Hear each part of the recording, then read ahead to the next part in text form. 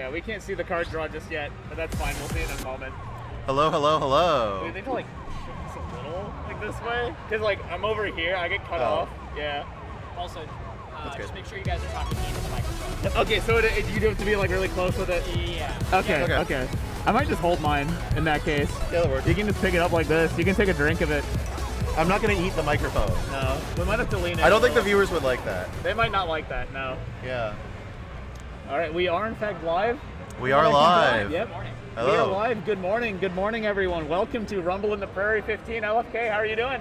Good. How are you, MPX? I'm doing great. We got the 3 consonants commentary block right now. Mic loudness is fine. That's good. Hope it doesn't drift over the course of our commentary block, but you know, we play ITG. We used to think drifting all the time. We love drifting, but so we have already started for pool 6A is where we're at right now. 6A, yes. Yeah. We got Big Door, aka Skates, from the Chicago area. Pull it up. Thank you. We got Big Door, aka Skates, from the Chicago area. We got Tilparian from the Bay Area. We got Andy from somewhere in Texas, and we got Carter, the founder of the state of Illinois. 1, go! All right, we're going to song 1, Neon Kingdom. All right, now we can actually see the card draw. We couldn't see that earlier. Let me pull up my notes on Neon Kingdom, wherever the hell that is. All right, so while MBX pulls that up, just as a reminder, what the format of this is all 4 players are going to be playing a gauntlet of 6 charts. And from there, the ones with the most points receive more points, etc., etc. The top 2 players from this pool will move forward. So, starting off pretty strong with some bursts. Yep. So Neon Kingdom is a pretty burst-heavy chart. There's a lot of like short 30-second like triple scenes, and there's like extended 24th runs. There's also a later section where there's brackets and foot switches, along with some crossovers and double steps at the end. Yeah, it's a nice brisk 12. Get you moving first thing in the morning. Yeah, just like, I cannot imagine waking up and hitting some of these foot switch streams. Well, that's why we're here and they're up there. Yeah, that's why they're out there. But yeah, there's all these funny rhythms going on, all these 30 seconds. Look at all this goosey stuff. Vincent is telling Blizzard, Vincent's telling you to update the stream title to day 2. We have, in fact, not traveled back in time. I couldn't see that Blizzard actually had songs available. All right, so it's looking like Carter's doing pretty well as Andy. So Parian picking up some stray excellence. Big Door picking up some stray greats here, but of course, a lot of song left, lots of charts left. Mm-hmm. So I gotta remember that. Hold on, Ande's down there in the corner. Yes. Yeah, because they're covering up Ande in the bottom left for us. I'm trying to remember who's all where.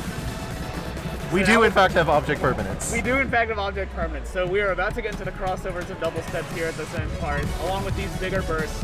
This part's kind of malicious comparatively to the rest of the chart. Mm-hmm. So far, though, it looks like Carter's handling it pretty well, but more importantly, look at Big Door and Ande's white count. Yeah, really, really nice and crisp on it. Really good crossover form from both of them as well.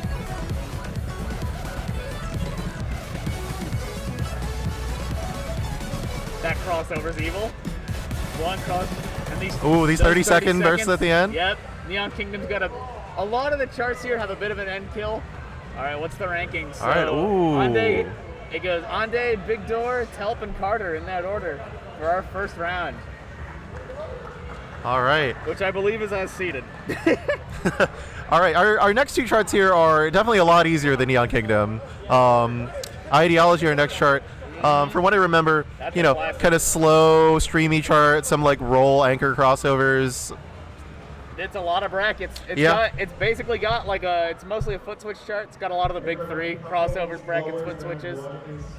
Yeah, nice 120x BPM tech chart 11 that everyone loves. Yeah, I love a good round of Ideology. Ideology is a fun chart. Yeah, good chart, good song. Hi, Carter. Shout outs, Mang. Wake up faster. Oh, yay.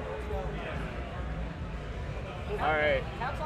Telp is saying that there's probably a sync issue. I hope not, anyways. I don't know if they're going to get anybody over here about it, though. They might not. Are they actually checking out the CAD right now? Or are they just... I think they're just going into it? Okay, cool. Ideology's fun. I love watching Ideology. Do you know anything about these players, like individual skill sets? Yeah, so I know that Tilperian, as a master of double, is a big crossover enjoyer. So I'm sure the relatively straightforward like roll anchor crossovers will give him no trouble. Though at this level, I feel like most players are pretty good at that. So Yeah. I'd say definitely Tilperian's the biggest crossover enjoyer here. Yeah. Interestingly, we have 3 DDR players and Carter here, And Carter. which is pretty funny. I was thinking it's because Ande, as I saw the other day, Ande's kind of an FA monster. Yes. Very, very much so. On the other end of the spectrum, Carter is definitely the biggest underdog of this pool and is much more of a tech monster, much more of a tech freak than the other 3 players. I do think Telp might clear him anyway, though. We'll see. Well, early miss, but early decent from Telp. All right, just opening with some nice 16th notes, some foot switches, simple and easy stuff. Ideology is a simple and easy chart as far as tech goes, but it's a little tiring. Only a little, though. Here come the roll anchors. These are the non-crossover variants, and then the second or third time they show up, I believe the third time they show up, they become crossovers. Yes. That'll be when it gets really fun. Ooh, some stray greats from Big Door there. You as gotta well as remember the next replay one. system. God, it's actually so hard to remember the replay system. Yeah. I don't think anything terrible's happened so far. Most of these players are doing pretty fine. Good work on that 16th stream there, All right. right. At the end. A little bit of a break here. All right, so next in this section, I believe this is when they start getting funnier with the tech. Now that we're in the second half. As usual, with pretty much every chart on this in this pack, the second half is way harder than the first half. Yeah. Give you a little false sense of security in the first half. It's about introducing the tech and then doing more with it. Have you learned? Have Yeah, you perceived? Yeah, can you do it but harder now? All right. Good morning. Big little stream coming up here. Let's see how these players handle the stream. All right. Pretty Getting good into as the second expected. drop. All right, some foot switches and brackets coming up here. Ande is absolutely Ooh, killing it on this chart. miss from Big Door. Big Door picking up a couple misses. I guess just one miss. Mine from Ande, but thankfully that's only 2 whites or so, I believe. All right, these guys all can hit these brackets. They're all bracket players.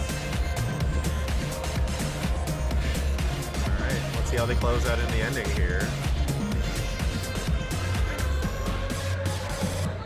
All right, All good right. stuff from these guys. All right, All right. same order as last time, looks like. Yep, shoutouts to the 98.67 from Big Door. Someone yelled 6-7 at the end of that chart. We love a good funny number. Samurai. Uchu Samurai is the next one. All right, this one is just bursts. It is a nice Yep. bursty 10, I believe. It's a 140 BPM. It has like 4-note swing bursts. Yeah, some 24ths. So this will mostly just be an FA check for these players and a slight speed check. Been in quite a few rips now, I believe, this one. Yes, this one's a kind of popular pick in a lot of rip packs. Or just tournament packs in general. Yeah, I mean, it's a good check. Second on the first song, so like this order. Oh, yeah, that thing updates pretty slow. Oh. Yeah, it's just... Telp got second, like on the first one, which they got it, Big Door. I don't know. That's on that spreadsheet. I don't know what's going on with that. I can't see that. from the first song might be wrong. I cannot modify this. Oh, okay. That is totally on Carter Tiers. and Asian. Yeah. Okay. Yeah. The only thing that you generally have to modify on the stream setup is the scores thing, and that's just between like pools. We've specifically for this event, we tried to put effort into making sure that Yeah. like each person's role was completely separate from each other. Yeah. Because normally, like whoever's that bracket manager just has to do all the score entry, and like we didn't want to do that. Yeah, this that's year. too much work for one person. That's also why we only have one stream setup this year. I pushed hard for that one. That's good. I think it was good for the event. It's been a common complaint that I've seen. It goes 2 ways. There's one side that complains about not being able to have their matches streamed, which is completely valid, and I totally get that. But the other end of it is that all the people who are trying to watch the stream don't know what stream is supposed to watch. Yeah. Yeah. And there'll be like 3 other streams, and like they're unmanned and like sound like shit. Like, Yeah. And they all have issues. all the effort into one stream, I feel like it's much I better. like this a lot more. 3, 2, 1, go. We are starting Uchu Samurai now. All right, so a bit of a quiet song. So let's see how these players can lock into the quiet song with some 12ths, some 24ths here. This is proof that there are 3 DDR players here. It's basically all foot speed jacks and whatnot. Otherwise, not really any tech. Yeah, This is a pretty low tech chart. Really tough to FA. it'll just be a matter of how crispy they are, how locked into the window they are. All these players seem to be handling it pretty well so far. Some stray excellence and greats from Carter and Ade, but nothing they haven't seen before. Starts to get a little funnier. If, okay, 3 players have their density graph. That makes it really easy to see what's going on. Our Big Door is kind of running away with it here. Yeah, Big Door's actually crushing it on this chart. Only got 1 excellence so far. On a similar note, Ande's only got 1 grade. Yeah, I think a little behind. Oh, right as we say that, Ande pulls back ahead. Carter is not in jeans. Carter is in shorts, in fact.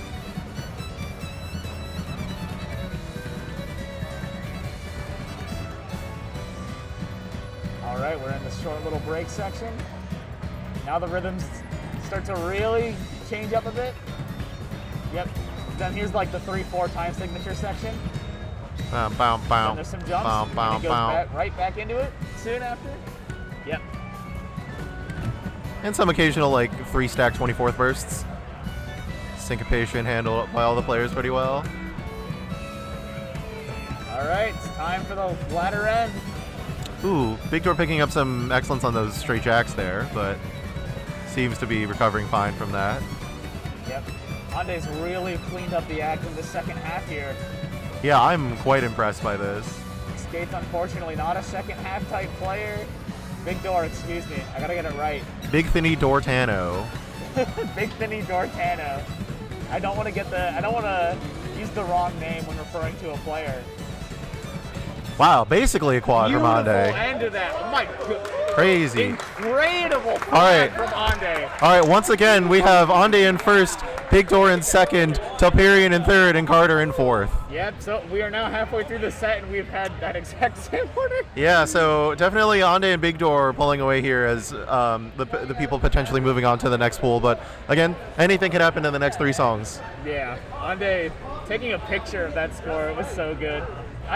Flagging it like that is so unfortunate, but still 99.37. Yeah, no, nasty for stage 6. nothing to complain about there. We love a mid-tournament set score post. That's pretty good. That's pretty well deserved.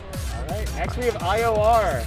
This is a tier 5. Much newer chart than Uchu Samurai. Yes, this one's just a really tiring chart, full of crossovers and double steps, and also has some really malicious jumps in there.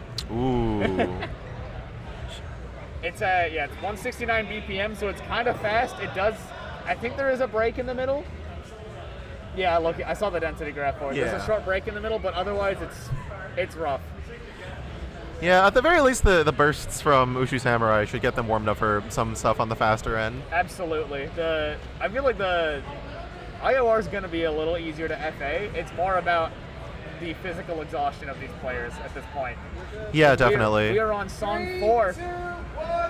They're All right, starting. here we go. IOR, song 4. All right.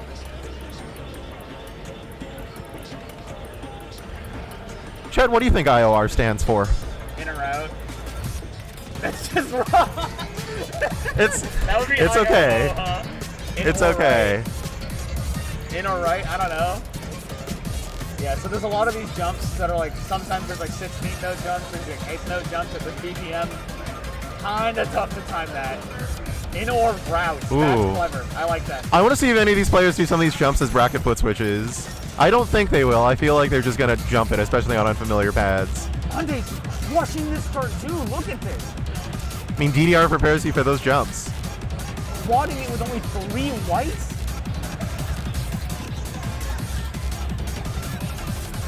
There's the jumps coming in. Carter picking them. Ooh. It is not looking good for Carter in this tournament set. Yeah, Big Door also picking up some stray judgments there as well. Unfortunately flagging it. We're not seeing a quad from Ande's end. All right, a little bit of a break here. Break's over. All right, getting back to these jumps. Wow, Ande's still with 7 whites. That's insane. Crushing that stream. It's time for the tech again. These double steps into some 16ths, some evil stuff. Like that jack right there, there was one jack on left there. Pretty. This chart is a little evil for an 11. Wow, Andy's just completely running away with this here. Absolutely crushing it. Can you believe this guy? This is insane. Like, he was looking good these first couple charts, right? And this is just monstrous. Yeah, especially given that he's moved up into this pool. Yes, he got promoted into this pool. Yeah. Ande and Carter were our promoted players into this pool, and Ande is just absolutely destroying these guys. Wow. All right, so we got a slightly different result here from the first 3 matches. We got Ande in first, Telperion in second, Big Door in third, Carter in fourth. Telp might be able to, if Telp does a good job in these next couple of charts, Telp could steal away a second place. Absolutely. All right. Also looking like some slight fatigue setting in for Big Door here, so that could happen. So let's see how the next 2 charts if anything, turn out. Unfortunately, I think Carter is now out of the running by now. Maybe not. He's still in the running in our hearts. He's still in the running in our hearts. He's still in the running in the hearts of the people of Illinois, the state that he founded. Yeah, so we can check out the ending of this. No, that's a True Samurai. Never mind. I don't know why it's doing all that. A little bit of Throwback Thursday. That's the one I reported forever ago. Oops. Oops, True Samurai. This chart that we already saw. Let's have the replay system working correctly. Look at him hit these notes.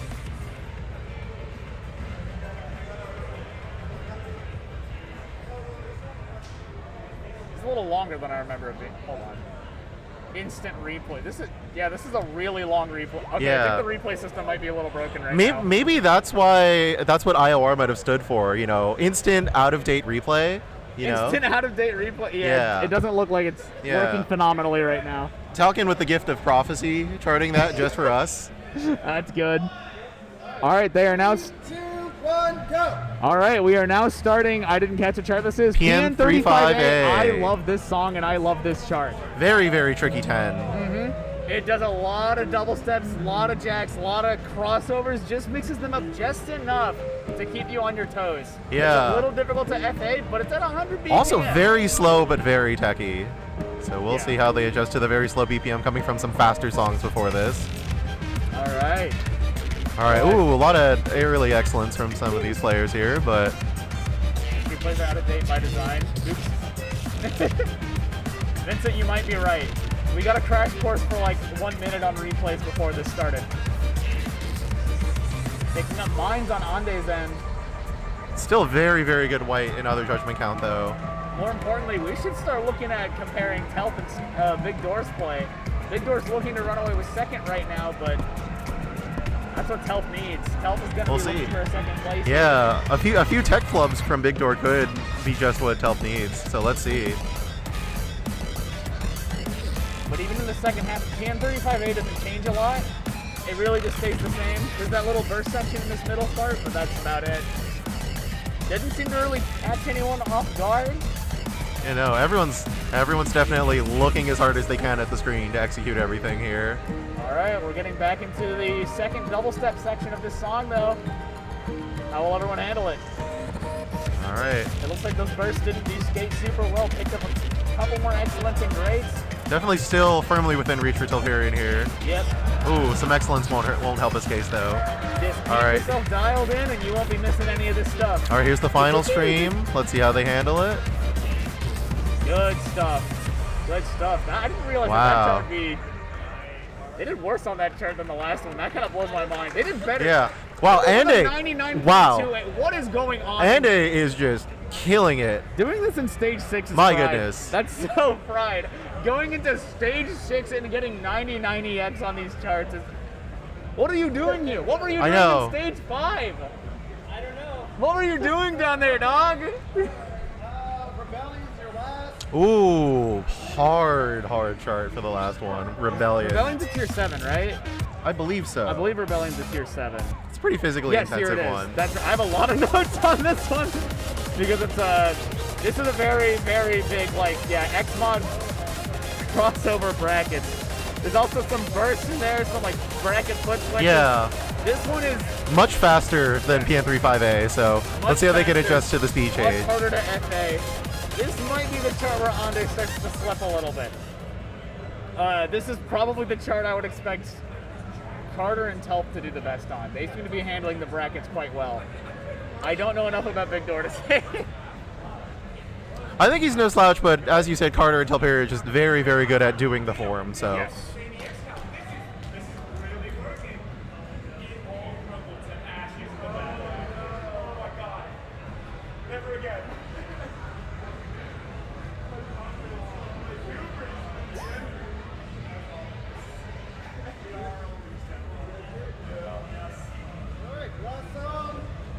We are starting. We're going to the last song of Pool 6A, LFK. All right, so I believe mathematically Ande has secured a ticket out of the pool.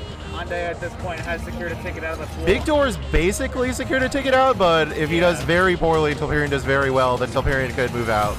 So let's see how they handle this. I do think the standings are basically determined by now, but with Rebellion being as wildly different compared to the other charts, I do think Telp might have a shot if he gets first on this. Ooh, both Telperion and Big Door are eating some junk on the bursts there. So first in this section, we've got these just foot switches into brackets. A little bit rough as far as the tech goes. You can already see Ande struggling a lot more on this chart in comparison. Thankfully, he's built a pretty healthy lead from the other charts, but could be an opportunity for either Telp or Big Door to get some juicy points here. All right. Big Door's actually kind of insane white count. count. This one too. Really Yeah. good white count, but a few greats in there. Yeah. Okay, hold on. Can we talk about what Carter's score is looking like right now? What's going on up on the few like player one side? Carter loves the tech. Yeah, this is crazy stuff from Telp too. Only 6 excellence, 23 whites. He's looking clean right now. Wow, He could nails those bursts. Telp is still on FEC pace for this. He could actually take first in this. We'll have to see. I don't know Ooh. if mathematically Telp is out of this or not. This is his best shot. Big Door struggling a little bit on the slow section there. All right. We're in the second drop. This is when the Big brackets and screen. switches get a lot harder.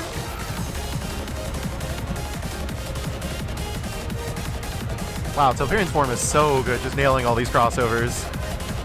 My goodness. This guy needed like a full hour to warm up before brackets started is what I'm thinking.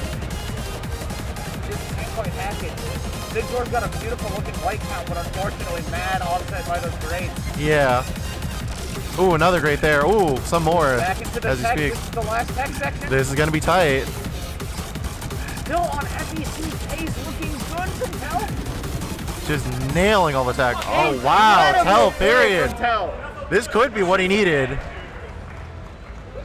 All right, first place Telperion, second place Big Door, third place Ande, fourth place Carter. 90-80X, Telp absolutely crushing it, that chart. Wow. All right, let's see Let's what hear so what they Ande's have definitely to moved say. on. Yes, Ande's moving forward. Let's hear what they have to say. That's definitely out of date up there on our screen. Yeah. That thing updates pretty slow. So let's see what our lovely bracket runner has to say. This is very hype. I like that it wasn't just like the same standings all the way through. Okay, so I think if I don't play a replay, I think what happens if I don't play a replay is it still is the next one loaded up. Oh, I see. So you just gotta like work your I way think through them? I do have to shuffle through them even Yeah. if I do hit the replay button. Okay. Because this is the middle of PN35A. Nice bit of nostalgia here Yeah. while we wait for the poll Have results. these running while they're entering results.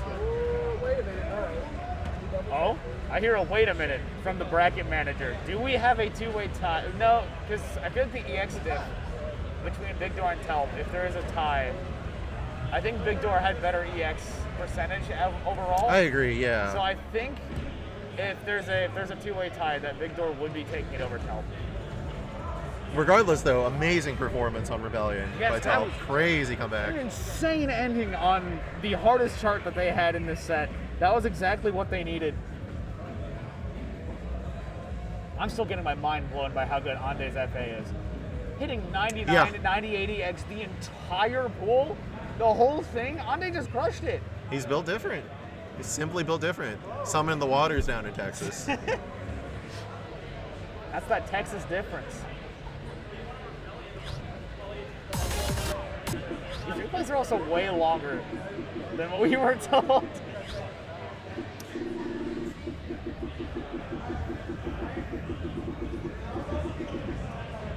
I believe that's the case.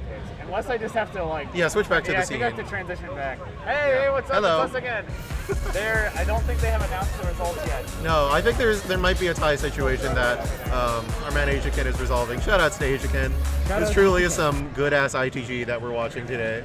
Oh, we're going to be seeing some Chris stuff right now. This is already... We're seeing some tight gameplay, some really tight FA in general in these sets already. Ooh, we got Rinker passing his first 8 potentially. Passing his first 8. All right. All right, time for 6B. What the hell is Rinker doing on the pad? Oh, he's probably Sync checking the testing, sync. yeah. He's resyncing it. Oh wow. I do remember Telp was talking about there being like potential sync issues earlier. So we have Rinker resyncing it on his own pads. Well, that's a pretty big sync swing. All right, next in 6B, we have Waffles, T-Swag, and the promoted players were Heavy Mode and DJ Fifu, however I pronounce that. All right, we got, so Waffles, Heavy Mode, and DJ Fifu pretty regular on the ITG Mania Twitch streaming scene. You can check out all 3 of them on twitch.tv/probably their usernames. T-Swag, legendary doubles player for both ITG and DDR and SMX, as it were. The man with the hat, you'll see shortly. And probably a Glory Hammer t-shirt or some other Power Metal band t-shirt. That's hype. That was Power Metal. For now, they're just getting warmed up and whatnot. I was watching Heavy Mode play the other day. He seems like he's definitely a second half kind of player from what I was seeing. Very, yeah. The first half of the pool, he was getting pretty low scores, and the second half, it was like 98, 97, 97, 96. It was nasty. Yeah, from my experience, I played him at Dash Dance a few months ago, and definitely he really likes the long warm-ups, but once he's locked in there, he really crushes it, for sure. Absolutely. So I'm hoping that this will be a really competitive pool. I want to see a competitive pool in general. I love competition. Absolutely. So we are still playing. I guess we never said it explicitly, but these are tiers 5 through 8. We haven't seen one. We didn't see one at all in 5A, but we could see some tier 8 charts in 5B. We might see Emma. We might see Emma. I think if we see Emma in the card draw, it's getting vetoed. It's what's happening. Unless all 4 players have a severe lapse in judgment. Or there's something far worse somehow. I don't know how that would happen. 500 Emmas. There's actually 3 Emmas in the card draw. You better veto all of them.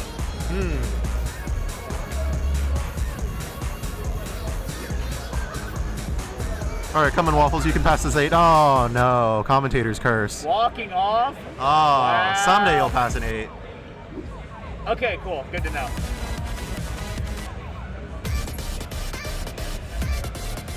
We saw Emma. All right, so looking like the players are just warming up, getting familiar with the sets, especially because there's a lot of their first pools and plays of any kind of the day. Ranger just had to resync the pad. It looks like we're still trying to find out wherever T-Swag is.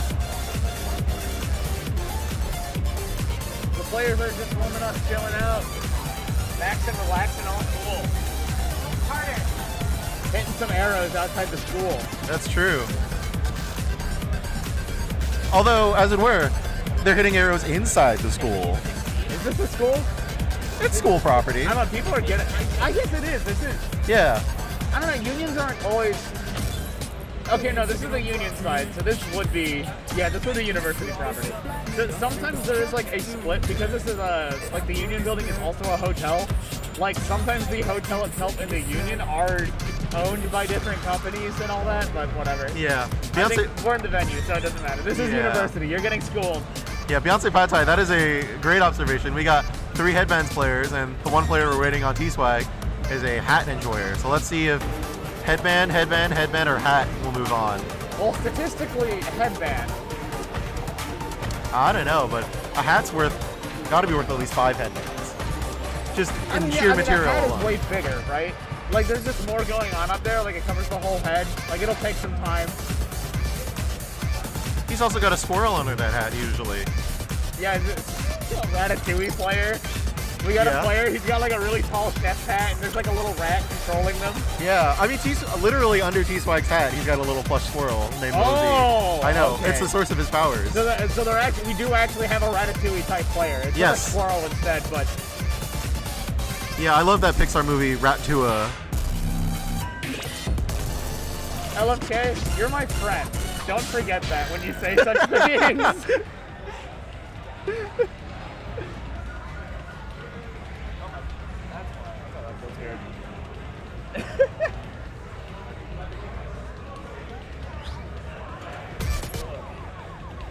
All right, players getting warmed up here. Yeah, we're still waiting on PP. We're chilling out. Oh my god.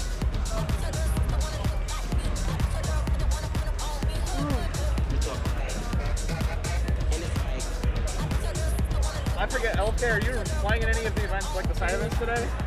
No, I got demolished in double and couples yesterday, and I'm probably qualifying for the SRT tomorrow, so I'll be playing that tomorrow. But today I am fully on commentary and bracket management. TO mode, hell yeah. Yeah. Actually, they might not want me saying that on stream. I don't know how much they care.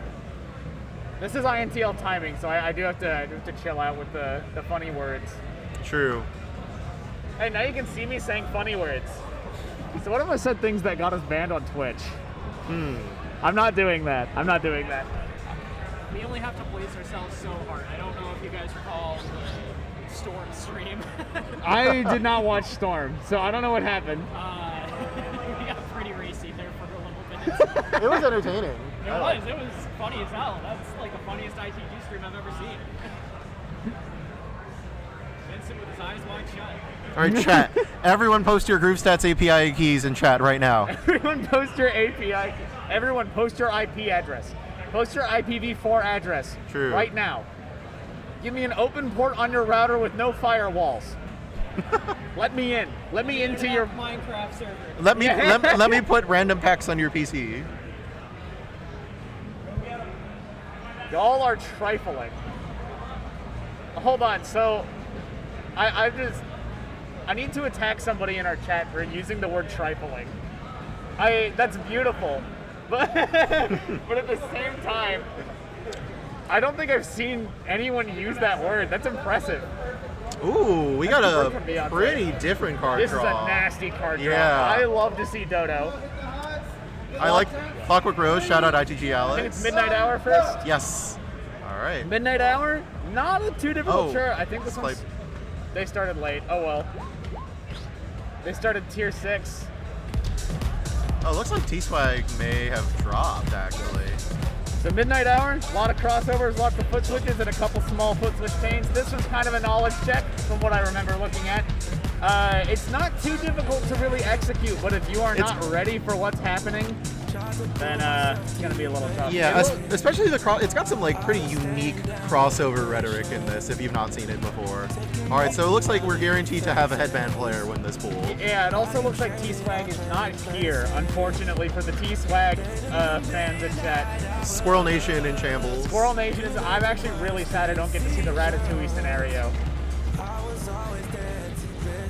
So right now we're seeing Waypulse with a big lead right now. It's not astronomical, but...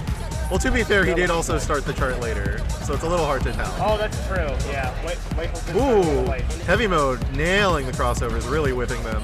I know he was practicing crossovers on stream like several weeks back very deliberately. Seems to be paying off very well here. Yep. I believe the second half of this chart is the part where I would say you really wish you had practiced this chart. This is not a chart you want to go in without practice with some of the double steps and like crossovers. And picking up some switches. stray excellence on the 12th notes here, but... Heavy mode is looking really good already though, right out the gate. I agree. Which is kind of the opposite of what I said I was expecting. He seems to be warmed up pretty well. Warmed up pretty good. Okay, to be All fair, right, heavy here come mode, the 12 note foot I switches. did see heavy or 16 foot mode switches. warming up before like bracket started in general. So I think heavy mode just got that out of the way early. But heavy mode is starting to pick up a couple more grades in excellence. We're still winning on white cap compared to Fifu. Yeah, those foot switch chains, that's where they'll catch you. So this is going to be pretty close with the misses from PP. Absolutely. It looks like Waffles is not doing too hot in comparison. All Already right. behind a Ooh, little bit. PP very happy with his performance. That Wow, was. that's really close. All right, we'll have to see how Waffles does. Picked up too many whites in excellence at that second half. All right. Unfortunate for heavy mode. Looking like first is Fifi, second is Heavy Mode, third is Waffles. So this is a competition currently, because a player dropped, as far as I can tell, that for not getting third in your pool. Yes. Either way, you'll be advancing. What was next? I believe it was the Clockwork Rose. Yes. This Shoutouts to chart. ITG Alex. This is very, a very tier good 6 old chart. And this is one of the few charts I saw in tier 6, and I thought, how is this a tier 6 chart? The Clockwork Rose, this is a very burst heavy, very foot switch heavy, Yes. very, very exhausting chart. My favorite ITG Alex quote is, I forgot people get tired. Yeah. But no, I quite enjoy the chart. It is very, very Yes, fun. it's a good chart. Both on single and double, where it is even more brutal somehow. But he could use a squirrel to win this thing. Yeah, everyone found out about Ratatouille. Ratatouille was no longer, unfortunately we cannot bring rats or squirrels inside of the venue. Yeah, that's against university policy. 2, 1, go. The squirrel could sub in. That's true. I think Mosey could win this I pool. wish. All right, we're starting with the Clockwork Rose. This whole chart's kind of messed up. Everything about it. There's not really like a hard part in quotes. It's just all the hard parts. Yeah. Because It'll be a of battle of those. endurance for sure. You seeing all that? Ooh, Heavy Mode doing really good on those bursts. Already looking good right at the open up. We are synced up this time with our game start. Wow, very, very strong start from Heavy Mode. So far we've been seeing some burstier stuff, some more tech heavy stuff, but nothing too fast yet. I know later we have a couple faster charts, if I'm not mistaken. So we can get a better idea of everyone's skill set here. All right, a little bit of a break here before we go back into the bursty action. Wow, Beautiful. crossing burst. those cross 24. Unfortunately, picking up more excellence and grades in Fifu. So the biggest difference I'm noticing from Fifu and Heavy Mode down there is that Heavy Mode picks up a way more white counts, but Fifu has a lot more like slips Yeah, into an excellent or a grade. junk as it were. Yes. Waffles, in the meantime, no slouch either on some of these bursts. That kind of earlier miss, but seems to have recovered from that pretty well. Yes. Waffle seems to be doing quite well on these bursts and all these like 30 seconds and all that, but just quite Wow, not there. Heavy Mode unfortunately. crushing these How 24s in good 30 Heavy Mode seconds. is. Can you believe that? Players can just do this. Players can do this whenever they want. They have free will. Do you know that, LFK? I know that. I don't know if they know that. Ooh, Oh, there's the eagle 24 drill. into a crossover. This is where the chart starts to get into towards part. It gets super dense right here. Look at that run. Wow. They're crushing it. Heavy Mode not even picking up a great in that. Oh, Oh. no, don't do that. Singles. There Yep, we are. yep. I hit the wrong button. I tried to hit save replay. Oh, some junk there from Heavy Mode. Looks like a bit of a double step error. All FA, no sweat. Unfortunately, did pick up a couple. Ooh, it's actually looking like Fifi's pulling ahead pretty strongly now. That Yeah. white count difference. EX scoring is really Yeah. getting into Fifi's favor. Looking like some fatigue setting in for Heavy Mode. He was really stomping those bursts early on in the chart. That can Yeah. really drain you quickly. Waffles has been looking really consistent all around. Doesn't seem to be faltering much in comparison to the other players. But unfortunately, Ooh. just a little bit. Hey! Woo! Funny mine, but no $800 penalty attached. All right, we got Fifi in first, Heavy Mode in second, Waffles in third again. So it's Literally looking, a 0.2, yeah, 0.24 difference yes. between Heavy Mode and Waffles. All right, so pretty tiring second song here. Incredible. $0 boom. That's what I'm saying. I don't remember what was next. Do you remember which card was next? Because I don't. I don't either. Lurk. Lurk. Ooh. Lurk's a fun one. This so is Lurk has some sides. This is the side switch chart. yes. Shoutouts Kerpa, crossover side switch enjoyer firmly. Yes. This We love one, Turn Nation. You better know how to do your side switches and foot switches because this chart does not let up on either of them. The whole time it has side switches coming at you. Absolutely.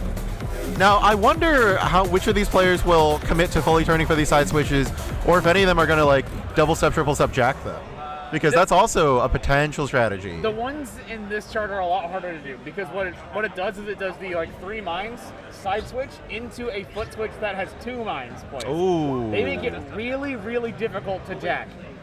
Or like if you do that, you will have to put your other foot in the center.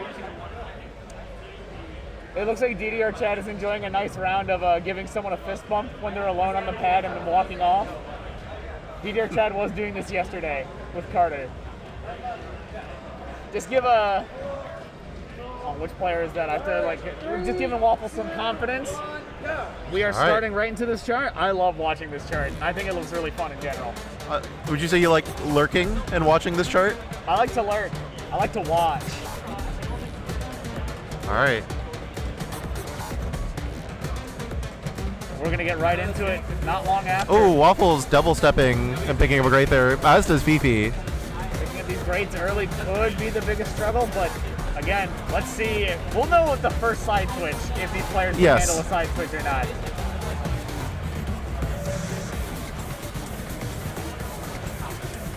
All right. Building up to the first stream, and after that, I believe, is when the side switches really begin to pick up. Yep, right after this first stream hits. It's a short 2-measure stream. How do they hit it?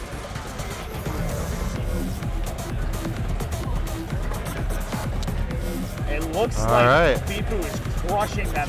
Ooh, Fifi opting to cheat them. They're actually Heavy all mode. crushing it. Hold on. Yeah. Look Wow. at the scores. I thought I was going to see some like grades or excellence or more whites picked up, and they're just all doing incredible on them. Wow.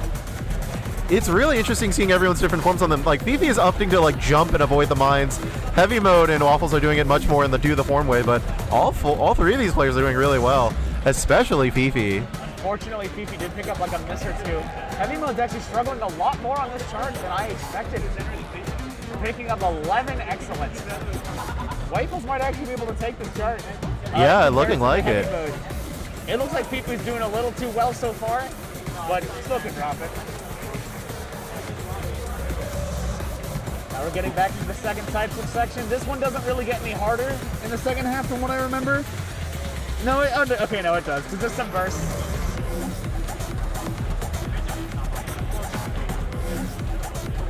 Picking up mines. Wow. Fifi looking like the White Max Storm over here with these double steps. The European Max Storm. Oh, although the form cheating is starting to really bite Fifi right now. Heavy mode's... Wow, heavy mode. Wow. Heavy mode really is locking in at the end here. Heavy mode doing a beautiful job in the second half. Fifi really dropped Wow. it. Waffles is score on this chart. 90. Wow. HPX. All right, so we got a completely different tale of the tape from the first few charts. Waffles in first, Heavy mode in second, Fifi in third. MBX, this is shaping up to be a very spicy pool despite there being only 3 people. That's right. Now we are in the competitive part. These players have all... Heavy mode is non-stop and taking seconds. Wow. Waffles, with that, taking the first place is now in the running. Waffles could make it out This of is this huge hole. for Waffles Nation. We are doing Dodo. I love Dodo. I'm so happy to see this song. Very, very, very tournament-tested chart at this point. That's right. I had to do notes on this one. Has a particularly weird pattern. I labeled it as evil because it can be read as a hold switch or a crossover kick switch. This one's funny. Spaghetti Snail, you're right. I think T-Swag still got this. T-Swag is still in it. He's just got to get like negative second place in the next few charts. The T in I think he can do it. stands for D-Swag. Yeah. It's in got negative second. Yes. But no, I love Dodo. I also just love in general to see Megan Echo getting charted. I love that artist. Sorry. Yeah. Also, speaking of Max Storm, this is a Max Storm chart. This is really. Max Storm. You know, the European Max Storm is here. Yes. The White Max Storm. White Max. Yes, this is I do love this pattern. I think this chart is a kind of reading heavy chart. This one's a very tech heavy chart compared to what we've been seeing so far. But also streamy in a way, so you gotta like not drift. But all three players should be pretty familiar with the chart at this point. Pretty much a mainstay of nice 12s at this point. Oh yeah, this is a really good chart. Absolutely a tournament pick. A lot of the players struggling on the step jumps in the early going here. Lot of excellence from So you heavy know mode. these are all ITG players. They can't do a step jump. A bit of foot switches and brackets mixing in, and now it's time to get into the funny part. So the red and black numbers next to their names. So the red numbers in the top right is their seed. The black number is supposed to be their points in the pool. That thing updates a little slowly though, so the actual points and rankings are going to be off. All right, everyone with pretty good handling of these double step sections. Ooh, nice crossover form from everyone. All right, looking good, looking fresh. Hold on.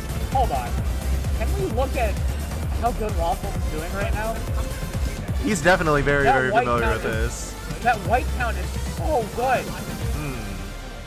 We're now in the break. Time for the second half. None of these players have a great. They're all on FEC pace. It's all so close, LFK. Very, very close.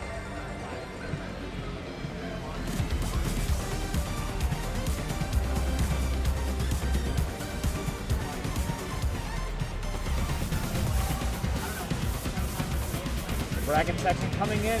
Still no grades on the table. Look at this. Wow. Look at the white count, dude. Everyone executing the brackets so cleanly. Even in the bracket stream. Wow, crushes that. One miss from Fifu. Wow. Only player not on FEC pace, and it's a flag. All right, more of this double step into foot switch section here.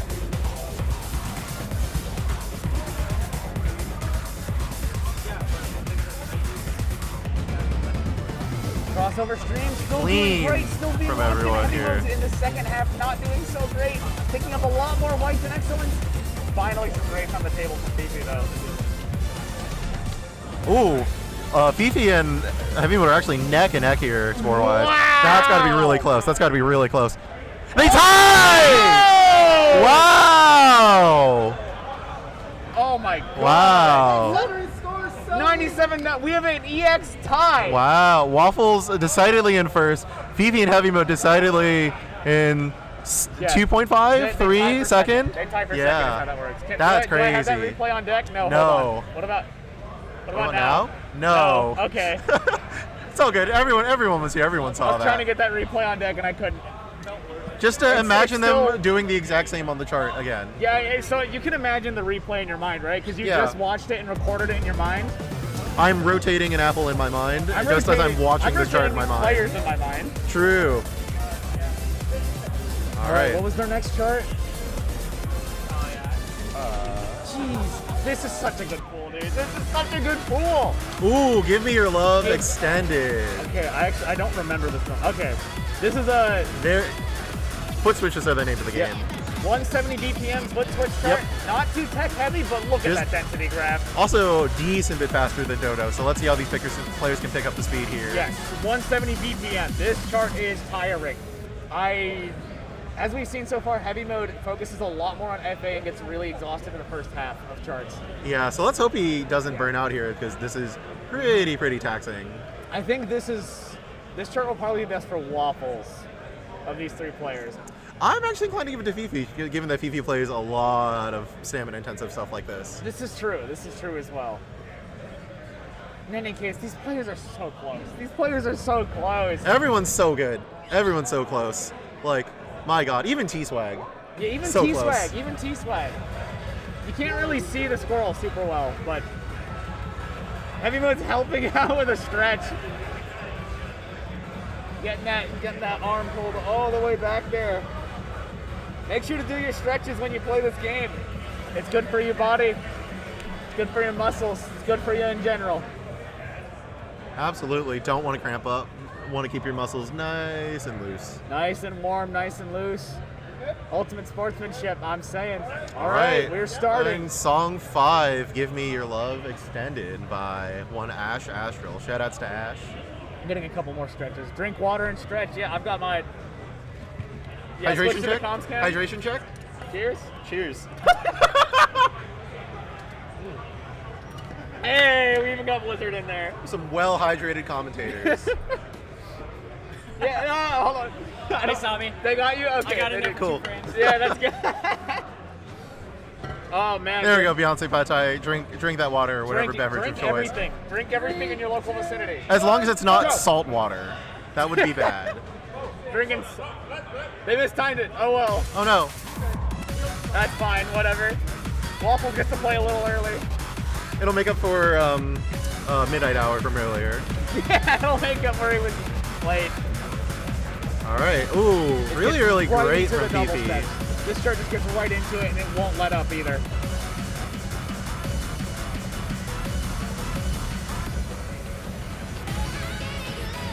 Truly a banger of a song too. Oh yeah. Oh yeah. All right. Those sort of dotted eighth notes. Salt is good for electrolytes. This is true. That's true. This is why electrolyte drinks have to add sugar as well, so that way they're not just super salty. But anyway, All right, here we go. we're getting into it now.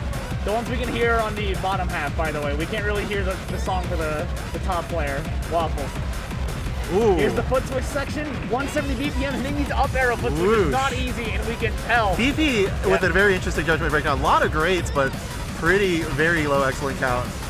Ooh. And these up arrow I wonder. catching these players a little bit. Yeah. But look at Heavy Mode. Wow. Look at Crushing Heavy it. Mode's white count, dog. 30? Only 30 whites at this stage of this car? I think we underrated Heavy Mode going into this. Although we'll have to see how if he tires out in the back half of the chart or not. Ooh, a lot of really unfortunate greats from PP. Looks like Waffles just can't quite handle the BPM of this chart, though. It is not looking good for him.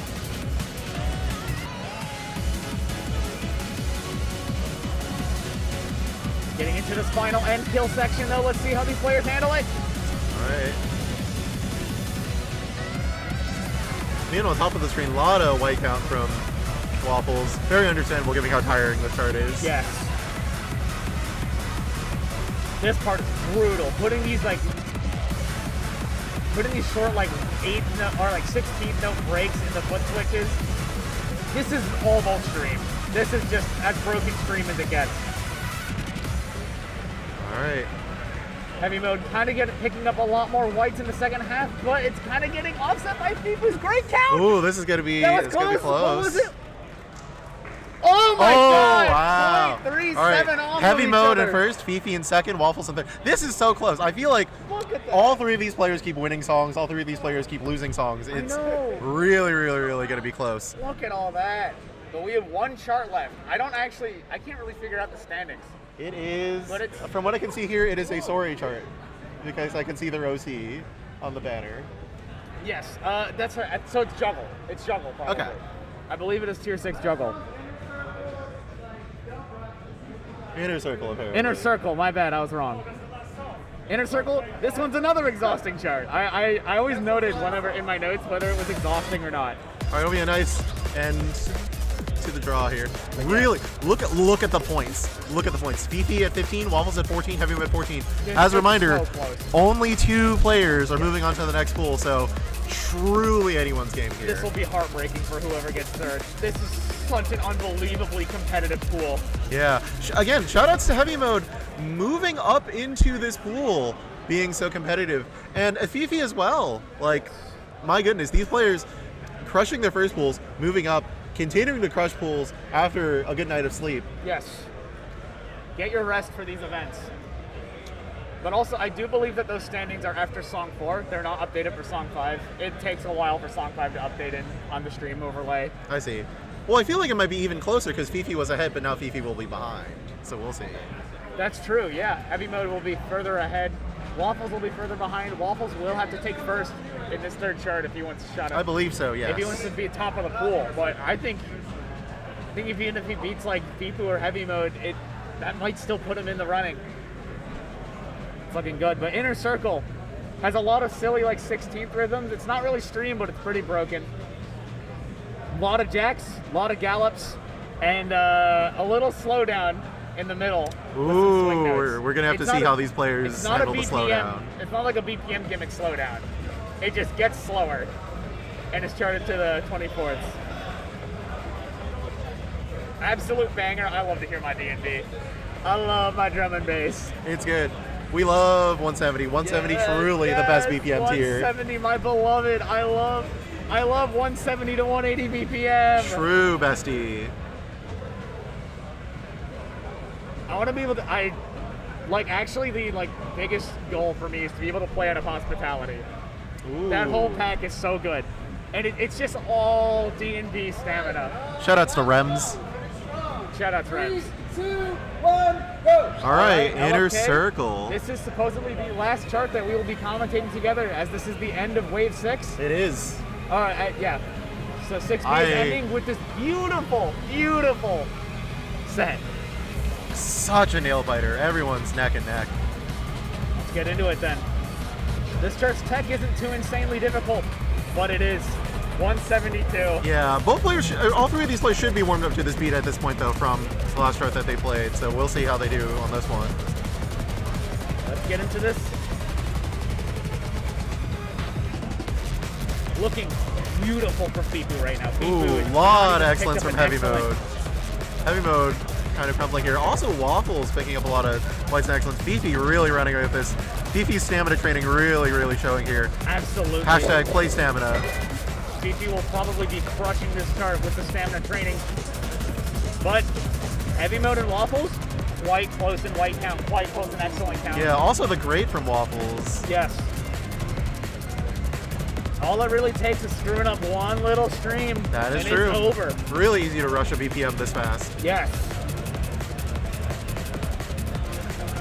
Wow, Fifi's just running away with this. Waffles falling a little bit further behind. Fifi's absolutely running away. It's time for it's time for the funny part. Good luck at paying these 6 notes. Picking up a great, All yeah. right. It looks like Fifi doesn't do great with all these spacious notes. No, but really immediately getting back on track here. But that's not where the notes are in this chart. Oh. Oh my god, blue comboing that little section. We're into the final drop, LFK. All right. Heavy Mode's still so close to Fifi. Fifi even picking up that great, and that slowdown is not looking good for them.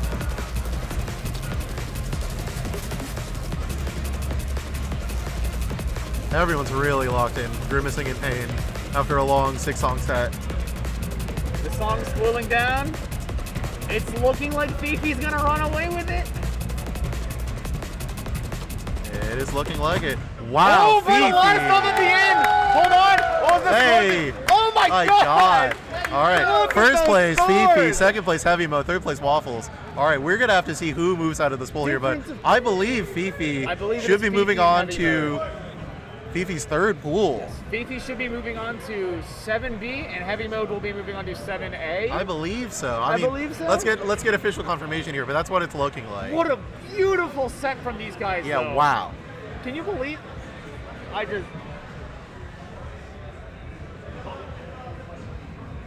I just hate to see that one of these players have to get out. That's what I hate to see. Yeah. I hate to see one of these players have to walk off the pad and get out of the tournament, but that's why we have the tournament. Also, once again, shout out to T-Swag. Couldn't make it, but truly, truly one of the greatest people in our community. Wonderful pool. Incredible pool. All right. Let me double check the seeding form, because this might actually be updated to show us where players are and going. Yes, so we have Heavy Mode in Pool 7A. Heavy Mode is advanced. Wow. And in Pool 7B, DJ Fifu. Wow, so has Heavy advanced. Mode and Fifi are two pool advancing Yes. once again. They have advanced 2 pools. Wow. But this next pool is going to be looking rough for them. So Pool 7A, we will be seeing Goomba Roomba, Young Buttcoin, Ande, and Heavy Mode. Seeing Ande and Wow. Heavy Mode finally come together, that'll be fun to see. And but- 7B. Formless Breebs, Fifi, and High Flyer. Yep. Wow. Fifi and High Flyer, a truly international pool here. Intercontinental pool. International pools. We're going to be seeing some beautiful stuff in these upcoming pools.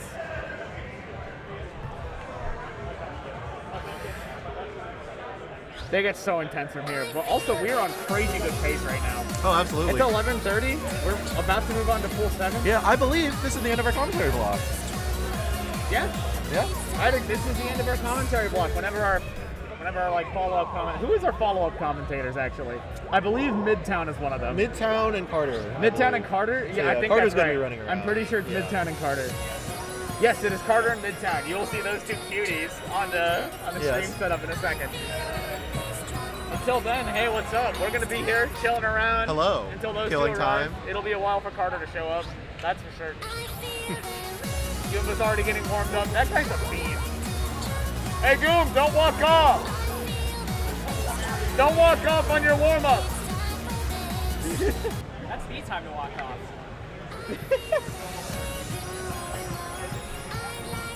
I'm a little sad I don't get to make fun of Goomba. I love making fun of that kid. Well, you have to make fun of Carter. I did get to make fun of Carter. Yeah. I did get to say, look at this guy's terrible FA.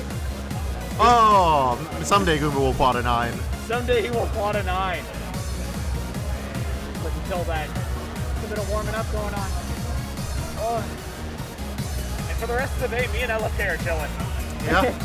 Well, I'm doing a bracket management shift after this, but Okay, other yeah. than that, I'm good. I'm pretty good. How about you? Yeah, I did my bracket management time yesterday. I was where was I? Here. Yeah, I did the end of stage 5. If they need me again, that's fine. They'll just call me over.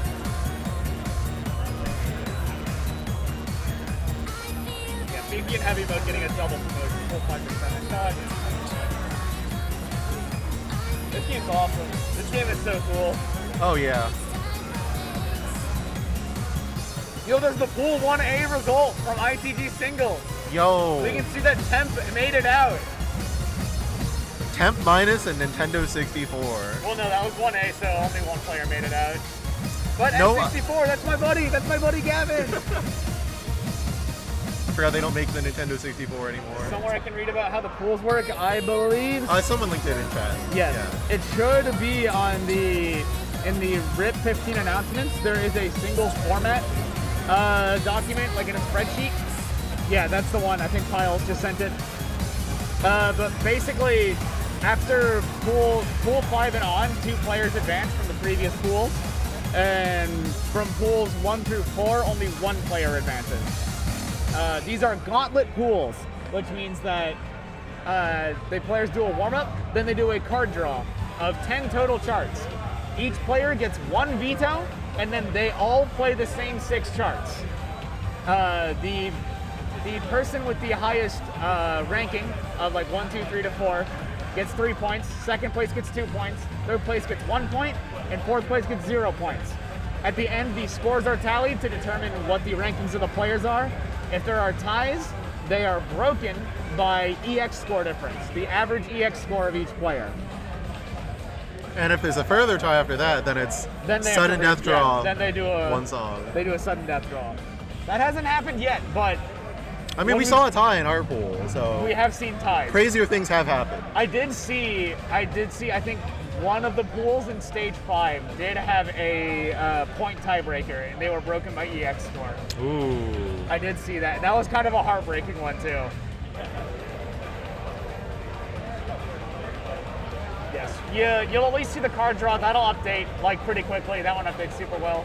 The ITG singles like standings updates a little behind because the bracket manager has to like input the scores into a spreadsheet. That gets sent to the website, and then the website itself has to like refresh the data properly. And website data refreshes are funny. So We love the internet. yeah. I did. So if you want to know a little secret, I did actually look at the TV and found the link to these. So at the very end, you can just edit the wave. Hello. You just edit the wave like they're like it's like wave and like sections, so like 2B. I did find that out. I probably shouldn't reveal that to chat. But it is a really nice tool to have here in the venue for when we can't see the standings. Anyhow, Midtown is here. Midtown is here.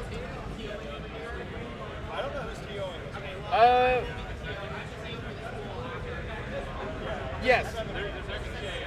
Yeah. Yes. Max, you are the TO for this pool. Well, I thought he was the commentator for this pool. Midtown is the commentator. Max Oh. Tybal over he just ran away. Max. I thought you said Matt. No. Yeah. Yeah. So Max Tybal, he has the super long hair. Like it goes down to his ankles right now. Yeah. Almost to the ground. He has a blue shirt on. You just saw him run away. I see him over there. He's got the Rumble Mind shirt on. Yeah, he will be TOing this pool. There needs to be a handoff between him and Ijakin. And then you will get to see, whenever Carter gets here, we can throw them on the commentary. I don't know what else to say. Yeah, at any point, if you need me over here, let me know. I've done TO and commentary work now. So, if you need a sub, I am here. LFK has been killing it on commentary. This guy. Oh shucks! Oh thanks, Come MPX. on, dude. You have been so good about giving like player profiles, information, all that. Oh shucks! Thanks, MPX. You're also better at keeping track of what's actually happening. I mean, you also know the charts better than I do, so I think we're a pretty good pair. I did that very specifically because I knew I did. I spent more time like researching the charts I had to commentate than the charts I had to play. That is the mark of a true commentator. That is base. Well, because I mean, for commentary, all I have to do is open Arrow Vortex and like look at it. For the charts I have to play, I have to actually play them. That's so much more work. Yeah. But anyway, we will be signing off. I am MPX. And I am LFK. So thank you to everyone who's watched Wave 6, Stage 6 of pools. We are going to be moving on to 7A shortly. With your new commentators, Midtown and Carter the Cube. Midtown and Carter. Adios, amigos. Bye-bye.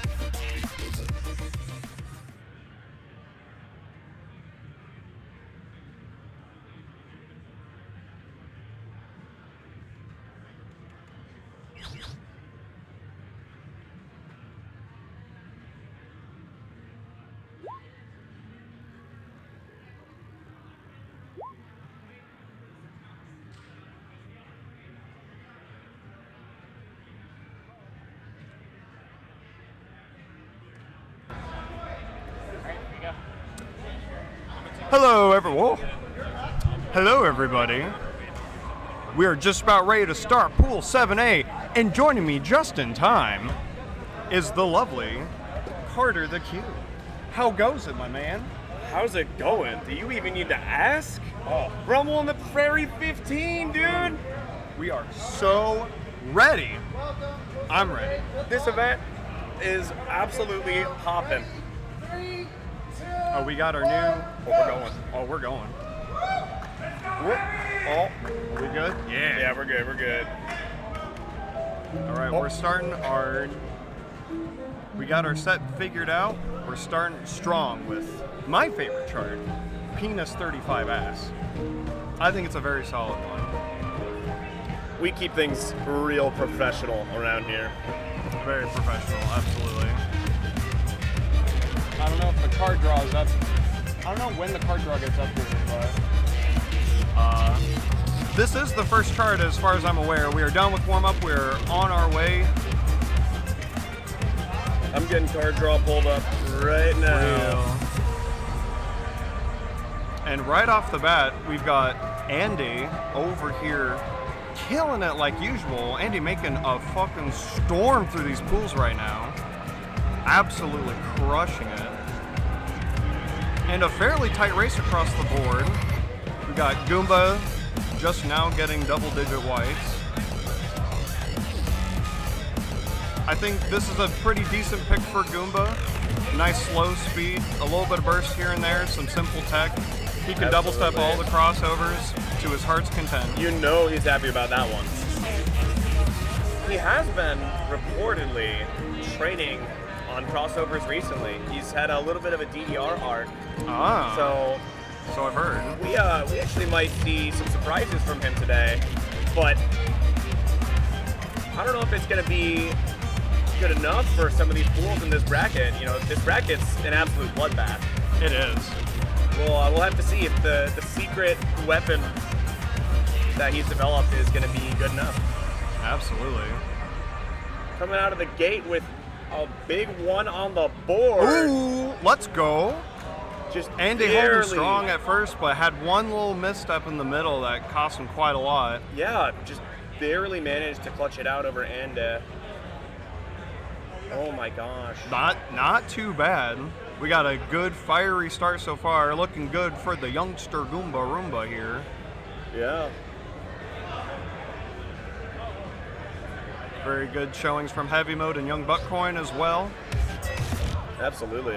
So starting off easy with PN35A right into Ideology. So keeping it chill, kind of warming up for some of the harder charts later. I actually have not seen any of the other charts. Looking now. Yeah, I can't see the banners. What we got? Here we go. The rest of our draw after this is going to be Caring Dance, Ugoki, Diablosis Naga, and Ior. IOR. It's pretty good card draw. That's pretty good. 3, 2, 1, go! Getting into it. Uh-oh. Someone didn't save the settings. Oh no, Heavy oh mode. no. They're going to be out of sync. Sync start is no more. This, to me, feels like the comfort zone. I think that everyone at this stage of the bracket has a damn good score on Ideology. Oh yeah. It's really anyone's game here. It's about staying locked into just a nice bread and butter Tech 11. Absolutely. We already saw some early drops, a decent and a great from Buckpoint and Heavy Mode, and that's kind of spooky like, this early into the song because people up here are playing with really like surgical precision. So let's see if they can keep it together, especially like as the bursts get introduced too. Absolutely. Well, we're seeing some mistakes pop up here and there, but Goomba is holding pretty strong.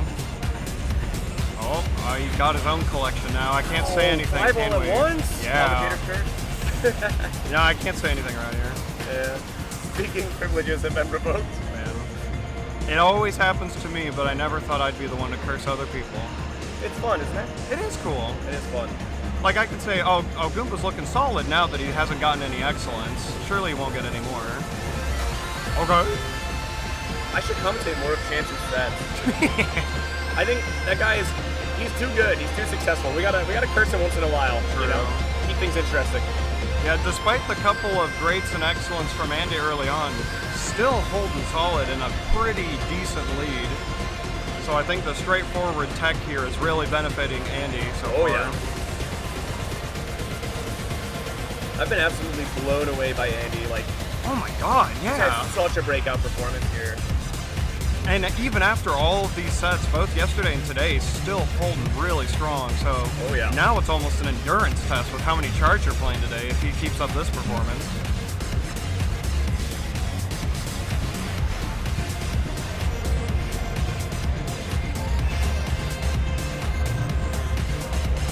And unfortunately some mistakes from young Buckcoin, but otherwise a very solid white count.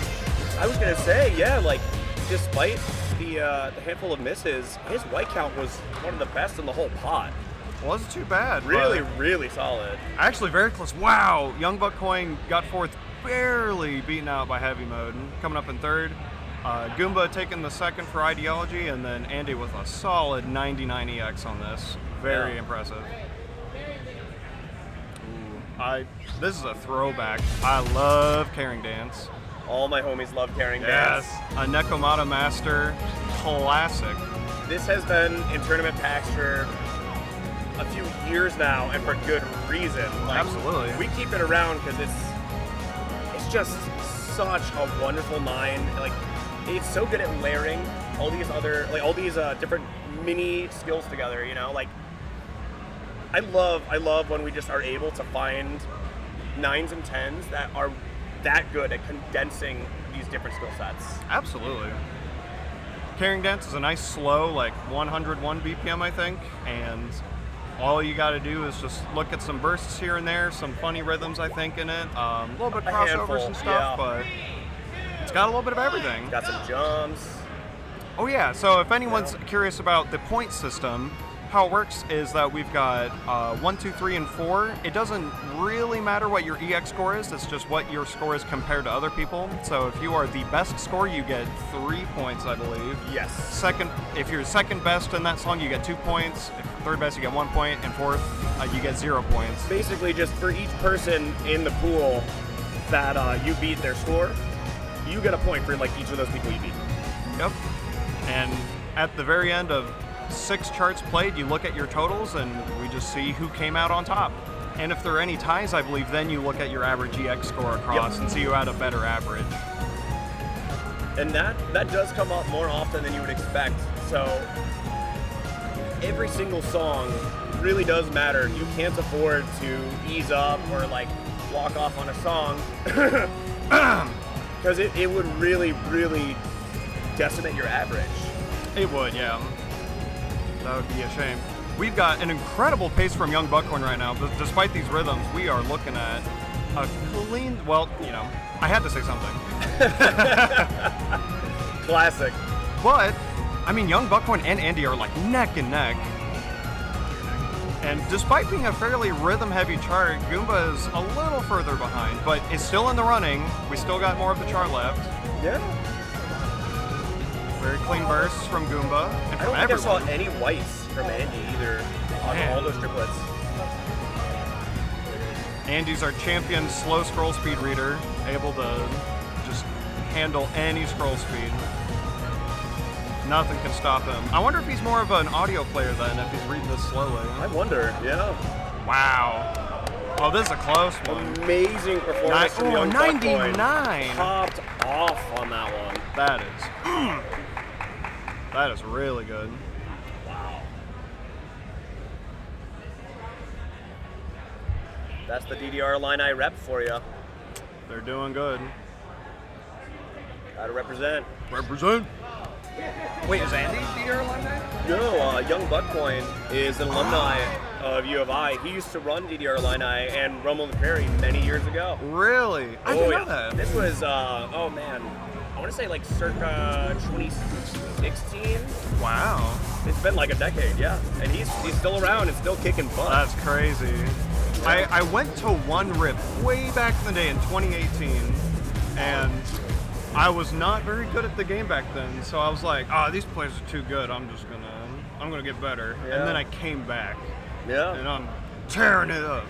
You love to see it. These players are also just I think the level of competition has inspired everyone to just lock in for this tournament, because this is really exciting to watch. And yeah, Andy's skill set in DDR, I think, is transferring extremely well to this pool so far. For so sure. We're looking pretty good. Also, another one of my favorites, Ugoki, I believe, is up next. Ooh, yeah. I played this first in ITL 2023, I think, and I'm like, this is good. This is good content. 3, 2, 1, go! Oh no, they did it Not again. Heavy mode, you gotta remember your settings. Yeah, heavy mode has been on a crazy run. Yeah. Super impressive. Ooh, 2 whites apiece already for Andy and Buckcoin. This is a fairly rhythm-heavy chart. You gotta parse both strict 24ths, teal swing, and strict 16ths, all in this chart. Yep. But if you just kind of lock into the groove of the song, you kind of know where it is. It's very satisfying to play, because it's not a hard rhythm chart as you would think looking at the rhythms here, but it's fun. Honestly, like, I feel like the rhythms in isolation are not bad. It's just like weaving in and out of these different tempos it's really challenging to like do that on command, you know? It's so easy to just like drift just the slightest bit and pick up whites, and that could just be the end of your run. Yeah. Goomba picking up a lot of the mine avoidance by hitting the mines. Silly Goomba. I don't know if he's just stomping the pad too hard on like a center tap to keep his timing, or if he's fat-footing all of the down arrows, but yeah. Otherwise, he's holding a pretty strong white count. Absolutely, yeah. But like, man, just really solid scores around. This is a pretty close match so far.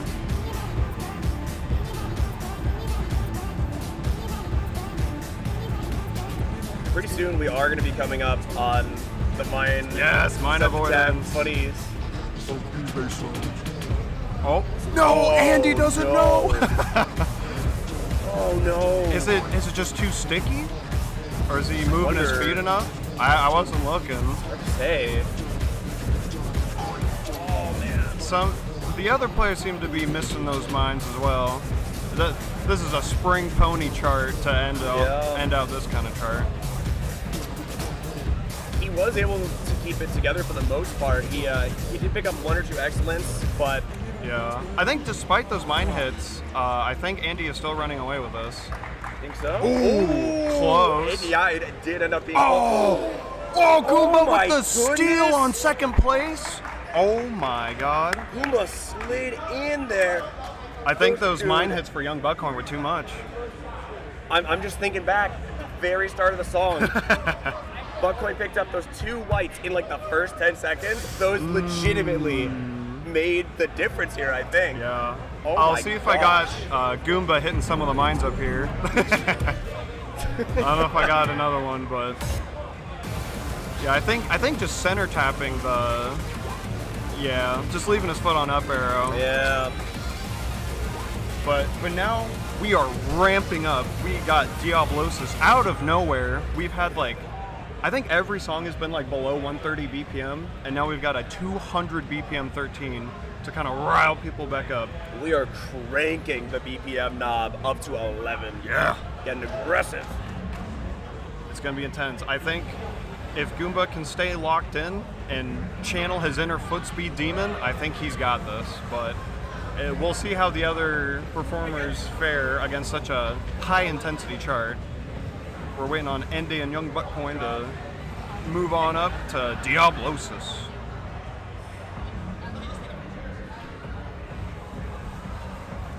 Is he in here? Oh, sorry. Check by like the front desk area. Okay, I'm assuming you're talking about the API error thing,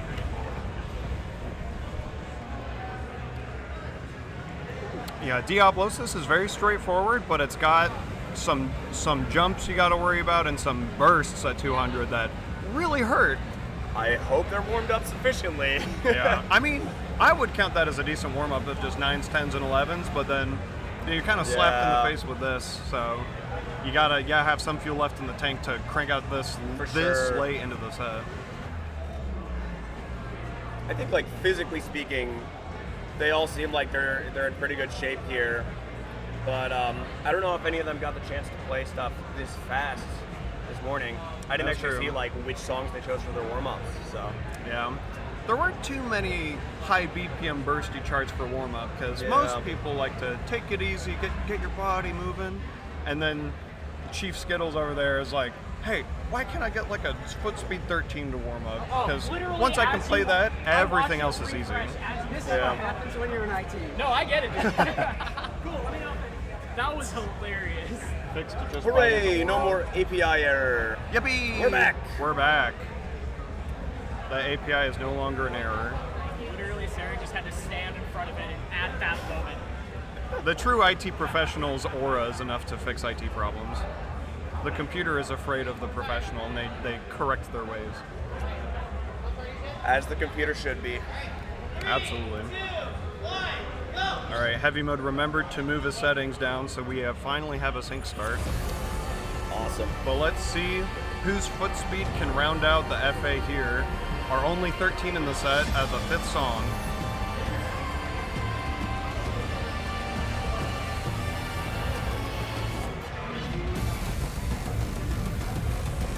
I would be really happy to see heavy mode get some points on the board with this one, because I was talking with him last night, and the dude is just an absolute beast. Like, he's got stamina for days. But Goomba, as expected, starting off extremely strong with one of his best skill sets. It's just raw foot speed FA. I don't know how he does it. This is already incredible pace, so really good news for Goomba to secure some more points in this match after Andy's been running away with it yet again.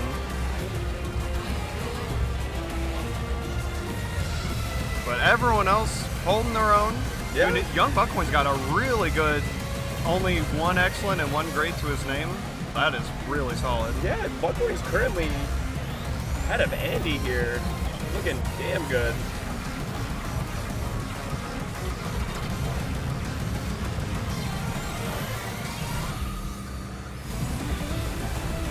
I love that little pause there. It's like the calm before the storm. Yes, to mentally prepare for the hellfire that this is. The second half of this is so syncopated. Oh yeah.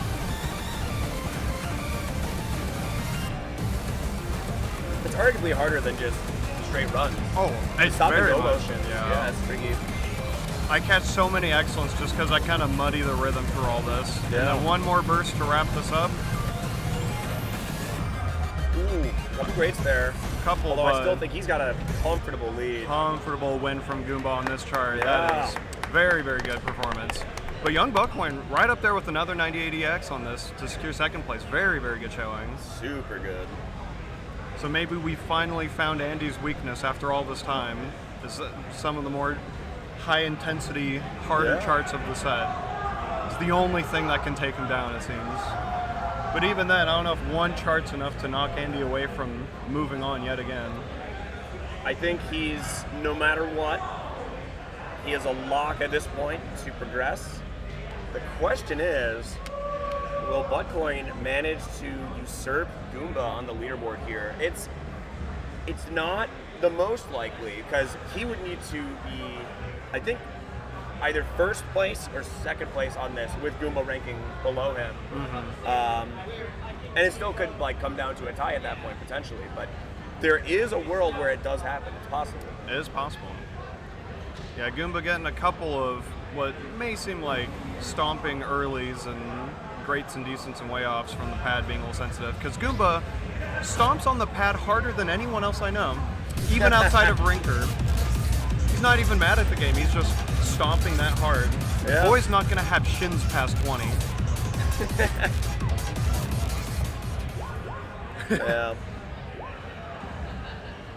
But we're moving into the last, final IOR, a pretty tech-heavy 11, if I remember correctly. Yeah. It's the one I'm thinking of. It's got some double-step shenanigans. This one was outside of my pool range, so I decided not to look at it, so I don't remember. It's a Talkion 11, so it's a fun one. I can vouch for that at least. Love me some Talkion. Wish you were here, Talkion. We miss you. Maybe next time. Next Hopefully. time. Yeah, next rip we'll have Talkion over. Yeah. But once both parties are ready, it's Young Buckcoin this time. Will he remember? Go! All right. On comms, it is Carter, the Q, and Midtown. Hello. We're going to be commentating the next pool as well, 7B when that comes up, but no C-mod scroll gimmick chart. Yep. Goomba picking up some pad way offs, it seems, but it looks like left arrow is misfiring quite a lot for him, but otherwise still holding like a pretty solid count. Andy and Young Buckcoin are killing it right now. Oh yeah, very used to it. Completely blue for like, I want to say first 50 notes. Oh yeah. Which you like to see that going into it. Andy looking comfortable as ever. Oh yeah. I'm sure this isn't Andy's first time playing this chart, because I'm sure this showed up in more of his pools throughout his tournament. Yeah. Looking at it now, I am certain. I actually played this in my pool with Andy earlier. Yep. And he looked very comfy on it at that point too. I'm pretty confident that he has done his homework. He's studied and hell yeah. He came here looking for blood. Oh, and blood he's earned. This is a master class. Good lord. That's for sure. You couldn't ask me to get a score like this in a tournament. Oh my god. This is locking in. But really, we should be looking at Young Buckcoin and Goomba for rounding out the lowers. Right now, Goomba with a little more excellence, but just a really solid white count so far.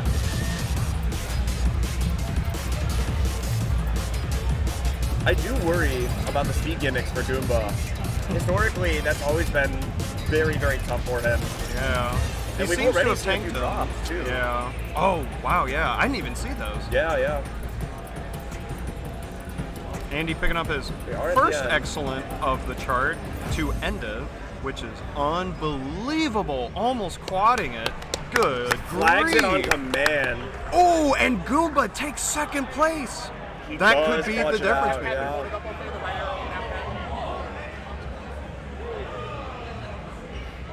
That is going to do it. Yeah. What a flag by Andy. That was, about 75% of the way through the chart. Just picked up one excellent. But wow, very solid performance again. Andy is making a name for himself here. Andy was not on my radar at all, and clearly that was a mistake. I'm gonna have to fill out my apology form for Andy. I was not a believer. Everyone 7A, 8A, 9A, like I think 8A would be where Andy goes next. They gotta watch out. No one's safe from Andy. It's scary. It's very scary in here. Every single wave of pools throughout this whole bracket has just had like a staggering jump. Just absolutely insane skill at all levels, and lots of people I've noticed have been having like really breakout performances. Not even just Andy. Like I've seen a handful of people that have managed to climb 2 pools. Yeah. And that's not a case where it's like, oh, we didn't necessarily have enough data on them. Genuinely, just people have been putting in the time. Oh yeah. really like studying the pack and just popping off. Yeah, there's some incredible talent this year. Yeah. Just crazy. And it is confirmed Goomba is moving on as second place, which I believe sends him to 8D, which I believe is Searing and Nick and Vanley drums. I wouldn't want to miss that set. So I'll double check bracket. yeah, it I'm won't curious. be streamed sadly, but that is a fun one to watch if you are here in person. Oh yeah. Yeah, all of them coming up are pretty scary. Yeah. So right now we're loading up 7B. I'm not exactly sure who's all in it. Let's take a look. See. Bring up the seating chart.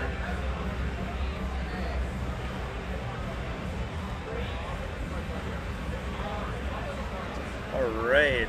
So up on deck, we've got Formless, Breebs, DJ Fifu, and High Flyer. Yeah. All right. That's a good set. Should be good, yeah. I'm particularly looking out for Breebs because I remember them posting in the ITC Discord a few times and like, oh, they got some pretty decent scores. Yeah. And the most recent thing I saw from Breebs was, hey guys, I got my first 13 FEC. And do you know what song it was on? Oh boy, lay it on me. Crazy Jackpot No C Mod. That was his first 13 FEC. The crossover boss from ITL 2025. Oh, Sure. A man after my own heart. Crossovers and no C mod.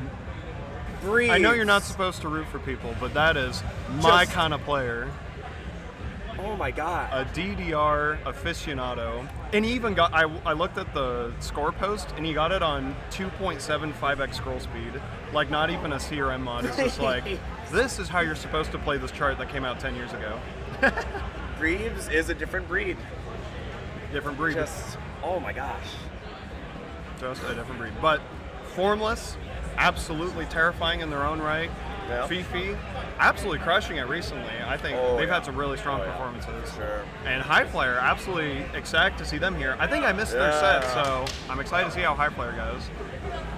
I believe they're doing their card draw right now, so we'll Sounds see like it, yeah. what they end up with. There's a lot of hooting and hollering. Oh, I've got the Sure it'll be a live spicy feed. one. So let's get a sneak peek. A sneak peek. I'm gonna find somebody to check sync on caps because they're doing reboots right now, and I know that Ryan rebooted or changed sync on the right cap. Yep. All right. Looks like we've got a tiny bit of time to kill. Yeah. We're doing some PC restarts. Gotta make sure our sync is all good. Yeah, these are Windows computers, unfortunately. Yeah. You kind of have to do that. As someone who runs Yeah. a Windows setup with ITG Mania and like 20,000 songs loaded onto his cab, we have to restart it. Like, it's usually like when we play it for the first time, within 30 minutes, there's a huge sync problem, and then we restart it once, and then it's okay. Yeah. Don't know what Windows is doing. I'm sure it's fine. So this is just to make sure that setups are a little more consistent as we go on to the day. Because Yeah. the current build of ITG Mania is really good, but the sync can erratically change if you leave it on for too long. So the regular restarts just help us keep it more consistent.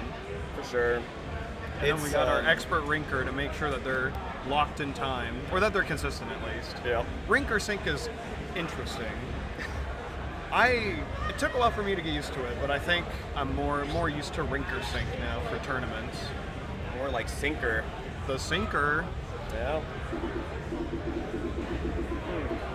Speaking of the sinker, I don't know where he is right now. He might be doing double stuff. That's where Not he's been for a sure. while. Although I see we've got people to move on the setup, so. Oh, I trust Steven Oh, for sure. almost more than anyone in this whole venue to get an accurate sync. Absolutely. Steven's got some scary quints on some awesome cards, so I believe Steven will be able to help us keep it all in sync. I hope so. I hope so. Yeah, we got plenty of professionals on site for sync, if I had to imagine. Just pull anyone from top 8 and you're like, hey guys, can you help me with Are this? you sure you want to pull Tony over for that? Are you sure?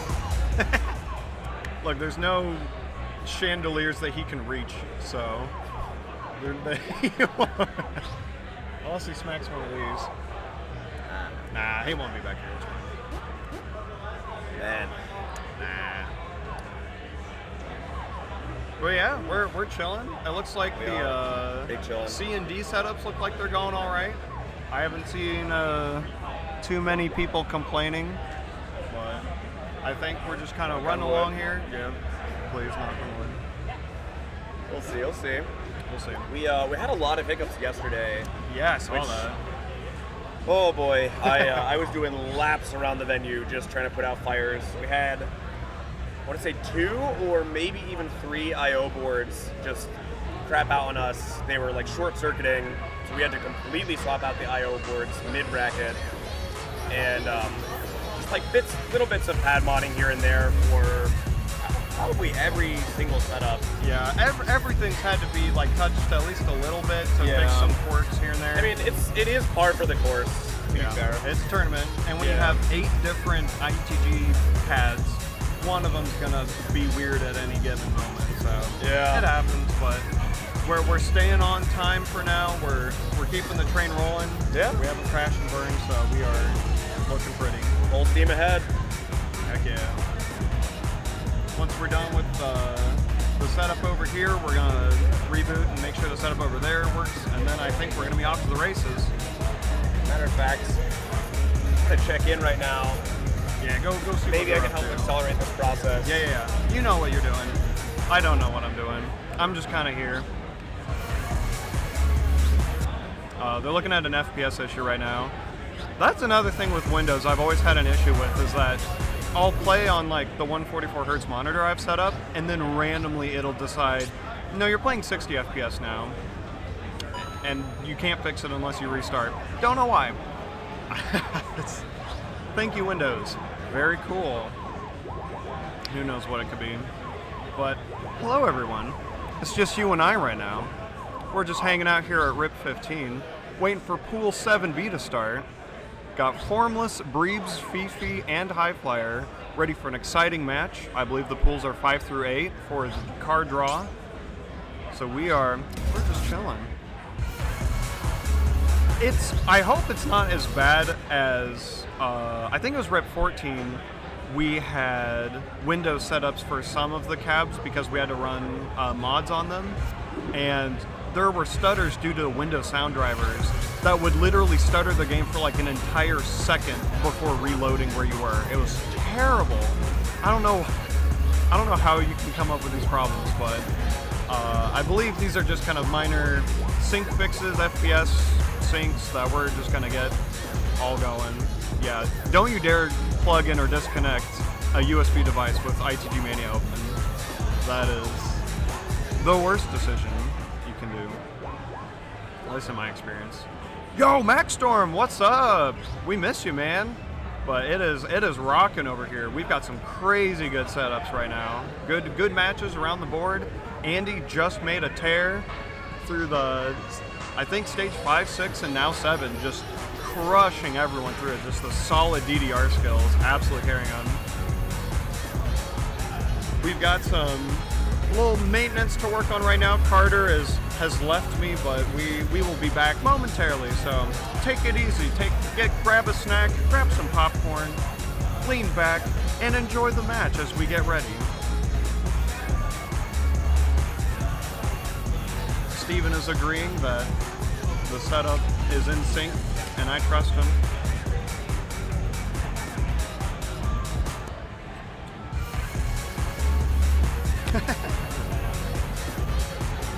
I hope you like listening to Kissing Game, because I know I do. Oh, just relaxing back here, yep.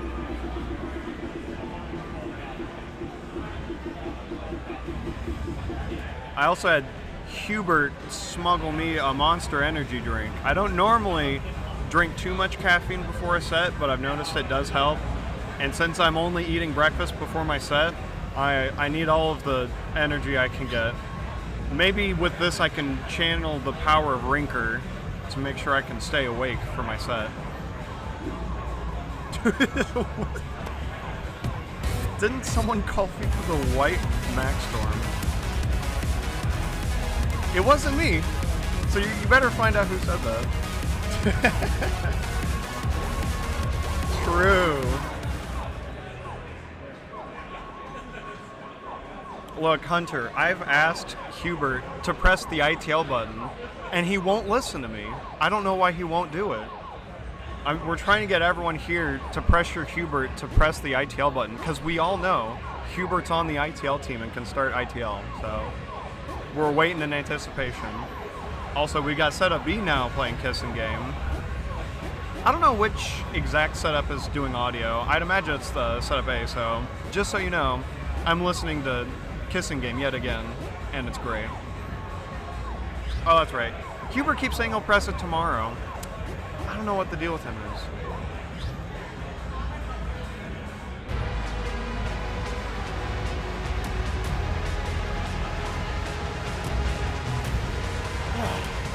Welcome back, compatriot. Thank you, thank you. Have you earned yourself a reward for working on the setups? I got a thin mint. I think this is my compensation for the weekend. Yeah. It tastes good. That's what we pay our TOs in. It's Girl Scout cookies. Yeah. We got Maxstorm joining us in the chat, so we got some faces showing up, ready for the later stages. After this, we're at 7B out of 9 total stages, so we're getting up there. Yeah. What's good, Max? Hi, Max. We also have a Max running the TO. Other Max is dancing, doing some moves over there. We're chilling, we're vibing. Yeah, Max is looking ready to get this thing going. Yeah, I think both machines are now synced and ready to go, so I think we're going to give them a warm-up, and then I think they still have to do the vetoes for the card draw, unless they already know what they're doing. Let's take a look. That's 7C, we're on 7B. They must be just doing their one warm-up, and then I guess we're going to have card draw right after this. Gotcha. That's okay. got to be what's going on. Yep. So the players you see on screen below us are our next competitors. We've got some really good competitors up here. I'm really excited for this match. I think this will be a really fun one to watch. And a wide variety of skill sets as well, because I think Formless and Breebs, from what I've seen on their ITL scores, are about as different as you can get.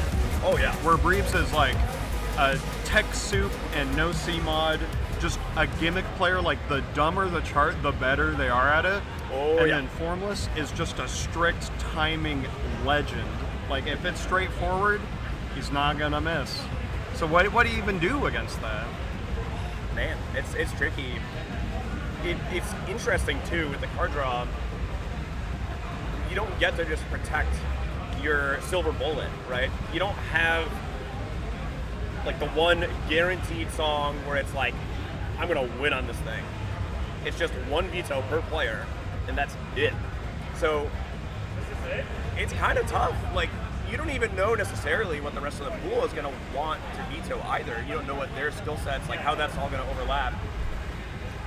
The card draw could be a pretty huge factor here. Yeah, actually, I believe we can see the current card draw. Oh, look at that. Oh, I see a 14 in the mix. Oh, I'm Each episode, voice to voice, surely, time log. Surely voice to voice will not get banned. Surely. There you go. Okay. This is a pretty spicy one. I like it. this. I like this. Yeah. Yeah, a lot of tier 8s in this one. Yeah. We'll see if they stick around. Yeah, tier 8's where it really gets spicy for a lot of the card draws. Absolutely. Ooh. Yeah. There's like a little bit of a notable spike when it comes to the difficulty curve. Oh yeah. Because like, it's just we can't make it like a completely smooth curve because you do see like some little jumps here and there. This is roughly just like the stage in the bracket where like you start to see those players that kind of like broke through that intermediate plateau. Yeah. And they just have become like monsters. Absolutely. Because like tier 7 for me is like unusually hard because you just see a bunch of like 11s and maybe some 10s and you're like, this isn't that bad. But the 10s in question are Blackbird and Bunny Hopper, and then the 7, like we got like Beach Episode as an 11 and Bitter Juicy as a 12. Like, these are no joke either. And then Hasamish, which is the tier 5 stamina chart, thanks to Saring. A little burst, a little bit of stamina. It's a good endurance check in the middle of a set, especially being the last one. If it's not vetoed, that'll be the last chart you play. So a little tiring at the very end of what could be an extremely hard set. We'll see how the players are feeling. Yeah, hard to say. I'm already excited. What do you think are the odds that we get to keep either voice to voice or time lock? Because like, there's no way we're getting both. That's just no. I can see time lock making it through. If someone really likes foot switches and the person who doesn't like hard content just spends it on voice to voice, then I think it could stay around. I also could see that for sure. Yeah. I also hope Fuego stays. It's a very good tech 10 to Fuego. Shout out story time. But Sore made an excellent chart to it. Absolutely. We got time lock already on the block. Not voice to voice. Very interesting. Maybe they're high flyers banking that someone else does not want to play voice to voice. Yeah, I was gonna say, like, so now we definitely get to play voice to voice, right? Oh yeah. Surely, it's just one or the other. Oh yeah. And it's gone. And it's gone. Just snapped out of existence. Breeb's taking away the fairly easy. It's a rhythm-heavy chart, and then I hold Formless, getting rid of the no CMOD chart. Yep, that seems about what I expected. Yeah, checks out. So we are ending with Hasamish, but we've got a pretty tough Tech 12 to start things off, and then some decently intermediate 11s and 12s. Oh, I don't know why I thought Fuego was a 10. Is it an 11? I thought it was a 10. The card draw says it's an 11. I don't know. I thought it was. I want to say it's a 10. I don't know. Ratings aren't real anyway. They don't matter. I think one of my favorite things, one of my favorite little experiences from a rip was Chief Skittles showing up with note cards and having people write down all of their complaints about the ratings he's given his cards. He's like, if you've ever considered like a chart that I wrote to be misrated, give me a formal complaint, a formal written complaint. Big bold letters, Arcology slides it to Chief Skittles. Take a look at this one. Yeah. Let's see. There we go. I think we're on player cam now. Yeah, there we go. We are all good to go. So we're just about ready to start. This is an Ash Astral 12. So what you need to know about this is that there's foot switches that are 16ths that are unmarked, and there's foot switches at 8th notes that are also unmarked. So you need to know there are foot switches in this chart, and it's an Ash Astral 12. That's really all you need to know. Enough said. Enough said. So honestly, like, starting off pretty spicy, and then just kind of picking your battles from there. So we'll see how it starts and how it goes.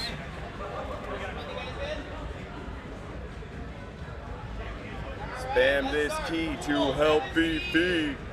Let's see some hype in the chat. Woo! Let's go in 3, 2, 1, start! Yeah. Getting into it. Very excited.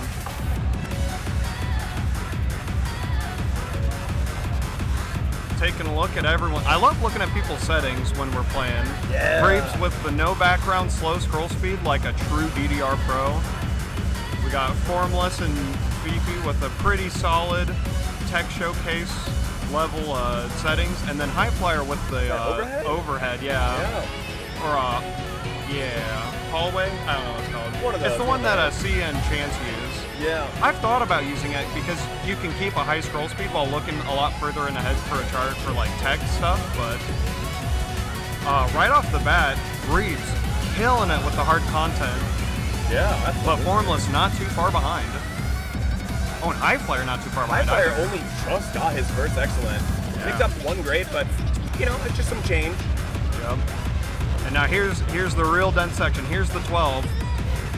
Lots of foot switches. A lot of candle foot switches as well. Yeah. misses, and actually a lot of greats from Breed. Yeah, a lot of held up foot switches. Up foot switches, man. It's tough. It's especially rough being the first song in your whole set. Oh, yeah. This is a real worker to get in your first song. Time to wake up. Gotta lock in. Lots of double steps, lots of foot switches. Very dense in the middle here. Better be lifting those feet. Yeah, pick up those feet. It is a slaughter right now. I think Fifi and Breeds are actually very similar in score right now. Fifi did not have as strong of a start in terms of just like white counts and excellence, if I recall correctly, but he just has held it together so well. Really, really consistent throughout. Now this section is so syncopated, it trips everyone up, so I don't expect perfection here, but this one's really hard to keep your FA on, especially with all the foot switches. Oh, the foot switches are marked when it takes notes here. Thank you, Ash Astral. But it doesn't help with the rhythms. This is so difficult. Yeah. Okay. Really clean by Breeds. Absolutely killing it. Coming up second is Fifi. Absolutely good. Very solid. Formless getting warmed up. Not too many misses, but just hard to keep your FA on this so syncopated section. So I hope everyone's warmed up now. I just see Breeds reeling from the nice little workout, nice little warm up. But I think it'll still be tough with the 11s coming up, but I think it'll be notably easier going forward. Oh yeah, for sure. I gotta say, if I were in Fifi's shoes right now, I would be over the moon ecstatic, because Fifi's coming in as, I think it was 3rd seed in this pool, and he is already on the board with multiple points coming out of song 1. Yeah. Like that lead to start is huge. Very good showing from Breeds. Very solid. Looks like High Flyers, looking at those held ups that I was looking at earlier, they were just all in the 16th note runs. It can be hard to do the form, but I would not be surprised if there's a lot of early decents and way offs too, so it's probably just triggering quite a lot. It does look like we're checking the pad for High Flyer. We did have some issues yesterday with up arrow being a little sticky. Yeah, I'll get you some tools. Yep. Carter's on the case, no worries. I knew this would happen with commentating. Well, hello! We've got a substitute commentator here. Welcome, Blizzard Ball. How's it going? How's it going? I'm doing good. In town. It's going well. I love seeing the charts we've picked so far. A little sad they got rid of the 13 and the 14, but you know, I knew it was coming. Can't necessarily blame them. It is, what time is it? 12:30, and we're already kind of edging into the 13 and 14 region. You know what? That's fair. I forgot to look at the time. It's still early. Generally speaking, like obviously everybody has different play times where they like kind of prefer to play, but most people don't generally tend to play at noon. I guess actually for Fifi, he's probably jet lagged as all hell. Time isn't real for Fifi. Because he's coming from Poland, so I don't blame him for being a little tired potentially and wanting to feed him out some of the harder stuff. And for everybody else, honestly, like this is just not a normal time for people to play.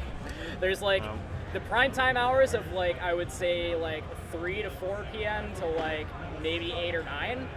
Like everybody's probably going to be most comfortable and like at their peak energy levels, and then after that it kind of starts to fall off, and then you're probably going to be getting really tired at that point. Because I know, like CMMF for example, they tend to go to bed at like 9 p.m. Eastern time, and got those real grandpa hours. Yeah, High Flyer is super jet lagged too, because he came from the UK. So I mean, or at least I think he came from the UK. I don't actually know his exact location. But someone dox them real quick. We got to know where they're from. Yeah, where is he at? Hi, Rob. Love to see ya. Hope you're doing well out there. Hello, everybody. Good to see you all. Appreciate everybody being here and supporting the stream. Absolutely. But speaking of playing early, my job in November and December, I have to shift to like a noon to 8 schedule. Okay. So my evening sets usually don't work out, but Right. I then switch to a morning set. So I wake up, I get some coffee and breakfast, and then I just jump on the pad for a few hours at like 8 in the morning. That early morning grind, get some time in on the treadmill. Yeah, I think everyone should try it.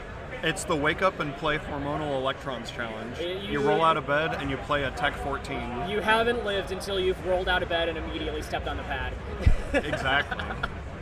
You just pull up a mattress next to there and just roll over and start the game. All right, here's something that I want to know. Everybody in chat who's ever slept on a pad before, let us know.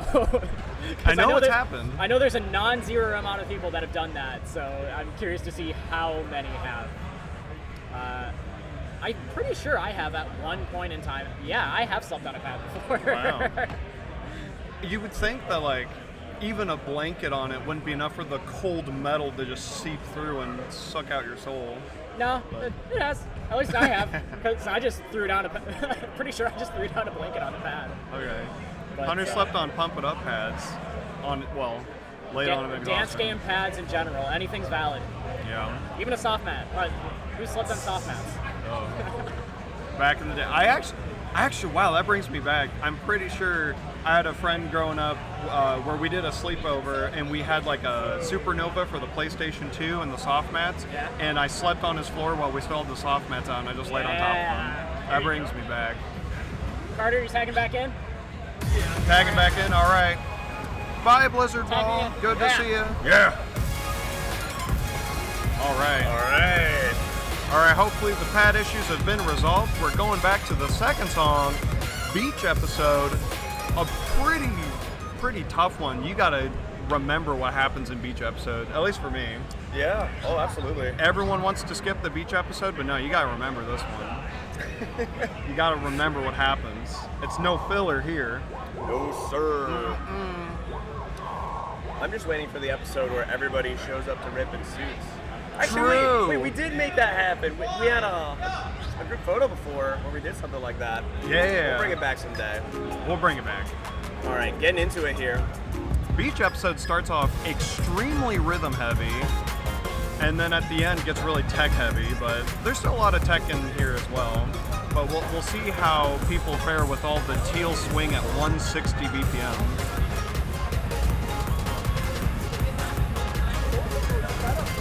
I don't know how Breebs can hold such a solid count with this slowest scroll speed with these kind of rhythms. Form was also really solid. Insanely clean. Beautiful. That middle cluster of whites, I think this does nearly tie him with Prius. Yeah, they are neck and neck right now. Yeah, it looks back and forth.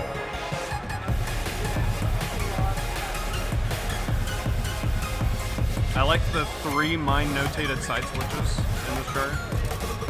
Oh, and this with the teal, the 24ths, and the straight 16ths in here, that is so hard to keep rhythm. We love mixed rhythms. All right, nice little break. See how many mines people can hit inadvertently. I like Fifi's approach to just get away from the arrows as far as possible. The floor is lava. True. We gotta bring back that chart. True. Shout out to Kerpa.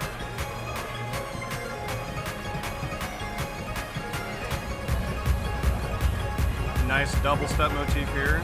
Yeah. All right, do they remember the scroll gimmick? Okay. Breebs hit it, some others with mixed results.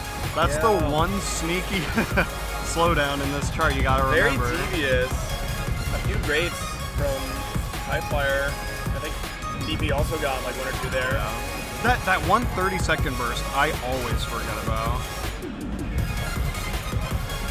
And at this point, it's pretty much straightforward, I think.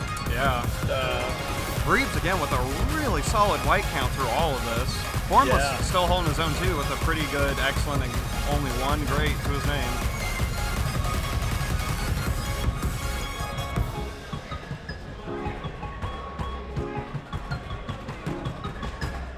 Yeah. Man. I love the high knees Up arrow hits to avoid the mines. Yeah. Beautiful. But yeah. Formless notably did eat a lot of whites throughout that. Like the second half, you can see, like on the density graph, he was bleeding a lot of whites, but overall just kept it pretty dang clean. Absolutely. I didn't see the EX. There we go. Yeah, it was more than enough to still put him very comfortably in second. Absolutely. Yeah, high 97 from Formless. Fifi not too far behind at a low 97, and then High Flyer at a 97 flat. So honestly, pretty close overall, Yeah. but Breebs just very solid. Like 47 and 10 clean on this chart is actually like nutty. That's really good from Breebs. Yeah. Showing up strong. Next is UFO Me, a really fun foot switch chart by X-Suasion. Very bouncy. Just, chill. I don't know. Yeah, it's your Burfus standard. DJ.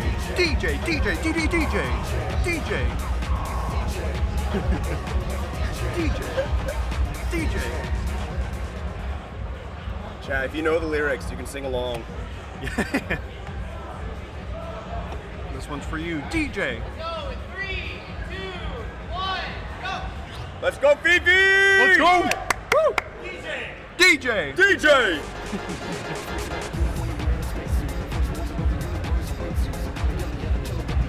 Alright, I'm sure this is a much more forgiving 11 than the chart they just played. So I hope everyone will take a nice respite and kind of collect their strength again as we're about halfway through the set now. Yeah. Thankfully, nothing like extreme in the back half, but it still is going to just be a lot overall. We've already seen a great and a miss from Formless. It's a little spooky, especially on UFO Me. You're not going to see that many drops from the other players here. Yeah, at this high level, I expect single-digit excellence from everyone. But it's a really tight-knit race. Every little mistake kind of adds up on a chart this straightforward, unfortunately. We'll have to see, though, his white count is still pretty dang good, so. Pretty solid.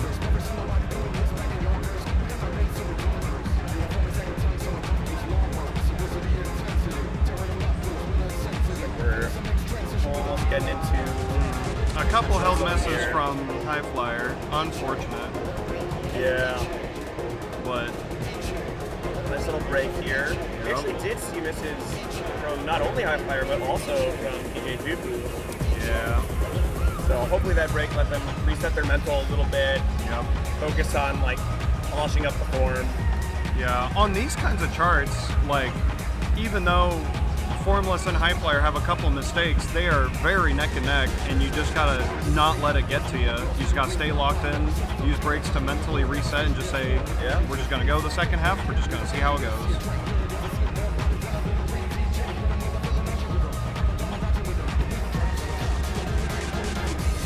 But very good so far.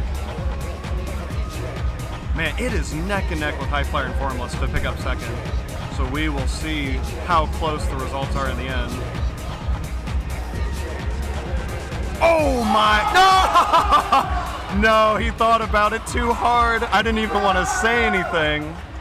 Oh, Breebs with the choke, but it's okay. A mid 99. It looks like High Flyer's the one who does end up taking the second place off of this with a low 99. Formless with the 99.08, and Fifi right next to there with the 98.81. So very close all around, but Breebs was just rushing. You can see at the end of the density graph for Breebs, it just goes a little too fast. And the very last note, or one of the last notes, he picks up his only excellent. Maybe next time. Man. If we just had one more person in chat say DJ, I think that would have been the quad, guys. And we need chat to let us know if there's a DJ. Oh, now Bitter Juicy. If Breebs' first FEC on a 13 was crazy jackpot, then this crossover chart could be right up his alley. So we are looking at a pretty strong showing from Breebs so far, but second place is still up in contention. I think it's been pretty back and forth between lots of players, so we'll see who runs away with this on the second half of our set. We've got Bitter Juicy, and then Fuego, and then Hasamish to follow it up for the rest of the set. So we're looking good, doing good. Fifi is ready to go. Yeah, these guys look very ready. I liked the little moves from Breebs there. Yeah.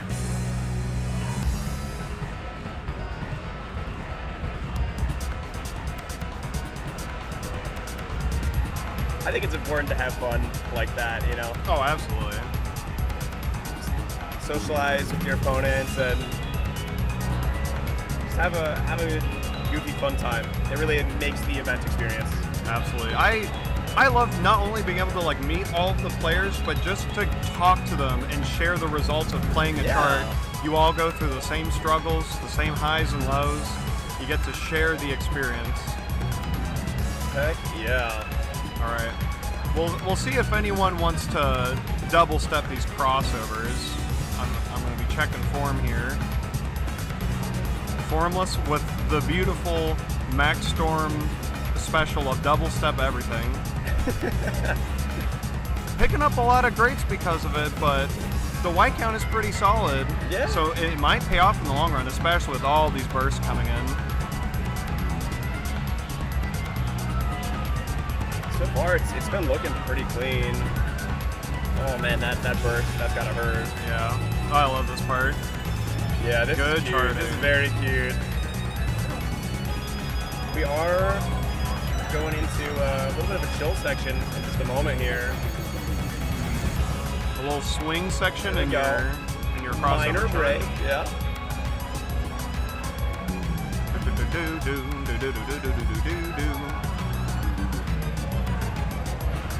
All right, now we're back to the motif. Oh, almost. We're still in the break. Yeah. I forget how this chart goes.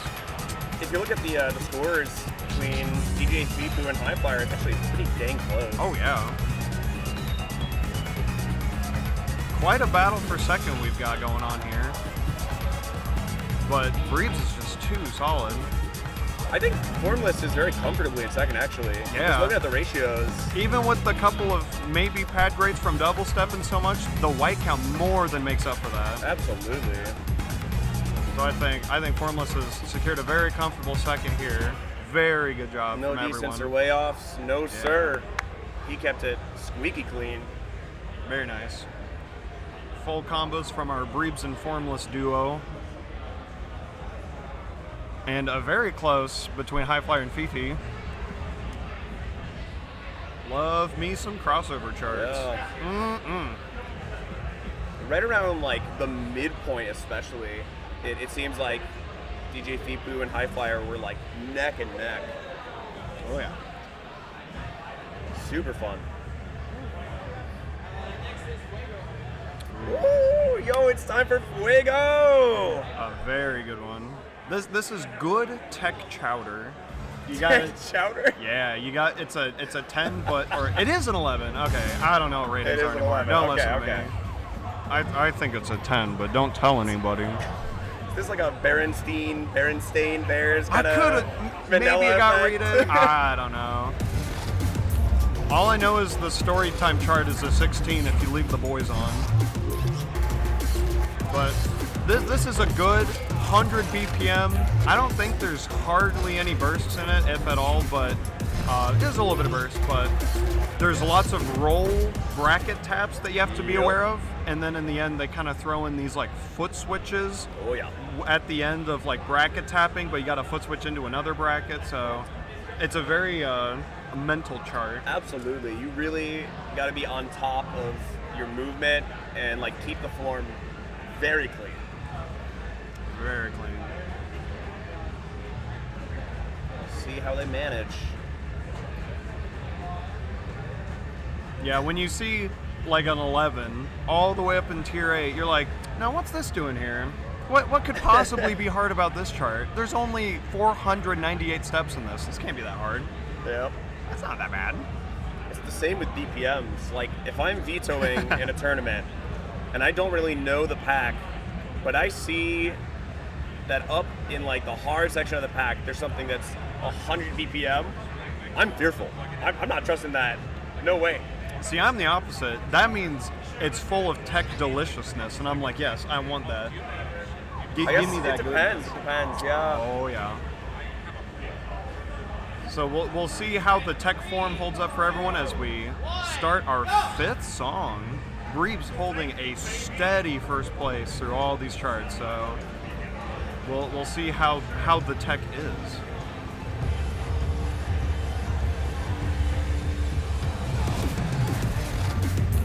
This song is going to be super big for the leaderboard. I don't know if you noticed, but our point totals are, after 9, we got 4, 3, 2.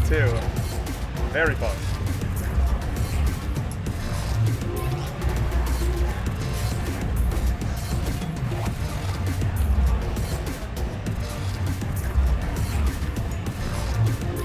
You're seeing a lot of that bracket spam and like movement here, right? Just back-to-back brackets that require you to very quickly shuffle around the pad.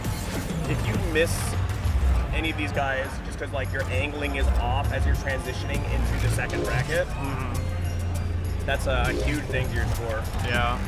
Formless actually shown up very strong to this chart. Maybe that straightforward slow tech might be his bread and butter. We'll see how we go into the real section of this. Yeah, now we got the fun foot switch and roll stuff.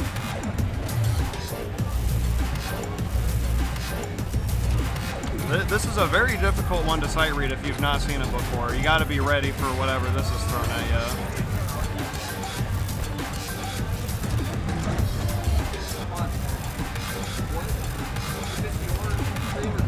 Oh, it's so back and forth between Breeb's and Formless. I've seen the score flash on and off, so. And honestly, High Flyer's not too far behind either, with a decent white count, but just picking up a couple of mistakes here and there. Yeah. Oh. High Flyer's white count has been completely like on par. Ah, just barely. Formless looked like he had that, but Breeb's once again just stealing it right from under his nose. Really impressive performance by Formless and Breeb's on that chart. You just could not quite catch Breeb's off guard.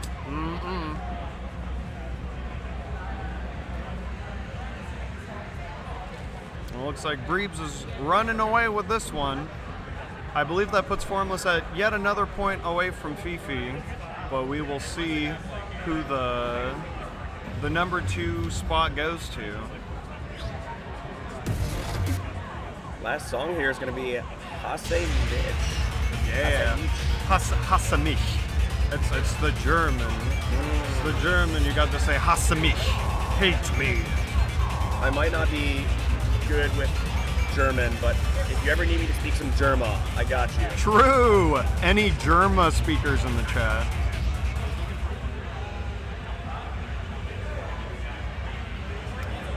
Pretty straightforward chart to end on here. It's straightforward, but even for an 11, this is pretty tiring. So if you're wanting second place, you gotta really fight for it. Oh yeah. You gotta lay it all on the dance floor here. Well, lots of bursts. It's not as stamina dense as you would think, but the bursts really get to you about halfway through this chart. You start to feel it. So, I mean, I guess it's better than...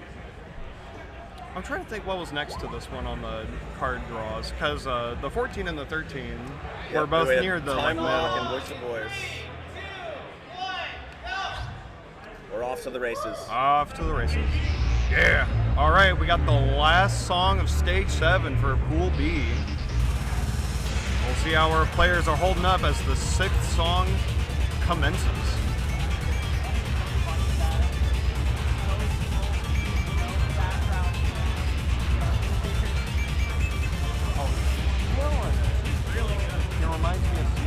Fifi has had an insanely good start to this card. Wow. Like, Fifi's beasting on this. Oh my god. We got a true Stampa rep in the crowd here. Fifi.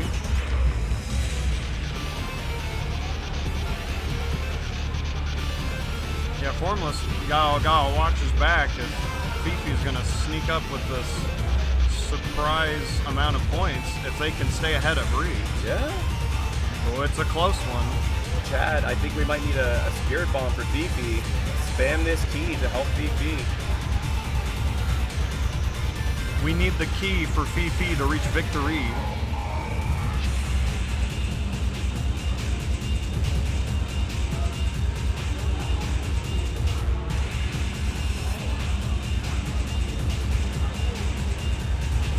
At the rate we're going, Fifi might not just be getting second, he might be getting first on this song.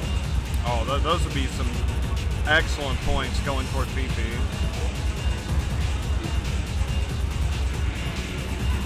Man, I didn't know Fifi's Stampa was this solid. This is an amazing performance. Only 24 white so far. I didn't know he had that dog in him. Yeah. Formless also sitting at a really low white count, but unfortunately just a couple excellents and greats.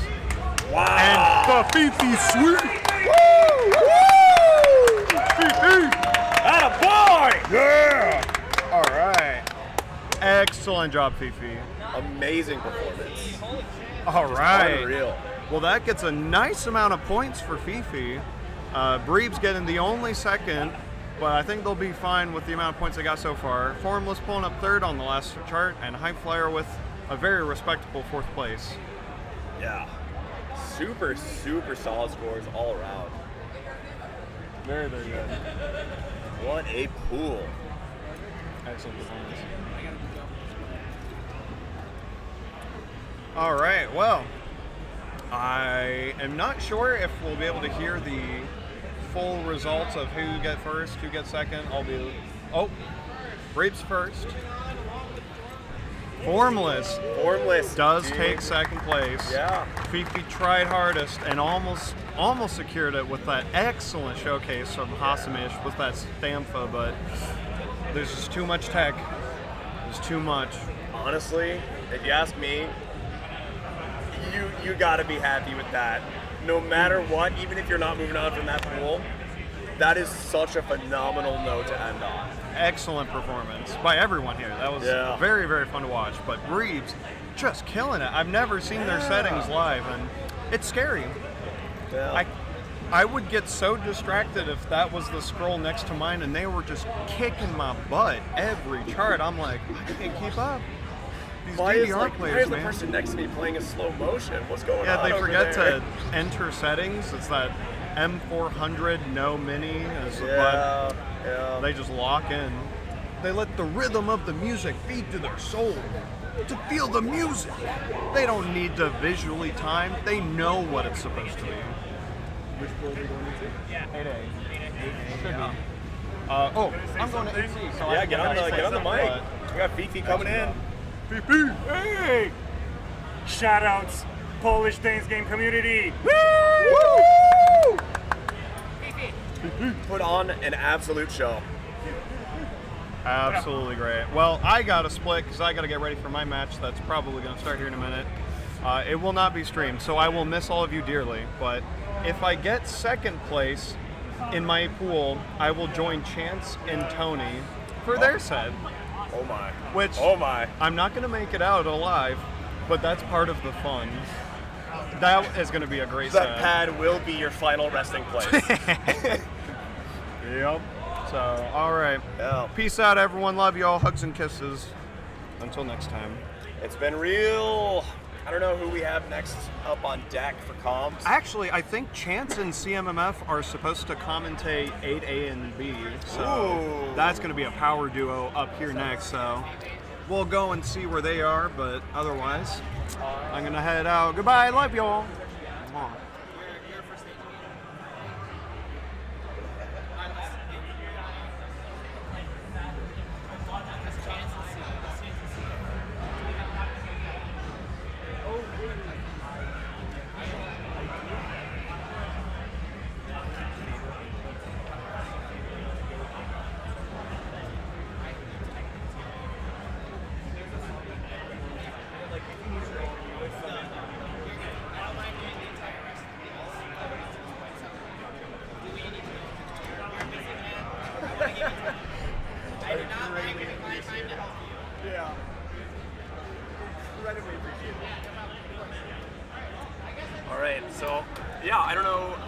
up on deck for comms just yet. I have some car rides to make. I'm a very busy man, but we'll figure it out very shortly, so stay tuned.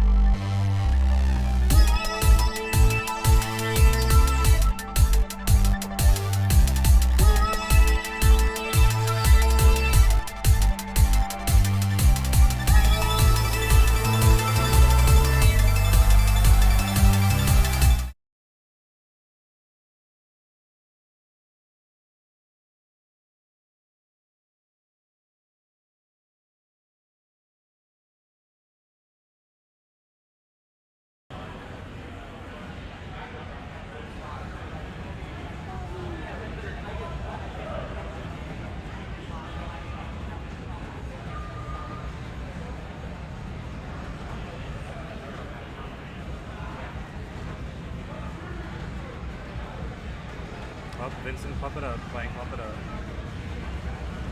What's new? Vincent ITG playing Pump It Up. Vincent PIU.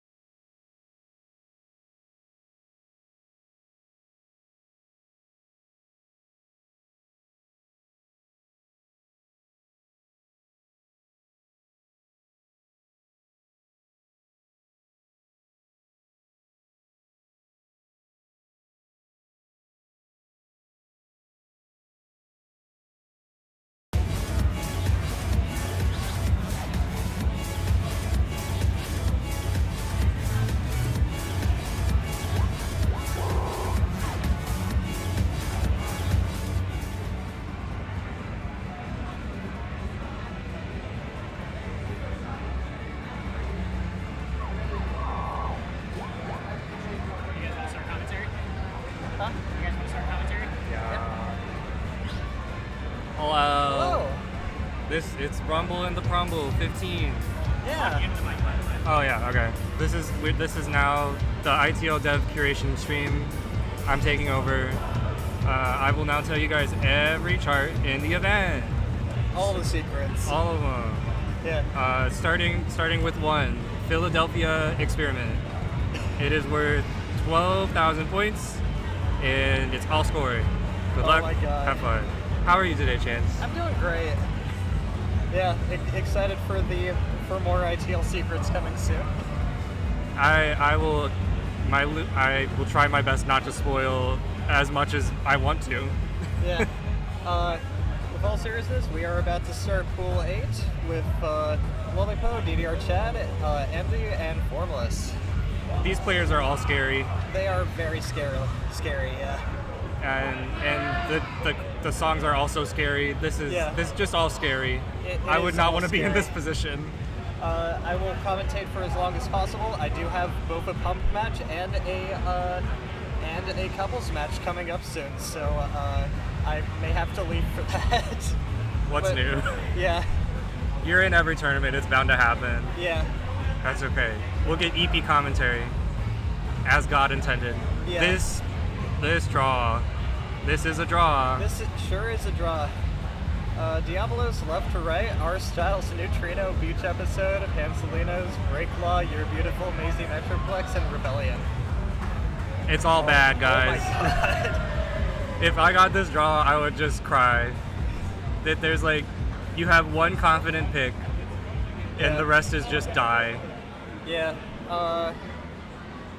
That being said, like the diversity in the pool is kind of crazy. It is a very diverse pool, yeah. You have your CMOD stuff. You have your foot speed. You have your tech barf. Yeah. You have your swing. Yeah. It's crazy, actually. It is. Are any of these in ITL? I don't remember. Yeah. More ITL spoilers coming up soon. You'll get answers as good as that. What a go-to pool, I agree. This pool is crazy. Every other pool is going to be crazy. Yeah. Looks like Formless, Vetoed Neutrino. And Get the 0.7 read speed out of there. Vetoed Amazing Metroplex. Yeah, this is not surprising so far. Yeah. Our styles.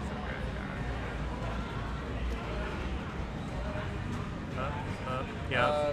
Chad vetoed our styles. This is going from a scary draw to a scary draw. Yes. A bit less scary. It's less physically taxing, more so now you're just doing all mental. Yes. Alright. What did Crystal veto? Good question. It's not showing up. Oh. That's okay.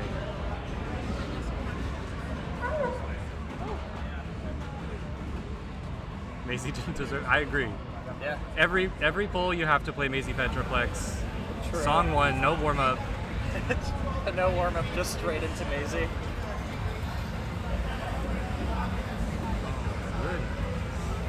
Yeah, this tourney has been great so far. Just On watching. setup C and D, in pool 6, the last song they were all tied, and then they tied both setups exactly. Wait, really? P1, P2 had the same score on both setups, Oh my god. and I was just like, That's incredible.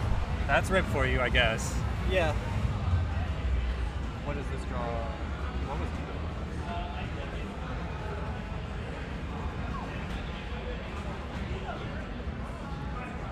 Oh, break law. Okay, yeah, that kind of checks out actually. Crystal vetoing the easy timing chart that her peers could catch up on. Yeah. Alright. So now we are going to go into Diablos, I think. Yeah. Interesting song. 3/4 throughout the most of it, and then 4/4 for some specific parts. Yeah. And a lot of 200 BPM bursts. If you're a DDR player, this is the pick. Yes, this is definitely. This is your standard DDR17 with. Is there even brackets? No, there are not. Yeah. So like, if you're coming from a different game, you're like kind of chill actually. Yeah. Alright, we are about to start. 3, 2, He became small. Okay. All right. Let's see how it goes. Yeah. We'll see if anybody messes up the last note. More importantly. True. Oh, Crystal, great on the first note. Oh, yeah. Interesting. Anda coming from as a DDR player, coming into this probably a little more confident than usual. Chad holding the cleanest count, all things considered, but it's pretty fair game across the board. Yeah, Anda is currently leading on whites, but oh, there's a miss right there. Yeah. All things considered, this is very, very close. Yeah. Reeves holding FEC. That can make up for the white count on Andy's side. Chad also no misses.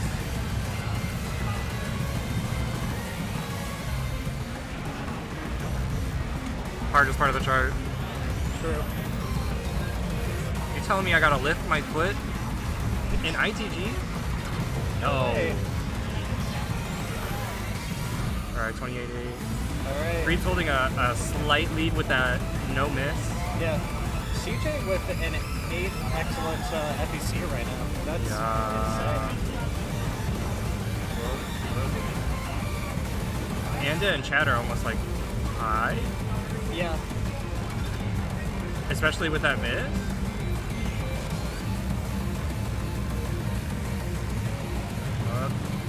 All right, last note. Last note. Last note. What if I do it? Yeah. Everyone gets a blue fantastic on the This last pool note. is now valid. Yeah. If you mess that up, you have to just DQ. Just DQ. All right. All right. And a Chad, 0.4 gap. Formless with almost 98. That is scary. And now we're gonna go from this 200 stream doing nothing Yeah. to 128. You're doing 90-second swing. Yep. And you're doing the whole kitchen sink. Yeah. It left to right is very, very complex. The most 11 to ever 11. True.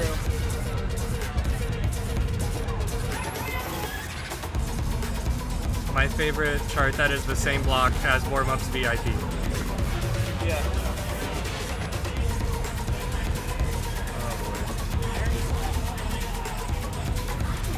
Well, it's me.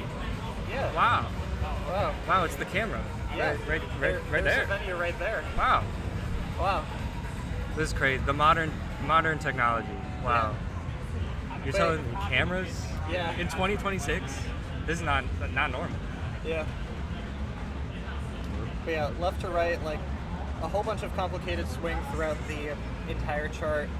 There are a bunch of unmarked kick switches which you can do as like not kick switches and they still resolve as side switches. Yeah, there's a bunch of side switches that you don't have to do. Yeah. It's a whole mess, guys. It is a very, very cool chart. And if you Very were like, complicated. oh, maybe the swing's the same the whole time through the chart. No. No. It changes every measure. Yes. So you really just, if you don't know this chart, you are screwed. Let us watch the knowledge check in action. Yep.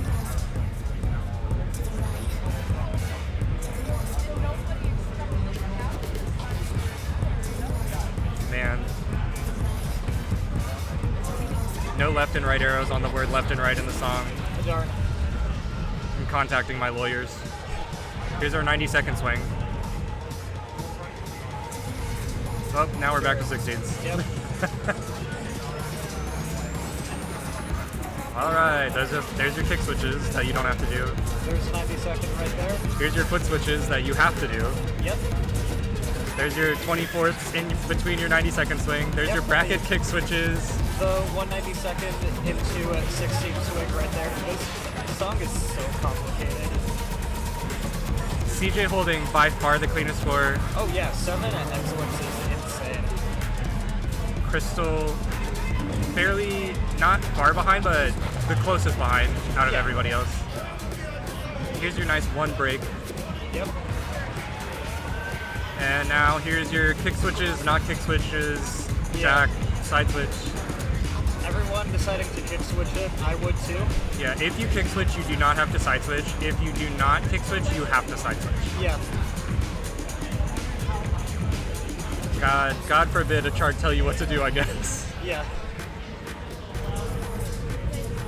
CJ's still holding on to the FBC right there. Yeah. Crystal not far behind. And then Andy and DDR Chad not too far behind either. Yeah.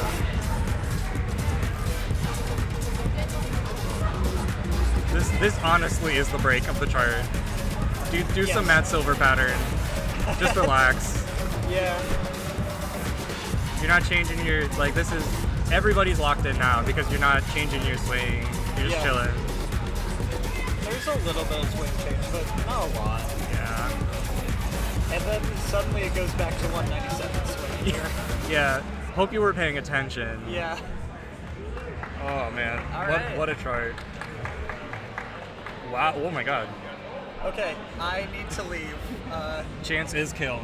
He is killed. I will be back. Crystal and CJ 0.1 between each other.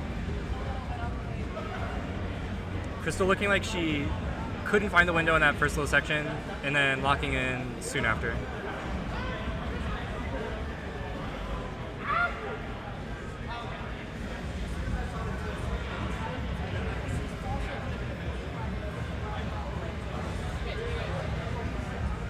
beach episodes next. So we're going from 200 BPM to Crazy 11 to the old Crazy 11.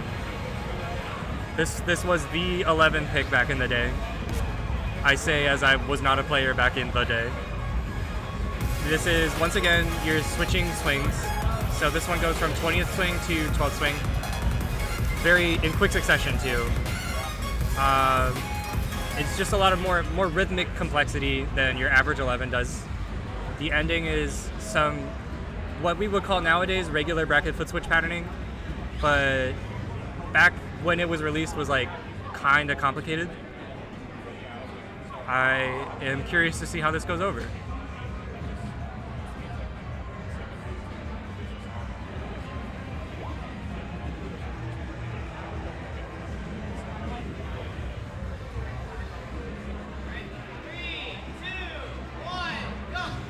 Yippee! All right, here we go.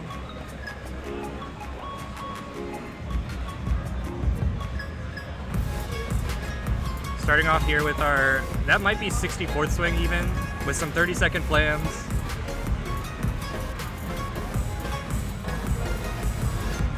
How many leave the pool? 2 people leave the pool. Top 2 players. Here's our 20th swing. Crystal finding her white count. CJ keeping it clean as hell with 7. Chad with 14 and 2. Everybody is really clean right now. Lollipop dropping a way off. I did not see where that was. All right, here's your swing. 20ths, going to 16ths, going to 12ths. Back to 20ths. We love an optional side switch here.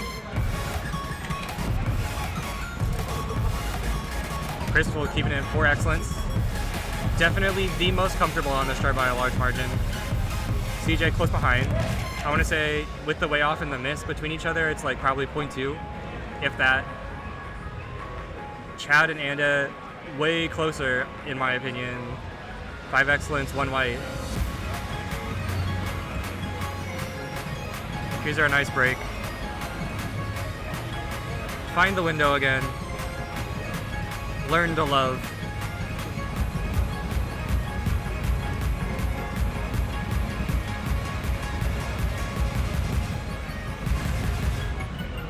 Man, those repeated jumps are good. That's funny. Oh, little gimmick there. Crystal was caught off by it. Here's our brackets.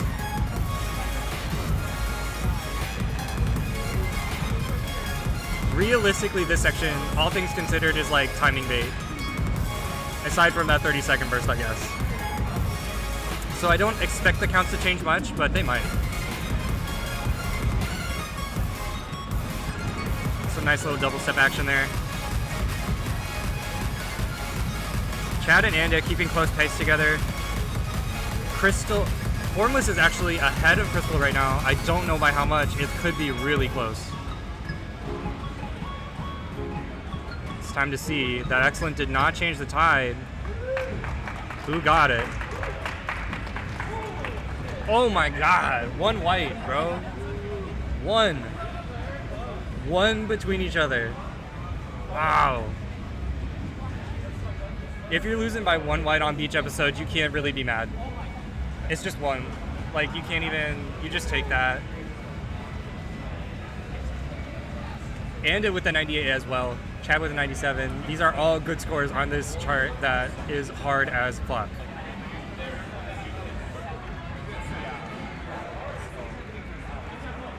Let's keep that. What do we have next? Oh man. If you were tired of hard 11s, I'm sorry to say we got another one. It's just hard 11 into hard 11 into hard 11. Which, considering all these players might be into all of their best interests. Kernino Panselenos, the 11 of all time. Rumble in the Prairie 11.5. If you know, you know. So many tricky sections, very turny, very bursty, very rhythmic-y.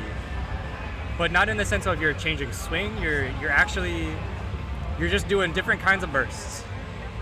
and you're doing some syncopation with that, with the bursts as well.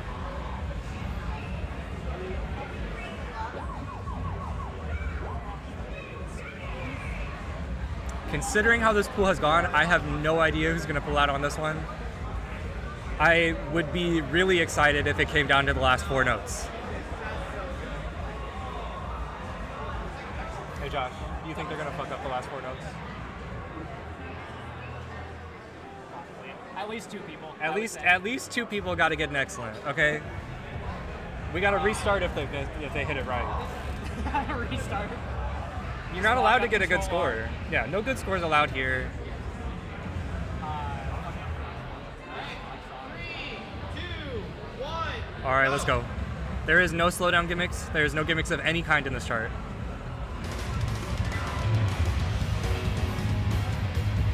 We start off chill, timing bait, find the window. You get some nice quarter notes. You get a crossover in a second. We'll see if anybody does it.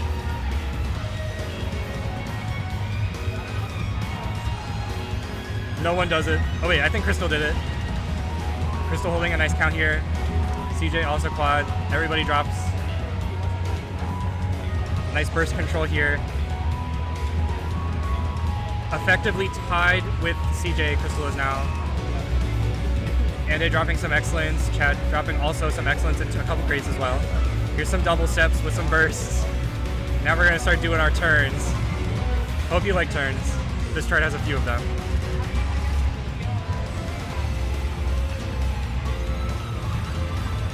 All right, people hit the foot speed good. Next one. Yup. All right. It's gamer zone time. The rest of this chart is fairly simple, all things considered. Crystal holding a lead by, I want to say, like 3 whites across from CJ. Chad and Ande also very close together. I would not be surprised if they're within a couple whites. Are we going to see the crossover again? No, no one does the crossover. All right, here's your upbeat section. Don't even find the downbeat. Just trust your colors. Players all trusting the colors nice. Here we get an upbeat 16th, 24th burst in a couple seconds. Right there, hard ass rhythm.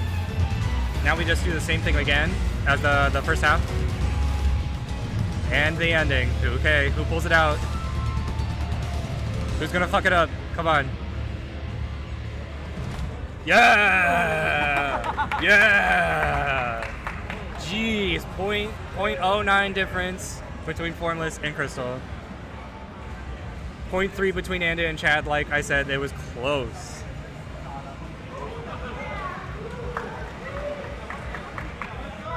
Bro, Darkstar, I know my shit.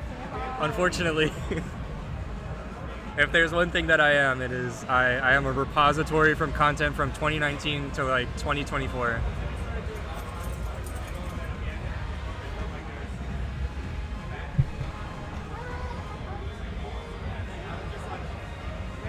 What we got next? Oh, a break. Guys, I am so excited to inform you that we have a break chart. You're Beautiful, also known as 12 quint bait until the last 10%. I want to say this chart does almost nothing until like you're doing crossovers, you do some foot switches, and then that's it until the ending where it just randomly goes from 16ths to 12ths and 24ths, and everybody's gonna drop there because that adjustment is so hard to make when you're locked into 16ths for like a minute and a half. Going between those two is not easy, and you have to be in the blue window. If you drift a little bit, it's gonna show. Everybody's gonna mess up, and that's okay.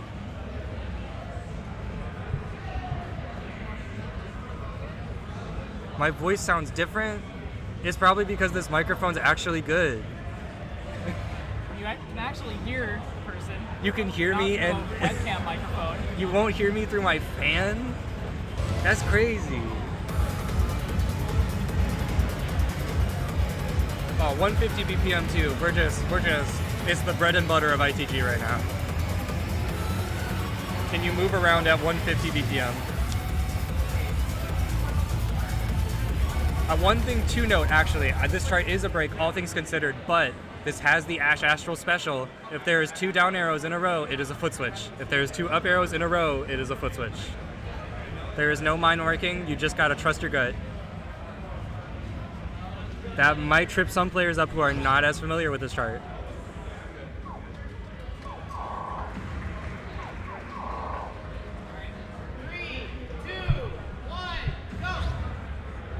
All right, gamer time.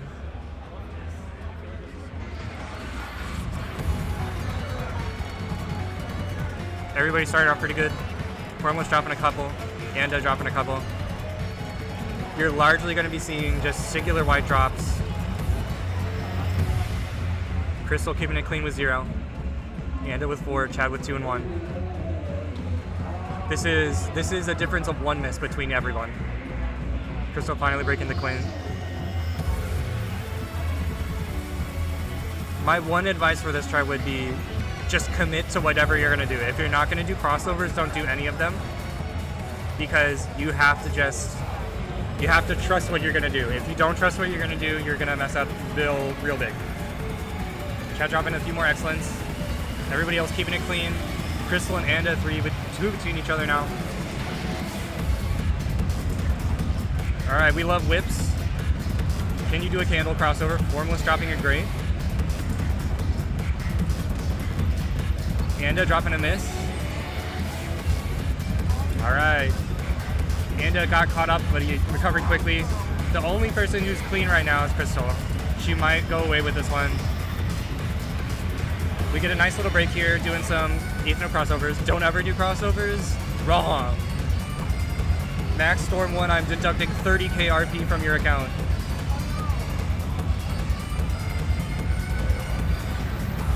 All right, Crystal dropping 3 excellence and a miss. Things becoming slightly more close. Still, I think it's Crystal by a heavy margin, by a little bit. All right, this is a nice little break. There's some gallops. You keep your brain engaged, but just relax your body, just move. And now the real chart. I hope you weren't locked into the 8th note window. That 3 note into 4 note gap is very difficult. It's more hard than it looks. Yeah, everybody's struggling on it a little bit. Crystal, once again, staying clean as hell through that. And there we go.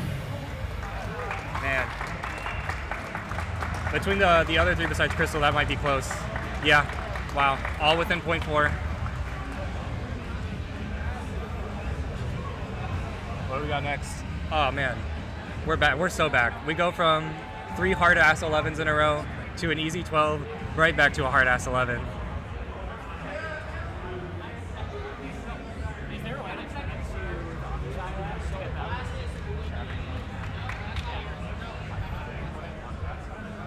Chad, this has got to be the most I've talked in my life. My throat is already dry.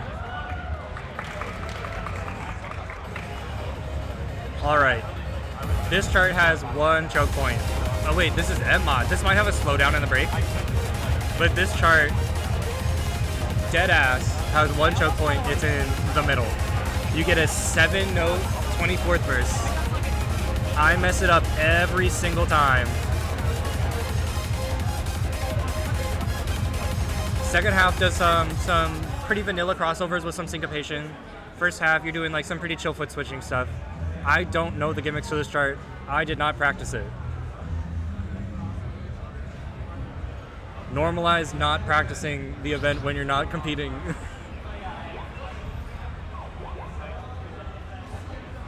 Oh, I'm tired.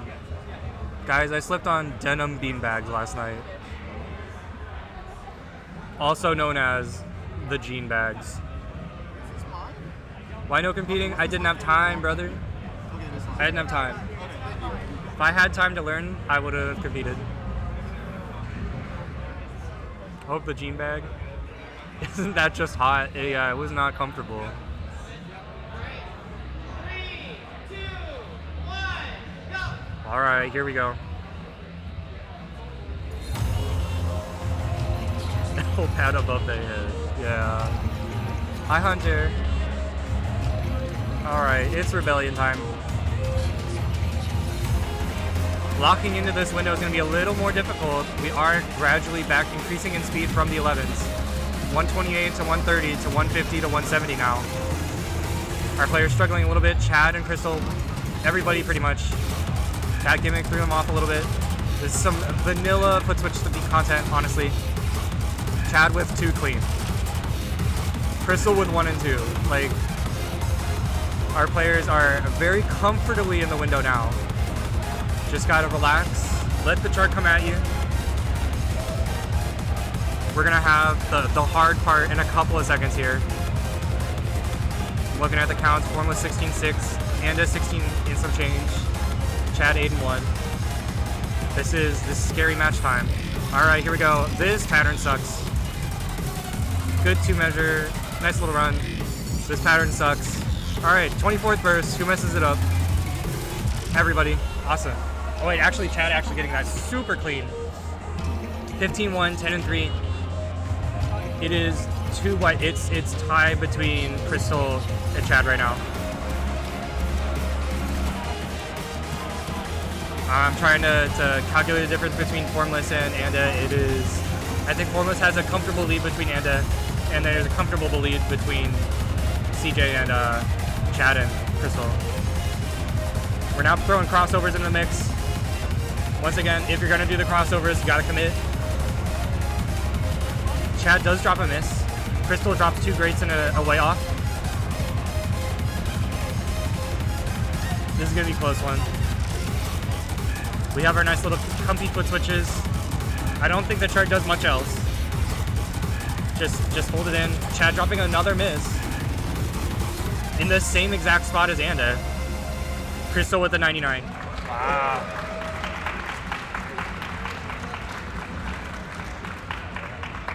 $9,901, 298s, 97. Good eats. This is good eats. Was that the last song? I think so. Crystal and CJ going on, it looks like. That a good showing though. Honest to God, CJ dying after every song, that's how I feel when I play this game. In a tournament, it's game over. My ass, just honk shoe, we're out of here. Let me go back to bed. Pool 8, it's time for Pool 8, guys.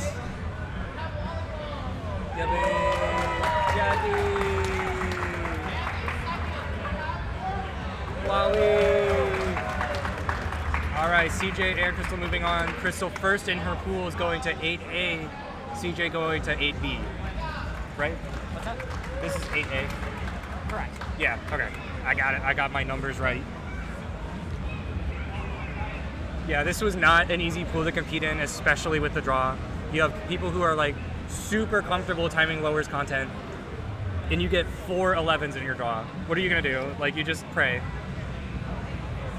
Also, hello, this is my face now. Thanks, Josh. Showing my face. You're doxing me. I have glasses now. Would you like to be fan? I would love to be fan. Does this make you feel better? This does make me feel better. Good. I'm glad to be here. Yeah.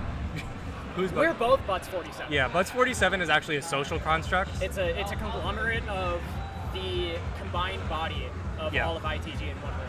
So yeah. It's also 4 different people who just hit one arrow by themselves. So when Butts 47 is up and when they actually play, it's going to be everybody in the room all at once. Yeah, pretty much. We're just going to channel. Don't expect a good score. No. It's going to be bad. When you have this degree of neurodivergency in one room, those fight each other and you're going to have a bad time. The TISM levels, it's off the charts right now. But that's okay. So much stimming is happening in this room. You wouldn't believe it.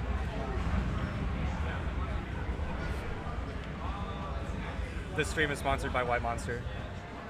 It's not. Not yet. Not yet. Later. Hit us up. Hit the ITL team up. We'll take those sponsorships at any time. Give us money. We could use money. It would be very helpful. Many people are saying this. This is what we can do with no money. Yeah, wow. All things considered, this is pretty decent production quality for no dollars.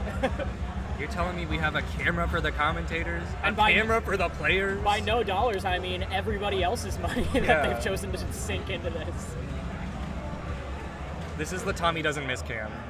I love this camera. This is a great camera. POV, you are curating for ITL 2026. I thought he was gonna walk away. I was kind of banking on that. Oh, should I spoil something? Ooh. Actually, I have my spoiler. Guys, I'm gonna spoil things.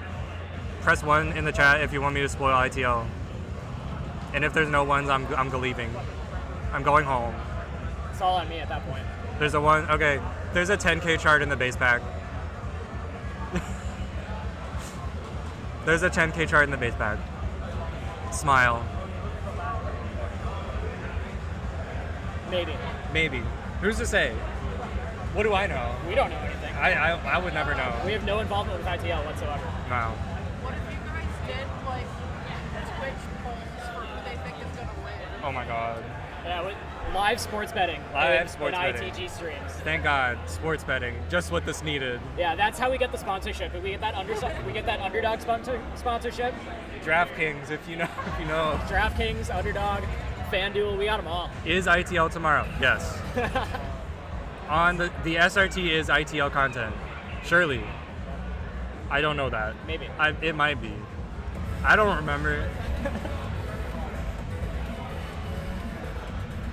Oh. Sponsored by Cal. Bet on how many energy drinks, record drinks in grand finals. I'm actually curious about that one. That bro has no water in him. I'm convinced. He's just made out of Monster. He gets his water intake via White Monster. Net worth of the ITL community falling off a cliff. Bro, there's no net worth. The net worth is 0. Yeah. You're starting with 0 and you're getting 0 by the end of all of that. There's no winning. It's just a perpetual 0. It's a null value. I didn't see the score things. That's cool. That is cool, yeah. That's, Production value. It's searing. That's all searing. Yeah. Searing, so I had no hand in any of like the artwork or any of the stream overlay. That was entirely searing this time around, and they did an amazing job. So if you like what you see, send them a message and tell them thanks, because the shit is crazy. There's a whole monitor that just shows the card draw. Yeah, like two of them. We have two of them. We have one for the actual like TOs and like all of the bracket management stuff, and then we have another one that's just the stream output for everybody to see. Like we actually have production value. Hello, everybody on the other side of the screen. Notice me. Yeah, we still every event like has been getting better and better. I love how like it's never stayed stagnant. Yeah. W production, it's a triple U production, okay? No doubles. A triple U production. Oh boy, what's this pool? Collective warm-ups right now. We got Sudsy. We got Corey. No, that's Breebs. Never mind, I'm stupid. It was so funny to see Breebs like counter ITG culture, super slow scroll speed, no background hiding, just that's my out. goat. You gotta read at M200. M200. You cannot. You have to replicate that 1x scroll speed in DDR. You cannot exactly. change. Every chart is now bagged. Good luck. When we talk about doing it for the spirit of the game, that's what we mean. Exactly. You don't do things because it makes you better at the game. You do it because it makes you worse. You do it because the game tells you. Like, yeah, I could play with hide background, but what if I want my arrows to be invisible? Did you think of that? Unironically, I would kind of love to see this. Like, this, I feel conflicted about this. I would love to see somebody just turn everything off on their side, like, yeah, just targets and arrows on note. No score, no background, no judgments, no timing indicators, nothing. Just great arrow. Fox only, final destination. Fox only, final destination, no items. I know for sure Nick Van Leer drums, he started playing without Judgment Tilt to see if he could still play the game without all the aids. Yeah. And it's hard, guys. It is hard. The game is hard when you don't have 80 visual cues, okay? It is hard with them.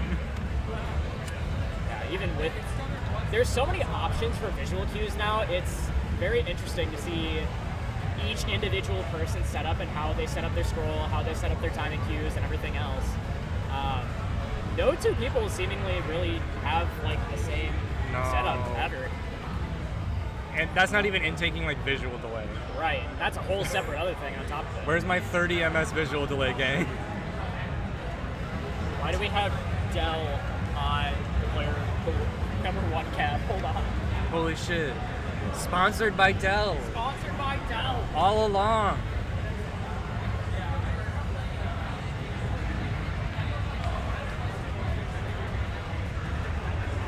Now, take it one step further, Spaghetti. Let's go one step further. You bring a binder, and on that binder is every single chart in the pack written down like on paper style, and you just read off the paper. There is no game anymore.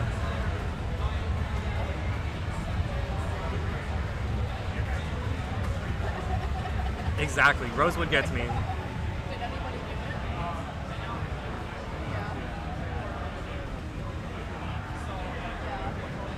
Exactly. You guys get it. The Tommy mod. Yeah.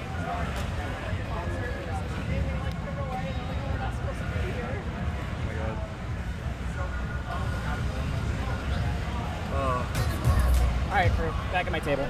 No way. Back at the other table that's not necessarily my table. Yeah, the other tables.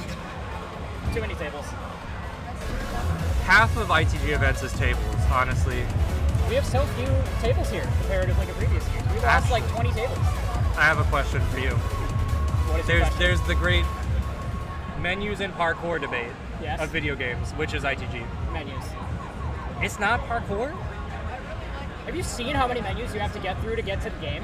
Okay, but I feel like that there's a lot of parkour in there, though. There's some parkour, but I would argue that you're probably playing more menus than you are parkour.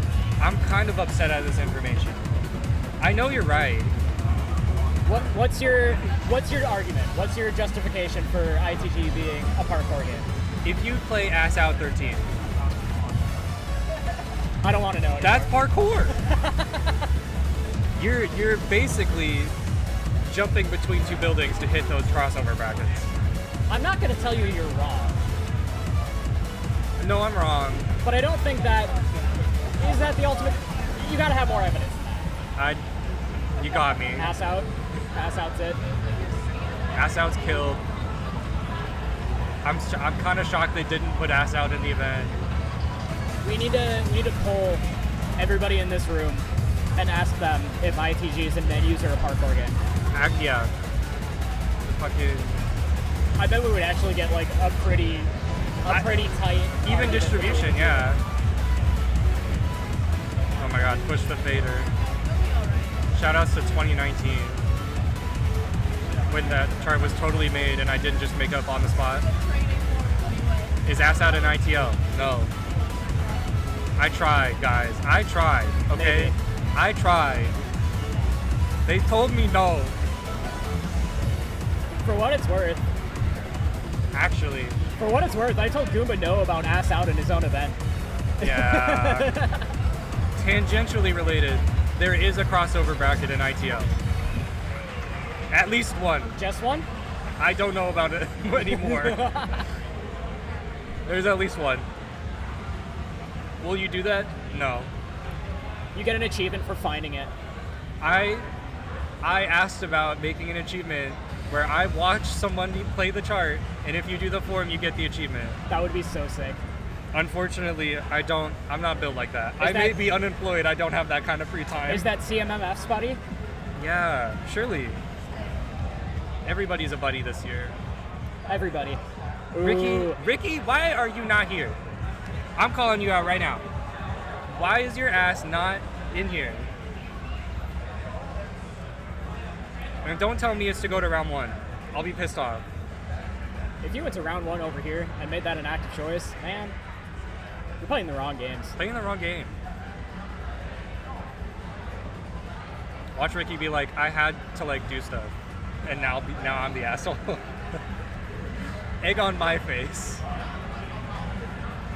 Sudzi partaking in some nepotism, playing his own chart. There's no excuse for that, because Sujit was here fucking coding during the event. Oh my god. 4 hours in the venue, Sujit is just sitting in the back of the room, hot fixing the ITG Mania version. Meanwhile, he's here at the venue, and like 4 others of us are each in different separate Airbnbs actively testing things and then talking in the chat. Just giving feedback to Sujit in the middle of all of it. It's so messed up. Why can't that man have fun? We are violating any and all labor laws that are in this jurisdiction.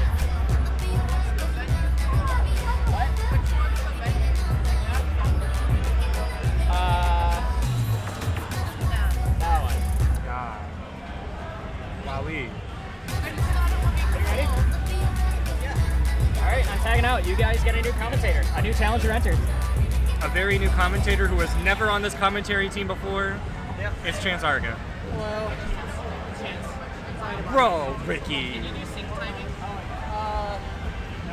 Or should I get Steven? I mean, I can do it. Can you do it? Yeah. Sorry, I just need I need to find somebody. Yeah. P2 or Cap 1. Okay. Yeah. Thank you. alright. Hello everyone, I am back. Pump match against Vincent was a 2-1, but Vincent got me at the end. Are we playing musical GG commentators? Vincent, that was an awesome match.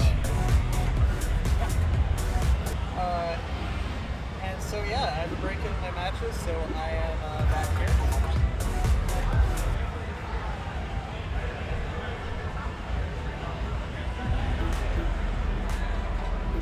That's John ITL right there. That is. Look at that man. Yeah. John ITL. John ITL. Yeah. Showing how you completely destroyed me. That was fantastic. Yeah. The DDR sensation. Yep. The DDR sensation. So, is it Vincent PIU or PIU sensation now? What have we converged to? I don't know. It's just PIU. PIU. Yeah. John PIU. Yeah. PIU, Vincent PIU.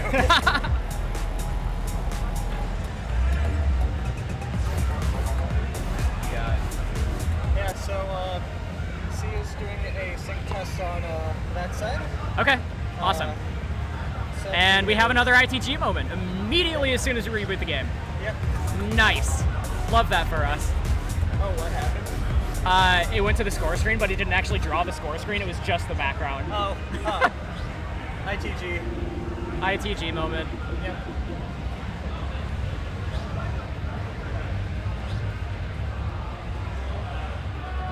Ended up getting ITG'd during the qualifier for the SRT yesterday. Yep. I'm a hallway player generally. Oh yeah, you did. And ITG likes to do this thing occasionally where it'll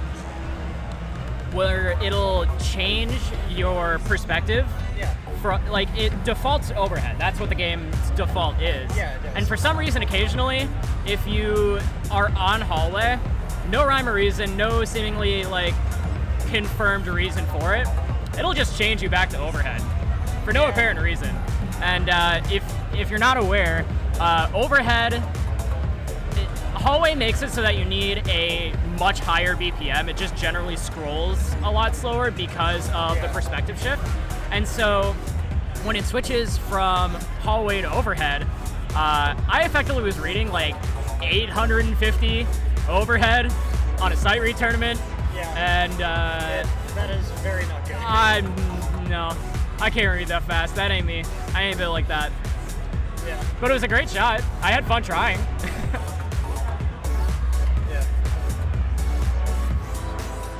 Okay. One white and immediately they step off. Beautiful. I'd say it's pretty on sync. Looks good to me. Yeah.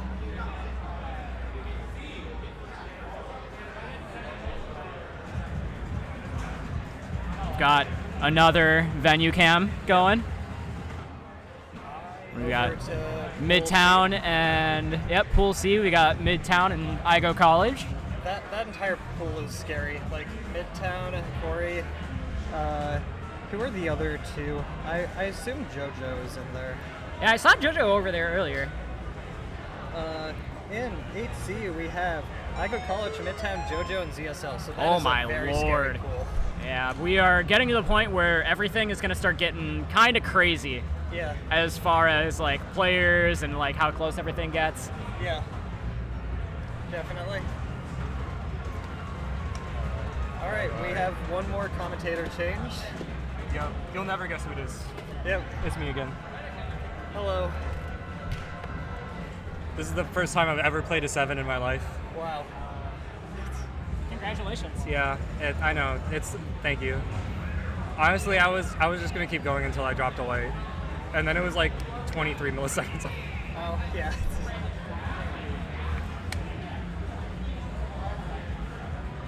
That happens though. It happens.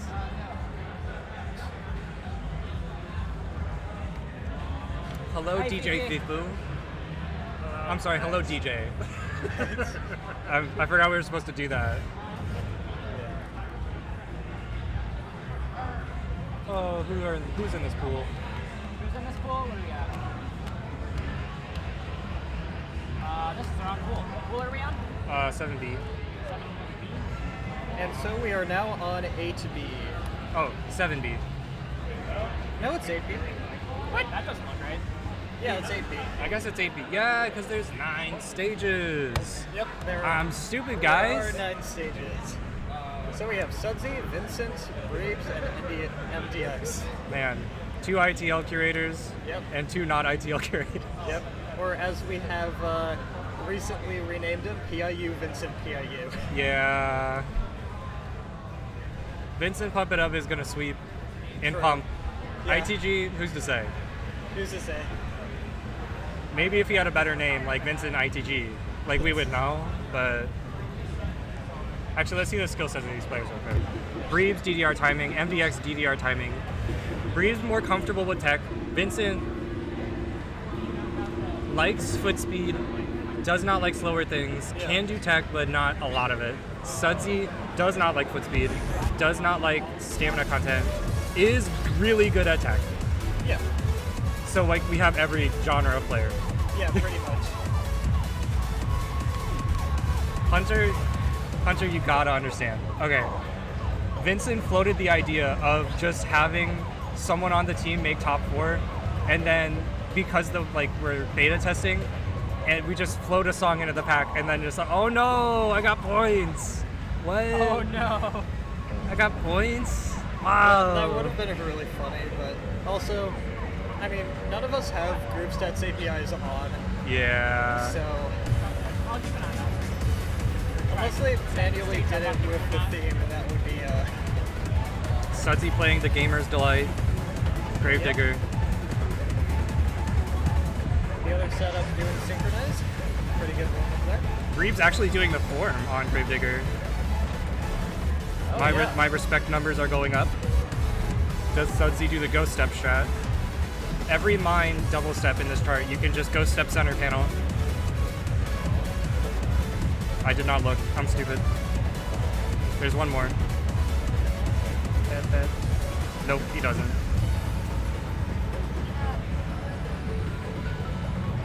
Okay. We're seeing the timing capabilities here. Yeah. Sudsy, looking kind of locked in. Yeah, very locked in. I don't know his personal best, but I assume it's like 8. Yeah. Something like that. Missing a side switch bracket there. Pants versus shorts, who will win? True. Oh my god. Wow. Yeah.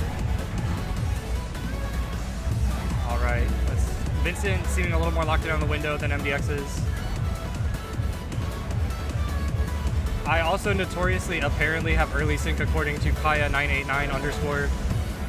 So maybe that has something to do with it. But I don't think so. I like to think she just steps late as fuck.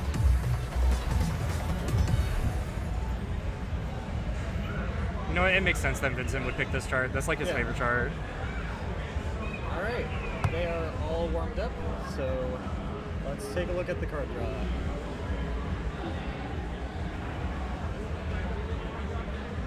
I'm getting intel. Hold on. I don't know what the intel is. This might be a terrible bit. We'll see. Oh. Oh, wow. Okay, that makes sense. Yeah. Reeves and MDX have played each other in a DDR tournament a month ago. That is awesome. Thank you, Blue Buster. So there is history of the two players playing each other, aside from Vincent and Sudsy, of course. But Vincent, he exists everywhere. Vincent is everybody. Yeah. So Vincent's actually played everybody, if you think about it. Yeah. You following my drift? If you've played ITL, you've played against everyone. You Yeah. just didn't know it. Exactly. By the transitive property, I have beaten Demo head to head. You have. On one song. Yeah. No others. It's okay. We'll take one. Don't know the card draw, but there's a colors veto. There is a colors veto. Not surprising. Yeah. Oh boy.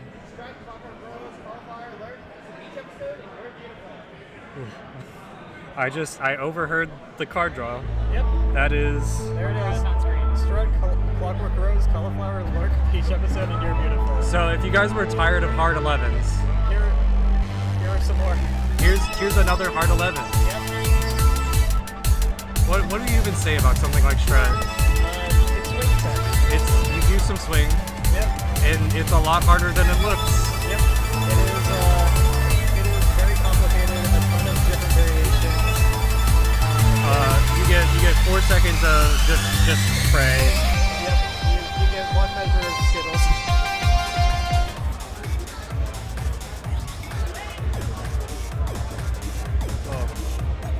Oh, this has the mind marked double step that goes into kick switches in this preview. So you get 2 mind marked, 2 kick switches, I think. It's two double steps, one and kick. one candle double step. Yeah. Whatever. A kick switch is a candle. It's fine. Yeah. Just don't think about it.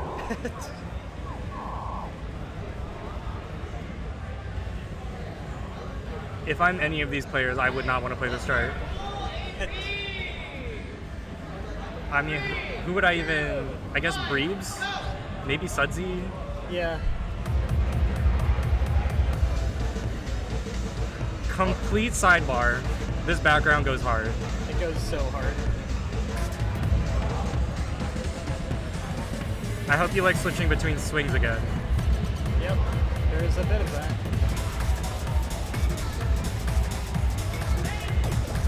All players super close to each other, like 7, 8, 9, and 3, like that. That is really close. Braves holding on to the FA pretty well. Definitely looking the most comfortable. Yeah. Double step and candle right there. Yup. Sudsy is now the only person with a quad, but he's not in first. That would still be Breebs, but not by a lot. Everyone with the Skittles section, like, super clean. Yeah. The gap widening between Vincent and MDX. Yep.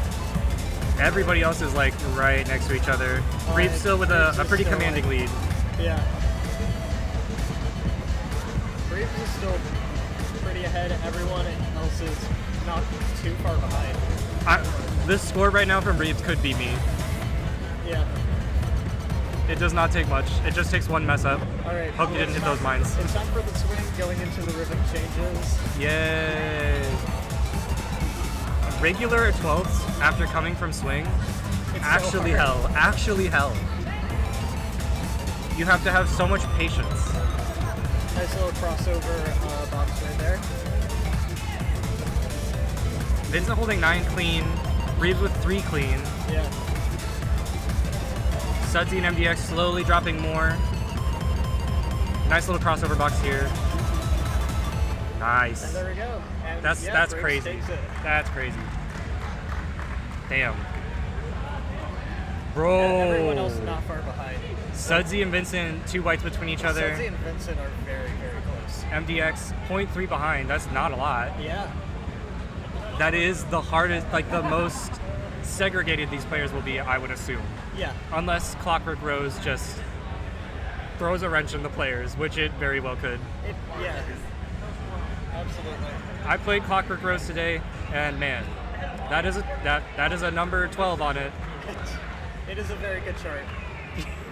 It's one difficulty higher than Panzolino's, except Panzolino should be a 12. Yeah, surely ITG Alex will rate something correctly. Vincent, get off the stream. Vincent, no. We will not be 6-7ing here. Oh boy. What to even say? Burst control, jack control, foot switch control, crossover control. Yep. It's just all foot control. There's no relaxing. Everything is changing. You're never on the downbeat for long enough to get relaxed. Besides like the break, which is like in the first 10%. I am curious to see how people tackle the upright drill. Yeah. Because that is the killer. Can you lift your foot? Yep. ITG player, when they have to lift their foot challenge. If we see one great from Vincent, he gets canceled.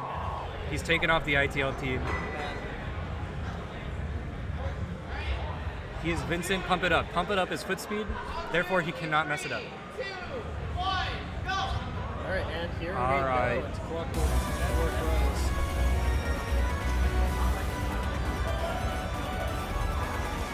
Much like everything else in ITG Alex Comp 4, Rogue 30 seconds. Yep. There's one. Everybody is just striking distance. Yep. Sudsy holding cleanest right now. Makes sense. He is the most... He's been around the block the most in this competitive field. Actually, MDX holding clean. Slightly ahead of Sudsy right now. That's true. And Breebs is actually in the lead. Yeah. Breebs is in the lead currently. Tresco? Oh wait. Yeah, X-Mod, huh? That's okay. Alright, 24th times, Jack's times. You just gotta stay confident with where you're stepping, stay confident that you know the 8th note pulse, and you'll be kind of okay. Here's your one break. Let's see. One excellent between Breebs and Sudsy. Vincent behind them. Time now. Yeah. Vincent behind by 2 excellence. That's it. Yep. MDX dropping a miss. Still keeping close pace though. Like, it is super close with any of them. Any of them could potentially... I suspect the 24th are going to be the moneymaker here. Yep. This is, if you're the player here, you're like, every excellent just feels like you're getting shot. Yes. Alright, here we go. Alright. Vincent nailing the 24th burst. He lives to see another day. This though, that's fine. Sudsy taking the lead by 3 whites. Oh my god. Wow. Alright, Sudsy is... Yeah, Sudsy is pretty far ahead at this moment. Set up to holding slightly cleaner. Breebs slightly behind Vincent now just from the miss. Otherwise, they're tied. Yeah. MDX not that far behind either of them. 3 excellence. He's actually ahead of Vincent. He is. Wow. This is going to be tight. Besides Sudsy being in first, this is going to be super tight. Yeah.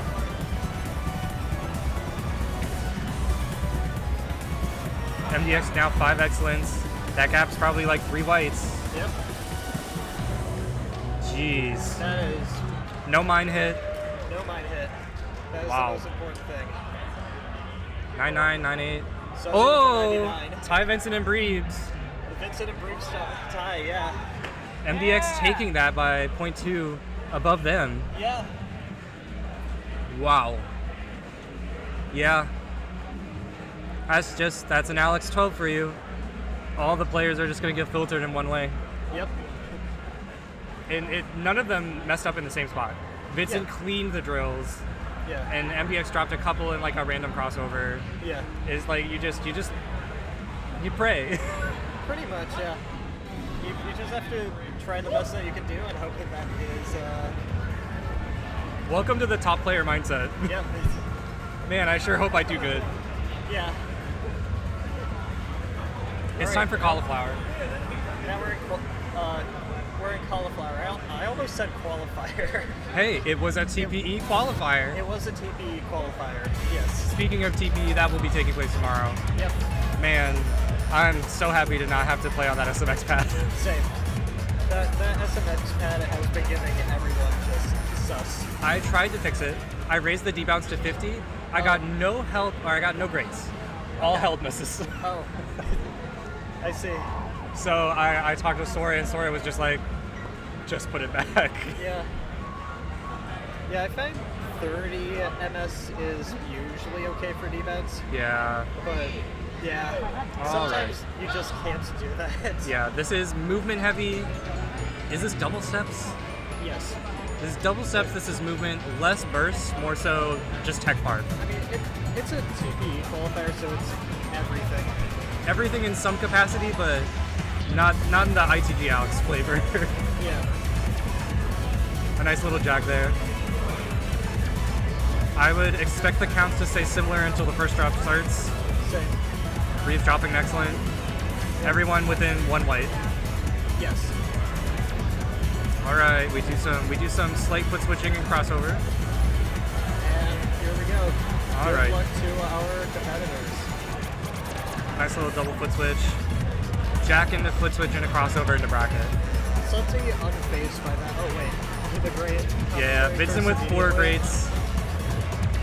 If you're not ready to do everything, yeah, you get pretty penalized, and you're seeing it happen. Yeah. Everybody's dropping on other little minor details. It's not a lot. Yeah. The bracket taps actually no one's getting wrong.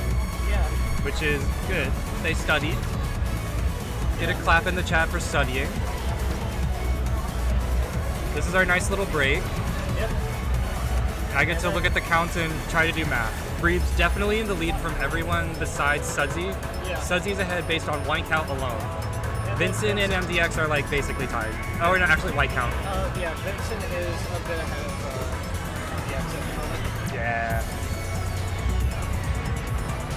And now back into the intro pattern before it goes. MDX pulling ahead. Vincent dropped a miss. All right. Syncopation time. 7C, 7D. I mean 8C, 8D. I would assume it's Midtown. I think I heard Midtown scream. Yeah. Miss drop from MDX. It's back to Vincent's playing field. Sudsy holding super clean. Breathes not far behind again. Here's our intro pattern for the 5th time. I hope you learned it the first time. And yeah, it looks like Sudsy is going to take this one, followed by Reeves, followed by Vincent, followed by MDX. Yeah, there we go. yeah. 0.2 between MDX and Vincent. Yep. Breeves is 98.7. 0.5 between Sudsy and Breeves, so. Something I'm noticing about Breeves is he kind of like us, where we combo everything. Yeah. And it's just white count and excellent deficit. Yeah. It's hard to make that up as a player, but he's definitely locking in more often than not. Yeah. Chat, I've never talked this much. I need energy. All right. Unfortunately, I have to. Is it doubles time? I have to leave again. It is couples time. Oh, couples time. So I will be over there. Godspeed. I need a white There monster. will be one more commentator switch. Yeah, I'm sorry. Schrodinger's commentator. All right, next is Lurk. Honest to God, hardest fucking 10 in the world. I love playing musical commentators. It's so cool. Yeah. This is a real game. This is the hardest 10. I'm convinced. What If is not, this again? this is I don't know if you can hear the preview right now, but you're doing like syncopated side switches in first, but you come out from a 30 seconds sometimes. And you're like, this is so much movement. Yeah, that's rude as hell for a 10. What the hell? And then the second half, you have that same pattern. You do the side switch, and then you go immediately into a foot switch. Like, you're just, Yeah. like, sorry, it's a 10. We put 1-0 next to it. Good luck, I guess. Thanks, Karpa. Everything's ones now. Everything is a 1. Someone get Karpa and yell at him. He's here. Somewhere. Can we see him in the background anywhere? It's a 10 if you DS everything. Actually suck my ass, dude. That's like Wolves is an annoying 15 from Jim.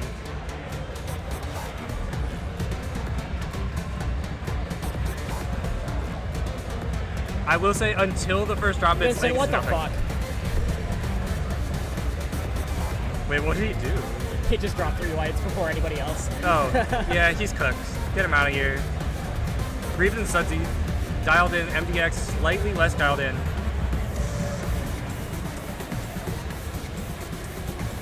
We're about to get funky nasty up in here. Oh, I didn't even notice that gimmick existed. That's crazy. All First right. Mod tournament. It's crossover time. There's our syncopated side switch. It's actually coming out from a candle as well. Yeah, that's You go in hard. from up, you come out on up. That's a 270-degree motion. If you're not moving fast enough, you just get screwed. Here's our 30-second into it. Ooh. It is so much movement. So much. Like, I cannot express to you how hard this chart is for a 10. Let's look at our breakdown. Vincent, 14 clean. Reeves, 16 clean. MDX, 15-1. Yeah, Vincent brought it back a little bit. Sudsy, 9-1. It's within 4 whites for everybody. This is a really tight match.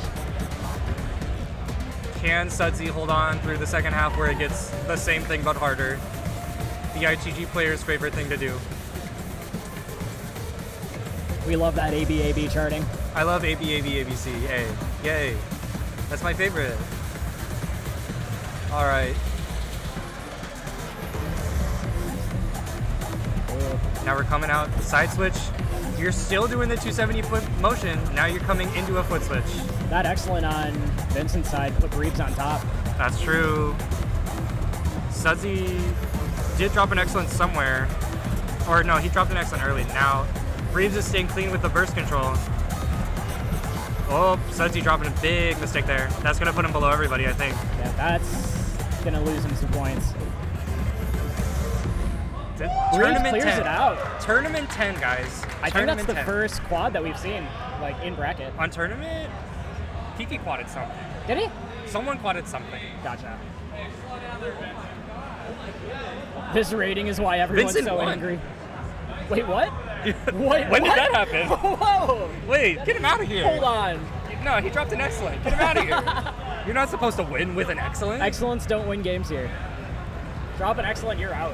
Okay, so Hold it off was the pad. it was Vincent Breves, MDX, then Sudsy, all because of the last 5%. Yeah, that was crazy. Like a 10, guys. It is. This is a 10. We have a 728 note 10. I love this video game. I love it when the numbers are wrong. It makes me feel happy. What's next? But the numbers are always wrong. Yeah. It's a subjective system. They're never right. And now we get more hard. More hard. Yeah, as if that wasn't enough. We get a 12 that's misrated, a 10 that's misrated, and then finally an 11 that's misrated. Thank God. I love this game. Didn't Breves flag in the last pool? I don't know, man. I'm just here. Breeze has kind of just been like killing it all weekend. I'm kind of honestly. balling. I'm not gonna lie. They've been really showing up. Is this his third pool or his second? I think he moved up 2. I'm not sure. Did he play yesterday? I feel like he played yesterday. We're just here, guys. Note for future streams: set up a way to look at historical pools. Yeah. No, Rosewood, what I'm saying is just fucking send it. Pick the wrong number. All you need to do is take every other word out of that sentence and just put 1, and then you have it correct. Yeah. This is second pool. Okay, that makes sense. Chief Skittles might have been onto something with Skittles Prime. It's true. I love swing. 30-second swing too. Or Oh it my was for a second. God. Vincent, MDX, and Sudsy all just like within one. I don't want to be in this pool. I would not want to play this. On a forward setup too, like, it's not one thing even- trying to time, like, your base timing, but trying to time swing on a forward setup is a whole Against other these monster. people, Yeah. of all people. No Like, yeah. mistakes allowed. Make a single mistake, you're basically dead. Vincent, notably, he has grinded this chart. He's tried to quad it several times. So he's probably the most familiar at the least. 8-3, 12-2-1, 12-1. MDX holding the lead for right now. Oh, I say that, Vincent takes the lead again. Yeah, it's just going to be like this, guys. Anything you say in the form of commentary will immediately seek to prove You'll you never wrong. guess this, guys. We have another commentator. Commentator 3. It's a mystical third commentator. Yeah. Who's the same commentator, guys. Who is the same commentator, yes. Here's our break. Vincent lead by 2. Sudsy behind MDX. Breebs staying clean, but still behind everybody else just because of the pace of everybody else. It's just crazy. This whole chart looks like a slowdown. Well, maybe if you're built different, okay? Maybe Max Storm was onto something. Actually, a huge drop on Oh! Sudsy dropping 2 greats on that slowdown as well. 2 greats on Now it's just a horse race with MDX and Breebs. and they're close. I am 4 white tops 20, or they're 10. 10 white difference. Breebs is going to be carried with his timing coming from DDR. He can be really confident with how he steps in and not worry that it's going to be wrong. Vincent and Sudsy are going to be tied. Go to MDX. That's crazy, man. Yeah. He's pretty far out ahead of me. 993, 991. He got Wow. a head shake at the. He hit a mine earlier too. He had 2 mines. Yeah. Wow. And still took that. Yeah. Crazy. Vincent with everybody almost in 99 range Yeah. on that. That is insane. On that chart, guys. Yeah. The chart of all time. Yep. That was a crazy match. That was a crazy 99ing that match. chart is hard. It's not easy. Not at all. Yeah. Would you like your seat back? Yes. Okay. Caught on the carpet. Oh, Just gonna jump out of here. Super Mario. What's next? A break. You're beautiful. I feel like this is like MDX's wheelhouse. Yeah. He can get away with this. He is.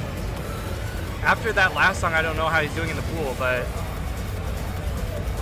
looking at it, he did win that last song, so he's up 3. That could put him in striking distance for first. Yeah. If it's telling the truth. Maybe it's like all of these numbers lie and one of them tells the truth or whatever. Maybe the 23 is, and next to Brief stands for they have to play 23 songs. Oh, there we are. There we go. All right. Okay, yeah, so this is a very close pool. Brave, Sudsy, Vincent, MDX, like, MDX sweeping, Breep's getting last with the whole pool's messed up now. the whole pool is, yeah. There's a lot riding on this. Yep. Yeah, You're Beautiful is very chart. It's very chart. Do you like 16th notes? Yep. I hope you like them until the last 10% of the song. Yep.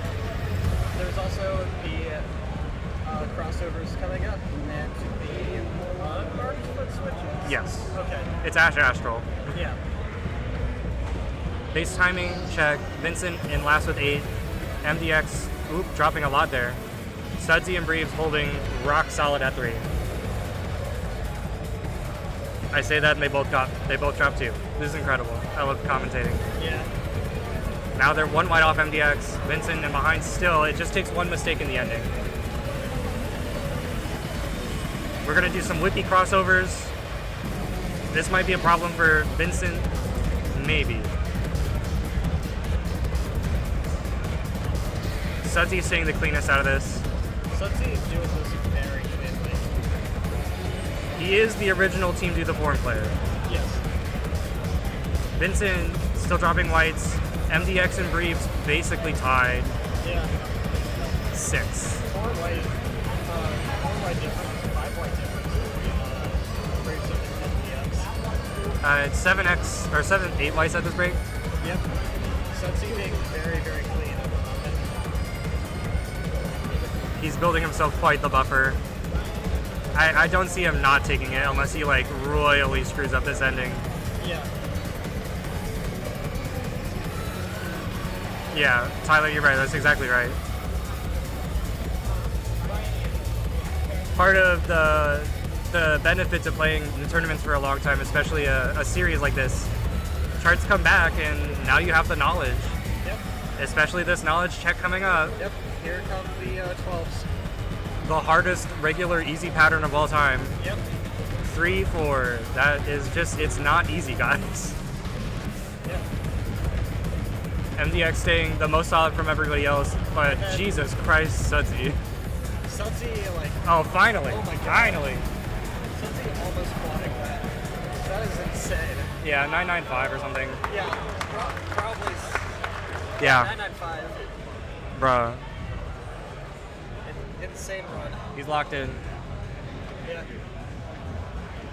Woo. Is that enough? That is not enough for Sudsy to move up to first, but he is moving up to the next round. Yep. Breeb's staying first in his pool, I think. Yeah. Because he got second. Breebs gets first with 12 points, Sudsy second with 11 points, Vincent third with 8 points, and MDX fourth with 6 points. What a pool. Yeah, congratulations to all competitors. This is...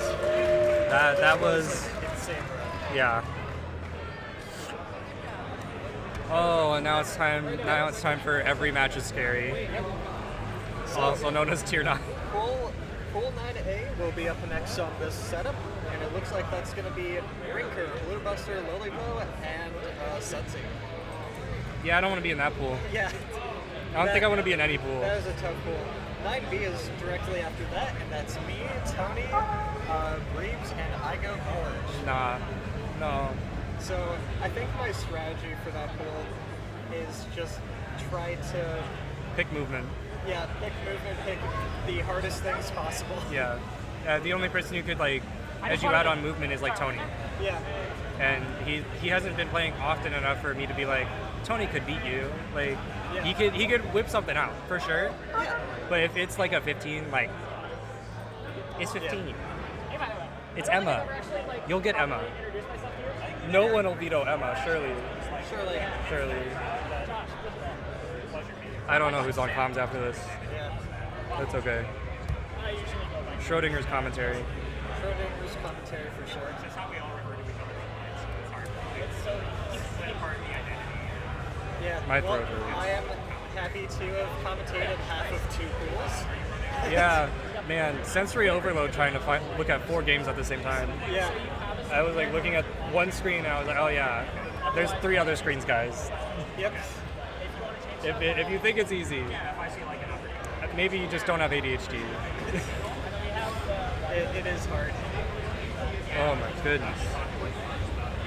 What a tournament. What a tournament. Aside from the like both setups in C and D tying exactly by each other, which is already stupid. There's just been so many other stupid, crazy things happening. Yeah. That is how RIP works. That is how it works. We go from the couples course tie to whatever dumb thing happens the next year. Yep. Whew. I'm gonna take a nap. Goodbye. I'm taking a nap. Goodbye, C. Yo, I don't think that gives you the move. No? You threw. You sold. They're not the move. Would have saved me? No. What would have saved me? It would have got me third rather than time. Yeah. I'm trying to do that. You know? Wait, my Oh, yeah. Probably bring that.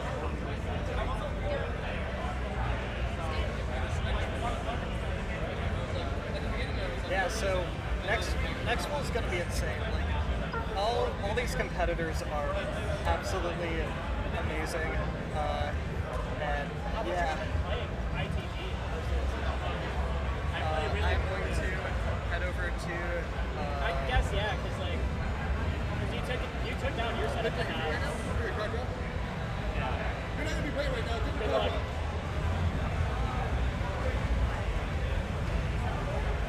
I'm gonna hop in with you, Chance. All right, sounds good. Hey everybody. I'll be right back. How are you feeling about your pool coming up? It looks like it's gonna be a hard pool. Who do you got? I have me, Tony, not Sudsy, Reeves, and I go college. I mean, all the pools are so stacked once we Yeah. get into round 9. This is going to be so hyped to watch. It is gonna be very hard. What's up, Dylon? Hey, everybody. We're just setting up for round 9. Yep. Top 16, effectively. Yep, we see Blue Buster, Reaper, Sudsy, and Crystal. So they're going to do 9A first? Yeah, they're doing Yeah. 9A.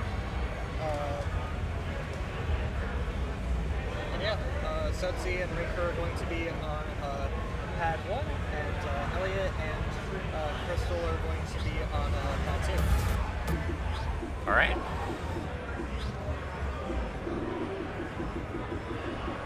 Be interesting to see what the draws are. Yeah.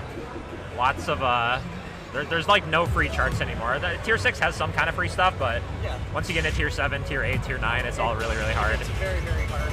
Yeah. Hey, if we can get a mic level check from anybody in chat, how the mics sound. If we have to make any adjustments on our side, you can let us know. There's so much good ITG left today. We've got 2 pools coming on here, then you get double elimination bracket for top 8. Yeah. So these pools will seed into a double elimination bracket for top 8 depending on who makes it through. So Yeah. and it's like 16 really good players, and you have to cut out 8 of those players. It's insane. It's so ridiculous. See, and whoever wins the pool goes on the winner's side of the double elimination bracket, and whoever gets second goes on the loser's side of the double elimination bracket. So they only get one shot, and if they lose, Okay, so you really want to win your pool here. you really want to win your pool, yeah. Yeah, we can maybe bump the. We can either have Chance sit a little closer to the mic, or we can bump the levels.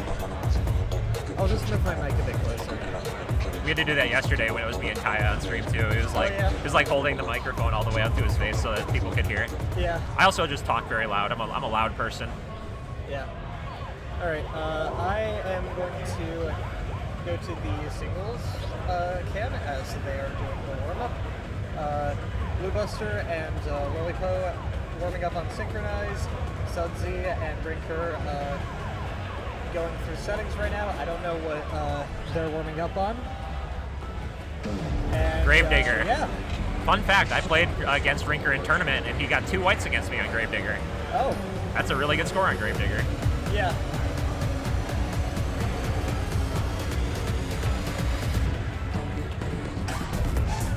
I feel like this is one of those charts that's like really technical and feels impossible until suddenly you just get it, and then it's like not that bad. Oh, yeah, definitely. The side switches are very difficult, but until you get them, and then they're not that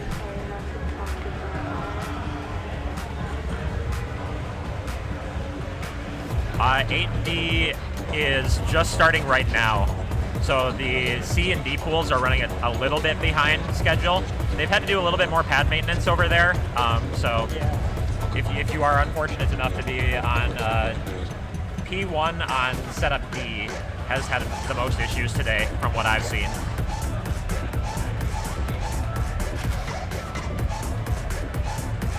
But yeah, pool 8D is just getting started right now. That's N Van Leer drums hearing Tommy Doesn't Miss and Goomba Roomba over there.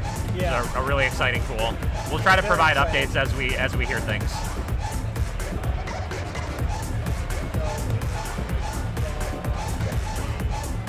And we have a warm-up tie between Blue Buster and Lollipop. Yeah.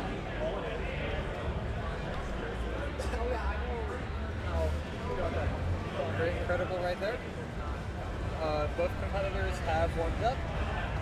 We might be doing card draw. We'll swap over to... not yet. Not yet. This is that actually looks like the card draw they did for D, so that's actually worth maybe talking about a little bit. Yeah. So they're going to do Cauliflower, Ugoki, Arcology on Permafrost. That's a tough one. Yeah. Clockwork Rose, pretty hard, but not terrible for those players over there. Break Law is pretty straightforward. Midnight Hour. Yeah. Okay. All right. The card draw for 9A. It is Neon Kingdom, Reality Distortion, Art Style, Time Lock Alert, Midnight Hour, and a Circle of Rebellion. This is a pretty varied draw. It's a little more on the tier 6 side, but there are still some very scary ones like Reality Distortion. I mean, Time Lock is pretty doable, I think, for most of these players, but it's still pretty hard. It's a lot of steps in a chart. Neon Kingdom, I would be surprised if it doesn't get vetoed, honestly. I think a lot of players are a little hesitant for, like, it's just so much non-stop burst and stuff going on there. Yeah. Did you catch a little bit of the feedback on the audio levels? Cool. I'm afraid to touch the dials over there myself, so we're going to let Blizzard Ball do the controls for the volume. Root Reducer is not here, unfortunately. But, hello, wife.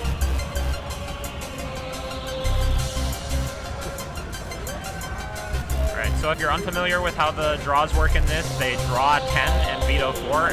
Each player gets a veto. It goes in order of lowest seed to highest seed. Yeah. So we'll be left with 6, and all players will play all 6 songs at the same time. Yep.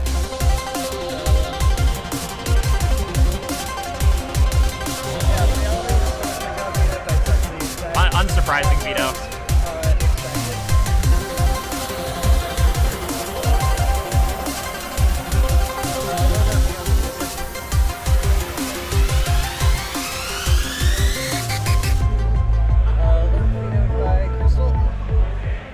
It's an interesting choice to veto, but maybe, like, I feel like Crystal would do really, really well on Lurk, like get very low white count on such a simple chart like that. Yeah. But maybe she thinks everybody else is going to do a super low white count, and she doesn't want to be in, like, a coin flip kind of situation. Yeah. Yeah, my guess is the card draw scene just had the music too loud. Any audio feedback you guys give in chat will help us tune it in, because we don't have headsets to hear ourselves back here. So Yeah. you give us the feedback, and we'll pass it along and try to get things in a good spot for everybody. Yeah, definitely. And then Inner Circle and Sticky. And Sticky were vetoed. Sticky, I can definitely see it. It's a. What do you think is the thought process for Rinker vetoing Sticky based on what's left? It's a pretty straightforward one, or not really straightforward, but very FA based. Yeah. He's trying to out-tech. Oh, so you think Rinker's going for more of the, like, high tech, high effort kind of way to win the pool? I think so. I'm not entirely sure. Okay. Like, yeah.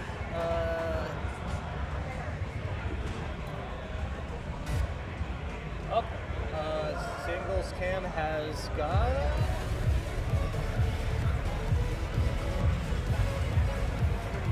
Okay. Blizzard Ball is doing stuff right now. Yeah. There we go. Hey, there it is. All right, Neon Kingdom first. Yep. Neon Kingdom. Very bursty.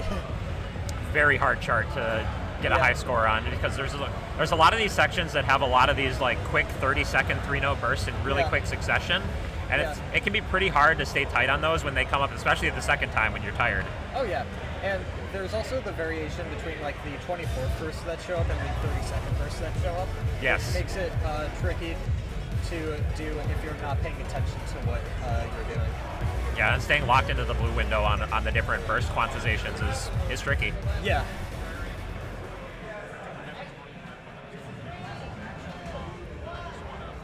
Here we go. And here we go.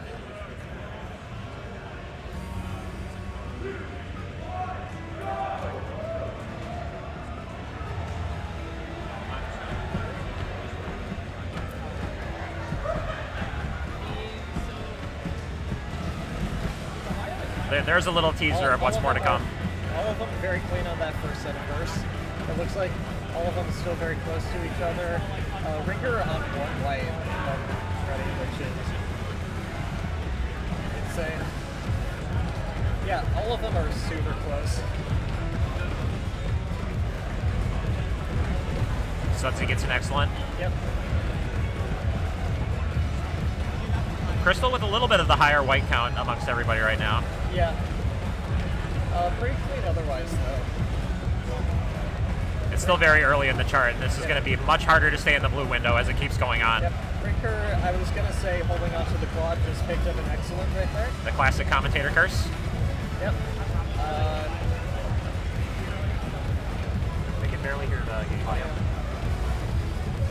Thank you for the feedback. Yep, thank you for the feedback.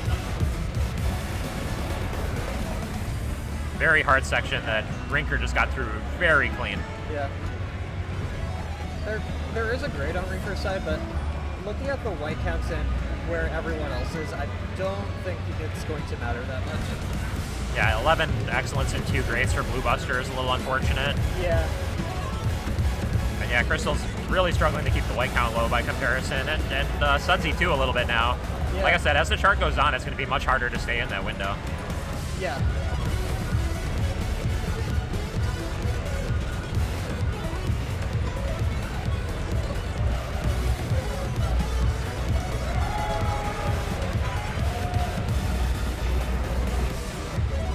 It's looking pretty close between Blue Buster and Sudsy right now. It is, yeah.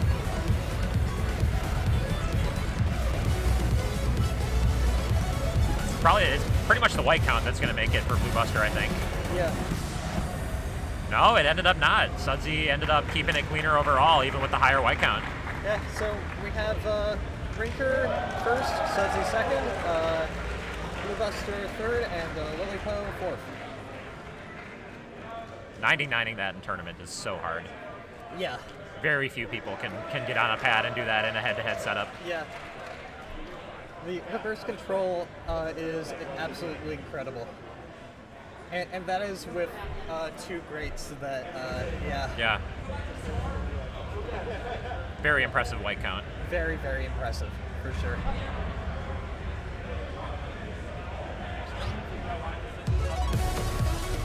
The R Styles next. Yep. Classic banger. Yeah. Very, very hard chart. Yes. So much going on in there from like the verse to the bracket section to just the crossovers and everything about this chart is very hard.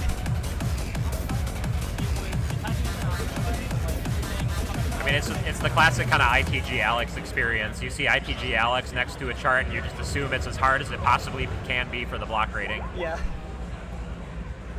Goomba was, last I heard, playing in Pool 8D. Yeah. I don't know. We haven't gotten an update on that pool super recently, but when we hear anything, we can let y'all know. Yep.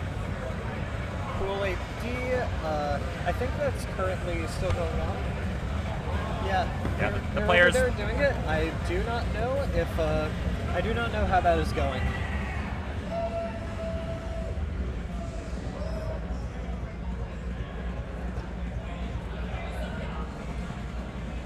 Follow the venue right there. I love that camera that they have for this. The streaming setup. Like, shout outs to everybody who worked on the streaming setup here. They did incredible work. Absolutely. All right, here we go. Our Styles. Perfect sync on the 2 game cap on the 2 game videos.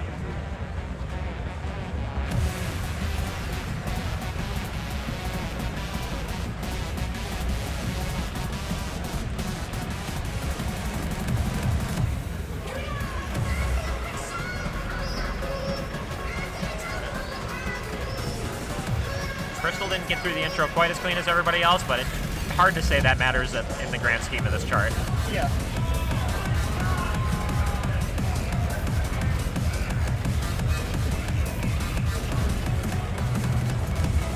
Those 30-second bursts are killer. 30 seconds at 174 are fast. Yes. Ryan's still absolutely clean at the moment.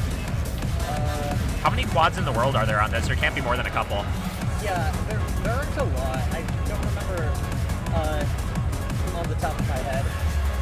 But Rinker is the kind of player who might like come and bust out a quad on something like this in tournament. Yep, then I think it's Sudsy, then Blue Buster, then Lilipo.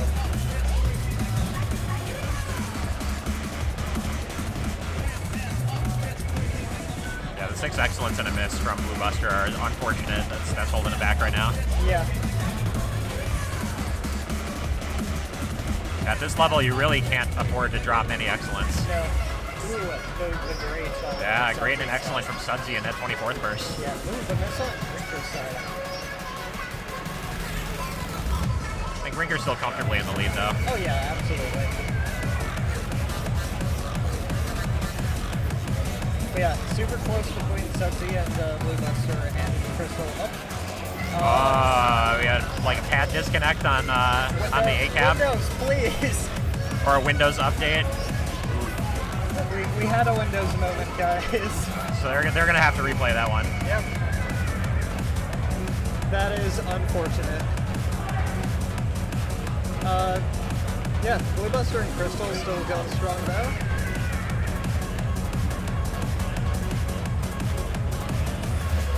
Looks like Blue Buster will take it over Crystal here. Yep. And there we go. 98.6 is an impressive score still, for sure.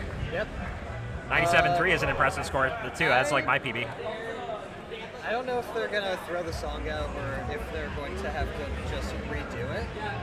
Yeah, we'll get an update for what's going to happen. We got an update. The song is getting thrown out.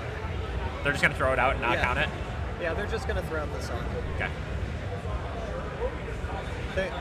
Thank you, Windows. Shout out to Linux. Yep.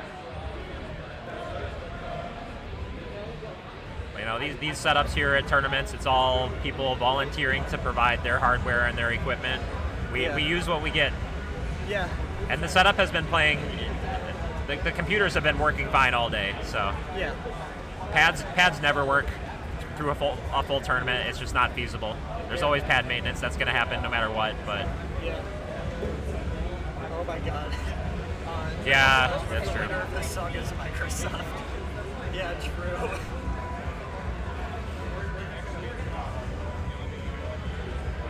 You think they should have to play one of the vetoes to compensate? Yeah.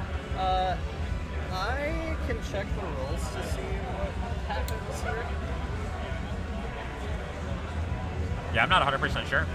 Yeah. I haven't seen it happen yet. I double check it.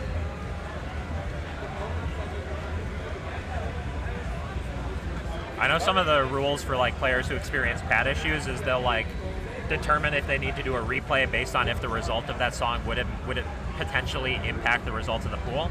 Yeah. But that's not the same situation here where two players effectively got a forced DNF on a song. Yeah. Just finding the rules document really quickly.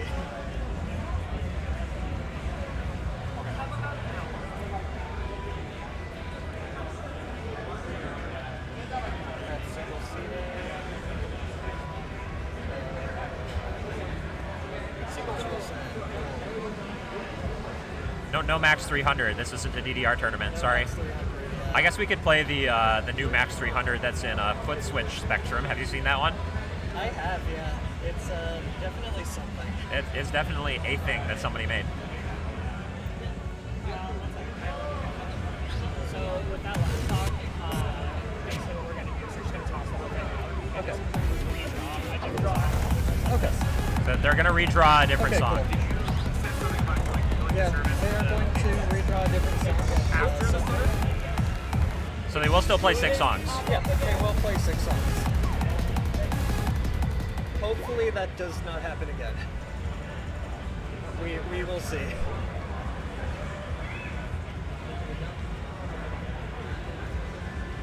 Yeah, it seemed like it wasn't the pads becoming disconnected or something. So you occasionally see that if a pad like disconnects mid-song, as it'll cause a quick freeze and then both players will fail. Yeah. But that was like an update pop-up on Windows, so they force quit whatever application caused that pop-up. So hopefully we'll be good. Yeah, definitely. It is unfortunate that happened, but yeah, there's not much you can do besides just keep going. It's part of the tournament experience. Things happen. You just gotta figure it out on the fly. Your pad's gonna feel different from what you're used to. It's all about adapting to the situation at hand.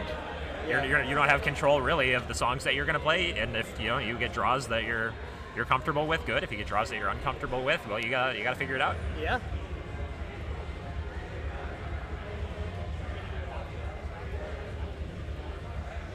Yeah, restarting the computers is an idea.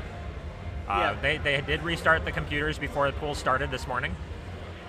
Every morning they always make sure to like re-sync the cabs so that everything is like feeling good, because the sync is probably not going to be the same as it was yesterday. Yeah. But as long as everything's looking and feeling pretty good, they probably won't restart it, because restarting introduces like, maybe it's going to feel different after the restart, you know? Yeah. It's the classic Windows stuff. Hi, everybody. Hello.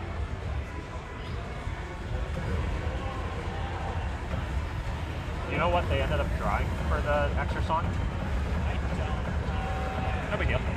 Time lock. They drew Time Lock. Okay, they're going to play Time Lock now. Yep. So this is the stand-in for our styles. Okay, cool. Yeah, Time Lock, pretty similar BPM to our styles. A lot more foot switch heavy, but like... It's also a lot more steps. It's a lot more steps. It's very mentally draining. It's, yeah. There are some really hard. tricky rhythm moments in it, too. Yeah. Yeah, definitely. Especially in the back half, I feel. Yeah. And it's the kind of classic Ash Astral, none of the foot switches are marked kind of chart. Yeah. So even if they're, I think the more typical charting meta is you'll like mark the ones that are slow and not mark the ones that are fast. Yeah. Ash doesn't mark any of them. So the slow ones aren't marked either. So that can trip you up if you aren't fully studied. Yeah. But these players will know this chart. Oh yeah, definitely. Here we go.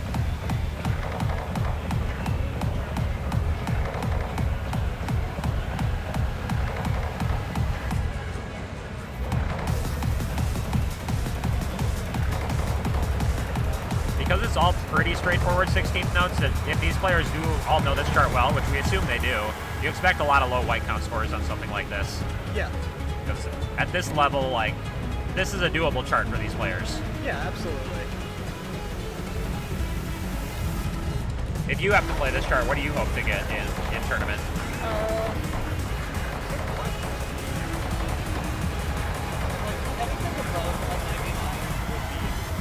Yeah.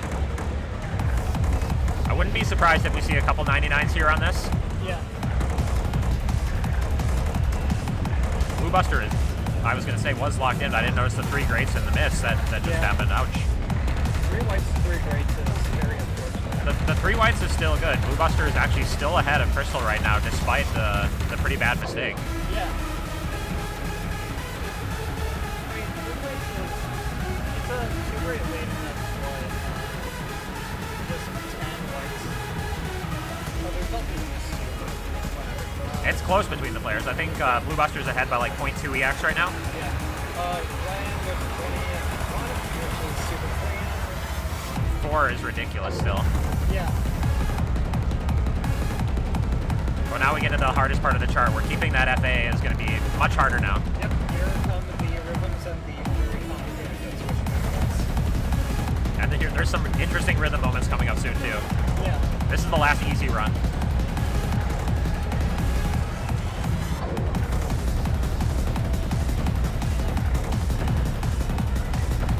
Very, very hard right there.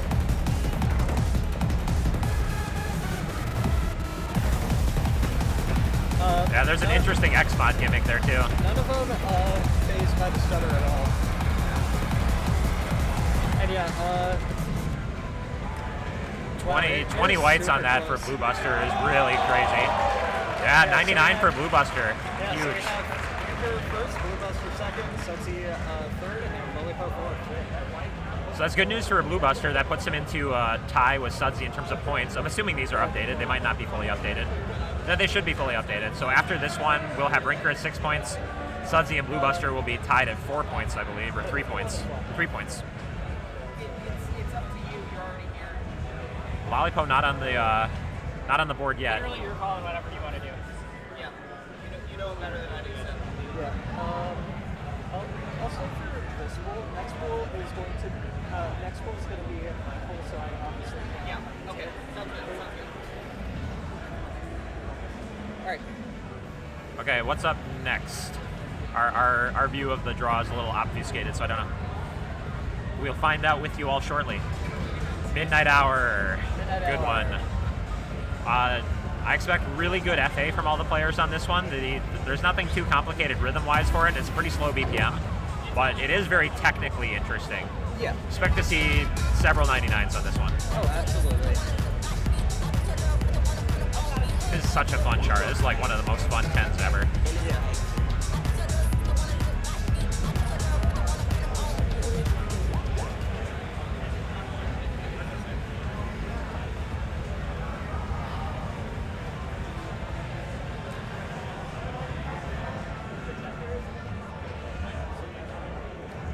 Yeah, so this chart does a lot of interesting kind of crossover-y stuff.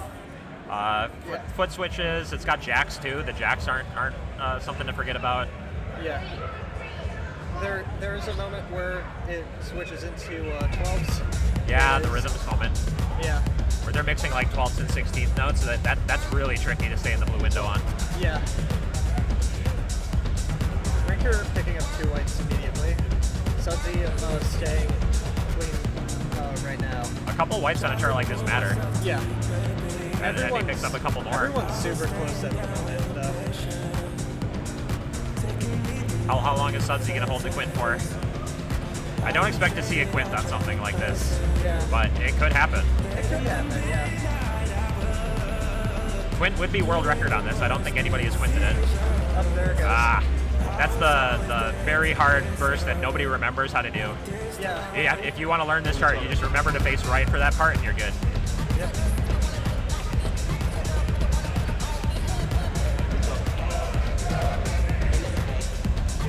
It's so close between everybody right now. You have an exact tie. Blue Buster and Crystal. Yeah. Ooh, the great from Blue Buster. Yeah, everyone's dead even, basically. Yeah. It is super, super close. Sudsy and Lily both tied at the moment. More tied. The 12 part right there. Very tricky right there. Rinker got that section so clean. Yeah. So did Blue Buster. Blue Buster's on 13 whites right now, too. Yeah. 13-1. Rinker's slightly ahead, I think, by 2 whites.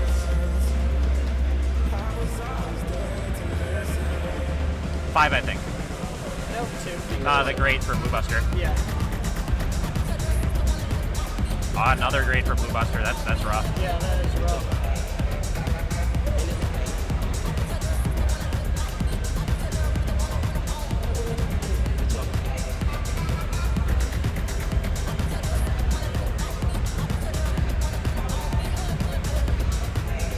So it looks close between Crystal and Sudsy, and then close between Rinker and Blue Buster.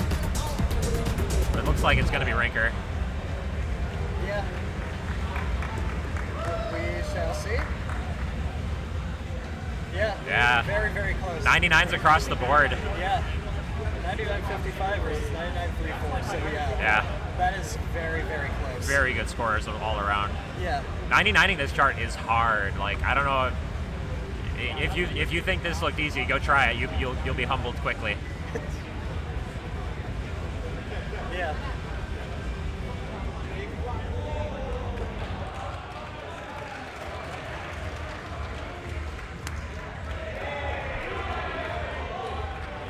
Rebellion, it looks like, is the next one. Sweet. Yeah. Rebellion, pretty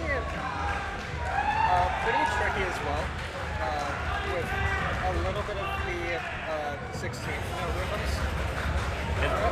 Is Rebellion? It's like 170-ish BPM. It's It's got some pretty straightforward crossovers in it, but it's still crossovers at 170. That's hard. I mean, it also has some tricky 16th rhythms in there. Yeah. And Fantastic chart. This chart is so fun. it is a very good chart. All right, and we are about to start.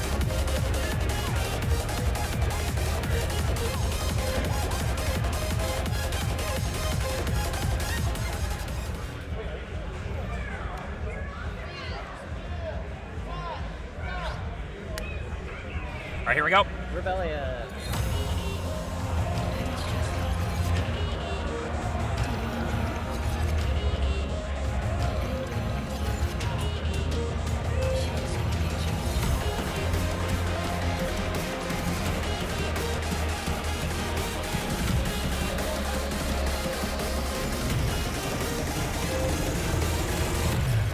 pretty clean through the intro. Not terribly surprising, but that 24th burst after the slowdown there is easy to trip up on. And we see a few excellents from everybody except Blue Buster. It is still very, very close between everyone. As we go into the 16th rhythm part, and then directly after that is the, I think, supposed to be jump switch, but I just quadruple step in with the brackets. Okay. Yeah, I do them as brackets and like slow bracket foot switches. Yeah. Here they are. It is easy to hit the mines though, as you see. I think Blue Buster just hit one. Yeah. And 24 first right there. Very clean for every single one of them. At 24s at 170 are fast. Yeah.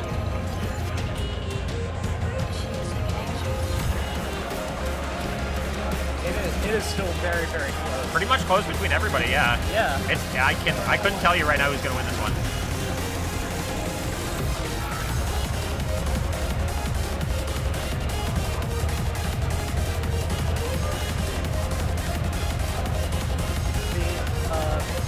The ribbon here. Not tripping anyone up. Everyone's really locked in right now. Yeah. Nobody getting tripped up by that lateral either. Yeah.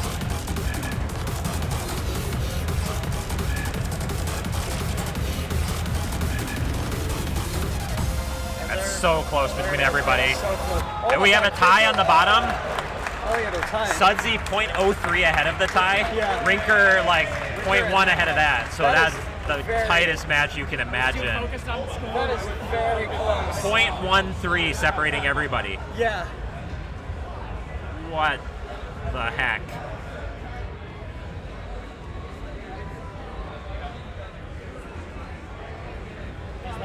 This is the level of skill that is in this room right now. Yeah. This is just one of the top 16 pools. Yeah. We got some good ITG here today. Very good ITG here today. Yeah, thank you all in chat for joining us.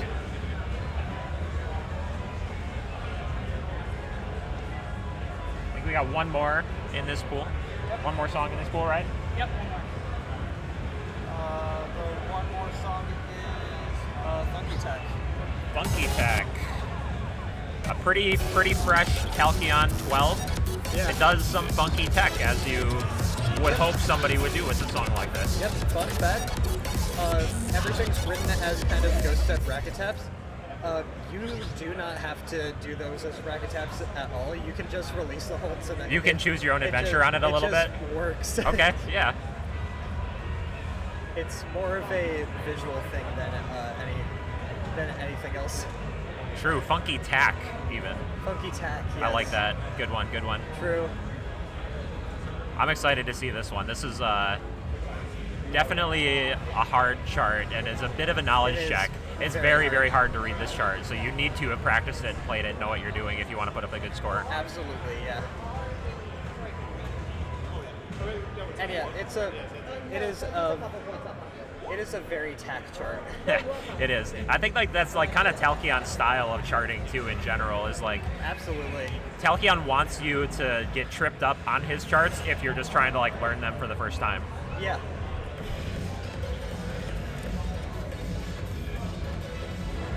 I think I got Bliss working on it. Yep, there we go. All right.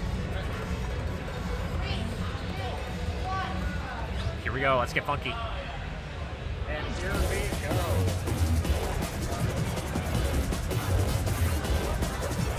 I'm going to be watching for the other way to execute it now.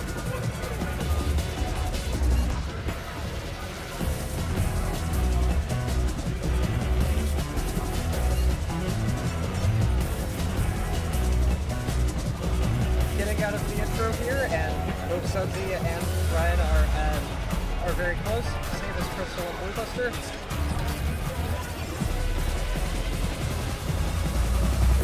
You get like a little false sense of security by how comfy that intro is, and then everything's going to get weird now. Yep.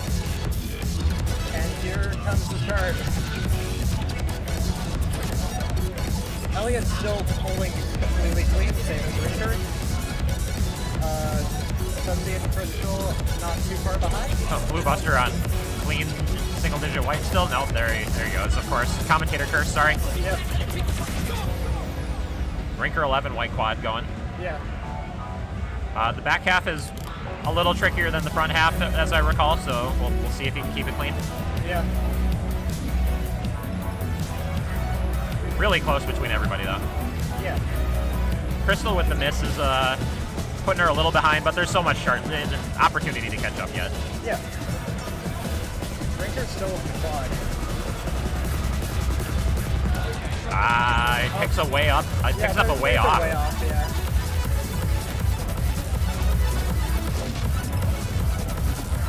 This part is so tricky if you don't know it. And we see Sudsy make a pretty bad mistake there. Yep.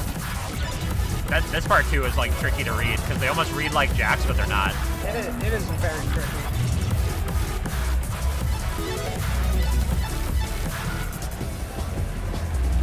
And yeah, this is It's going to be Blue Buster and Rinker in first and second for this one, or Rinker first, Blue Buster second.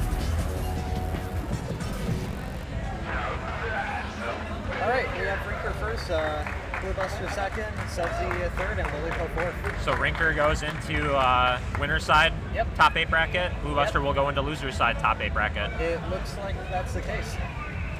Yep.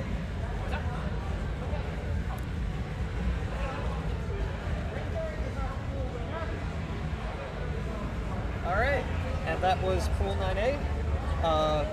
9B, I am competing with Tony, Greaves, and I Go College. All right, so we're gonna have a little commentator swap here. Chance, good luck, man. Thank you. I'm sure you'll crush it. Yep. I will do my best.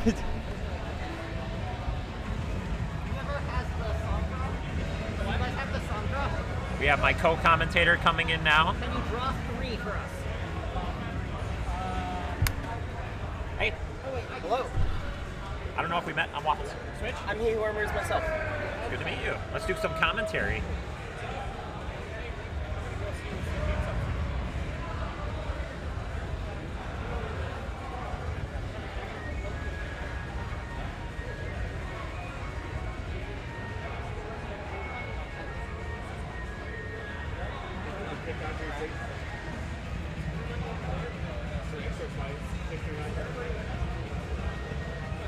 I love the little wandering cam. It's so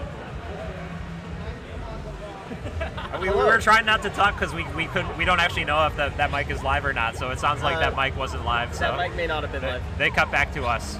All right, hey Hello. everybody. Taking the place of Chance is He Who Armors myself. A strict downgrade in every measure. It's hard to compete with the goat. It's hard to compete. Nice job. That was great. That was funny. I don't think the mic came through, but even like just the seeing everything. He was drawing the ITL banner, and I didn't catch that. Because it's like all the way up.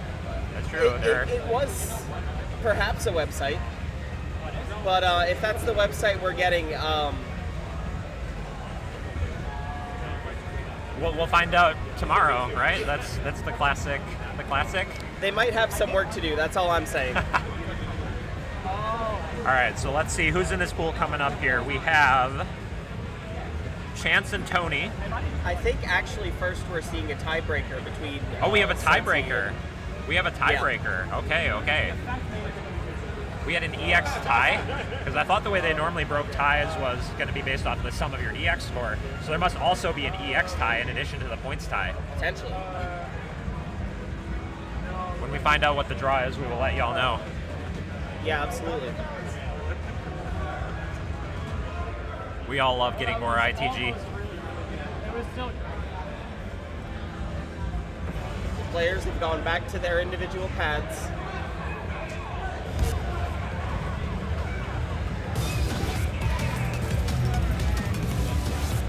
Oh, okay. I recognize this chart by sound, but I don't remember the name of it right now. It's 13, pretty bracket heavy, pretty crossover heavy. It's a pretty high effort chart. It's not the hardest 13 ever, but it is a lot of steps. I mean, whoever wins playing an extra 13 is automatically an energy tax. So yes, you know. Yeah, there's not much free content to be played in this level of pool. So, and these players are looking to go into top 8 bracket where everything gets even harder because you lose a lot of the easiest content they have access to right now is in tier 6, and they do not have access to tier 6 and top 8. I don't think. Mm-hmm.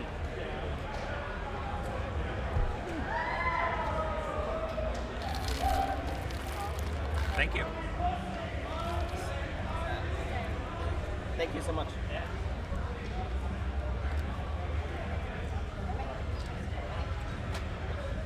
All right, here we go. Also, cough drops here if you need them.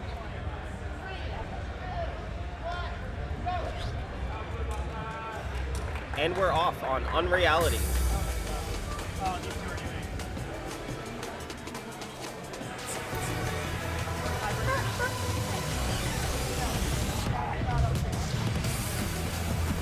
So after the intro, it's going to come into some pretty bracket-heavy stuff with crossovers mixed in. Expect they'll get through the intro both pretty clean.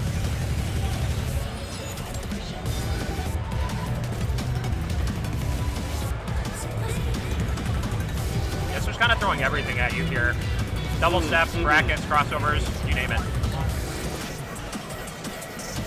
Sudsy with a decent-ish lead to start. I think you don't expect either player to pick up a lot of excellence on a song like this when there's not a lot of like really bursty stuff. It's all pretty straightforward 16th rhythms, but it is at 174. It's fast. Yeah, Sudsy's ahead by about 4 whites at the moment.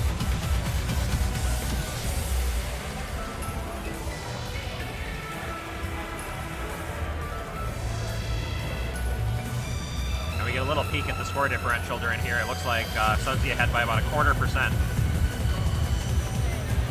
And then, you know, here we are right back into it. We have seen Blue Buster lock in on FA when needed. He needs to right now. Sudsy with a miss, Blue Buster also with a miss. They're exactly tied right now. They're exactly tied. They're exactly tied right now. Ah, the grade. Unfortunate grade. Very unfortunate grade. Unfortunate early grade. It's still really close. A few whites, so it's not free. It's really close. And it's Blue Buster. It's Blue Buster. By like 2 or 3 whites. 0.06. Yeah, I think by 3 whites. Yeah, wow. Crazy close match.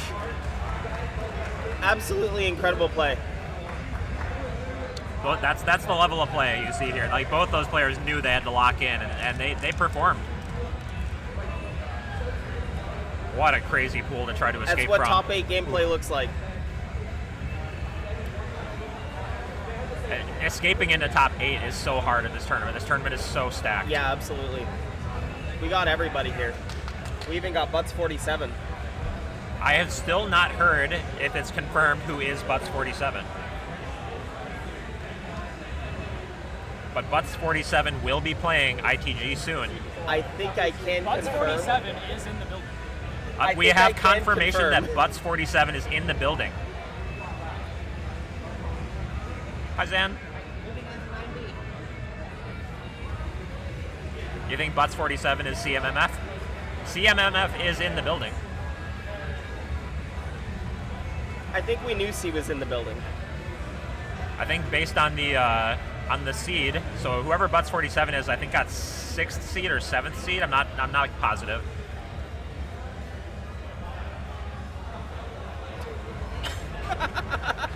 BSG is a character.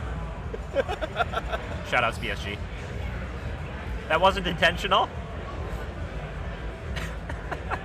Yeah, ITG burner. I believe Butts47 is Leon. Is Leon in the building? I haven't seen Leon yet. I was told he was here. I have heard. But I haven't seen him myself. I had heard the rumor that Butts47 was Leon as well, so that would track.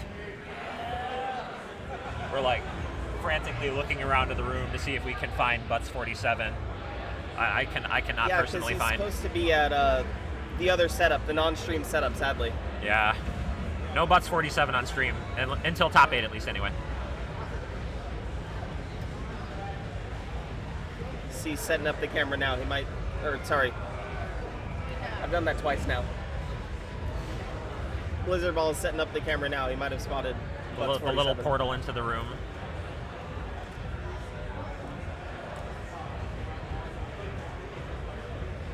Little view of the venue for everybody. See if anybody can spot Butts 47 in the crowd. So I see Breebs coming over. Breebs is getting ready to play in this pool. So it is Tony, Chance, Breebs, and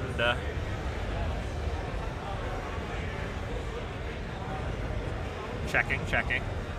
I Go College, Corey. There are at least Chance. Now you're getting me twisted.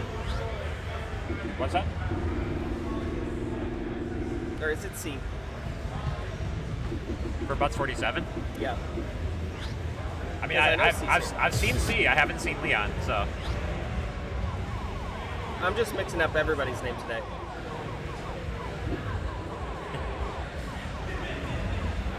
Breebs and Corey have pretty different play styles, so I think Breebs is more of a DDR player by at least training, but he's very good at this game, of course. Anybody in top 16 is ridiculously good at this game. But I think they have quite different play styles.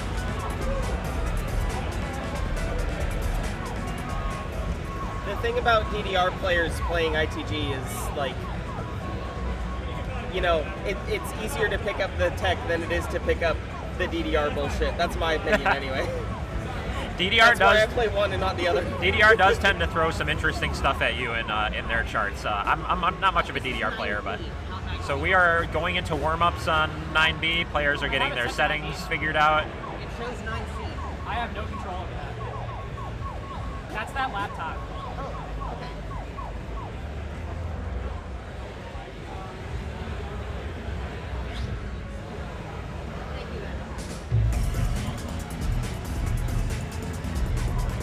Not terribly surprising. Warming up now? Yeah, and not unsurprising that they're warming up on one of the hardest songs in the warm-up pack.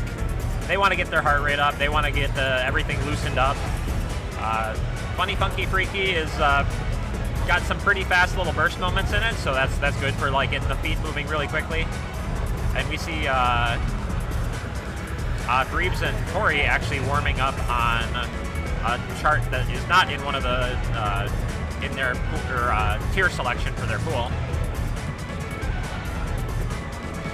Not technically in the warm-up pack. the kick switch chart. Yep. Does this like crossover triple step into kick switch kind of pattern. That's kind of the motif of the chart.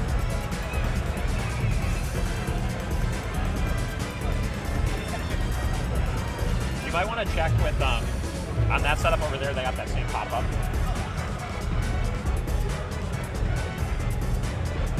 They might have noticed there's a little Windows pop-up or something going on that setup over there, so they're gonna. Yeah, they got it. They're gonna make sure it's gone. So. They're professionals. We sent Lizard Ball. So as far as I know, you are only granted one warm-up song for all pools. They might not hold that rule to the same level of strictness once they get into top 8, but things are pretty pressed for time here.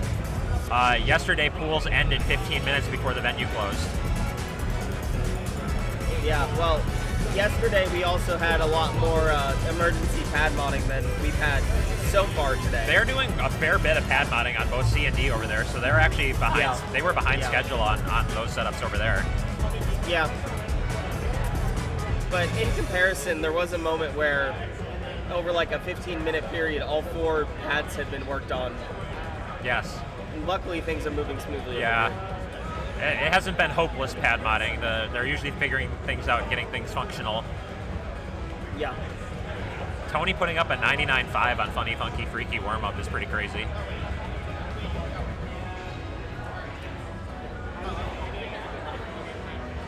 We'll see if they give them a second warm-up song over on that other setup since they had to deal with that little pop-up. They'll probably leave it up to the players.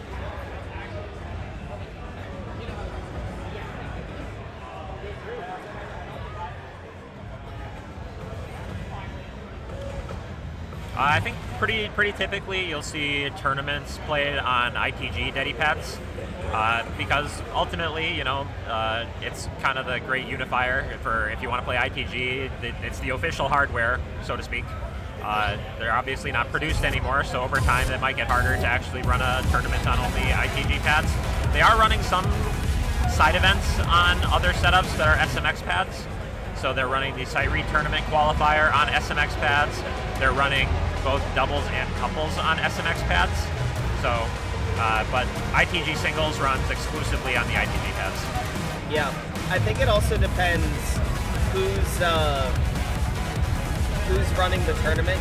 Yeah. I think stuff that gets run like Beast in the East and Storm, when it's Tyler bringing this stuff, he brings the SMX pads. Yeah. So I don't think he has Dedicaps to bring, so it really depends on who your hardware provider is. Yeah, and ultimately all of this stuff that's getting provided is, again, like just being volunteered and provided by people in the community, basically.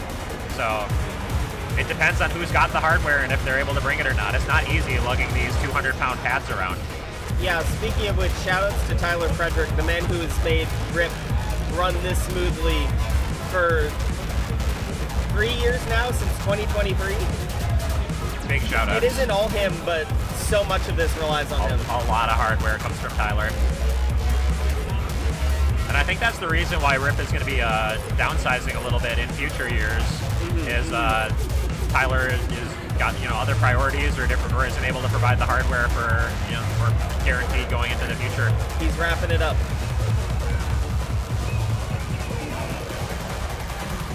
So it does look like Corey and Breves decided to go for another warm-up since theirs was interrupted. And Chance and Tony just they take the opportunity. These top players, when they see an opportunity to get an extra warm-up, they'll do it. Just take that time to dial in, figure out your settings, figure out the sync.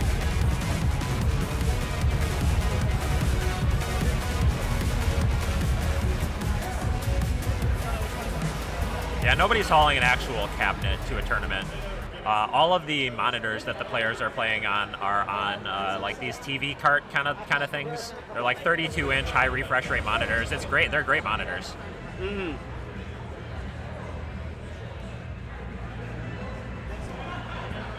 But yeah, the setups are really sweet. Every setup has 2 baskets hanging off the side of it with paper towel, Windex, and baby powder.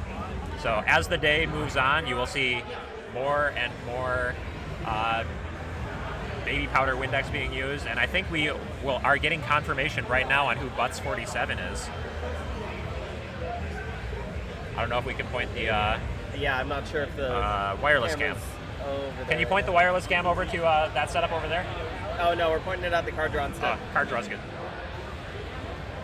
All right, we're doing card draw. Here's our card draw. Looks like Palette Lab. Corey vetoes Palette Lab. Pretty tricky rhythm 12, so not surprised to see that one vetoed. We see Breebs vetoed Diablosis Naga. Didn't feel like doing a 200 BPM 13. Yeah, you see the highest difficulty number in the pack. Sometimes you just get rid of it. I was going to do Diablosis as well. We hear Tony thinking through his process on the veto right now. Honestly, most of the rest of the charts here, I think, are doable by these players. Mm-hmm. Break It Down's a solid thing to go for a veto on. Break It Down has a couple pretty fast 30-second staircase runs, which are pretty easy to pick up pad stuff on if you're not comfortable on the pads yet. We are playing the virus, then. We are playing the virus. I'm very certain that Chance is thrilled about that. Chance is very, very good at the virus.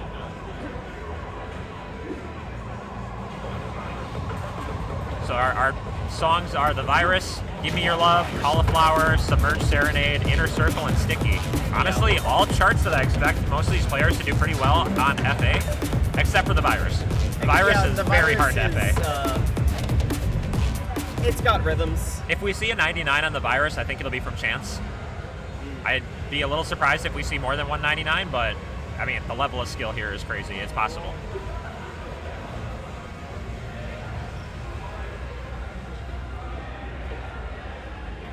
Hold on 1 second.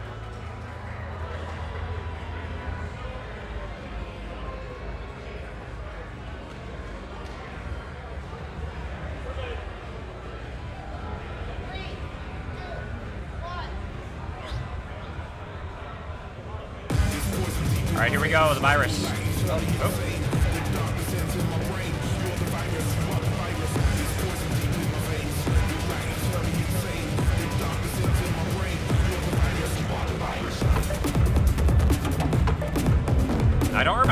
much Xmod stuff in this other than that little intro thing. It should only be the intro to my knowledge. I mostly play on Mod, and I don't remember anything. Yeah, I don't remember. Out of this from ITL. I didn't practice this one much because I didn't think I was going to have to do tier 9, so I didn't, yeah. Chance with quad still is ridiculous. Tony is ripping too. Tony's actually ahead of Chance right now. Just on the white count. Yeah. Breebs and I Go College are looking pretty close between each other. Probably a slight advantage to Breebs right now. But again, you're really... Right now, it's all what's happening on the top screen. You're really fighting for top 2 right now. Top 2 is all that matters. You don't get top 2, your tournament is done.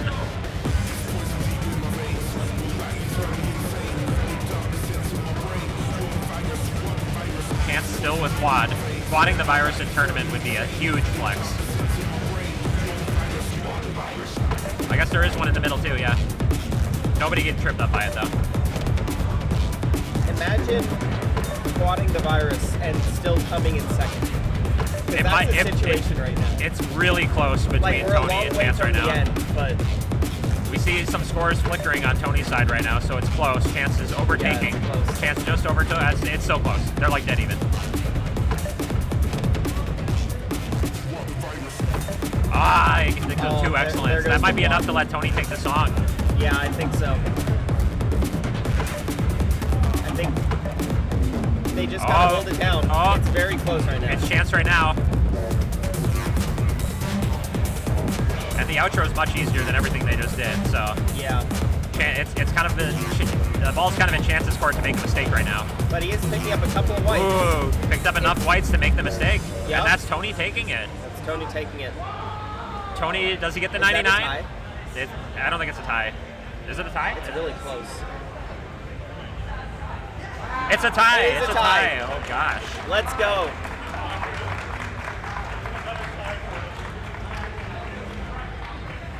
Wow. Tie on the virus. Almost 99 from both players. Someone get a picture. Someone get a picture.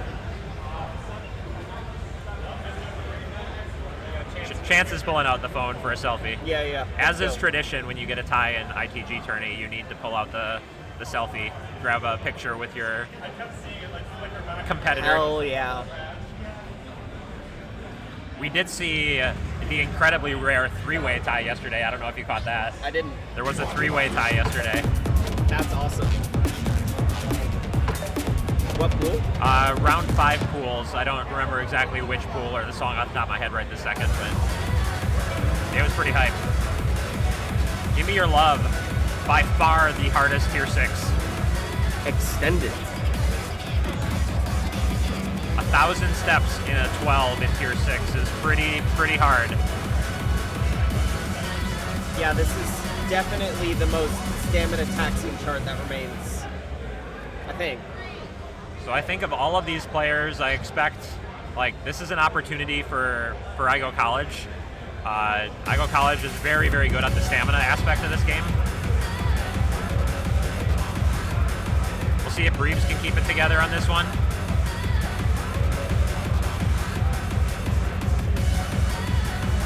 I expect Chance and Tony will have very low white counts. Yeah, really strong start by both of them. Once we get into about 30% into the song really doesn't let off the gas. So you get the intro is not too bad.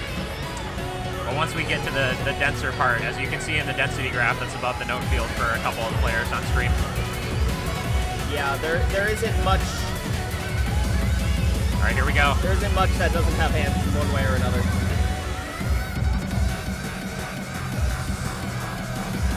Big high effort section coming up right now.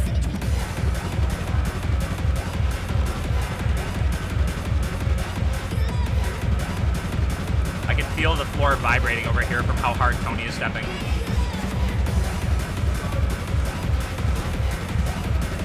Breebs in college very close until Breebs picked up a miss. 2 misses for Breebs is unfortunate. Yeah, so otherwise they're tied. So 2 misses is as bad as getting 16 whites.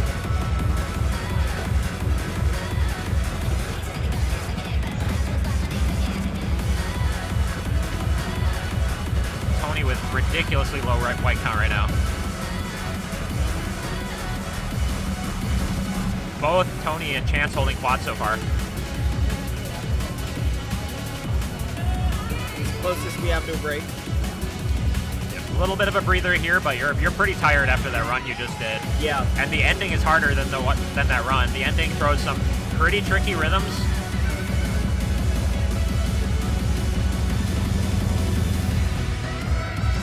All right, here we go. Tony with a ridiculous white count still.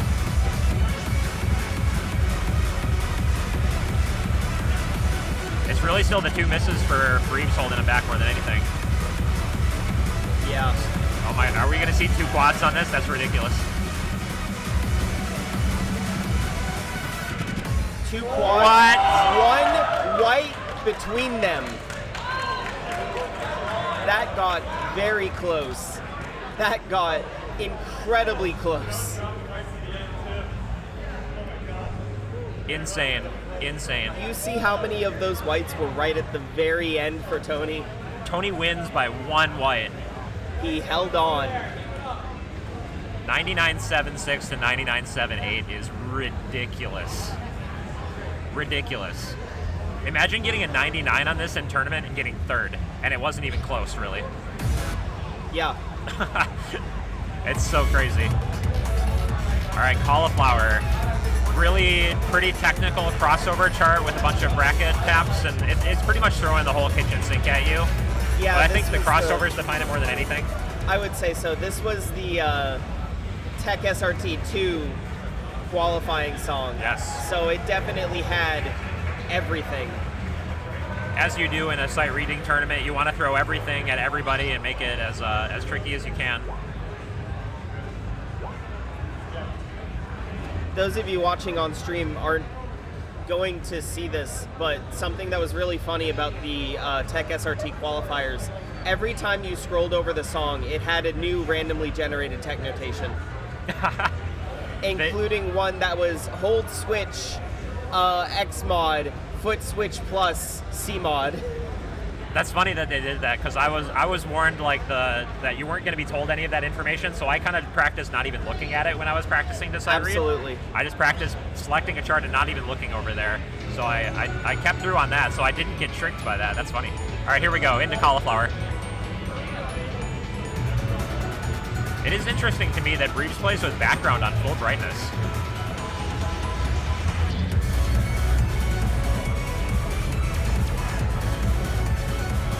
And also, Breves plays with one of the lowest read speeds you'll see here. Yeah, yeah.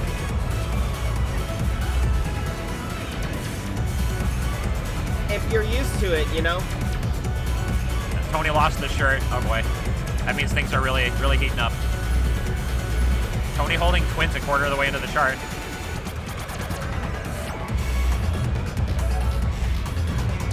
Chance with 3 whites. Oh, there's a couple from Tony.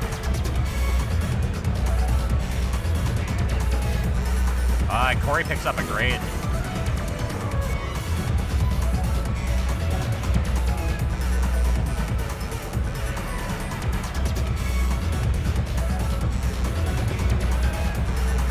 Right now, Tony's ahead of Chance by about 2 whites, but there's the burst there. Now they're exactly tied. They're exactly tied, yeah. Right as the burst comes through.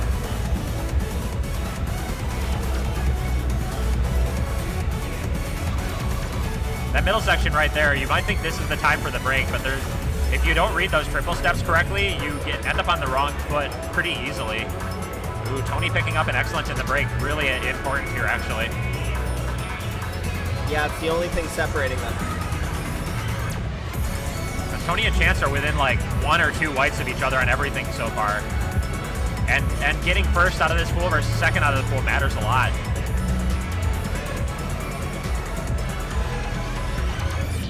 Yeah, that's the difference between winner's side of top 8 and loser's side of top 8. Tony picked up a miss there.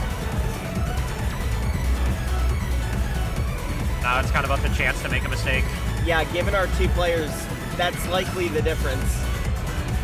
Chance is not going to make a mistake here. I don't know. I wouldn't go that far, but I would say it's probably unlikely. I feel like Chance seizes opportunities like this every time, almost. And he does here as well.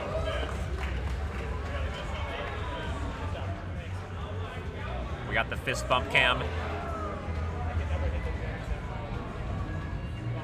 Pretty close between Igo College and Breebs. Only 0.17 apart.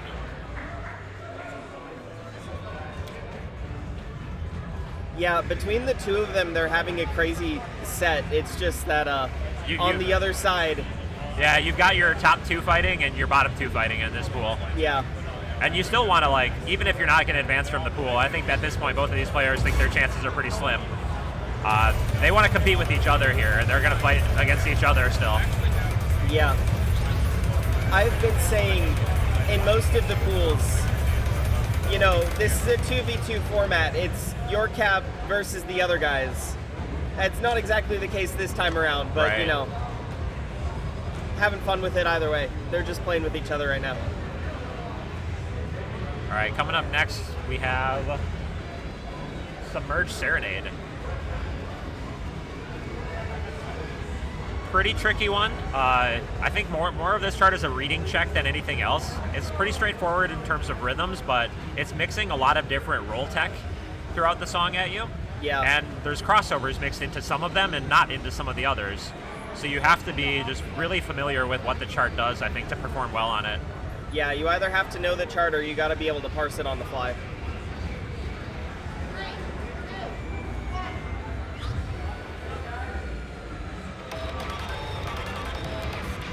Interestingly enough, Breebs also uses X mod and not M mod. I don't know if there's really a big difference in a setting like this, but I feel like there are some random gimmicks that just destroy M mod that work fine on X mod. Yeah. But probably nothing in the tournament pack that's going to be a factor there. I don't think those sorts of things have been relevant since like ITG Rebirth. If I had to guess. We expect to see really low white counts on a chart like this because these players know this chart. Like, they're not going to get tripped up by these crossovers. So you see, yeah, 2 whites from Tony so far, 4 whites from Chance. Breebs with quite a few excellence. I'm wondering if that's a chart knowledge thing. Could be. Couple greats there, too. Igo College holding together quad still with, unfortunately, just too many whites to compete against Tony and Chance. Yeah, also, like, DDR is a lot more likely to have one section that's at over 1,000 BPM and just reset your M mod to basically reading at 1x. Yeah. And X mod doesn't have that issue.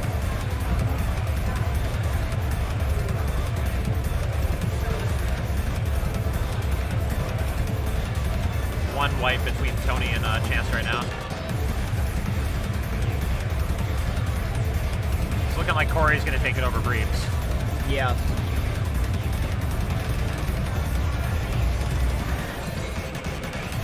Ten whites to 9. Oh, Tony. Ooh, bad mistake from Tony. At this level, on a chart like executed one pattern, and that's probably going to be the difference. On a chart like this, at this level, one mistake is enough to lose a song. Yeah. Wow. Chance puts up a ridiculous score. So a fun little bit of tournament history about this song is Chance has a tournament loss on this song where he got a 5 white quad. Yeah.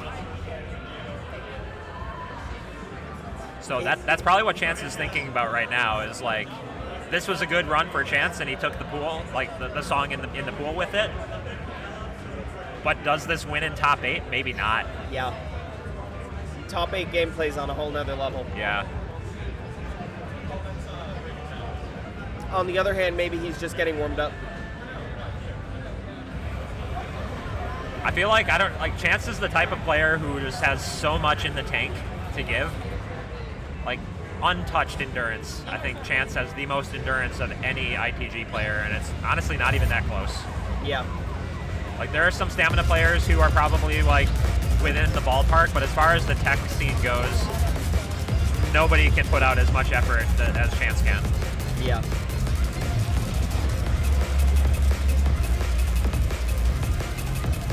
Yeah, Breves definitely has a lot of DDR experience, but he's been playing some ITG. It just depends on if that was a case of chart knowledge or what. You don't get to this level without playing a little bit of ITG here. Definitely not. Yeah, the DDR only players who just entered for fun get filtered out probably around tier 6, 7-ish. Yeah. The tech just gets too difficult if you don't know what you're doing.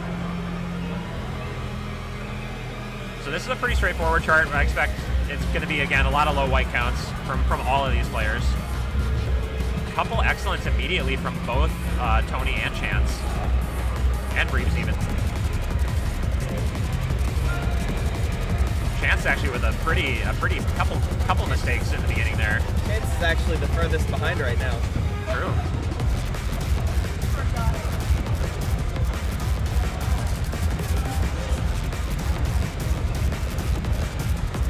Tony still with no whites. Yeah, just that one early excellent. I Go College, the only player holding quad. Is behind Tony by about 5 whites though, 6 whites.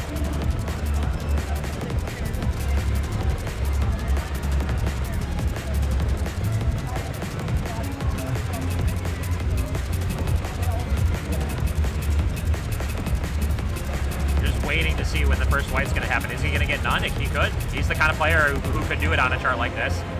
The break is the hardest part here because it's really hard to hear what's going on. There's no drums, and sure enough, gets a white. That's a white, yeah. Especially in a noisy room like this. Yeah. When the drums go away, like we have the subwoofers pretty loud in here, so you can hear the kicks pretty clearly. When there's no kick to like lock onto, it can be pretty hard.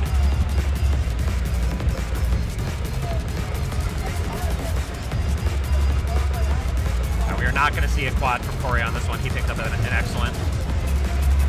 Tony with 3 whites still. Yeah, Tony's score is insane. If it wasn't for the early excellent in the very beginning, it would be a ridiculous score. It would be so good. I mean, it's still a ridiculous score. Definitely 172 BPM is getting into the territory where Blue FA starts getting pretty tricky for everybody. Meanwhile, Chance is... Oh, another tie. We have... Chance actually lost that song in this Chance pool. lost that song. We have Breves and I Go College tying for second place on this one. That's actually really, really important in this pool. That's actually really important because that means Chance is losing 3 points to Tony. So that may very well be the difference between them. The only way it can matter now is if Tony loses the last one. No, they didn't get a picture of the tie. Oh no, they didn't get the picture. No. Yeah, the ball's kind of in Tony's court right now to not win this pool at the moment. On a chart like Sticky, I expect Tony to do very well though. Sticky is honestly a pretty straightforward chart. It's got a couple interesting mind dodge things, but these players know how to do brackets. These players know how to do foot switches. It's like 160 BPM roughly, I think. Definitely a BPM these players are comfortable at. And if there's nothing complicated rhythm-wise, we're going to see a lot of high EX scores again. I'm glad Waffles introduced that chart because this is one of the charts in this range that I haven't seen at all. This is a really, really fun chart. This debuted, I want to say, in WhatsApp earlier last year. All right. Desynced. The starts are desynced, but they're not going to, like... Oh, I do remember seeing this, though. The fake lifts. Do it. Do it. You're missing the arrows. An interesting thing that annoys people about this song is the constant background whistle that doesn't stop for the whole song.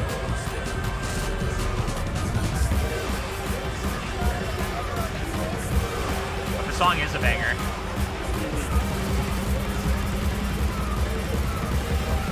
I Go College with 1 white right now. Yeah. Same as Chance. Same as Chance. And they both pick up the second white in the same spot too. Now they are desynced by about a second here. True, they aren't exactly on sync. But there's a few more whites from Corey. Yeah, Chance and Corey are current front runners, both holding quads right now. and both holding the lower EX counts. Or lower white counts, I should say.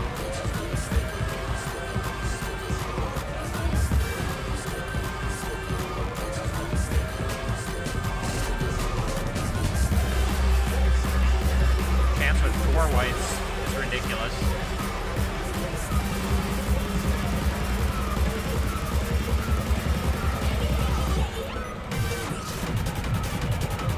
Chance with the great though.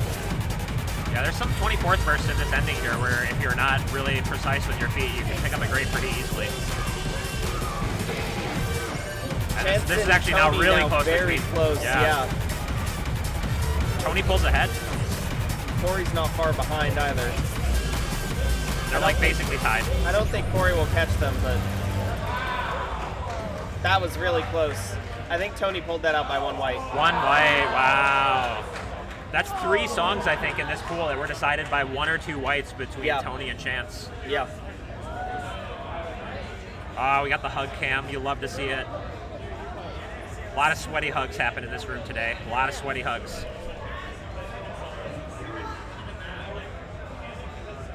And yeah, I go college getting 3rd on this one with a 99.3. A 99.3 is a ridiculously good score. And that should finish up the set with Tony taking the win. I think, yeah, that's Tony taking the win. Losers of top 8, which in itself is just crazy to think about. And then... Yep, so the final standings, we have Tony at 13 points, Chance at 11 points. Yeah. GG's, GG's. Have we... Might be it from us for a little bit. The other setups are still going, but...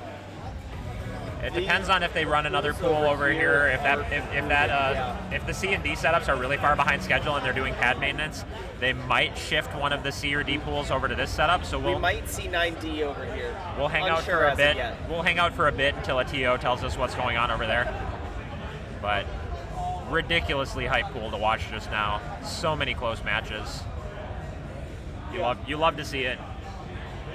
And yeah, shout-outs again to everybody helping put on this event, the TOs, the people running the streams. There's a lot of volunteer work that goes on to putting on an event like this for 200-some ITG players who all came here. Yeah, I'm just trying to peek at the standings and see if... Where is he?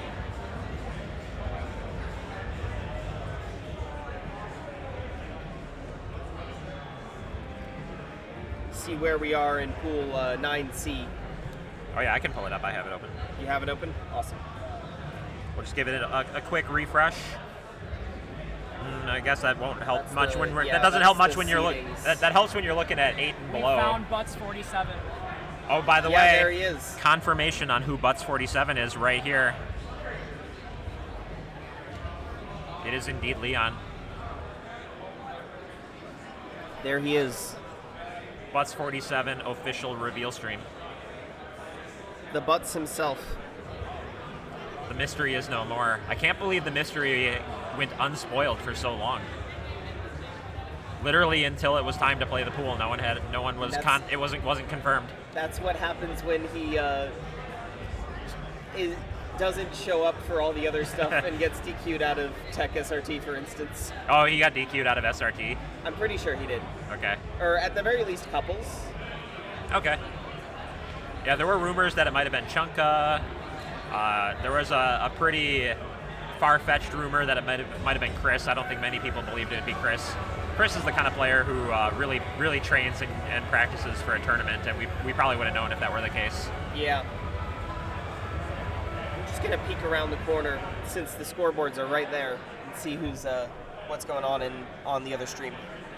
All right. Or not the other stream, the other setups. We will get more information as it's available. Shout out to everybody in Twitch chat for hanging out. We will have more ITG action soon.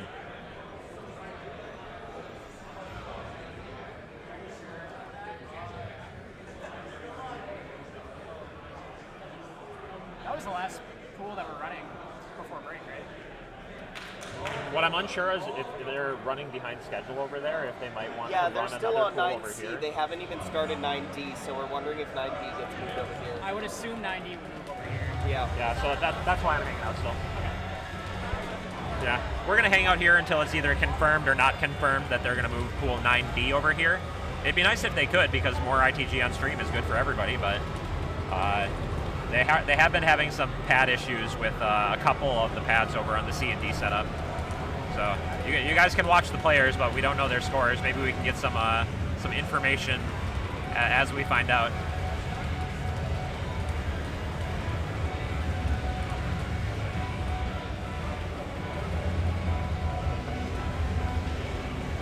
So they're currently playing Arcology on Permafrost over there. Wow, they're playing Arcology. And right now, Midtown is actually winning the pool with Viva Lamu and Leon tied for second. Wow. I think both Leon and Viva Lamu would be pretty disappointed if they didn't advance. And that is the fourth song of the set. After that, it's Break Law and Cauliflower. So update, they are going to move 9D from that side over to this side. We are going to take our break before that. Okay. So we're going to do break, group photo, and then 9D when we come back, and then we're going to switch over to topping. Okay, you want me here on commentary for 9D? Doesn't matter. Totally up to you if you want to or not. All right. I'm down. I like doing commentary. Depends on who's around. Okay, so what's going to happen, we're going to have a short break. So I'm going to step away for a minute. There's going to be the group photo time, so everybody's going to be there doing that. Pool 9D is confirmed coming onto this stream after. And for now, enjoy some shots of the crowd, and we'll see you all back here soon. Oh my god, ITG Alex is here. I didn't even notice. Who's ITG? Alex is usually here. I've never met Alex, so I don't. Where are they in the crowd? That's ITG Alex? Yeah. Wow, okay. Yeah, usually they're chilling with Frums just off in the corner, playing Mahjong and stuff. But they're here. That is ITG Alex, sitting next to Vincent, who is sitting next to Tommy, who are both sitting directly behind Viva Lamu. All right, I'm gonna go watch that pool I over have there. no idea what happened over there. No idea what the scores are or anything like that. I'll try to pop back in and give updates.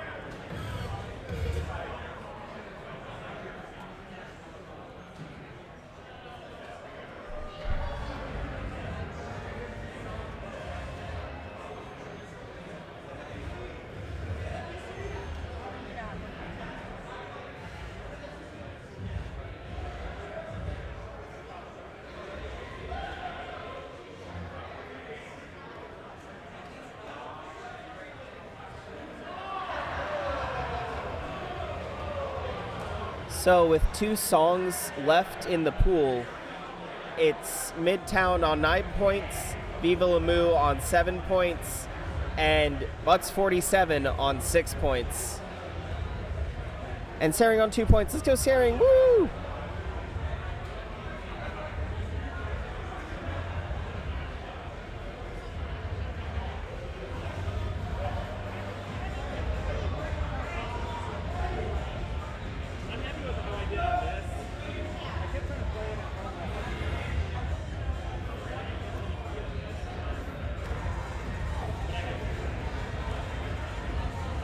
There he is.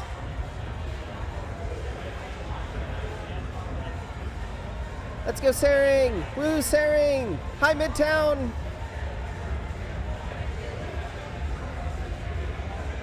There he is, the Butts himself, and also Viva Lamu.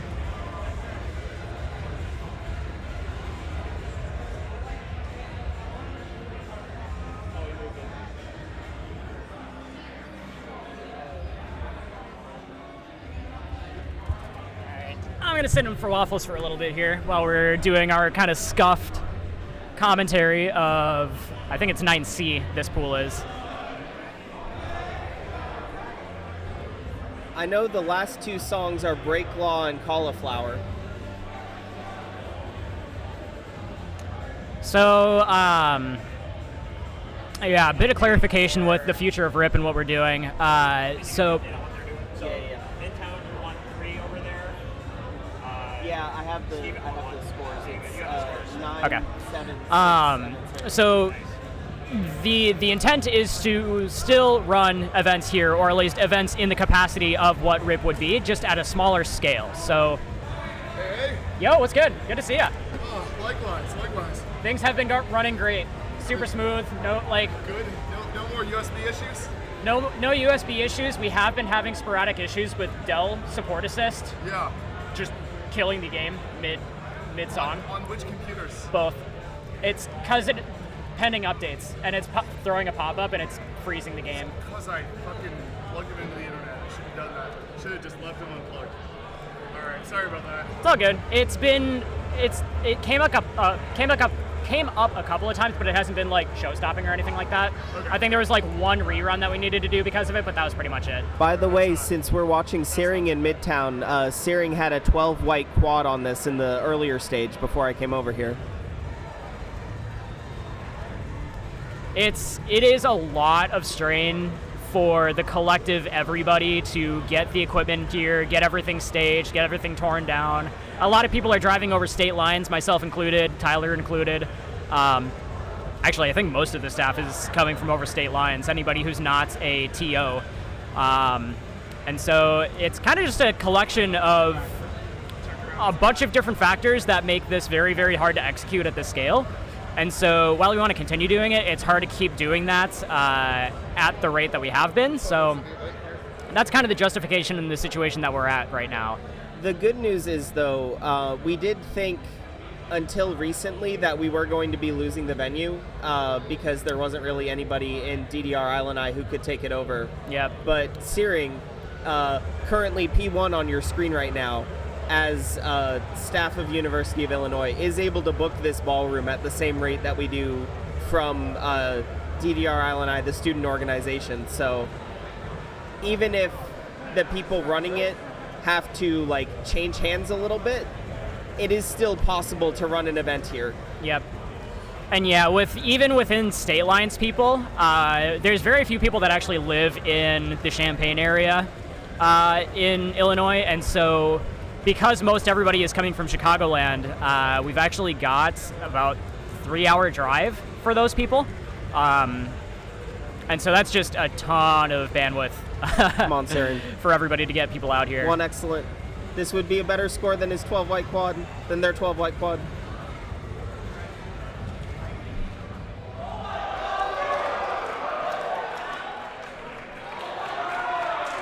So we got 7-1 on Searing side. 99.81. Curious to know what's happening on the other cab. Show the other side.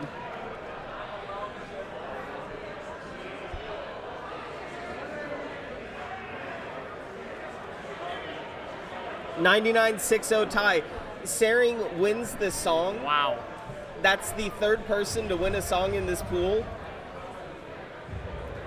And none of them were Butts 47.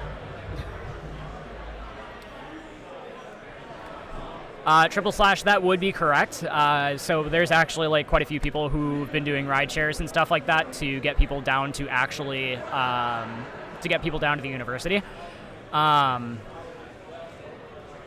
So there is an airport that is very close to the university actually, but because of it being a much smaller airport, the plane tickets tend to be significantly more expensive than it would be to just fly into O'Hare and then find alternative transportation south. So most people fly into O'Hare and then find either they'll take the Amtrak or they'll drive down. Peoria Charter. What's that? The Peoria Charter. Yep. Peoria Charter too. There's a bunch of different ways to get down here if you can manage to get your way into Chicago, but bottom line is it takes a long time and it's pretty expensive to get people down here. So Dark Star, what's going on is that our setup has concluded, and this is the only place with any gameplay going on, and we're on the last song before the break. Yep. I'm going to actually go ahead and update our Be Right Back screen.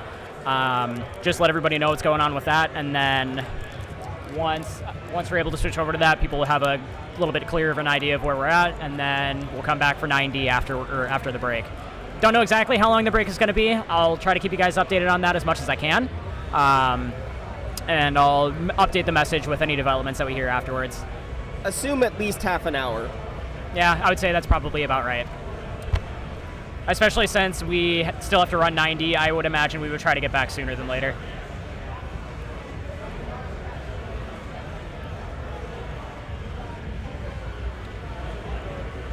Oh my gosh, I didn't even realize that they're wearing 2 different shoes. I think they're the same shoe, they're just different designs.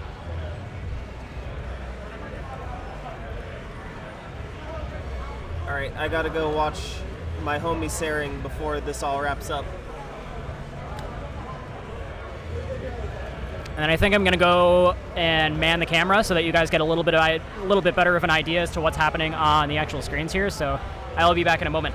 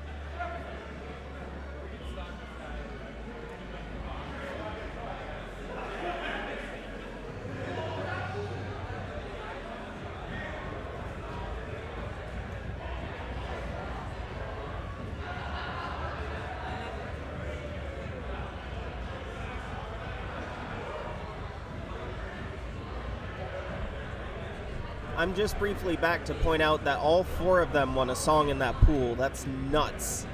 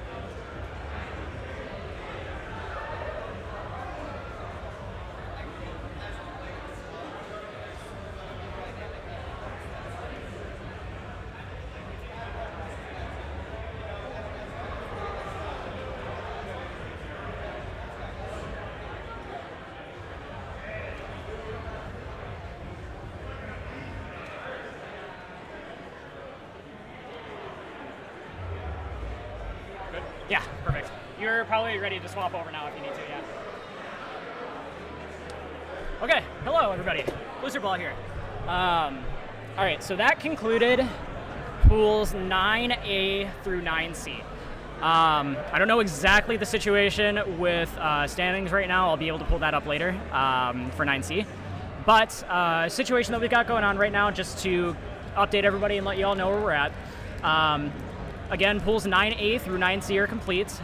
We still have 9D left to actually run. So what's gonna happen is we're gonna go ahead, we're gonna go to break, we're gonna go ahead and do our group photo, and then we're gonna go ahead and come back. We will finish pool 9D on the stream, so you'll all be able to see that and get the proper spectator experience out of that. After that, we're going to go ahead and switch over to top 8, which will be our double elimination bracket. You guys will get to see the counter picks and all of the play that comes with head-to-head competition. No longer doing gauntlet pools like you've been seeing so far. It'll be 1v1s.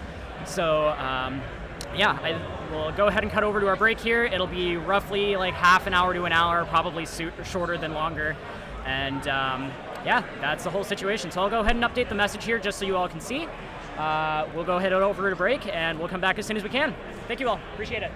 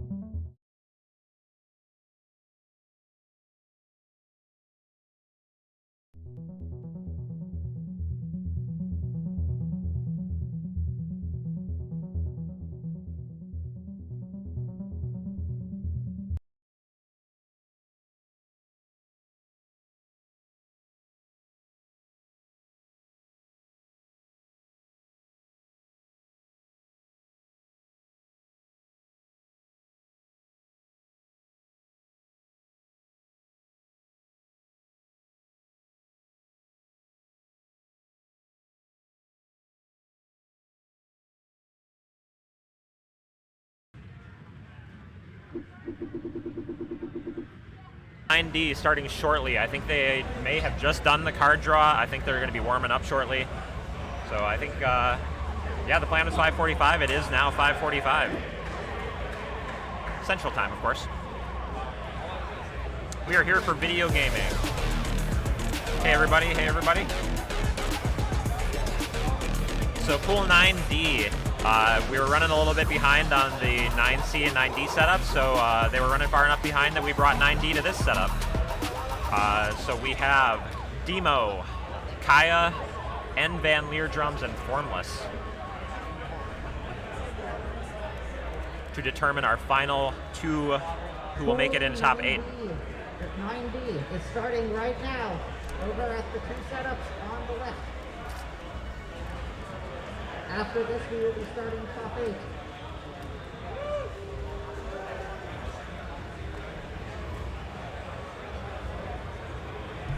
Yeah, let's go, Root.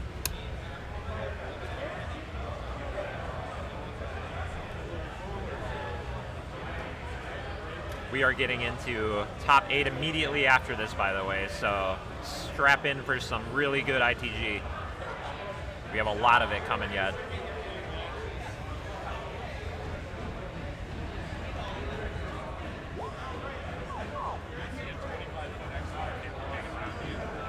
So I can see the card draw.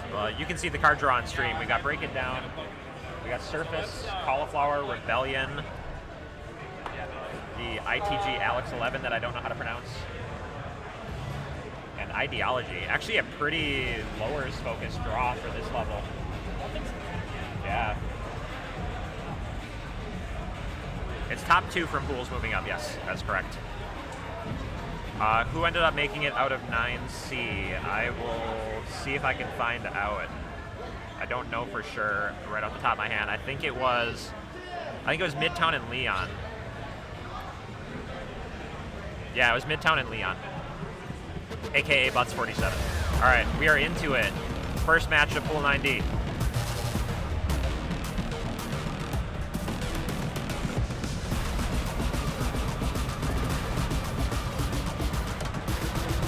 Nick starting pretty clean. Lowest white count, but a couple of greats is no good.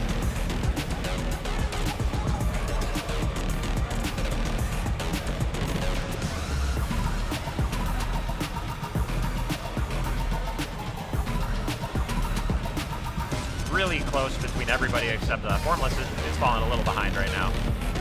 Kaya does look locked in. So during the break, a lot of these players spent the break warming up. So as you can see, Kaya's been doing a lot of that from the sweat, if that doesn't make it obvious.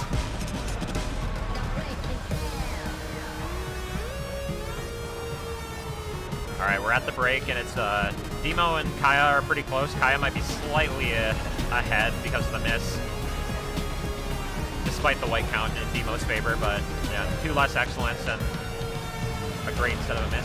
It's close though.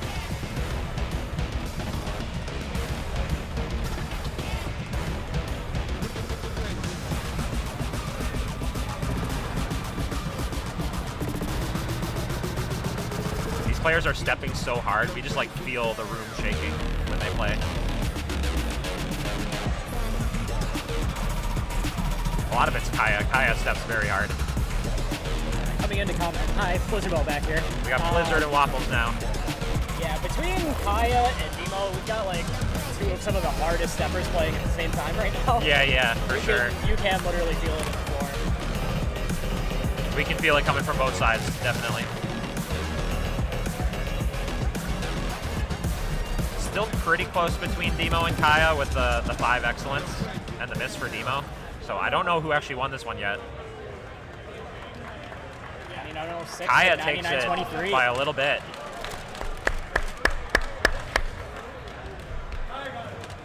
And Nick not far behind.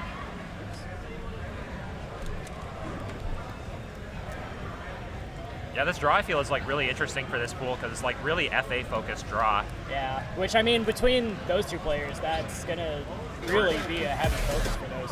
We're gonna see some high 99s for sure. What I like to do. Sure. Y'all get C back. Have fun. All right.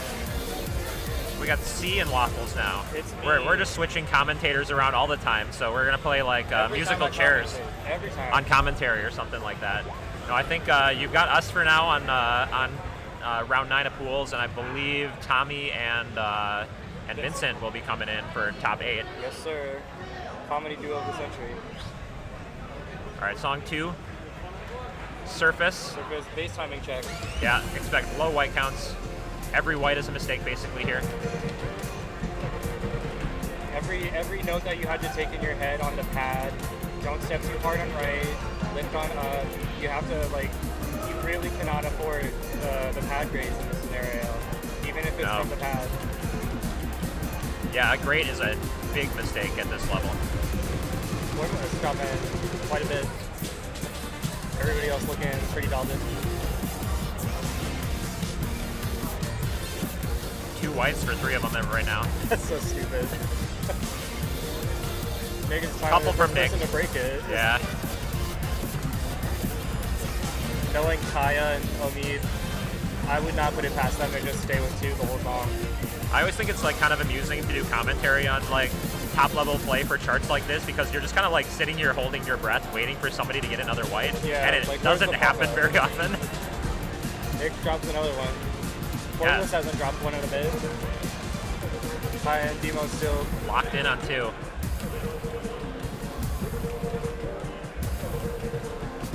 I mean, that's just what these 2 players do, though.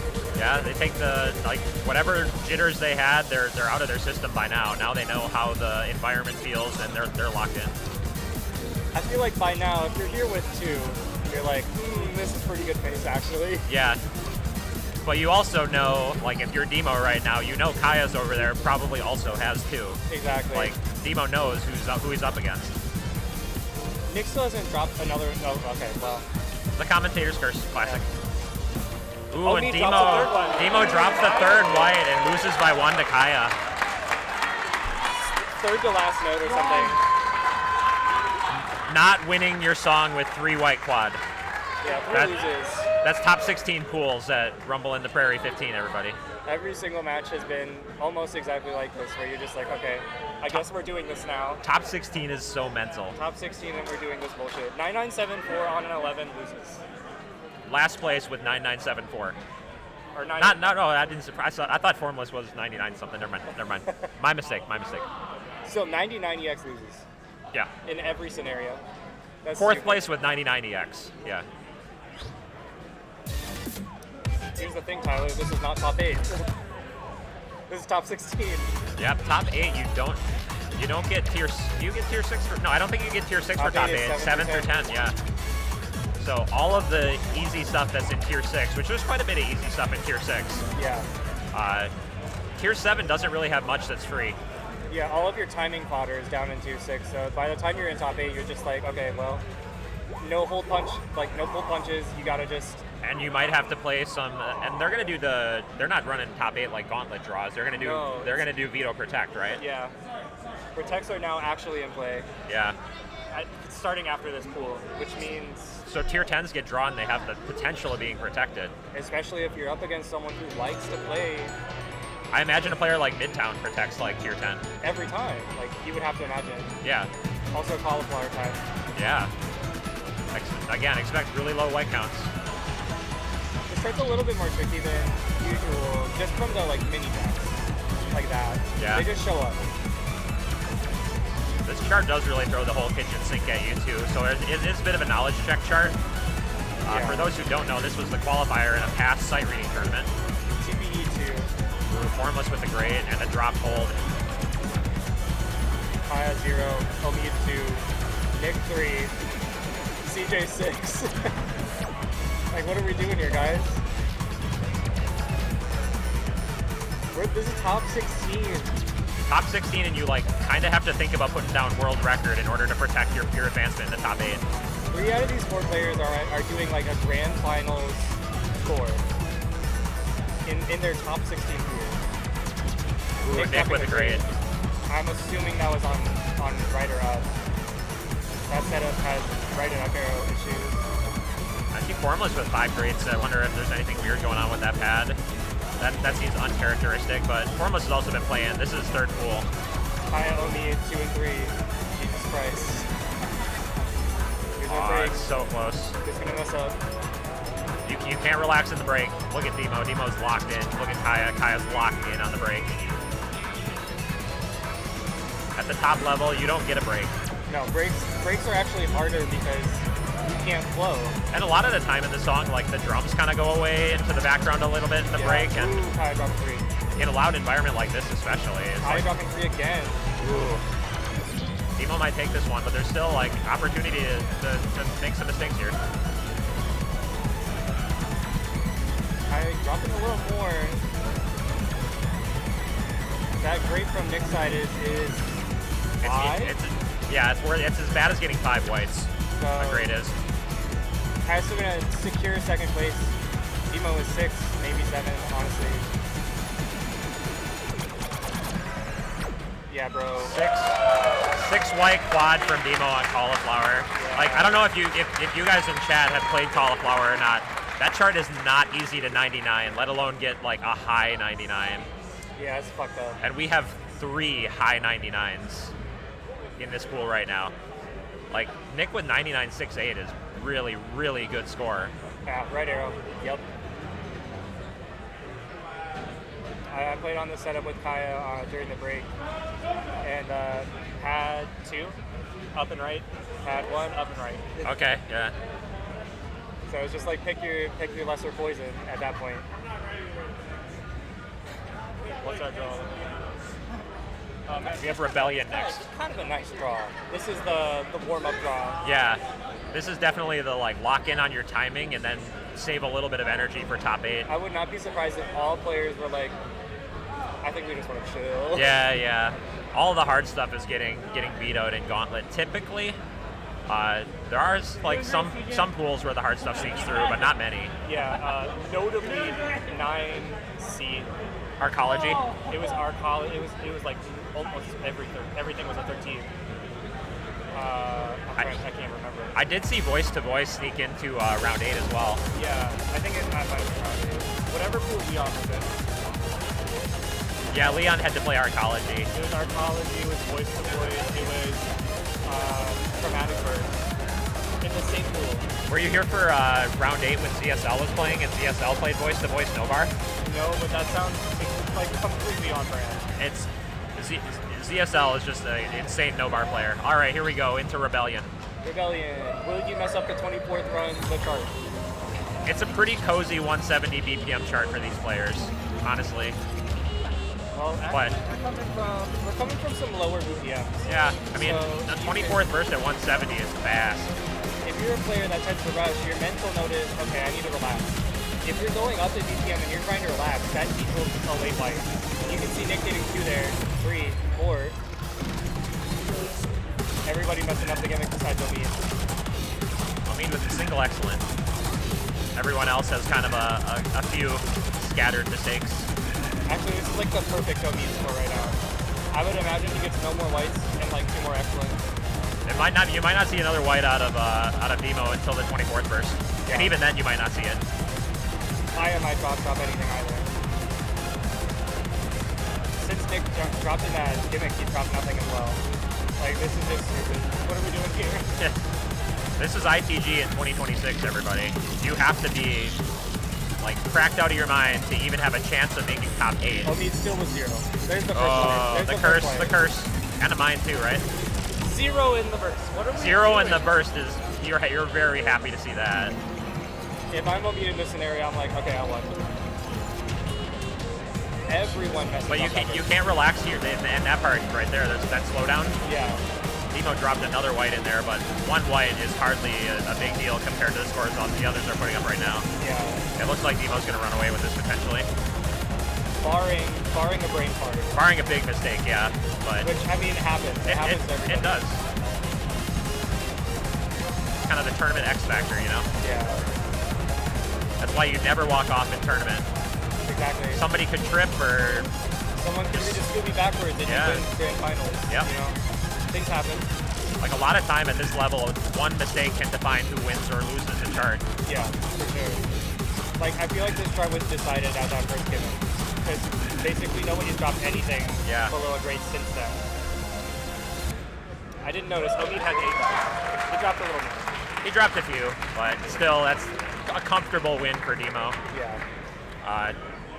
Nick actually comes out ahead of Kaya on that one. That's crazy. Such is the nature of getting grades. I think it's a pretty tough uphill battle for Nick in this pool yet. He's going to need to win a chart, I think, in order to have a chance at possibly taking to go up against Demo and Kaya. Like you have to just perform out of your mind. If you're in pools and you see Demo and Kaya in your pool, you're kind of just like hoping you get a chart that they both hate. And that overlap is like one chart. And it's in tier 10. You can't draw it. No. What chart specifically are you thinking of? Satellite transmission edit. Okay, yeah, that's accurate. I know Emma is also a chart I wouldn't expect to see either of these players be happy with, but there's no chance Emma shows up and it doesn't get vetoed. Yeah. Not in pools, at least. No one in this pool wants to play Emma in this scenario. Emma is like you're in top 4 and you're like, okay, I can expend energy. I don't have to like pretend like I have to go like 3 more pools, or 3 more matches. Headspace FB 172 is another one that I don't think anybody is like eager to protect. Yeah, unless you practice it. Unless you practice it, so it's like the really good pocket protect if you thought to do it, because very few other players want to play it. This is song 5. Is this song 5? Yes. Yeah. Okay. I do not actually know how to pronounce this chart. Kurenai no Panzerlineas, I think. I'm pronouncing it Americanly. American pronunciation will do. I didn't know what the characters stood for. Yeah. Because I don't usually play with transliteration on. The most infamous ITGOX 11. Because it's a banger chart. In RIP 11.5, after like Alex and Riker's second tie, this was like the 3rd song. They were tied on the last hold. The last 4 notes, they both fucked it up. Oh no. And then Alex somehow ended up ahead, I think. All right, here we go. We'll see if everybody messes up the last 4 notes on this one as well. Because there's no sound cue. It's just raw internal timing. Yeah. Which I feel like all of these players excel at, but you never know. It's like one little tick in your brain. There's also, I mean, it's tournament setting. There's a lot of background noise that can mess up your internal metronome very easily. Yeah. But these players know how to lock in. Worst clams of all time, I swear to God. Demo 1. Messing up on the triplet rhythm. Demo 1 white ahead of Kaya right now 2. Oh, Demo drops another excellent. The triplet into, you're going into 16th, you have to switch the internal timing up. Yeah. Here's our double steps, we get some 30 seconds. The Alex special. Turn City. Alright, here's our 24th verse. Nick just ripped that rhythm section. And the 24th verse. Nick has been blew through all of that. Everybody's kind of crushed. Ooh, Nick with a grade. Kaya in 1. Oh. Sorry about that. We just wanted you guys to see what the audience is looking like. Temporary portal into the crowd reaction. Okay. It was just our monitor. Oh, it is now 1 excellent difference between Kaya and Oni. Comfortable distance between Kaya and Nick. Comfortable distance between Nick and Formless. Kaya completely clean through that 24th verse. Stomping his life out right now. I can feel his footsteps from here. You can hear them over the music, which is like blasting, by the way, too. 6 whites, or 5 whites. All right, it's up to the 4 notes. Here we go. Demo got an excellent on They got it it. clean. Yeah, Kaya was far enough ahead at that point, though, but... Wow. I think that's firmly going to solidify Kaya and Demo moving on from this pool. Yeah. That's just too much of a gap for, like, Nick needed to win that one in order to have any chance. Especially from Song 5. Yeah. Coming back from that deficit, even if you're, like, PBing is, like, such a mental battle. Yeah, I mean, when you're in Song 5 and you're down by, like, 3 or 4 points at this point, like, you need to both win the song and have Kaya and or Demo make a bad mistake. Tie for last. Like, you need, like, Formless to, like, also get second or something. Yeah. It's a tall order. Kaya is looking promising to take the win, and like first place in the pool over second place in the pool actually has really important implications, because first place moves into winner's side of the top 8 Winner's bracket. side also, I think, are they resetting seeds for top 8 bracket? I'm not sure. If they're resetting for that, that means winner gets past that. That's like almost determines the match. Yeah, it can. It definitely can. What's our last song? Ideology. Man, It's like the easy 11.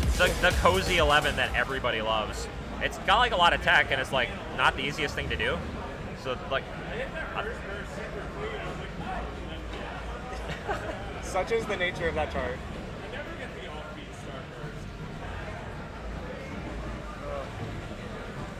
yeah, ideology is going to be, can you stay locked in during the break, the chart? It's like foot switches. Foot switches. You've got a couple. there a bracket? There's brackets. There's crossovers. There's slow crossovers. There's the crossover roll scream part. Oh yeah. So it does throw a lot at you, but it's also like a really comfy BPM, and it's also really friendly patterning overall. Yeah. At this stage in the tournament, when you're playing stuff like this, Kaya, your song is playing.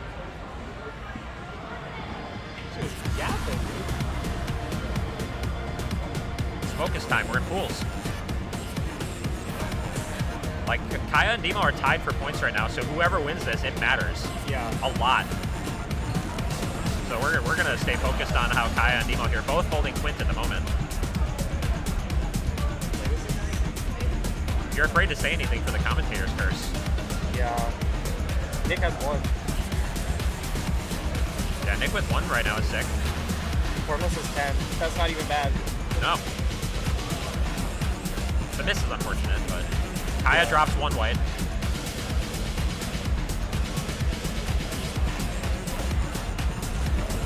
Oh, 30 seconds. I didn't know that existed in this story. I'm gonna keep it real. I think there's another 30-second burst too. Yep, there it is. Nick drops the second white. I'll need clean. Kaya with 1. So the hard part with the break here is like the background music kind of fades away a little bit, and there are 24th bursts here.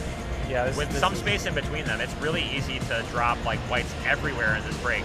So this is not a time to relax. Yeah, you can't let your mental go out of the song. You can only focus on the song. If you hear somebody in the background, you can't let that be like... Yep, here's the hardest part of the chart, legitimately. Kaya drops a pad grade somewhere. Oh, he drops finally. He drops 1 white finally. And he hits two of the 24s perfectly. I have a feeling this is going to be a Demo 1 white score, the classic. He's blocked. The rest of this chart is relatively smooth sailing. Yeah, it really is. There's like some pretty straightforward brackets, but nothing. Ooh, the gimmick. You can't forget about that. Demo drops 2 whites on the gimmick. Kaya also dropping 3 there. Kaya actually behind Nick by 2 whites.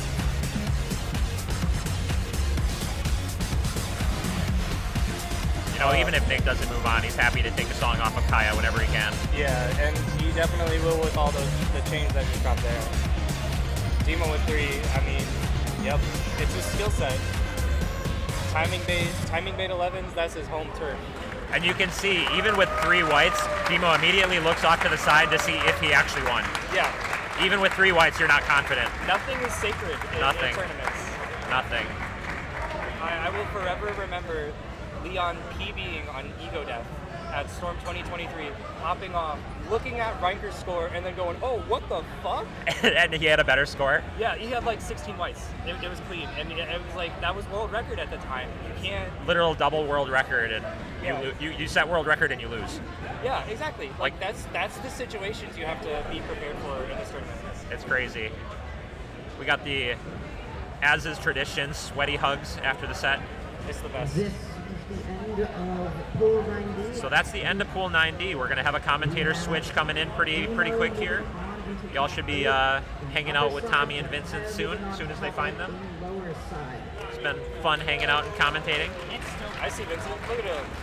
Vincent's off to the side over there. He's getting ready. Business casual. I don't know if that's real or not. Is that?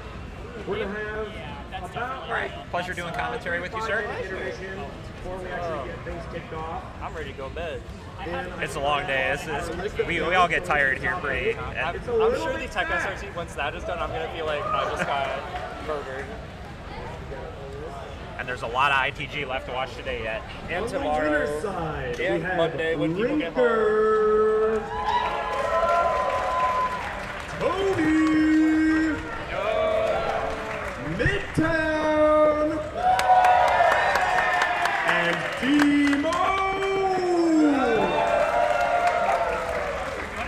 On the loser side, we have Kaya, Bluebuster, Chance Roberts, and Butch 47.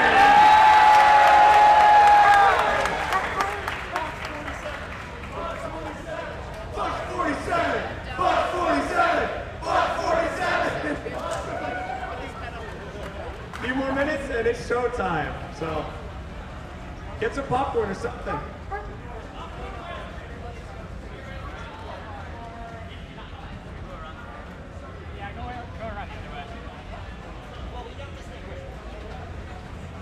That's good.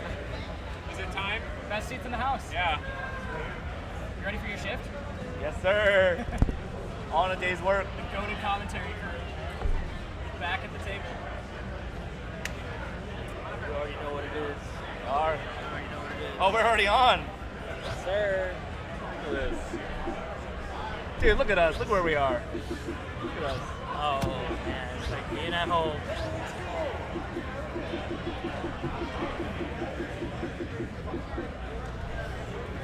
Yeah. What are today's highlights? We've gone through a lot today. Oh, yeah. Probably, let's see. You guys want donuts? Yeah, donuts is a highlight. Are we? We are. Yeah. Oh, okay. Yeah. Hell yeah, I want donuts. Oh, wait, they're looking at us. Yeah. Yo, we gotta join mine. What is up with that? Let me change this. Long awaited. Tommy doesn't miss here. Vincent ITG over here. Commentary joined by the so sexy Vincent ITG. Yeah, we got a lot of highlights to talk through though. Wait, hold on, before we get there, what do you guys think about the shirt? Did I call it? I said 2 buttons down. I said let the chain hang low. What do you guys think? I think my boy's looking right now. Highlights for today though. Breeves cleaning house. Breeves, listen. I don't know what the odds were on Breeves breaking pool, but I would have taken those odds any day of the week. It's plus EV betting anytime you take Breeves in a pool. I'm telling you, every time. It's not only is Breeves getting out of pools, but he beat Sudsy to get out of pools in first. Sheesh. Yeah. Insane. Off stream, we had Viva Lamu eliminated by Butts 47 in Midtown. And Correct. Midtown actually, Butts 47 Midtown tied. And Midtown made it out first based on EX tiebreak. That's crazy. So there's a lot of shakeups today. Midtown going crazy. Andy DDR, shout outs to him, also going nuts. Yeah, dude, and Breeves, they obviously, like I said. And they DDR off season puts in the work. Look, there's a lot of people who cross over from DDR, but I don't think they take it seriously. Collide voice, got it. Yeah. Okay. Yeah. I think like there's I think I'm really happy a lot of people play ITL, but there's definitely a lot of people out there who only play ITL in the 3 months that it's open, and then after that they go back to what they're doing. But Ande is like on Twitch playing RPG. He keeps the spirit of ITL past, ITL. Keeps it going in the off season. Keeps grinding without seeing the green numbers come up. And that's really what it comes down to. And that's when you can realize those gains in an event like this. Yeah, ITL is meant to be a gateway event. Like we got Storm, we got Rip. I know Blue Shift is an event now that Waffles is running. There's a lot of opportunities to play ITG all throughout the year, and like Ande is someone who like takes every advantage to play all of them, and it's like definitely showing because he like putting work here too. For sure, yeah. You know me. I mean, I've been bullish on him at least for a year now. You can see the effort in his streams. You can see that he plays the game the right way, puts in the effort, and it's really no surprise to me that he was able to be as successful as he was today. But obviously got some hype stuff to come. We'll need to see a bracket here. I don't know if we can pull it up. I don't know what graphics we have. We have a stream deck in front of us. I don't know what we have access to here. It's not much. Hey, Chad, thoughts on Bam Adebayo, 83 points against the Washington Wizards?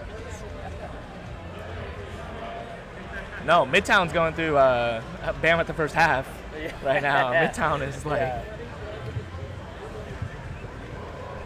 Yeah, Butts 47 was talking like mad dirt. Like, losing to some song, Midtown gets an FEC on, I forget what it was.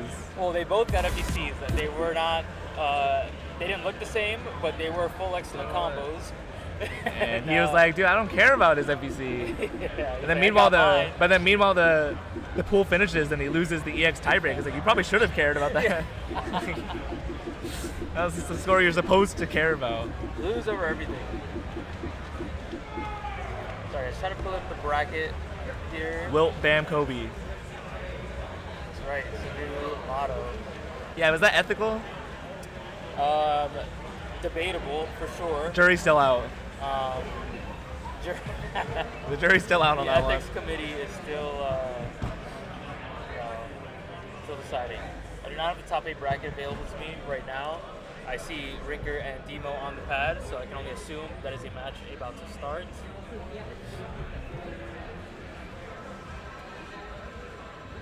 Man, are they running this on one cab? It's one of the worst feelings in the world to miss other matches in top 8. It is, for sure. Yeah. Yeah, for context, I mean, I don't think Demo played anything. Maybe played couples earlier, but I think that was his first pool. Rinker's been doing, he's been doing pump, been doing couples, doubles, obviously machine provided pads, and like some of the setup. So already halfway through one monster. Not sure which number that is, but that's a good sign. Okay. And according to Demo, he said he bought this. I'm not sure if he bought it for this reason, but he is wearing this Red Bull polo to match Rinker's polo aesthetic. So polo for polo. We'll have to see if that's going to be the difference maker. And if he wins the whole thing, then it's going to be hard to doubt that that was the decider. I don't know if they'll cancel the aura, because, like, you know, it's Ben Rinker's thing. Like, Demo's coming in kind of a poser to the polo life, you know? Yeah. You know? This is his thing. A guest in the polo culture. Sure. He's still learning the ropes. Give him a couple years. So yeah, the potential card draws, none of them are going to look good, for sure. Yeah.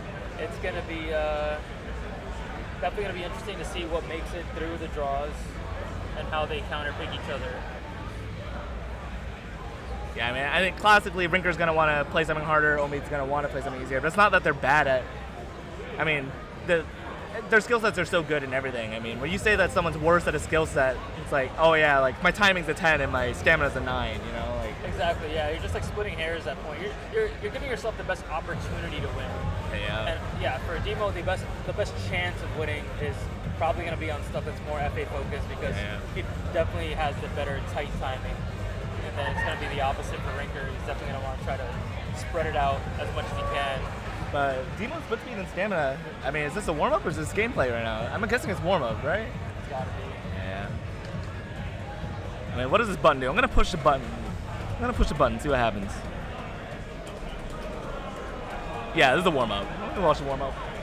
But yeah, I think Demon's leveled up a lot too, because I remember it must have been RIP 14, which was technically the last RIP, but it was 2 years ago because we skipped a year.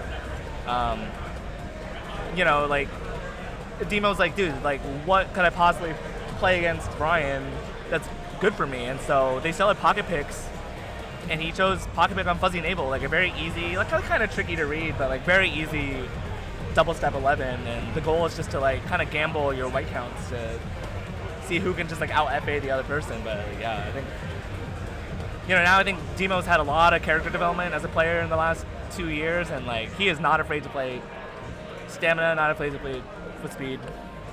Yeah, Definitely really close the gap here. And then in comparison to that, it's kind of interesting to think that you can't really say the same about Rinker? Like, what can you really say that's been any kind of...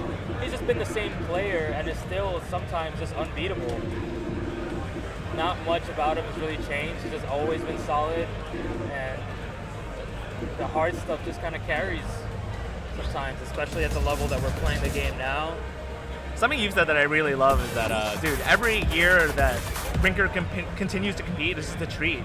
Like, Absolutely. He's been the stamina GOAT at some point, the stamina FA GOAT at some point.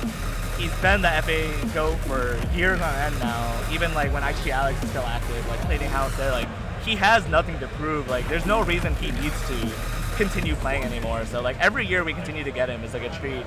And Rinkers, we've actually asked Rinkers, like, why do you still play the game? Like, what's the point? And he's just like, you know, when there's new blood that comes in and they start like beating me and like really taking names, and maybe at that point I can think about like maybe taking a step back and maybe finish my deck or something. I don't know. Yeah, it's like I would almost say he kind of almost has a duty to. If you're gonna be this good at the game, I would argue that you have a bit of a duty to stay on the throne and keep it there, make it something worthy others to grind and get better at the game in order to dethrone you. Yeah. Not just kind of right off into the sunset without being beaten. Let the competition catch up and then to get to the point where you're not winning anymore. And if you want to, you can call it that.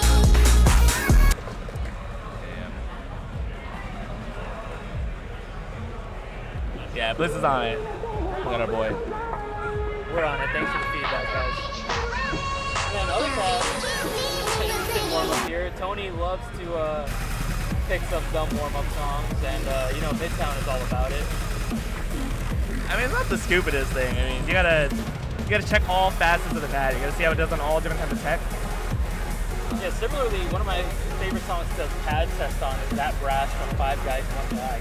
I think it's just like a great song to just figure out what the pad is allowing you to do and how the flip switches and brackets are gonna play out. Speaking of which, I think I need 6-finger death punch in every warm-up pack. Yeah, that or check. That or no, absolutely not. Or Mr. Electron. Yeah, that's good. Or Mad Digger. Or Mad Science. Mad Science. Mad Science. So Chad, what are you feeling? Any predictions here for Rinker v Demo or Tony v Midtown? I think it is not. I would not be surprised if Midtown beats Tony. I would also not be surprised. I would put Tony higher just overall as a player, but the way Midtown has been playing, it's hard to bet against him right now. Can we get more on Tommy? Yeah. Sorry guys, I got a soft voice. We're turning you up. Yeah. No, I mean, I would say like Rinker Demo actually a toss-up. I would say Midtown Tony leans Tony, but like Midtown, maybe let's get gameplay up again on maybe I came at the wrong time. Yeah, but Midtown is a certified hard stuff enjoyer and a form doer. Hard stuff enjoyer without the timing weakness. Yes. Which is an important distinction because I think historically, you know, there's people that love playing hard stuff and then they typically get beat on, you know, 11s, 10s, that kind of stuff. But Midtown is so well-rounded that good on hard stuff and still holds his own on 11s and 12s that are easier in the timing categories. Yeah. I still got warm-ups going on here, but Look at the crowd here, Rit 15, man. The vibes are immaculate. Everyone's having a great time. Tournament's been great. Champaign, Illinois. That's right. Good old Shambana. Pop a bottle. Yeah, yo, shout out to American football. Oh, yeah. If you know, you know. What do you know about American football? I know it's not better than American basketball. Yeah, that's not what I'm talking about. That's not what I'm talking about. Yeah. Ladies and gentlemen, it is time to start our top 8!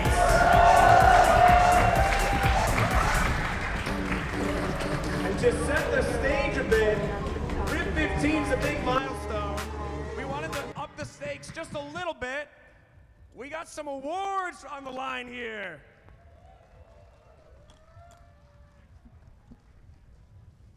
not only do we have these lovely medals for first, second, third, and fourth place, but we have a custom designed acrylic trophy.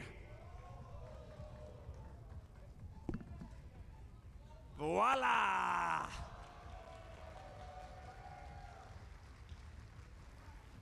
The game is on.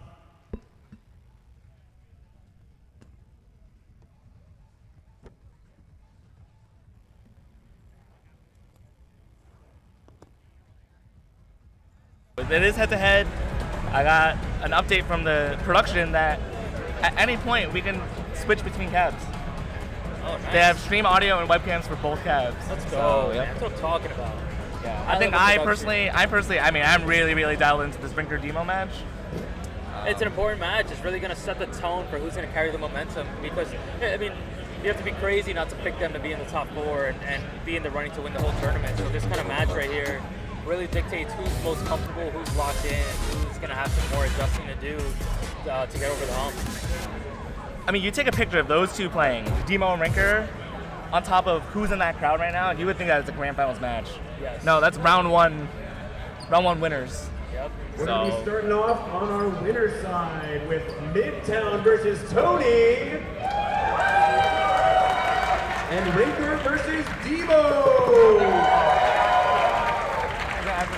One match at a time. I hope they do one match at a time. No, they're doing Lame. Yeah. Yeah, we'll focus on this guy first. For sure. I think we know how that one's going. Is there a way to show draw? It's a little jank, but...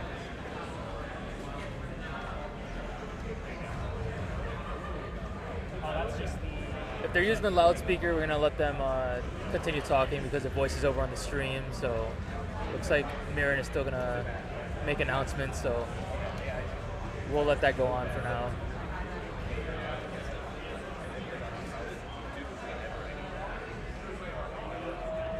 In the meantime, they're doing their band protect. I did see upshift in the draw. Godslain was in there. I didn't catch the rest of it though.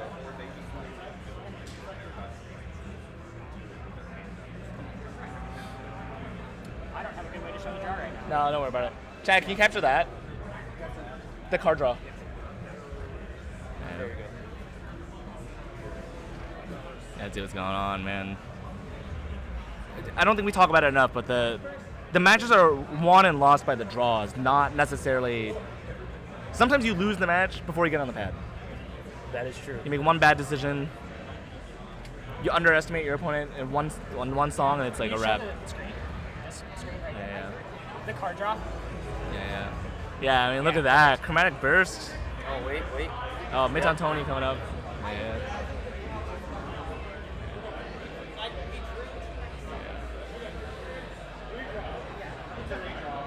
They're redrawing. What's going on here? Yo, shout out to DDR Chad on the wireless cam. Hell yeah. Let's go, Chad. It's great. I love the audience cam. It really captures the vibe of the event. A lot of times, I mean, no fault of their own, but some streams just have them running and you can see in the background a little bit what's going on. We but can't this see the really card draw on this shows screen. what it's like to be Like, we here. want to see the actual songs. Like, what do you mean we got 200 people to show up in Champaign, Illinois in March? Yeah, 2.5 hours away from Chicago. You land and then have to drive another 2.5. The forecast tomorrow. The issue is that it's showing the Something. Is it bad? Monday's worse, right? No, we need Oh, to tomorrow's see Sunday. Tony. Right. We need to see Riker. Yeah, man, what is this draw too? Godslain, Shamshir, Diablosis, Time Lock. I feel like Tower Nerve is out of there, right? I don't know how good Rinker is at it, but It's like that's browser itself. I don't know. I'm going to be really curious to see how Rinker approaches the draw because... Actually, if you scroll this down, it says it's happening. It's not actually. So Vicious vetoed by Rinker, Diablosis vetoed by Demo. Interesting. They'll commentate. Tower Nerve is neutral right now. Protected by Yeah, Demo. I mean, if Rinker didn't veto it, Demo was gonna eat that shit up, for sure. Pon protected by Rinker. Interesting. Shamshir, Godslain, Time Lock. Pon's been around. ECFA 2021. Yeah. Yeah. It's gonna be an interesting one for sure. It's a good draw. I still can't believe it, man. 2 Titans and round 1 winners. Yeah. You tell me one of these players after this match, they have to be in losers. One of these players has to be in losers after this. Clash of the Titans, Battle of the Century. Not the end of the century, that's a different song. In our Midtown versus Tony match, they will be playing Palette Lab, Left to Right, and Headspace. In our Rinker versus Demo match, they will be playing Pon Pon Pon Pon. You get the idea. Tower of Nerve and Godslave. Yo, shout out to having MCing at a tournament. That's unnecessary. Sure, yeah, South American style. Have you seen the videos of the South American pump tournaments? Dude? Yo, Jay Kim did that at Bite. Yeah, dude, you get the mic going, and it's like you can't understand a word they're saying. Not just like the language, just like the audio quality. It doesn't matter. Yeah, let's go. You hear this crowd, man? We're ready. Everyone's been waiting. The players are ready. So, Can we get some noise for these boys as well? Another match. Long match. we're gonna bring it over to audio too, right? I think we're gonna try to get. Yeah, there we go. Yeah. Yeah, this is match here. Rinker versus Demo. Slow down coming up here. Start there. It's still on the screen.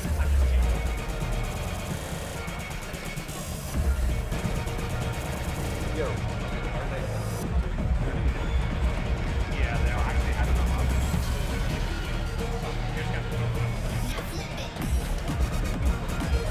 Things starting to get a little closer here on the Demo Rinker side. And then with Palette Lab, looks like we got ourselves the ball game here.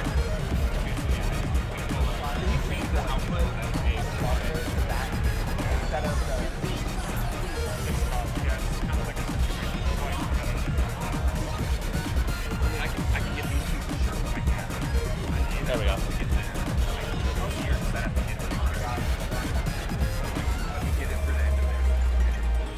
A little bit of technical difficulties. Is the stream still live? Are we still good? Yeah, bear with us here. I think we're still live.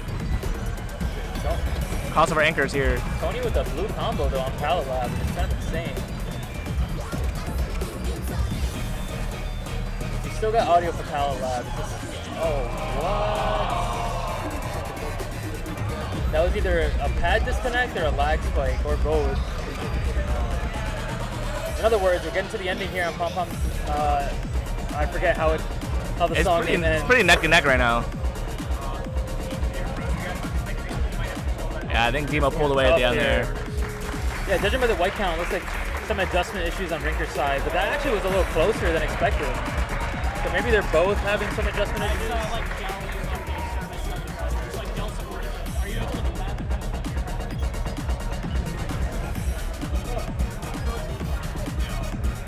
Yeah, here we go. Palette Lab on the other side. There's a pad disconnect, I think, that happened. Yeah. That happened in one of Rinker's matches earlier today as well. Well, Palette Lab's definitely an interesting one. It's a super exhausting chart. They're trying to FA it throughout the whole way, especially in the second half where the side switches get rolled in. And then now that it's on no CMOD too, the gimmicks are mixed in as well. It's gotta suck to have played 50% of that chart full effort just for not. I mean, yeah, on paper it's not too ridiculous. Right? I mean, other than the side switches at the end, but like at a tournament level where like you might just get kind of caught off guard by like some random stuff, like the no CMOD stuff. Like every white or every excellent just feels awful. OBS is on the display. No, it's All of everything fell apart. I'm trying to put it back together. we got a lot going on over here. Blizz is working on it. There's a lot of moving parts. If it says Dell, just You know what else has a lot of moving parts? The tech and Tower of Nerve. Yeah, Yeah. that's I've yet to pad that one. Yeah, they call it Tower of Nerve because Tech had the nerve to write it. Yeah. Yeah. Here we go, song 2. Demo up 1. Yeah, Demo up 1. Yeah. If I'm correct, if this is best of 3, then this is already match point. Correct, yes, but obviously a lot to go here on Tower of Nerve, especially with the 60. Yeah, I would say this chart doesn't really start until the end. They do technically set you up to teach you what the tech is for the chart, but you gotta. The question is, have they really dialed in their CMS timing to be comfortable enough to really attack the ending?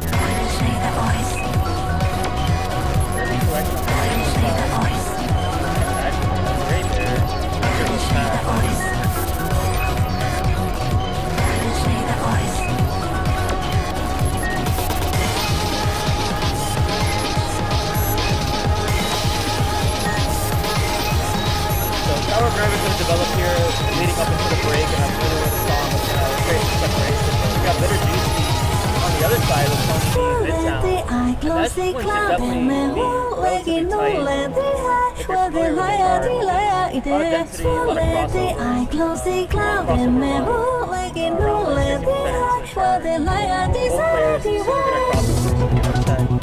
So that one could go down to the wire.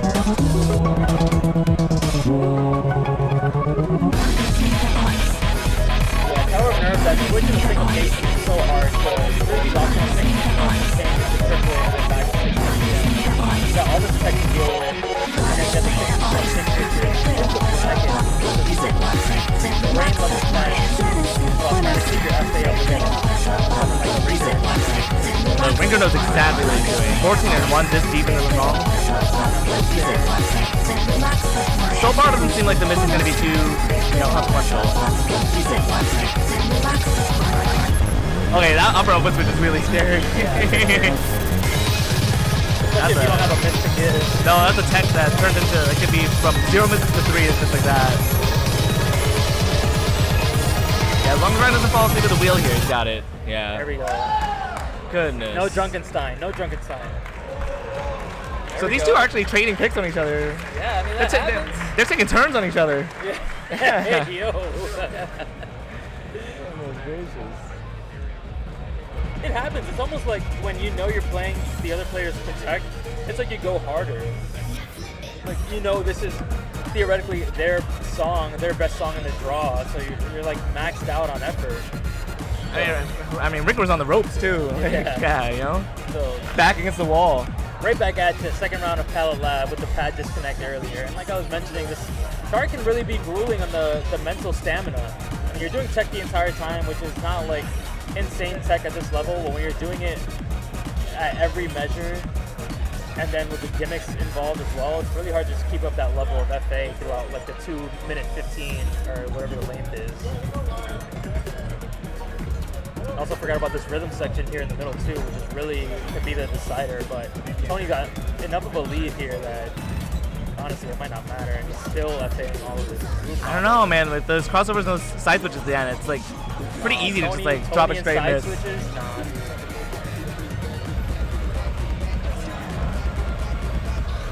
yeah, that's such a good song too. It just really gets you hyped. Then you gotta get not tripped up by the mods there. Yeah, we're gonna step back to this.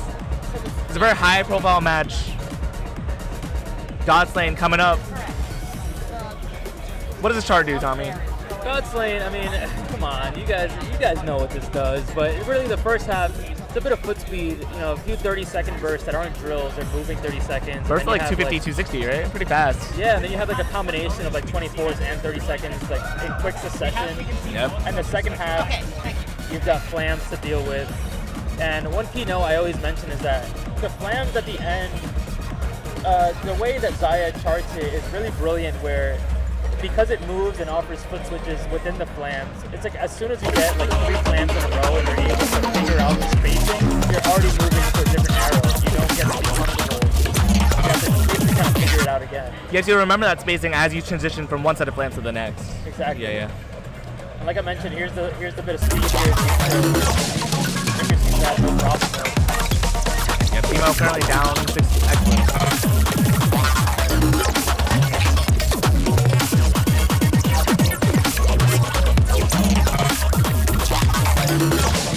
This also happens because quick succession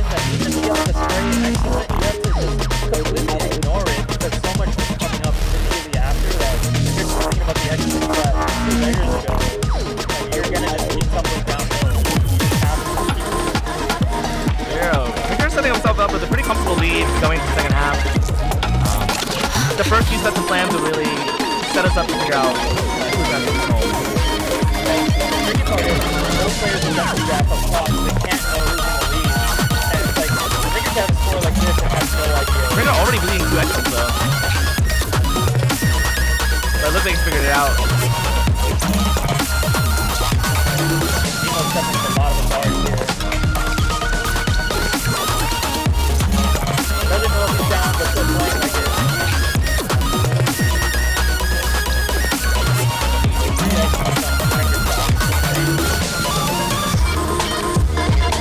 4, yeah, very solid. Getting into the outro here, songs. Looks like they're going to be over here. Looks like Rinker's going to take this match here with a tie break on God's Lane. Yeah. Jeez. Yeah, great counter up on both of them. Oh yeah, this is why we do it, man. Like I said, man, like any other tournament, that's a grand finals match. Yeah, seriously. And then it's like, both players know someone has to lose this match, right? Like, it's not the end of the tournament. It's just how it goes.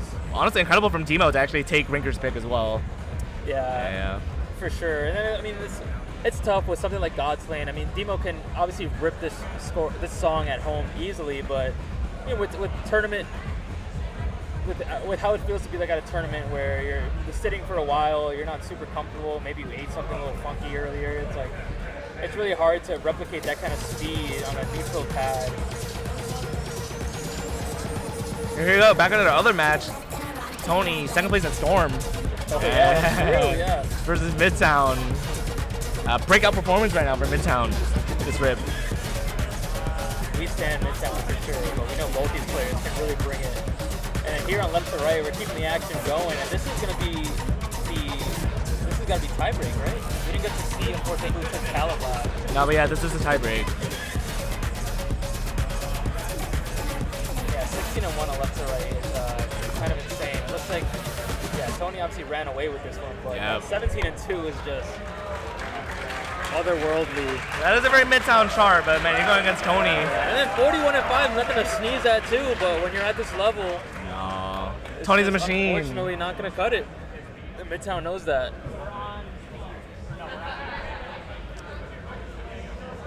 Yeah, great job with the both of them. I'm assuming, was that a loser side match or winner side match? That was a winner side match. That was a winner side match. Yep. Yeah. Those are both winner side matches. So Midtown. Oh yeah. First up, can I get Chance Roberts and Butts 47?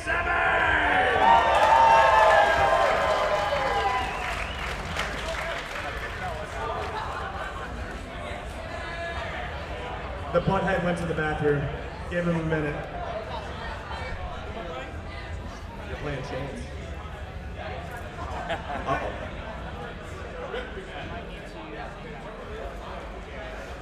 Can I also get Blue Buster and Kaya? Yo, Blue Buster. I get Blue Buster. I hardly know her. Yeah, Chance. Leon, I don't think you stand a chance at all. Sounds like Steven. I don't know. They caught me eating Reese's Pieces. If Keon's watching, I know he's shaking his head right now. What was wrong with Reese's Pieces? We're breaking the diet. You're on vacation. So, Leon versus Chance, you know that's going to be interesting every single time. Leon's trying to get coaching from the commentators, dude. We're working over here. Hey, yeah, I'm working I'm working here, man. Yeah, man. Come on now. Yeah, get someone else in your corner. Get another ring man. There's no amount of advice that we could give to beat Chance. You should be more worried about the draw than the pad, for sure. We should honestly probably just watch Kaya Blue Buster because that's nothing interesting is gonna happen over there. Leon is still in his sweats and hoodie. Look, there's no Tech 20s in the pack, so anything can happen. All right. If we had Tech 20s, then obviously we know who this would go to. So it's Kaya versus Blue Buster as well, which, I mean, Blue Buster's a hard one to really, like, you obviously know what a great player he is, but it's hard to know how much ITG's been playing, or how much DDR. You know, he's a super strong DDR player. He's been playing more. But he's in top 8, so he couldn't have definitely no slouch. So he's also been playing more SMX. But he said, you know, grinding for APC is just kind of boring. A little too easy. To a certain extent, I can see that. But he's just such a well-rounded player that it's kind of hard to like know exactly what's going to happen to him based on the draw. But Kaya is a FA demon for sure. We know that she's usually a fair pick to get into top 4.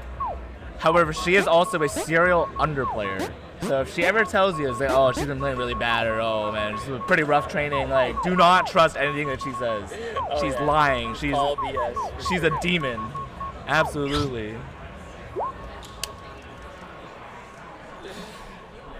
Man, I love the audience cam. So good. So much to see. Yeah, so much to do.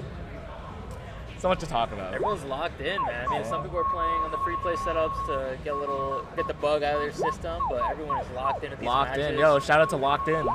Shout out to Locked In.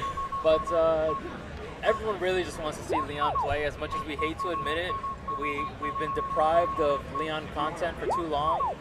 And he's here in the flesh. No. Unless you are on Facebook, you maybe get a little too much of him.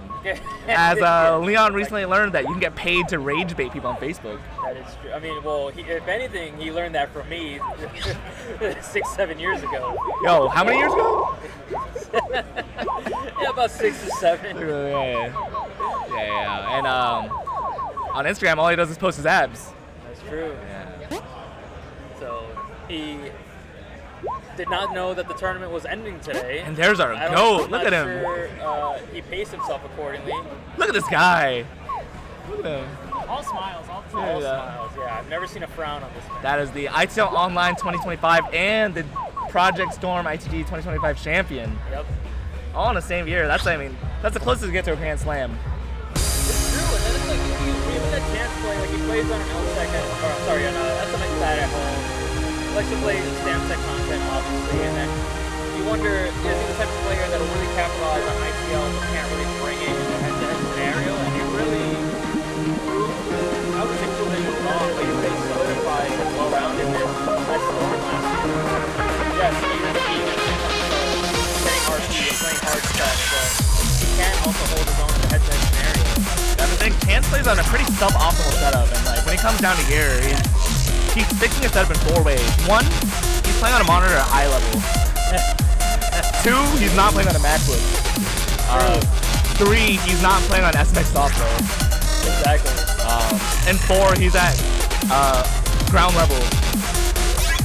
He gets all the oxygen. We live in Colorado. It was like 3,000 feet. Something ridiculous elevation, super thin air, Yeah, there was a tournament I went to, it's the first one that Chance went to. I'm like, oh, do you feel like you get a buff when you're at ground level? He's like, oh, no, not really. But then the next day, he was playing like ICB doubles and like Tech SRT at the same time. Came up to me later, he's like, you know what, never mind. I definitely feel a lot better now.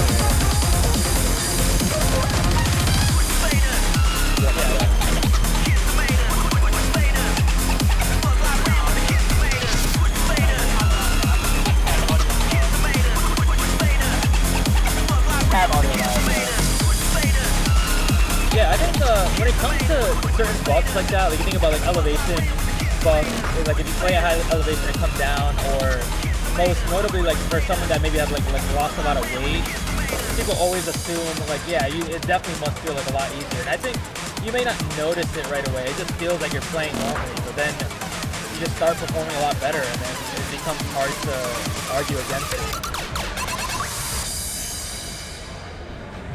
Myself, for example, this past year I lost about 40 pounds, and let's go. Let's go. That's my boy. Not to pat myself on the back, but just as an example. But yeah, not to pat myself on the back, but at first I was like, yeah, I mean, it probably like helps a little bit, and then I had like sets where I was starting to truck through 13s and then 14s, and I was like not on the ground dying, and I was like, oh, I guess maybe it is a little bit better. We got the shirt off from Leon trying to out-aura. He's not aura farm Chance, but... Sometimes you got to win the crowd over, and that can really swing things in your favor. Sometimes you got to do some extracurricular things to give yourself an advantage. If you ever play Counter-Strike with me, you know, you can get into that all To grab chat the and camera. really start to shake things I don't up know, a or bit. someone. But yeah, aura farming at the tournament can go a long way. You know, you got the crowd backing you. If you play shirtless a little bit, you know, get everyone rooting for you. You know, your opponent might start to get a little shaky. They know no one's in their corner. Now they're starting to sweat a little bit. I will say, I don't know how Chance will do since there's a severe lack of Colorado flags in the crowd here. Oh yeah, it's gotta feel missing a lot. Feels like it's playing in another country probably. Butts 47 was here. Vito Fuego from Chance. Can't see the other Vito. Vito Sticky from Butts 47. The Pantolinos protect Submerged Serenade. GG, dude.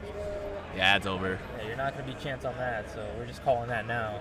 I mean, I'm not sure he's beating Chance on anything. I thought about naming a song. I'm not very bullish on Leon. It's today only. I am not bullish on Leon. Colorado's in the chat. Where you guys at, bro? Why you not here? Come on, where's Colorado? Come on. Come on. Yeah, I flew out from San Jose. You can fly out from Denver. How's flying for you? Next subject, please. Moving on. Moving right along. Moving right along. Yeah, to people who fly at all costs, just like try your best not to connect in Atlanta. That was not the issue. That's one of the issues. Yeah, but like Atlanta, I think itself was not the issue. Delta On this side, Rainbow Rain Parade, Blackbird, and Submerged Serenade. On this side, we've got Quirdanino Pantalones, Submerged Serenade, and Cauliflower. Who are you guys rooting for, Chance or Butts 47? If you're rooting for Chance, make some noise! If you're rooting for Butts 47, make some noise!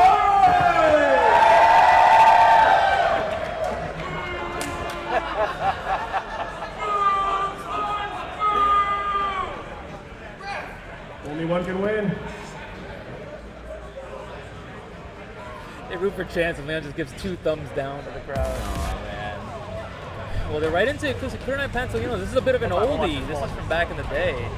But I think we're going to move over to the other cab and give Ugo Sakaya a chance to shine here as well. We know the Leon Chance match can be hyped. Oh, never mind, we're back. Yeah, we'll watch this.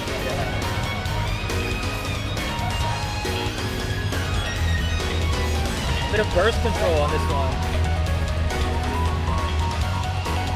I think these 24th runs are actually super comfy. And they're gonna get right into those the tallywags. Reno 16th, or no, it's more than that. The double step here. Both players I think bleeding the same excellence here.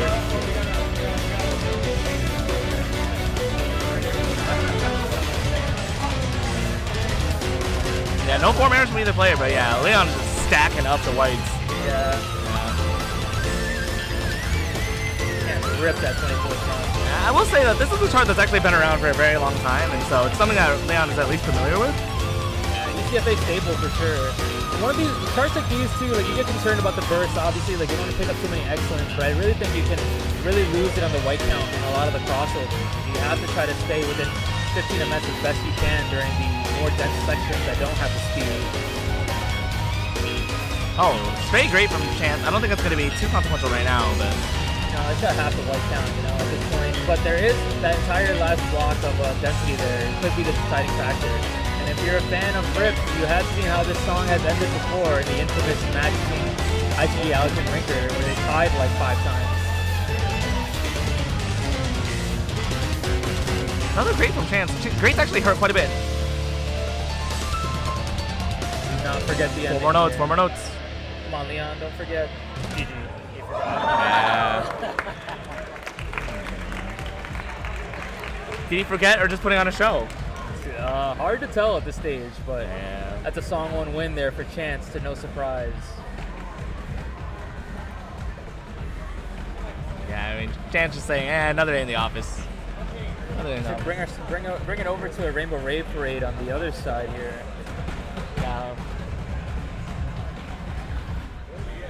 super, super crazy song, Rainbow Ray Parade. It is an SMX. It's That's way right. easier than SMX. Kaya with 3 and 1 here. Start off, really strong start. And then into the really tricky rhythm section. I mean, this is just spray and pray at its finest, but it's just trying to mitigate as much as you can here and getting through this section. You're just praying for it to end and for you to not have too many excellents or greats or misses. And look, hey, I know that read speed is a preference, and Blue Buster would beat me any day of the league on that read speed, but dude, a chart like this is extremely hard on the speed this low. Yeah, I think so too. But I guess it's like you have to weigh what do you want, faster read speed, or do you want to be comfortable performing every pattern that comes up? And I think he's probably electing for the latter. Yeah, I think this is another lead. I mean, 20 excellence is pretty massive at this level of play, and only an injury or a cramp or something could save Blue Buster here, I think. Oh, a few misses on Kaya's side though. I mean, I do still think the spread here, if we're going at the same pace. Well, another miss. Too wide, but And also, there are foot switch stacks at the end of here. We're going to see some triple foot switch stacks. that is true. With a crossover mixed into the stacks as well, so. Yeah. And also the bracket flip switches too. It's going to be really easy to just pick up a straight miss there as well. So Here we go. we'll see. Both players killing it. Yeah, Blue Buster struggling with the brackets. Getting an excellent on each of those. Here's a crossover in the stacks. Ooh, and I think that was at least a miss there. On Kaya's Yeah, side. only one miss. I still think just way too much of a spread here for Blue Buster to have a chance to bring it back.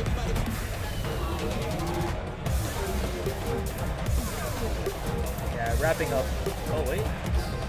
Nah, yeah, Yeah, it's wrapping pretty up Rainbow Ray huge Parade. gap. I mean, definitely not Kaya's greatest performance in the song, but still enough to sneak away that win. And with Submerge, or no, that's Leon's draw.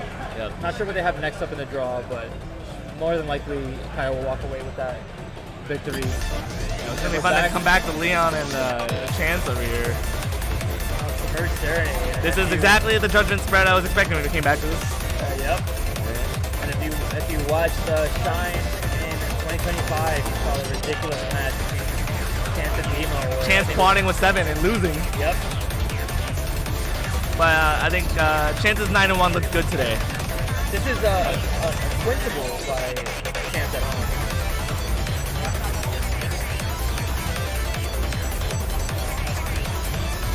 It's just Leon, Chance. You don't gotta try too hard. Yeah, really tough to keep up the focus at the end of Submerge Serenade because it is kind of an exhausting 12. And then at the end, you have to combine all of the tech that you've done throughout the song with the foot switches and the rolls, and you're doing crossovers as well.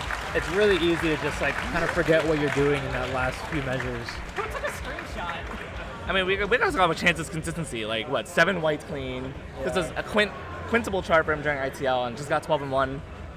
Neutral pad, yep. Neutral pad, yeah. I mean, the way he steps, I mean, you can hear his steps from here. Yeah. Is that one done? Are we ready to swap? Yeah, yeah. So Chance is going to take it. Unfortunately, Butts 47 is going to get a loss. And Does that mean Leon's out? I think so. Yeah. Yeah, it's a loser side match. Loser Hey, side. okay, we're going back to Kaya versus Blue Buster. I gotta say, Blackbird is actually a very interesting chart for Blue Buster to be playing. I agree. Are you a form doer on this one? Absolutely Are you a not. doer at all? Do you do it? Doer? I hardly know her. No, I mean, Blue Buster is a multi-game aficionado, SMX, incredible at TDR, and I learned recently he's actually expert 1 in pump. Really? Yep, 23s. Yep. But with DDR, you just learn how to just hit the notes as you see them, and this is a perfect chart to like exercise that skill set. Like, Yeah, I agree entirely. Yeah, it's just, even though this chart is pretty hard to time, it's really easy to just kind of let it go. And to your point, yeah, Blue Buster here with 5 whites at the break. If he can keep this pace up, he can definitely take this win over Kaya on Blackbird. yeah, it's looking good so far. I mean, the chart does get harder, but It's just really easy to lose focus. This one can actually, believe it or not, can actually be tiring. You think about like the mental effort to stay within the window. Towards the end of the song, you just kind of like, you've had it, you know? Like, you're just ready for it to be I over. agree.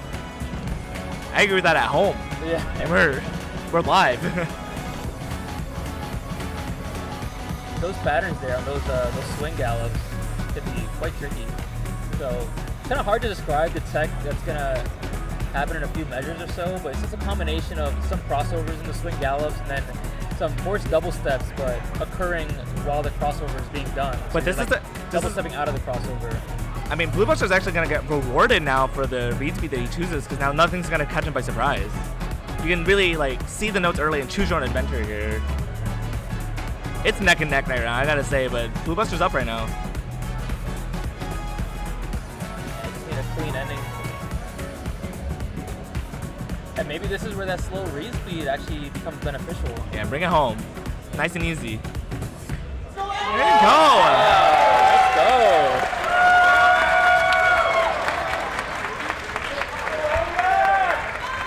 Look at him go! Look at him! Look at him doing the... Give us a little bit of... Oh yeah, doing the... Let's go! Doing the yes, baby. sir! Demon mode. Demon mode. That was hype, but Submerge Serenade, I would be floored if Kaya did not wipe the floor with this one. I mean, we know the FA potential on Kaya. She can be super locked in, especially if the density is consistent. And this is one of those type of songs where, as long as you lock in early, it's just smooth sailing. I'm never ruling out Blue Buster on something like this. I think it's not hard enough. Think so? Yeah, I'm not ruling him out. All right. Yeah. Chat, what you got to say? Remember, this Who you is the rooting guy. for? Dude, there's a fun story where Blue Buster, if you guys know Slaughter, extremely technical chart.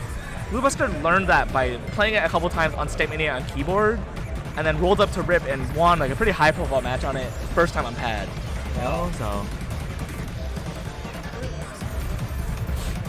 Oh, Blue Buster already Kaya already doubled Blue Buster's white count, so it's over. It's over. Yep. Oh, spoke too soon. Now Blue Buster doubled hers. And you can see the theme of this chart is really just all around these rolls, playing notes around the rolls, and it's just going to scale even more as the chart goes on. Correct, yeah. If you're not sure what's going on, you're inserting the 16th note on the rolls to complete the pattern. And are you the type that fills in the notes, or do you just kind of do the gallop? I fill most of them, yeah. I do not. Well, I'm sure you could have guessed that. Yeah. I'm a big fan of it, filling it in. And then no CMON, so you're going to get a little bit of a gradual slowdown here, which most people didn't know was there, but not enough to really make a huge impact, but you can probably pick up a few more whites, or an excellent here in Kaya's case. But as I mentioned, 6-1 here after the break on Kaya's side. Look, 4 excellence is no slouch of a score, I mean, against Kaya. When you've got single-digit whites, at this stage of the song, it's just so hard to come back. Yeah, we got a bit of a break here. I know it doesn't look like it, but at this level, this is definitely this is a break. Yeah, for sure. The patterning is also super easy to kind of chill out on without bleeding excellence.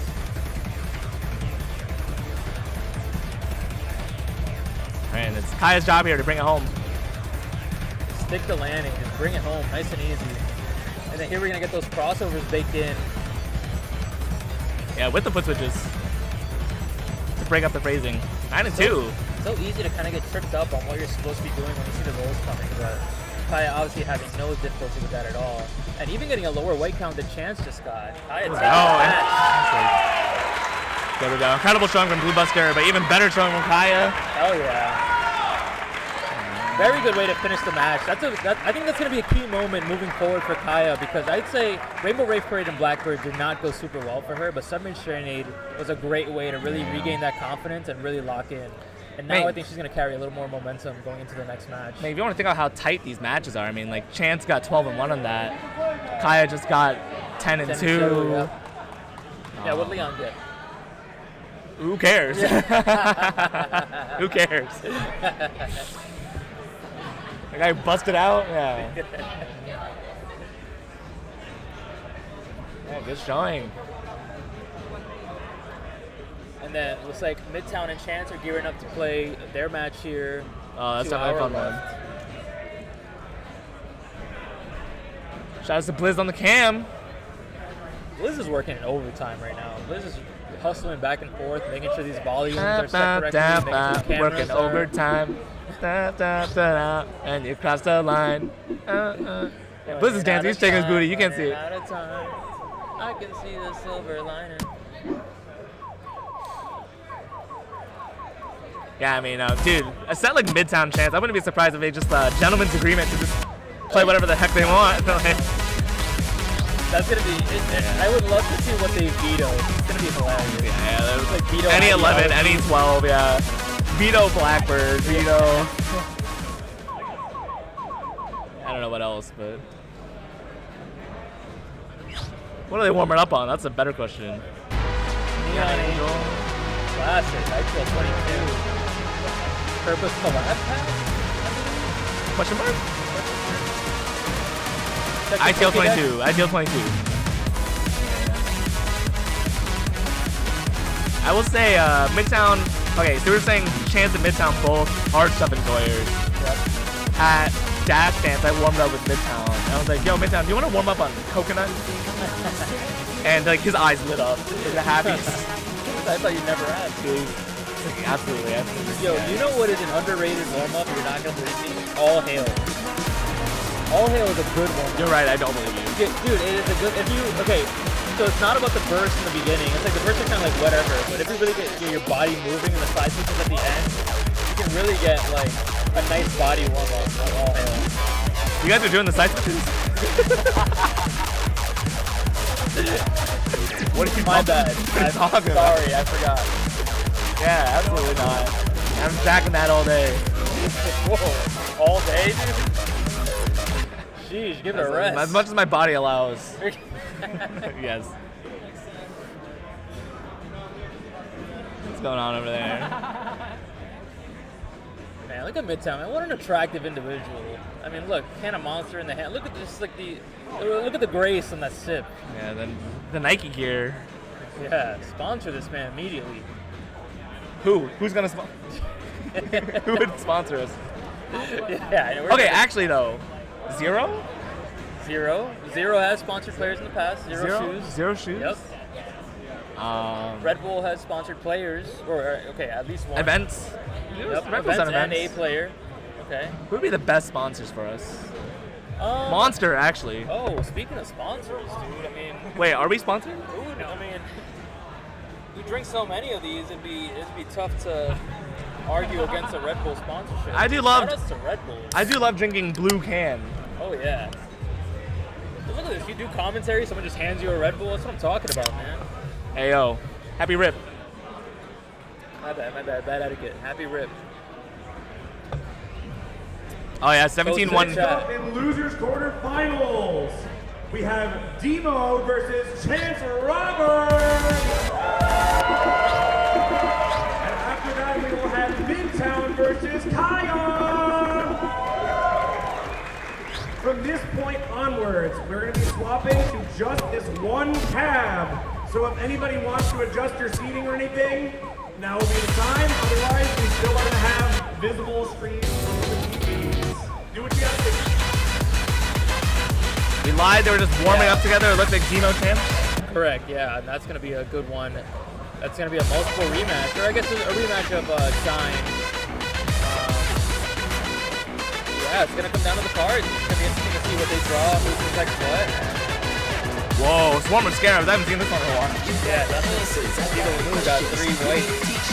That was RIP 2 years ago. Oh, RIP Talkion, right? Is that Talkion the victim of that one? Yeah. You ever think about like every sick tournament score, there's a victim on the other side? Yeah, and it's like a really good player that did not deserve that. Dude, that sucks. That blows. Yeah, that blows, dude. Speaking of getting blown, to smithereens gotta be the worst way to get blown. Yeah, oh, for sure, yeah. That's here. Oh my god, yeah, I would hate to be smithereens, get me out of there. Yeah. Much better ways. Yeah, speaking of blowing a smithereens, yeah, that bathroom over there. Oh no. Hey, at least you didn't miss the group picture this time. Oh, yeah, dude, you just triggered me. God. What happened? Dash dance in the bathroom, and I think... Oh, that dude was griefing you. Yeah, someone's griefing me in the bathroom at dash dance, and I missed a good photo. I'm so mad about that. I forgot exactly what happened. He was just like stalling or something, I don't know. Anyway. You ruined my night. God, I thought about that. What was it, like take forever in the stall, take forever to wash his hands? Yeah, it was something along those lines. Yeah, just like,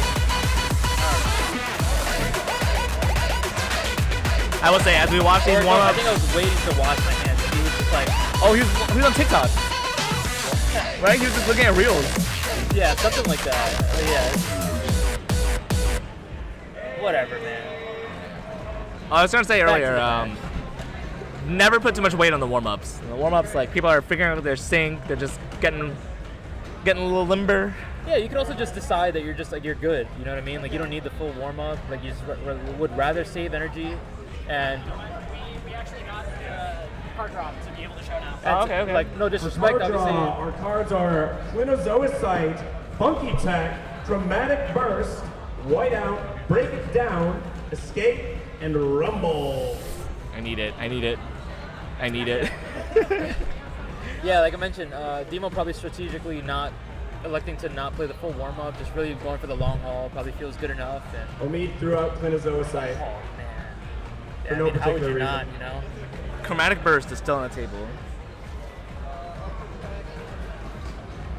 Whiteout with the slowdown, no CMod. Funky Tech protect from Demo. I don't think I've seen Whiteout. I don't think I've seen Whiteout get played yet today, or at least I haven't seen it personally. I know some of us, we're talking about how much, we've had enough of Escape. Maybe a little too much Escape. Unfortunately, yeah, I'm ready to see it All go. right, our final set is going to be Funky Tech, Chromatic Burst, and Whiteout. Yeah, man. Yeah, Whiteout was not traditionally a no CMod chart. It was CMod allowed, but for this tournament, obviously, everything is no CMod. So it drops down to 110 BPM, which can make the second half kind of a toss-up if you just cannot get locked into the window. That's going to be an interesting one to see if we get there. But, yeah, it's going to... We know what we're in for here when we see Chance and Demo on the pad and just strap in. Let's hear it, chat. Who you got? Who are you supporting? Who you rooting for? Predictions. Where's Team Colorado at? You guys still here? Yeah, Colorado always comes up. That was a Bay Area. Bay Area. Yo, shout out to Alyssa Liu. Yeah. Shout out to Big Panther. Shout out to Kalani. Yeah, this tries a lot of hold bracket shenanigans. Yeah. And there's gonna be some red herring holds at the end where they make you think that you need to really play around the hold, but you can actually drop them and be fine. Yeah, the holds are short enough that you can not hold them. It'll complete.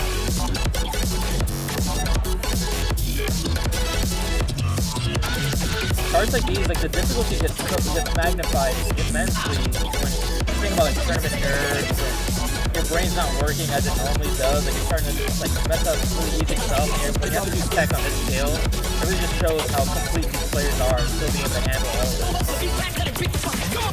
A little sloppy from both players right now. Honestly, it looks neck and neck. Yeah, for sure. A lot of song left.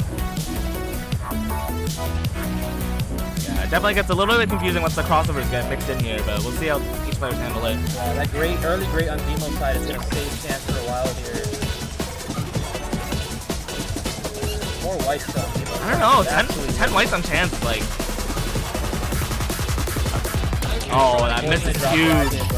You know, Demo's FA is going to stay locked in throughout the end of the charge. You gotta hope he keeps the misses down to a minimum here. Here's the crossovers. And those are the holds I'm talking about. You don't actually have to play around them. They'll just complete. And another great on Chance's side that's going to shake things up a bit. I can't tell where it's going. Oh! Great. That might...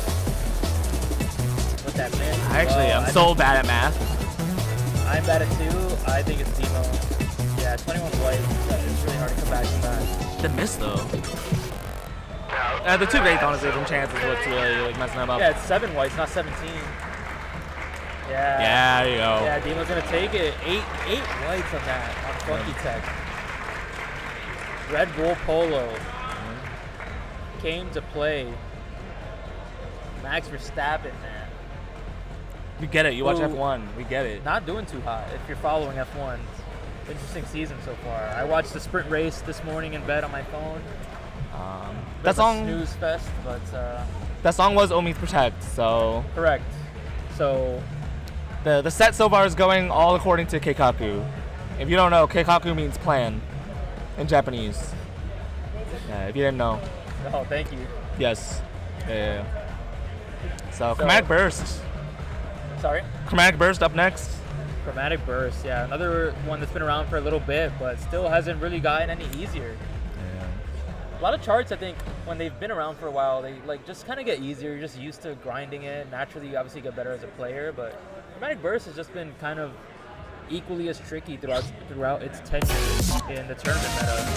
Chromatic Burst is what I refer to as a puzzle chart on Talcon, where there is an intended way to play it, but the intended way is quite hard.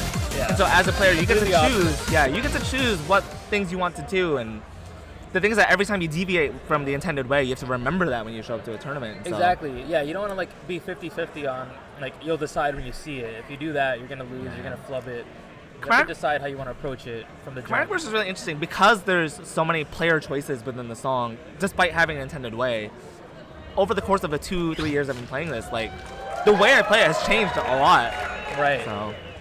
Also, you just get a little bit better. You get a little bit more stamina. So now you have more effort to apply to certain things that you might have needed before, or just kind of elected to do more conservatively. Like these side switches early on in the song, I really just hop those and I don't do them. But you just get a little bit better. Maybe they are worth doing. Maybe those judgments are worth, saving to apply somewhere else. I will say, I think for this particular song, my guess is that it's going to go for Chance. I mean, it is just Protect, but also like Chance's ability to just play a chart this complex with this much movement and this many brackets and execute it cleanly. A little more confident he's going to do that over Demo. Yeah, it's tough to count. I'm not counting Demo out personally because we know his FA is insane and he can just have such a ridiculously low white count that can really just kind of carry him in the match. But even with that said, Chance still off to an early lead here. Kind of got a little bit of a break in the song, not doing too much here, but it's a break with some attention checks, like this. And these rogue crossovers too. And when you're on neutral pads, you really want to not drop a bracket. It feels so bad dropping a bracket in the middle of the match. I want to see how this section goes because there's reverse staircases, but you can choose to double step it, but both players are choosing to do the reverse staircases. Every judgment matters. I think they really just don't want to pick up like a straight white or excellent double step or something. Man. And it kind of goes back to what we were saying about getting a little bit better over time and deciding maybe you do want to do this tech that you cheated in the past. And the next section has a lot of foot switches. They actually start crossed over. It's very interesting. You have to play it yourself to get a feel for it. But. Yeah, very unique pattern. If you're following along with the pattern, you'll see exactly what's going on. And Demo choosing to double step here. Chance doing it as written.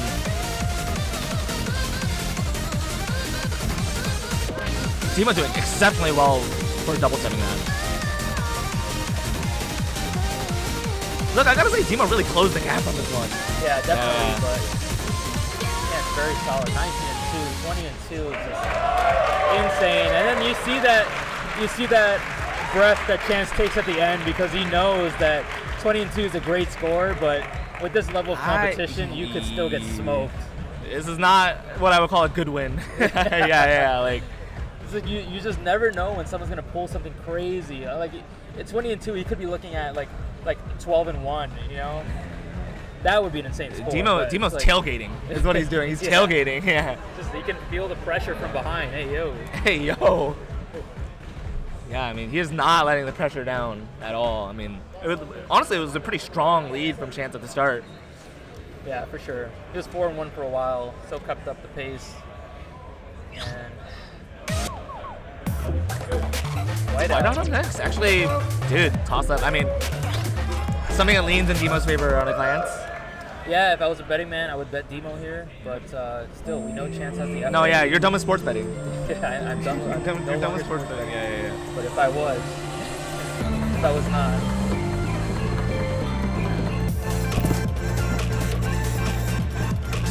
Tied up to start here. Yeah, these like micro slowdowns here.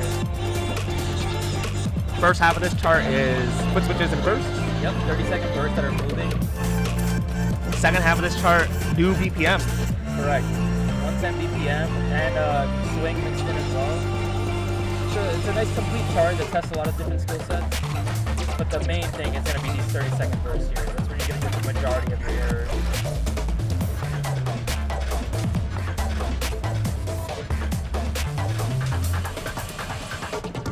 functionally neck and neck right now. The crowd is absolutely locked in. Everyone knows what's riding on this right here. You can hear a pin drop for sure. There's actually more double steps, I believe. Oh yeah, no. Chance is getting punished for not knowing that. Obviously, Chance thinks they're crossovers. I mean, that mine is actually gonna make up for some of the EX progress that he has here. Yeah, but still quite a large lead. But like I said here, it's no CMOD. You're gonna be doing 110 BPM here. Very easy to bleed a lot of whites.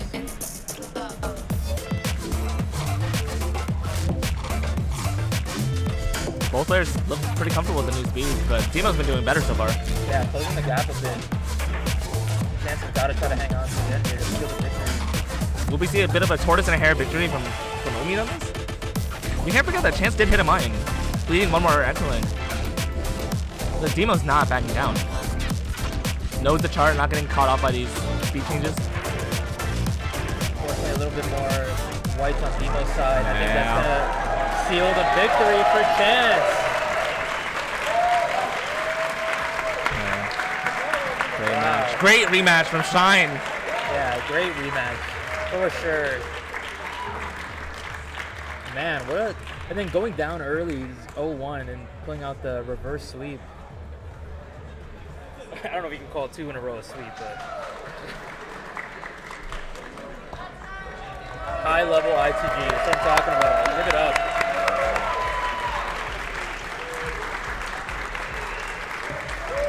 Dude, shout outs to Cat coming out from Bay. Yeah, love seeing Cat. Yeah. Yeah. Ringer Chance, yeah. Not bad, not bad. That is the exit, correct? Yeah, it's early exit from. That's I mean, tough, unless they're dude. okay Like, with you okay with this. You can't like what are you gonna say, dude? Like, oh, I lost a Rinker and Chance, and now I'm out of the tournament. Like, I think we've watched what is the equivalent of like 3 different matches that could have been a grand finals match. For sure. You know, so. when you Like get to the Demo top Ringer 8, could have been a grand finals match. Like Demo Chance was a grand finals match. Right. At Shine. Almost every top 8 at a major, like we laugh about it all the time, where you say who you're playing and like no answer is good. Next up on deck, we've got Midtown and Kaya.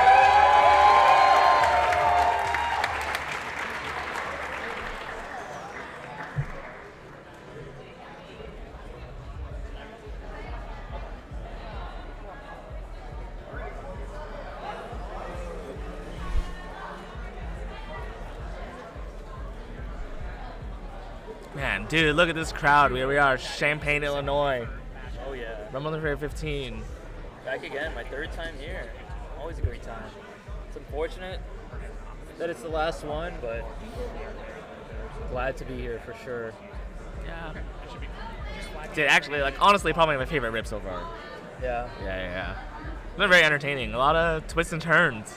It's hard to not favor the rip where I shared the big Airbnb where Chance and CMMF were in the basement just ripping like Tech 18s and stuff on a normal pad and LTech pad. It's To be just fair, like I the think day that was before the tournament. I think that was still happening. It just we weren't there. Yeah, yeah, that might still have been happening. Yeah, it might have still been happening. Most likely.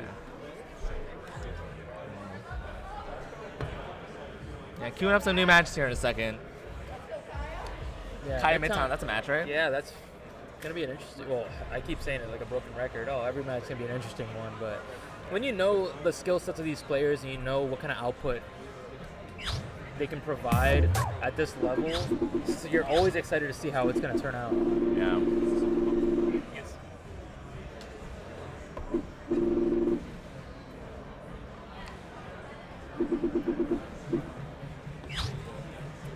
And again, you're gonna want Kaya's probably gonna want to see something with a little bit more consistent density to get locked in, because you know she can put up some insane white counts.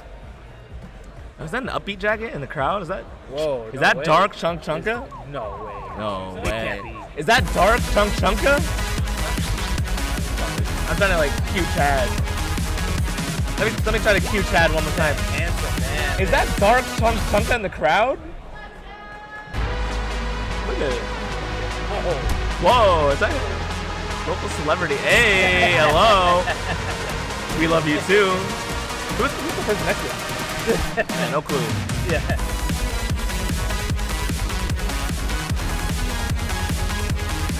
The warm up here. Warming up on Neon Angel, classic. It's like one of the perfect warm ups. Got some stream, got some brackets, got some footages. Got you doing everything. Got a real dog barking over here. Yo, it's me.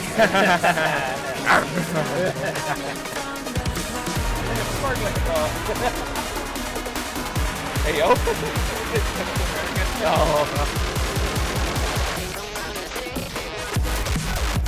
Yo, who in the chat scene Coming to America?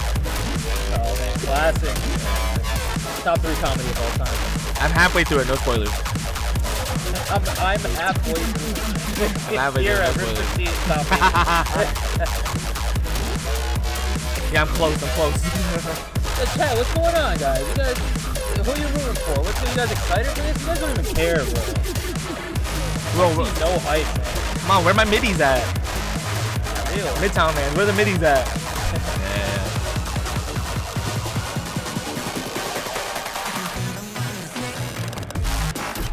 I want some trash talk. Just let us go. Oh man, that hurt. So you got that soul glow. Yeah, I was trying to hit it. No way. I gotta say, I think for this match, Kaya the favorite. They're the favorite, but losable match for sure. Especially when we talked about the momentum that Midtown has. But keep in mind, Midtown's been playing all day. I don't think he cares. I think he's happy to be playing all day. True. He's in his element right But now. Like he. Hard to not think about fatigue at this point, especially with the type of charts they've been playing. Here we go. Whoa. Draw up. It's a little tame, but I don't know. I think Blackbird's leaving. I think Blackbird's out of here. I think so. Yeah, I think Blackbird's out of here. The virus. I want to see the virus. To be honest, I think that one would be a hype match between those two. I think the virus is a chart that Kaya will say that she's bad at and then destroy you on it. Yeah. So that's a ATB. ATB on the scene. Oh, there we go. ATB to the rescue.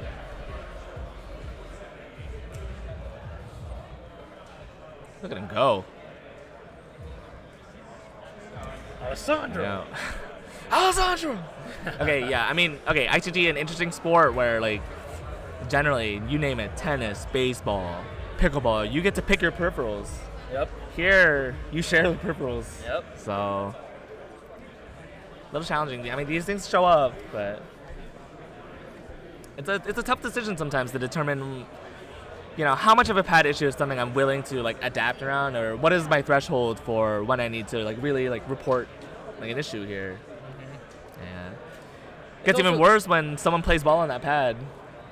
Then you just feel bad. Yeah, before and after you. Yeah. It's tough. I mean, we all have different play styles. We're used to, obviously everyone's used to playing on their own setups, whether it be at home or your local arcade, but your body really adapts to playing on the same type of hardware if you're the type that, you know, plays at one place all the time. But that's why I think people like Blue Buster have such an advantage, because he plays every game. He's doing DDR on different DDR pads. He's playing Pump, SMX, ITG. And I think that really goes a long way when it comes time to adapt to different setups. That is a pretty common conundrum, I think, with people who go to their first tournament. They get too used to playing only on their pad, only on their sync. It's not their fault, right? Like getting access to other people's. It also feels bad to like invite yourself to someone's home. For sure, I know how that feels. I try to make my nearby friends understand that I'm always willing to provide a space to play. But yeah, trying to hit up different people all the time can feel like kind of weird if you're not super tight with them. Yeah. But I think trying to maximize your time spent on other pads is a huge investment that can go a long way. Yeah, I'll say, like, look, I'm not a big fan of DDR, but you were right, and I was not ready to admit it. But when I really, really put serious time into DDR, my timing got way better. Yep. Yeah. When you play DDR, the game doesn't do it for you. Yeah, like, before I was just like, play the game I think it should be played and hope that the judgments are good, as opposed to like actually going for the correct judgment on every step. Yeah, it's exactly what I said. I was like, you play ITG, like you play what you believe is on time, and you expect the game to give you the judgment that you went for, and maybe that didn't happen. But with DDR, obviously with changes in sync and stuff like that, you have to adapt yourself to hit the notes at the time that you know is going to register a marvelous or a perfect. Yeah. A little bit of cross training never hurt anybody. I am a strong believer in cross training. I think playing other games really helps a lot. It helps kind of shake you out of those muscle memory things that can kind of keep you plateaued for a little bit.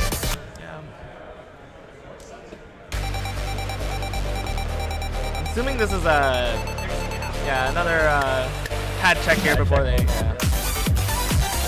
button check for the FTC. The FTCs, yeah, always do a button check.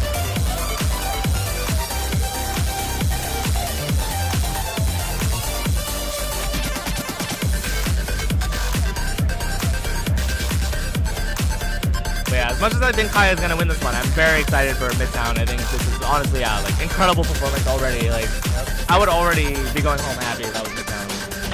Yeah, but more to prove. More to prove. Yep. Player to look out for in the future. I mean, you gotta look out for him now, but I think he's only gonna get better. Tell the man to put some shoes on. Hey, if it ain't broke. That's looking good on Kaya's side.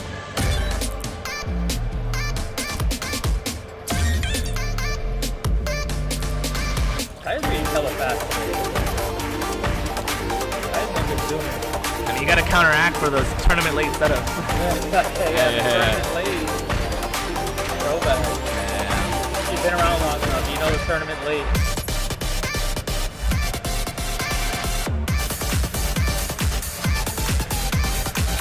Once again, warm up here, just a pad check, and then we're gonna get right into it.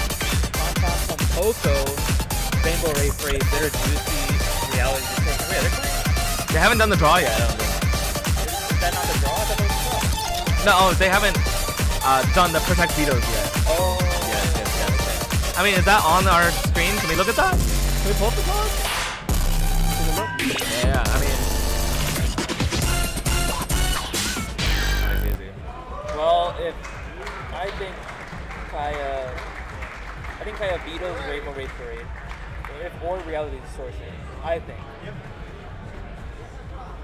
Midtown vetoes. I just think Blackbird. We'll see. I can't speak for that. I don't know. That's what comes to mind. I feel like Midtown vetoes Blackbird, but maybe even like Bitter Juicy. I don't know. If I'm thinking about Bitter Juicy against Kaya, I'm thinking form errors. Going through it. Is the card draw on the floating cam or no? No, but I can probably. Nah, don't worry about it. Man, shout out to Red Bull, man. It's just keeping us caffeinated, keeping us engaged, keeping our minds vitalized. We're not even sponsored. Tommy's just sharing his passions. Yeah, shout out to Red Bull, man. Can we just shout out anybody? Yo, shout out to Raising Canes, keeping us fed, keeping us satisfied. Value per dollar. Who else can we shout? You guys call yourself a Caniac, put your money where your mouth is. Yo, shout out to Uniqlo. Equip me with my basics. Hell yeah. Shout out to Vori. I don't climb, but shout out to Vori. No, hot take, you don't have to climb to wear Vori. Hot take. I know it seems that way. Reality Distortion. Virus is gone. Wait, Midtown beat a Reality Distortion. Okay. What's going on? Virus? Interesting.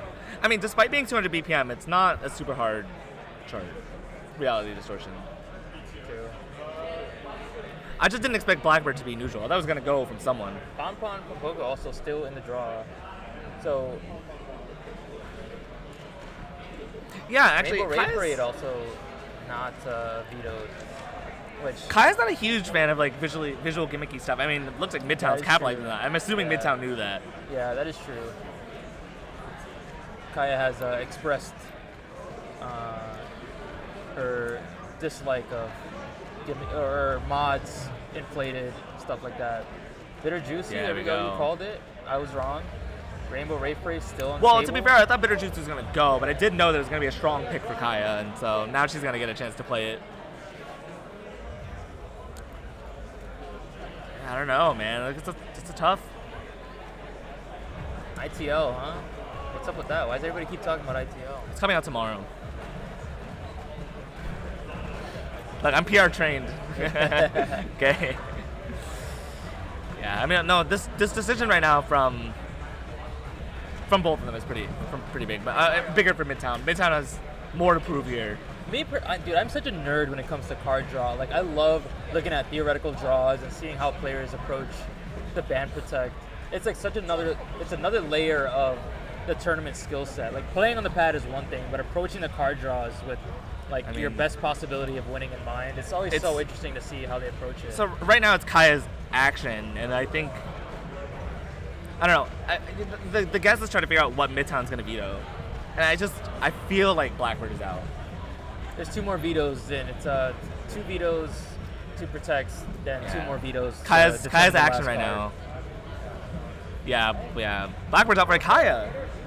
So I'm making the right reads on the wrong people. Interesting. And Godslam goes. Midtown, okay, you didn't hear it, but Midtown actually popped off. Because he would have wanted to eliminate Blackbird, and then Kaya did it. So now Midtown So he gets a free veto. Free will to play 2 charts that he wants to play. Hell yeah. Yeah, so I mean, look, if we see this go to Song 3, I mean, we have a serious match on our hands. This match was like, do we feel like it was a blunder from Kaya's side? Like, I don't know what was going on. I don't know about a blunder. I just feel like the cards just weren't, like, it was not her best draw. Yeah. So it was just like, here we go.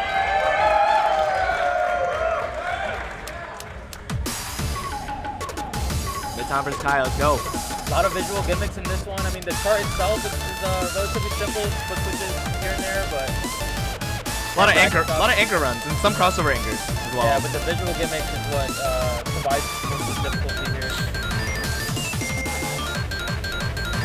Early 3 excellence on Midtown's side, but still a lot of song left, obviously. Slowdown coming up.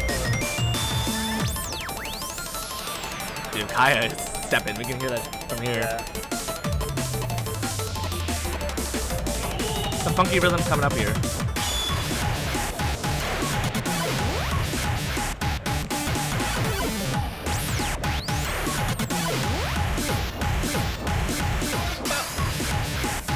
Yeah, you gotta maneuver through these visual gimmicks, and yeah, Midtown really getting shaken up there. Got a smile from him though. He's having a good time. Yeah. Like I said, I mean, I don't know if the team plays a role here, but Midtown's been playing all day. Miss from Kaya's side. Oh, wait a minute. Although a lot of excellence and grades on Midtown's side, so it won't matter too much for now. One more slowdown. Yep. When we come out of the slowdown, that's where the longer runs with the crossover anchors come in.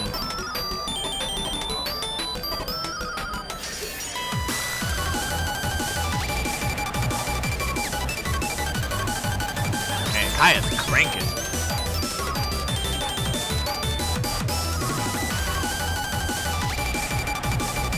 One more miss. I mean,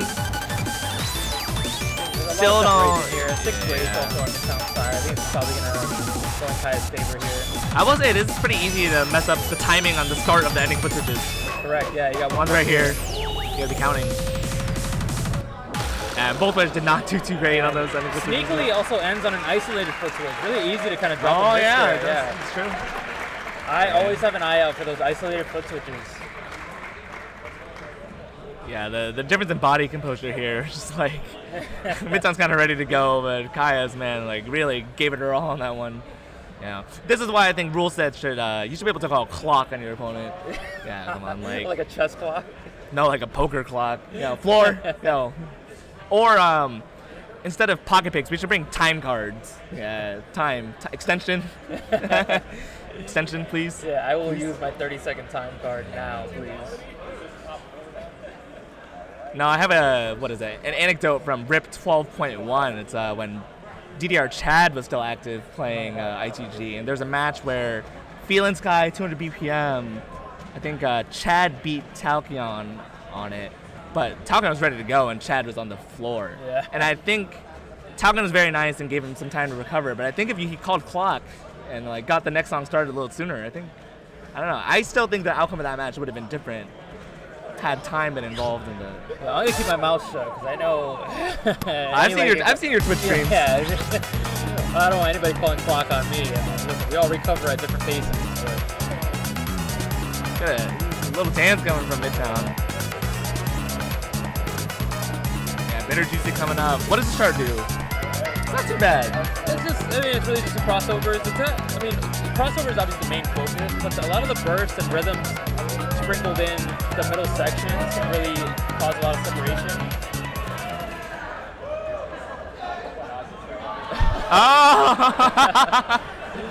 But Bitter Juicy, I think one of the things to look out for is that it's a long song. It's really dense. I think it's got over 1,000 notes, and you just gotta kind of stay composed throughout the entire song. You do have a long run towards around like 60% that has a crossover tower in it. So I think both players will probably do the crossover tower. At lower levels, some people might elect to cheat it to save a little bit more energy. I mean, I know Midtown's gonna do it. Oh yeah, that's a there's given. no doubt about it. Yeah. Yeah, Midtown comes from the school of Sudsy. Yeah.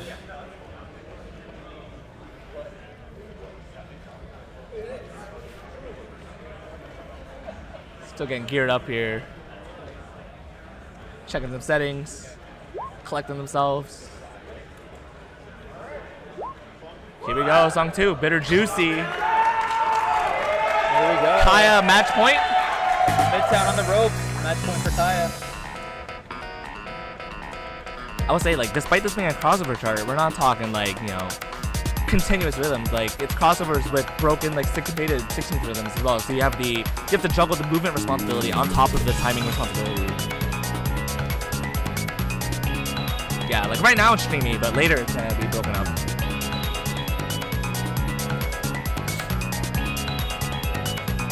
Crowd is locked in. Ooh. Crispy from both players. Midtown already tripled Kyle's white count. It's over. Yeah, wrap it up. Cut the check. Yeah. Cut the check. There we go. And here's the movement and the syncopation I was talking about. It's very flowy. It's really easy to get your body into it here at this stage of the song and really kind of get locked in the crossover timing. You got a good video about crossover timing. It's so important. Here are the bursts I was talking about earlier. Create some separation. Neck and neck every step of the way right now. Like I was saying, like if here's the towers. They'll incorporate crossovers here. Both players extremely comfortable. I mean, this is Midtown's comfort zone.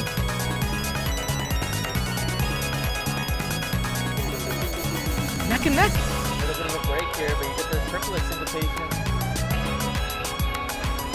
That little run there with the towers is one of those classic examples where higher effort doesn't always neck and neck. yield you the results you want. Taking a break from the crossovers here.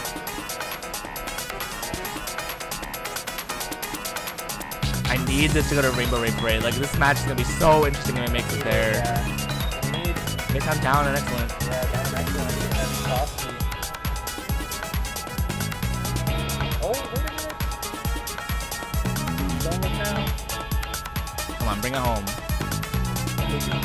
Don't look at the other side. Another excellent from Kaya. This is down to the last note. Let's go!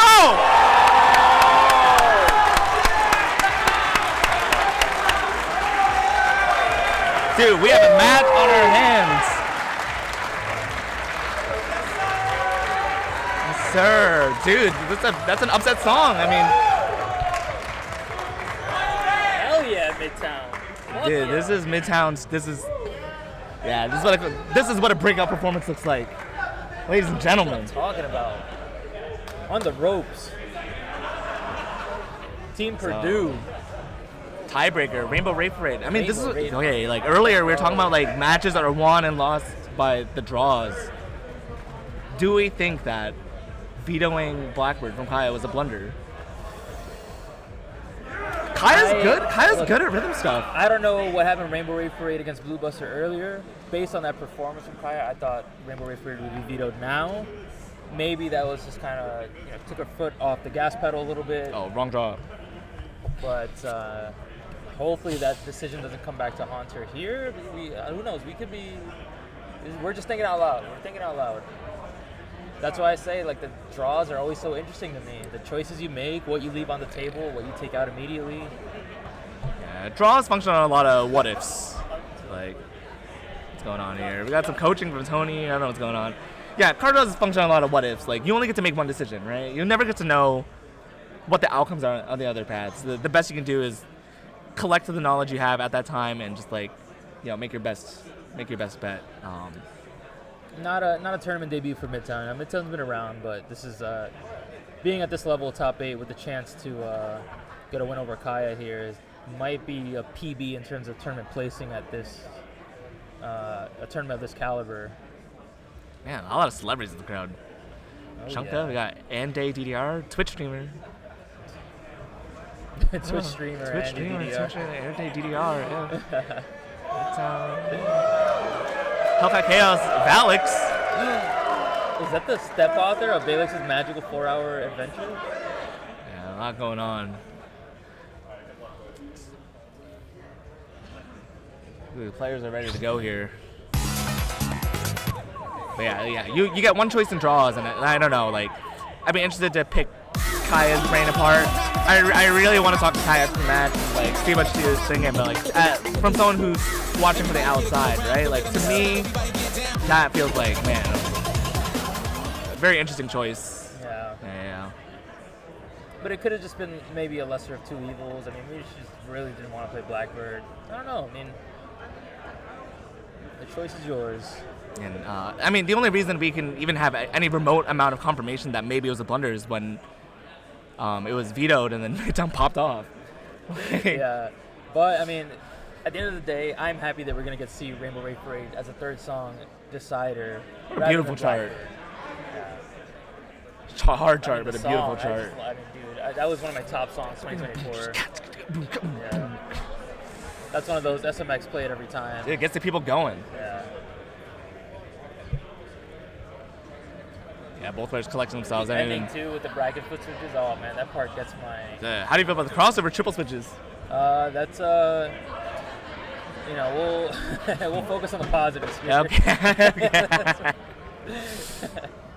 No, yeah, the chart's beautiful. The way the whole double step kick switches and stuff flow. It's like, yeah, charted very cerebrally. Yeah, it's a chart you look at like on stream, on Statement, whatever, like not like at the comfort of your desk. You think, wow, this looks extremely over-engineered. This looks really awkward. Until you play on pad, and like, dude, it flows. Yeah, exactly. Perfect. The side switches. Oh man, the side switches. Dude, really, this chart is phenomenal. I'd be swinging that thing. Here we go. I would say what you're looking at right now is kind of the common part. This section repeats one more time. The first A section is defined by skiddly bursts, very fast blitzky bursts. The second half is defined by those triple switches. So with the base layering of the chart here, very flowy, very easy to kind of get your body into the movement. And then, a nice little taste of the intro and a nice little break before spray and pray time. Maybe hit fire. I will say the crowd's gotten a lot quieter, so I think we also need to get a little bit quieter here. So here's the skiddly foot switch stuff I was talking about. Foot speed too. Both players hit fire in here. No, I mean both players honestly sound quite in control. Excellent power there.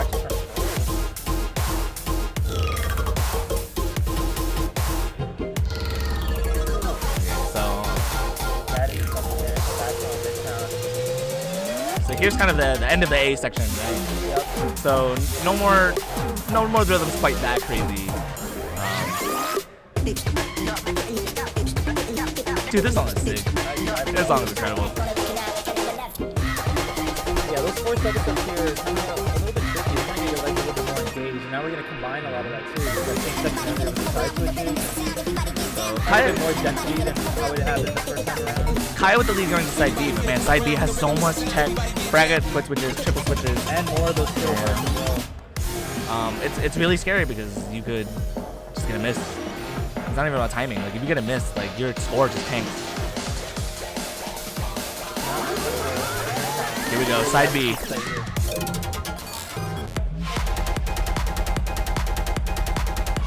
Both players nailing it. Nailing the bracket foot switches too. One more set of triple switches with crossovers. Incredible, both players. Look at Kaya go. Ooh.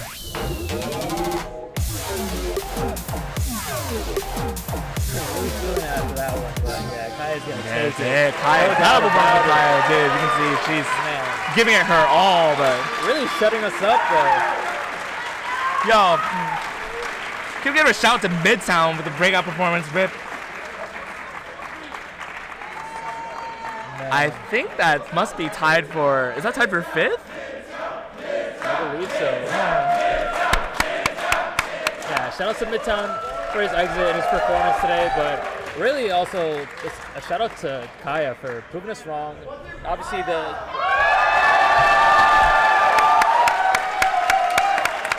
Rainbow Rave Parade earlier against Blue Busters, kind of just a blunder.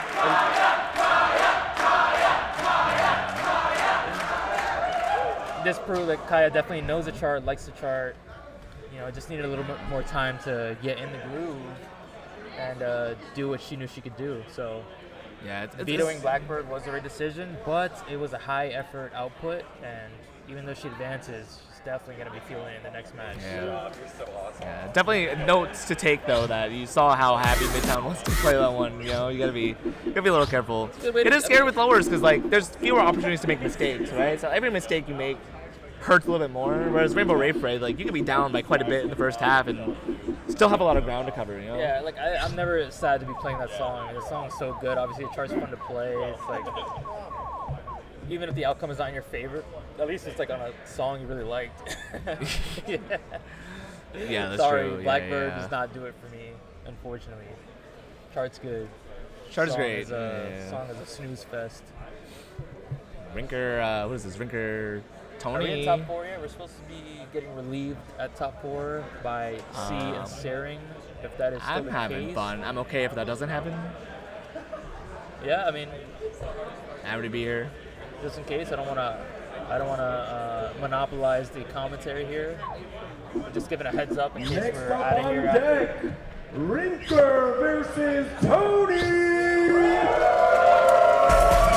The Cowboy. Now top 4. So everybody from this point onward is guaranteed a medal. But only one person gets the trophy. They are finishing tonight, yes. Pressure's on.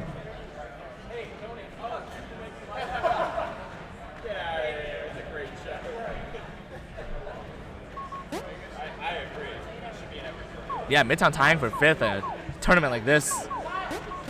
Yeah, dude. Yeah. I mean, we've said it plenty, but Put that on your resume. Next job you apply for, definitely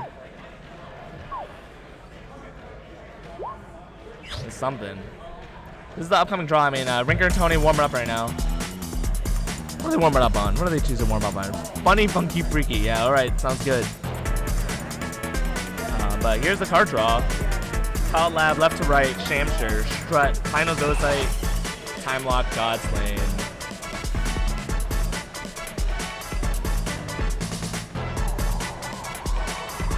Although I see Kaya Chance doing a draw as well. I don't know whose draw this is.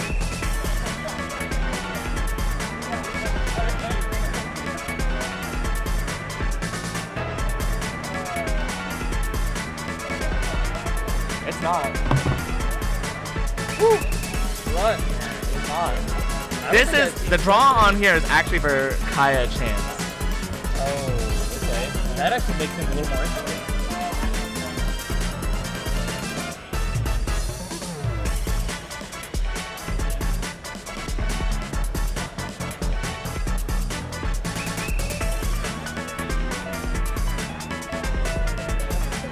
Yeah, I don't think I've seen Strut today. Isn't that crazy? Like, from anybody? I have not seen it. I don't know. I played it. You did? Yeah, I got rocked. But Did you mirror it? Nope. See, I told you, Never dude. did. No, my mistake was I played it in Nike Breeze. That was my that was my issue. Hey, okay, note to the people at home. If you play in one shoe all the time, don't change. Don't change your shoe. Just stick with it. What if they play in a bad shoe? That's another conversation for later. We'll talk at home. Yeah, what if they play in skate shoes? It's fine. You play in Vans, you're just nerfing yourself. All right, so the match for this one is they're gonna start with Arcology. Oh, nice. And then a Pilot Lab, Elusive Enforcer. Nice. What is that banner? Vicious? Is that Vicious? I think so. Vicious and left to right. Top Top tell four. me, dude. These are your tiers. I didn't make it. I got killed by Breebs. Yeah. So did I in Extreme Pro. Everybody fell victim to Breebs this year. In one game or another, you have been stomped on by Breebs. Yeah, raise your hand if you've been personally victimized by Breebs. Oh yeah, yeah. For sure. Man, Blizz was quick on that one. Dude. That's a Blizz. This is winners. Yep, winners top 4. So I don't know how good I am at bracket math, but does the winner of this go to winners finals? I think so. Arcology on Permafrost. I mean, needs no introduction. Or is this winners finals? I don't know anymore. I'm not even gonna bother describing the chart. This chart is IPG. You can say this was one of the ones to really take IPG to the next level in terms of charting and the content we play at the competitive level. Strong start from Tony. Yeah, honestly. Wow, strong start from Tony. Rinker with the one-shot 2 excellent FEC at home.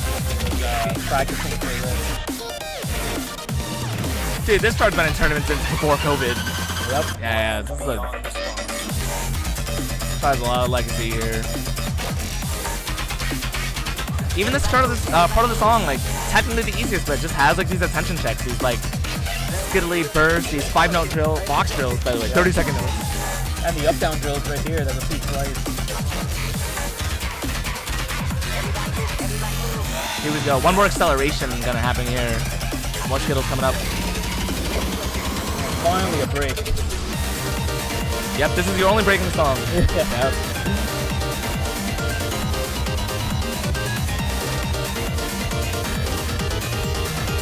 Advantage Tony to hold the lead. Yeah, unreal. I doubt either of these players are going to do the crossover bracket. Not yet. That was a crossover 24. Yeah, neither of them doing that. I knew that. A lot of spittle bursts here, just like Rainbow Rave Parade. Dude, Tony is just like not letting anything up. Yeah. Gotta really look out for the brackets here in the ending. Hopefully no one drops, and it feels really bad to drop in there. Step dump and reverse step dump.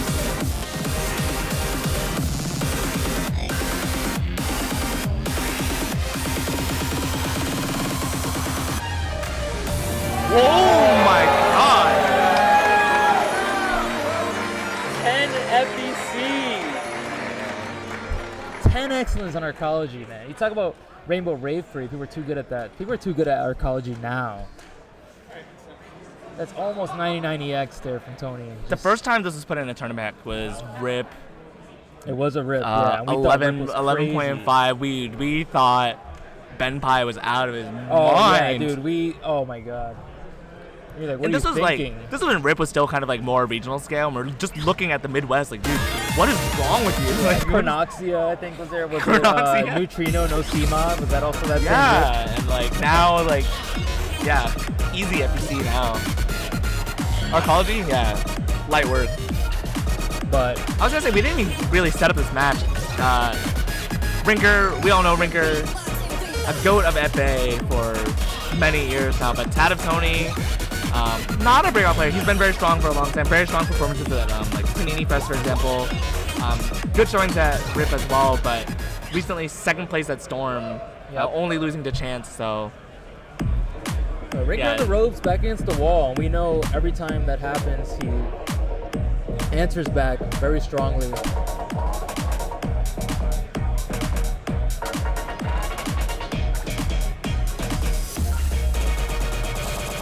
Some visual gimmicks here, again, out loud. We saw it earlier. Yeah, the receptor's going to flip a little bit, and then it starts with the jump. You got to kind of track the arrows as they're spinning around. Both players actually look like they got caught up by that a little bit.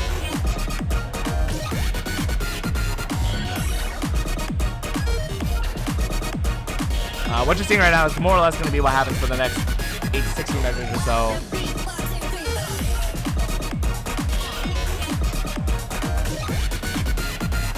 Ringer's going to get an opportunity here to try to close up the gap, and the middle section has a lot of bursts coming up. Yeah. A lot of mental stamina on this one. I said it earlier. We talked about the rhythms here in the middle, the visual gimmicks, and the fact that you're doing tech at every measure. Switching rhythms around, too. There we go. Tony leads are great. Yeah, Ringer keeping it close, though. It's going to come down to the side switches in the second half.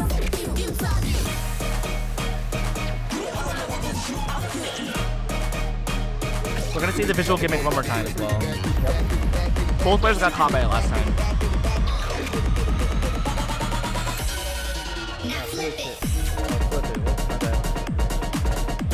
That pattern's going to scale to side switches in this next section here. Another banger song, man. Slow down there. Can catch you off guard. You're not used to it.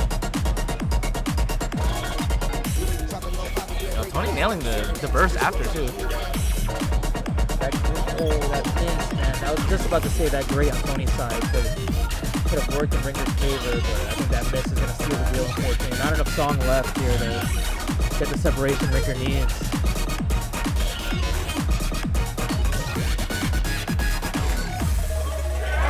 Tony, man. I think this set might be out of 5. I think so, too.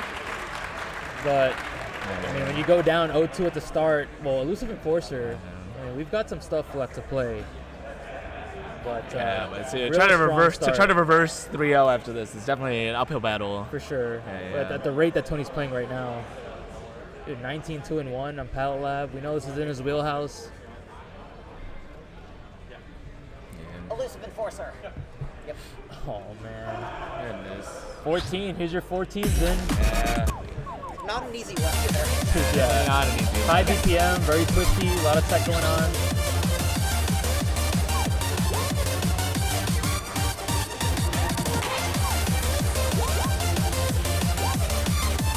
Uh-oh, monster number 2 on Ringer's side. I think it might be GG.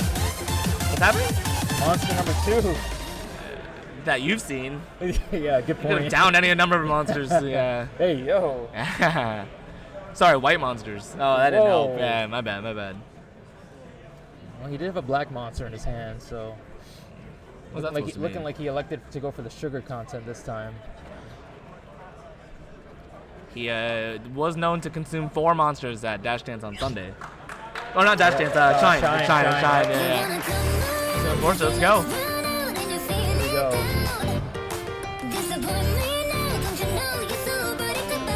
Once again, both of these players no stranger to playing 14. 185. I think it's the highest BPM we've seen for a while here. A lot of the 200 BPM stuff got vetoed. I mean, our Call of Duty feels like 200 sometimes. We take our 200 in chunks.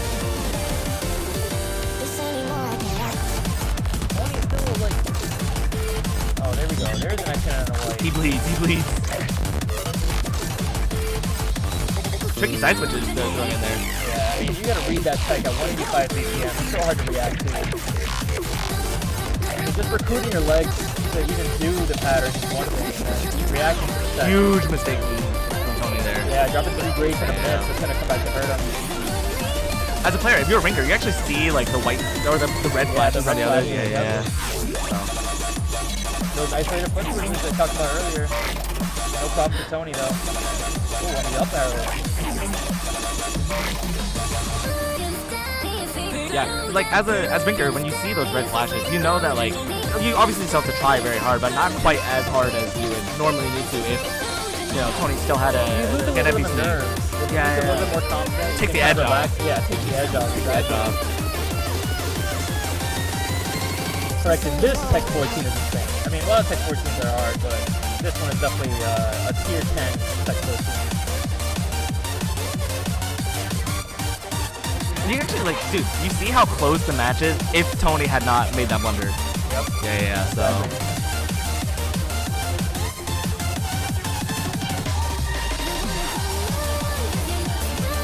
Sideways Collywog at 185 BPM, man. Give me a break. Yeah, what break?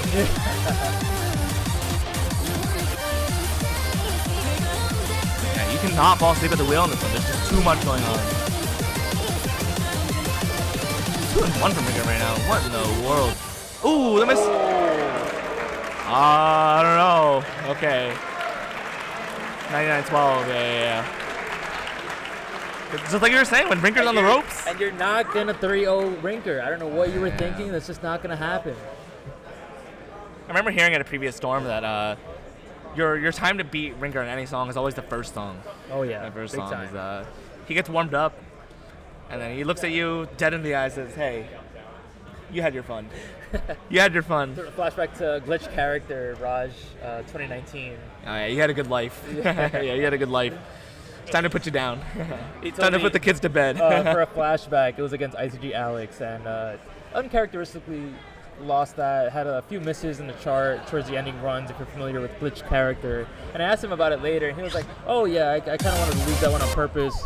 I knew I was going to lose, but I wanted to play it enough to make Alex have to try to win, but kind of like take a little bit off so I can save some for the next song. Rinker always thinks about the long game. Yeah. It's not just what songs are left, but who else is left in the tournament. Correct, yeah. He's got a lot of strategy and stuff that doesn't meet the eye, and that's really, I think, one of the unsung heroes for his success in so many tournaments is that he thinks about all this stuff. He's not just kind of playing for the hell of it. He's got a plan. Dude, sometimes it starts the night before. Yeah. What am I eating? Like, when am I going to bed? Exactly. Yeah. How much can I afford to party? At Storm, he can afford to party way more than you would ever expect for how well he plays. Oh, yeah. You look him dead in the eye at 3 a.m., handing him a beer.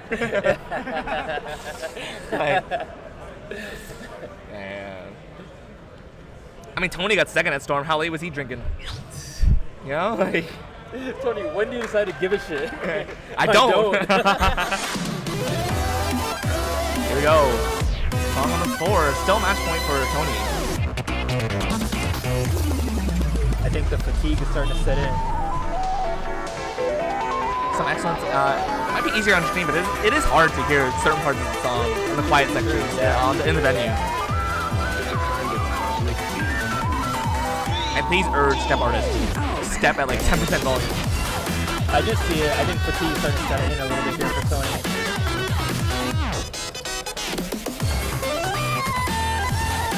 Interesting rhythms is coming out here. And with Rinker, I mean, fatigue just doesn't ever seem to be a factor.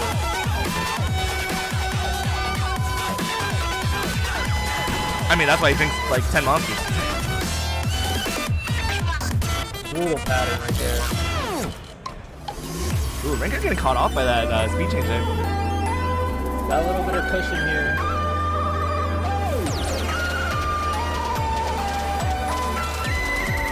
Yeah, Ryan with the lead, but it's not comfortable. Yeah, still doesn't have to try here. More judgments bleeding from Tony's side here, yeah. Ryan's gap is getting a little wider here. Cannot drop a bracket here. No one can afford a straight mix, but yeah, a lot of separation on Rinker's side. Oh, it's strong. 21-4 and a rate. Yeah, only like a little bit of the turn left. It's definitely, definitely when you start telling Ryan to just bring it home nice and easy. Oh yeah, took the landing. Come on.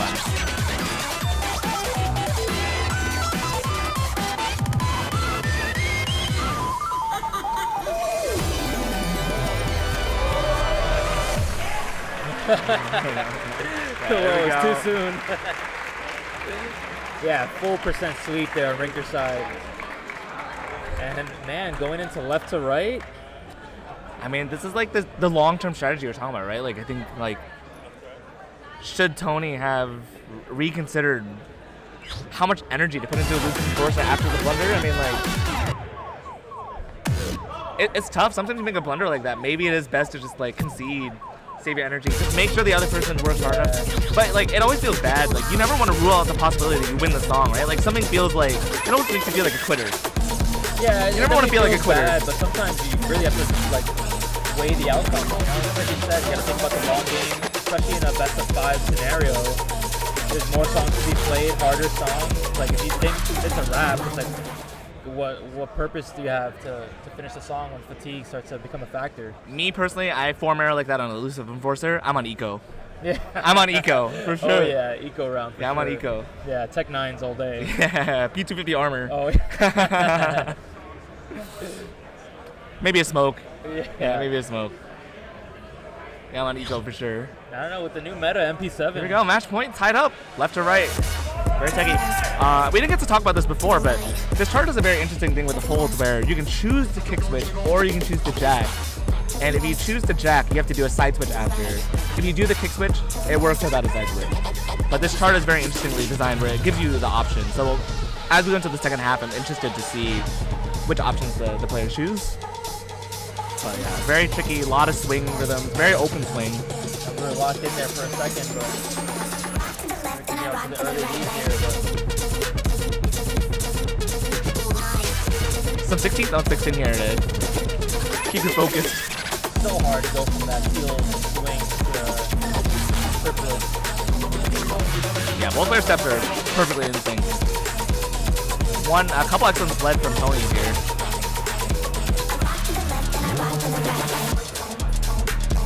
The mental stamina on Charlie is.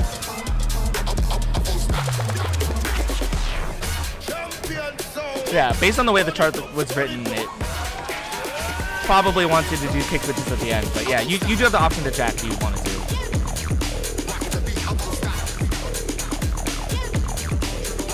See what I mean? Yep. Yeah. Rinker not letting up, 8 clean.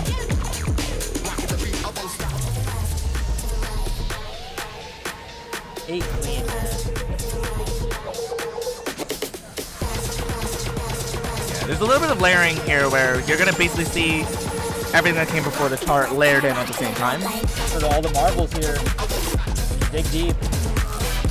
Who's got the courage to win? Winning takes courage. Yeah, you got what it takes.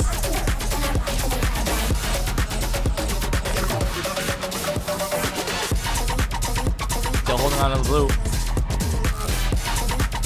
Look, Tony's not behind, but like, just those two excellents.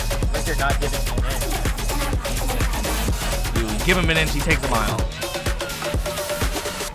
Oh my god. That's insane. 15. I mean, like 15? He didn't give an inch. I think he gave at least 5 or 6 right there. Hey, yo. Yeah. Give or take. Is that a lot? Is that a lot? I don't know. No, that's a lot. I wouldn't know. You tell me. That's above average. Oh, okay. Sure. Jeez, it's reverse 3-0. Right? Dude. That's a reverse 3-0. On eco. On eco. Dude, he's on eco. Forced by, dude. No, I think Elusive Enforcer was the pivoting point there. I think Tony really gave a lot. Elusive Enforcer was the forced buy, yeah, for sure. You could say Palette Lab was the eco. I mean, it's like I said, like you never want to feel like a quitter. Like even though the song felt lost, you're trying your best to like revive it, but when you push that hard, I think it really did a number on him. I think so too, yeah. And then we talked to your point earlier about playing the long game, the strategy. I guarantee you, if we talk to Rinker now, he can give you a play-by-play on exactly what his strategy was when he saw the card draw, what he was thinking those first 2 songs in the draw, what his effort levels were. Guarantee you, he has all of that in the back of his mind. He can give you a play-by-play strategy for that. Yeah, absolutely. And at this level, that is going to be the difference maker. Skill is just one dimension of this, like one piece of the puzzle to be able to perform at this level. Dude, like where do we even start? Like, can you reproduce scores one shot? Can you eat right? Can you adjust the pads? Adjust the setups? Like, can you adjust to the crowd sounds? Like, there's just like the list like goes on and on and on. Yeah, it's like the left arrow is raised, 2 millimeters higher than what you play at home. You're gonna get early triggers. Can you adjust to that? How does that impact your? Dude, we were talking about how the pad distances here are like crazy. Yeah, the pad distances are further away. The speakers are gonna be further away than what you play at home on average. So now you're getting like, what is it, like a couple milliseconds of delay in the sound actually reaching you? That is a difference. Like, it sounds stupid, it sounds minimal, but trust me, that is a difference. Yeah, next match coming up here. Look. Kaya and Chance getting ready to warm up here. Considering on the pads. Kaya always just like, you always have to take. Kaya's somebody you always have to take seriously. Like, I don't remember any. Oh, yeah, for sure. I don't remember any tournament runs, but Kaya's someone you can always depend on, just like making deep runs. Just deep runs of these turns, especially with. After a long time, man, I think Kaya goes way back for sure. Whoa, is that a Neon Angel warm up? I've never seen that before. Look, I'm telling you, I'd rather 1,000 times over here Neon Angel than Check. Yeah, I mean, yeah. Also, Check, I don't feel anything when I play Check. I feel nothing. I still need to warm up. It's like benching 10 pounds. benching the bar. But honestly, I want to talk through this draw. I mean, oh, this is set. This is set. Okay, yeah, they did it so earlier. okay, Kaya's not good. Yeah, Final Zoocyte is like, if you saw a Chance at Storm on Final Zoocyte, it's like, site, get that out of here. 18 white quad on site against Tony in winter finals. Was that not a world record? No, I think it was world record. Yeah, I think that was world on record. site. Quad, yeah, not like EX world record. Quad world record, unfathomable. So yeah, you gotta get that out of here. But yeah, I'm trying to think like other things that, I mean, Chance is such a strong overall player. Like, I don't think anything feels like a particularly bad. Yeah, you see that on the Protect on Palette Lab. Time Lock is definitely your favorite Chance, but again, we know what Kaya's FA capabilities are. We know those leg counts can be super low if he's feeling really locked in. You gotta see if again, like I mentioned earlier, fatigue is gonna be a factor at this stage. Most of these players have played one, if not two pools at this point. So, and the content is only getting harder. Palette Lab seems like a reasonable protect from Chance. Pretty slow. Probably a big fan of the side switch stuff at the end. But then, Kudasai no Pantalones from Kaya. I mean, we just saw Kaya, I think, win a last stage pool. Won that song, I think. Yeah, interesting that Strut stayed in the draw. I thought one of these players, or maybe they're both super practiced on Strut, and they both kind of want to play it. But that's typically one that can be pretty polarizing. I'm surprised that one stayed in the draw. Yeah. Also Time Lock. I mean, Time Lock is on neutral pads, super easy to drop a lot of misses on the isolated foot switches. Up arrows especially. Yeah, that's an interesting one. And then also just fatigue. I mean, it's a tiring 13, but not a concern for these players at this stage of the tournament. Dude, what a good weekend so far. Rumble in the Prairie 15 in Champaign, Illinois, March 14th. Glad I'm here. Pi Day. Pi Day. Pi Day. Dude, I didn't wish Kaylee a happy Pi Day, man. What am I doing? Math teacher. Yeah, math teacher. My girlfriend math teacher didn't wish her a happy Pi Day. She probably celebrates Tau Day. Yeah, how would you know? Yeah, you're right.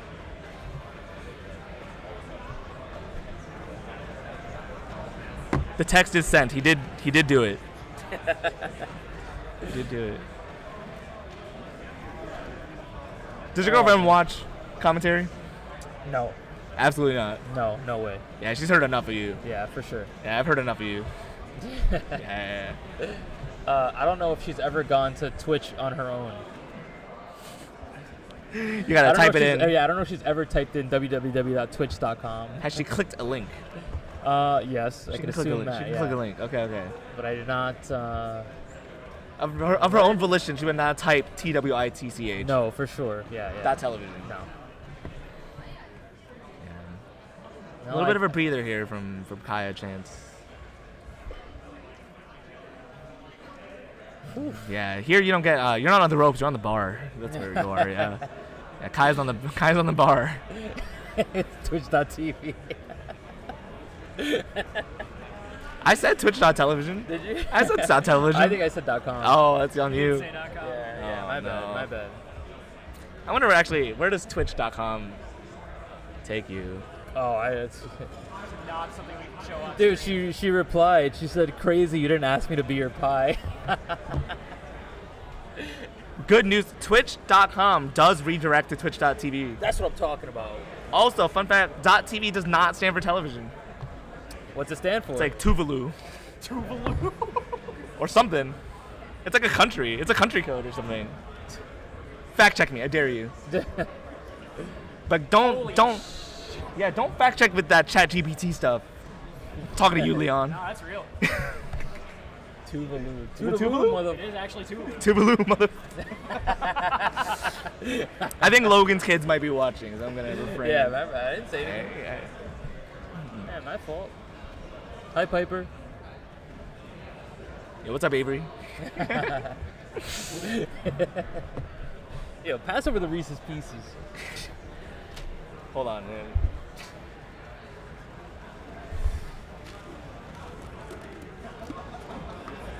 All right, Logan said the kids are in bed. We got the. Yeah, put it here. Put her there. Put her there. Hey, put her there. Dump them out. You're right, yeah. Dump them out. There you go. There you go. Hold on, man.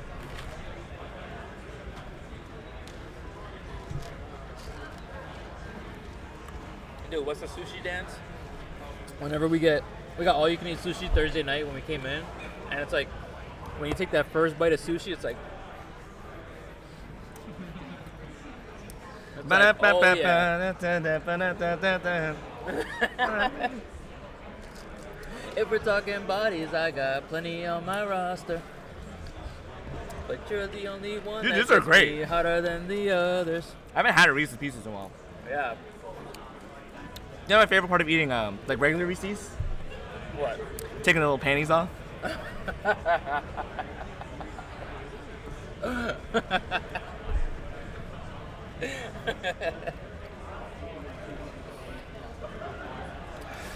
Late night, we ain't inside. I just pulled up on the east side, baby.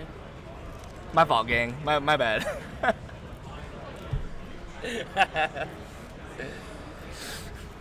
Did you guys expect any less?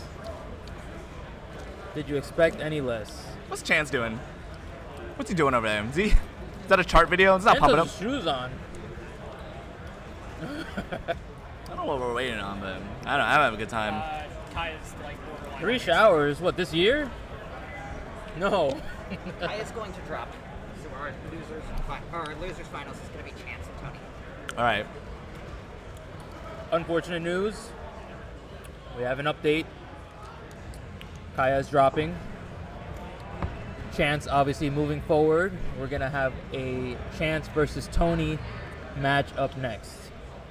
Don't know, maybe it's fatigue, maybe a little bit of cramping, maybe just not feeling it. This game is tough. The game This is, game I is- mean, this look game at the is stuff tough. they're playing, dude. Like, we don't know where she is, but I mean, Like I said, we saw her on the ropes earlier. Like, yeah. Yeah. Unfortunate. It's tough. I mean, it is what it is. If we get an eye on her, we'll confirm that she's all right. Didn't look like it was like a medical emergency or anything. I think it's just you just know when you're done, you know. Yeah. It's like, No, why- you're stopping so it doesn't become a medical emergency. Yeah, There's exactly. The Metal Gear Solid, like, going up, like, on alert. Oh yeah, she needs some milk. You know that one? No. That Vine band. We're on different internets. We are for sure on different internet. Yeah. Yeah, I'm on Twitch.com. You're on Twitch.tv. Dude, once you get me on NBA internet, that's gonna be. Oh my god, dude. What's your opinion on Bam Adebayo scoring 83 points? What do you guys have to say about that? Unethical. Unethical. Yeah. It's a stain on Kobe's career. Yeah. Laker fans furious. Bam Adebayo dies in a even worse helicopter crash. Free throw merchant. Who just is the free throw merchant of the dance game community? It's gotta be Chance. He just won a match for free. What the? What?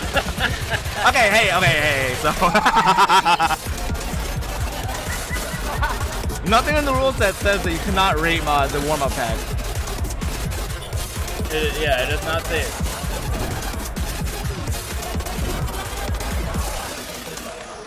Yeah, Tony's. Okay, they both done that. What? What? Yeah, keyboard 10. Community mega pack. Keyboard mega pack 10. That's not any more ridiculous than like the 19 that Chance and Rob warm up with at Storm. Is it that much different? Dude.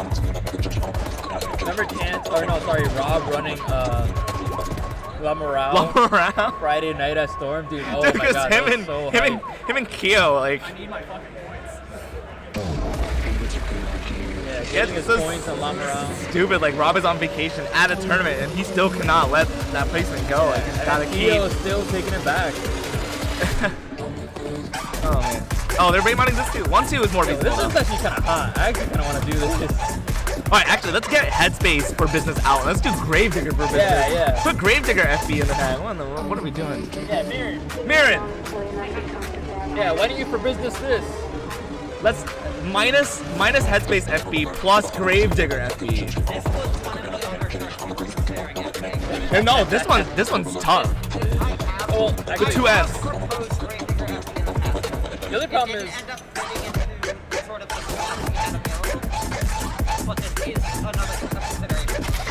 is also the song length is already short for Gravedigger. So like rate modding is like this is like a minute long chart. Oh, we gotta stay hydrated. Unfortunately, I don't have a lot of water options, so I will actively dehydrate myself. How about that? Cheers. I already downed mine, dude. Hey, you know me, I don't mess around when it comes to Red Bull sponsorships. I'm so sorry, Michelle.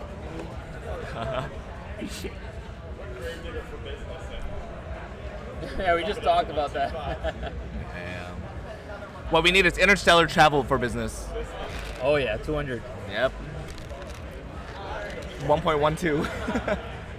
Don't ask me how I know that exact rate mod. Yeah, even Jared Peggs played it at 1.2. Is this the draw? This is the actual draw. Elusive Enforcers back. GG's, Tony. Pantalones. 07, Tony.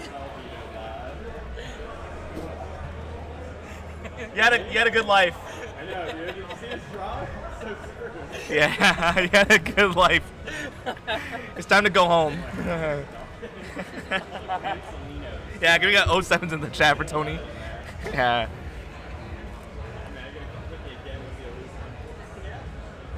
Yeah, 07s. They're rolling in. See ya. See ya. Nice knowing ya. See ya.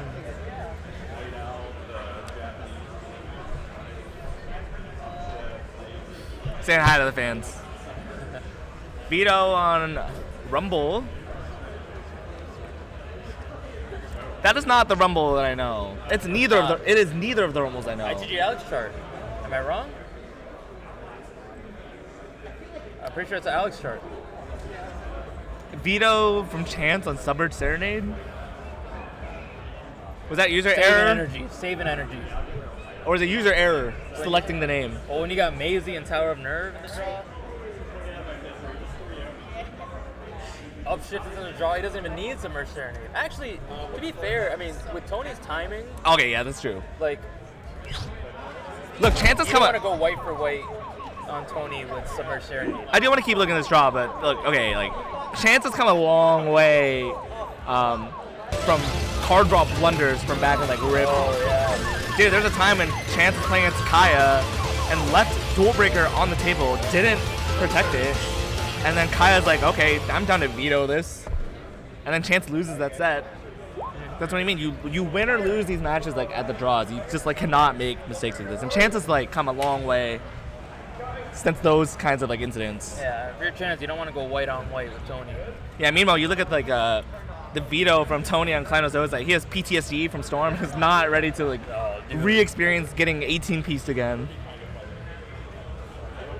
He's not ready. Yeah, getting absolutely stronged on. Yeah, nice shot. Yeah, nice shot. What a throw. It's on. Guys,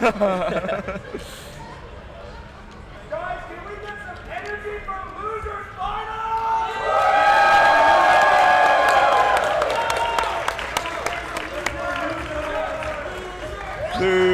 Losers. We got loser chant in the crowd.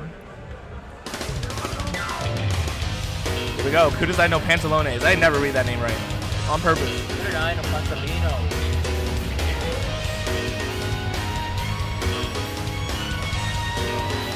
Well, we saw this one earlier. We know it's going to be burst control. We're going to get a lot of double step action, but... Yeah, this is Tony's song to win, and then it's downhill after that. You know, I was in the front line of people that thought this was a slow, and nowadays, I actually... They may be right. I think it was right. We just weren't ready. Back in the day.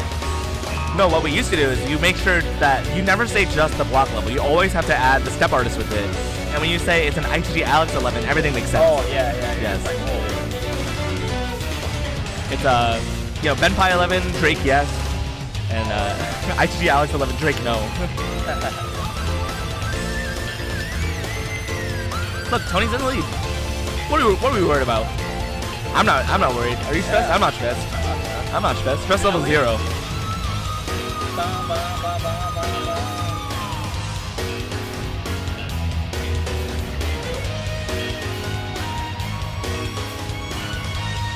Tony's on the 3-round burst mode. He's got it.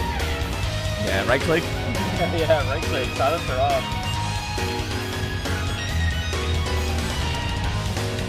More funky rhythms here. More bursts coming up. But again, yeah, this last little block here is going to be the sights back there. They are going to neck and neck here. The bursts here are very tricky.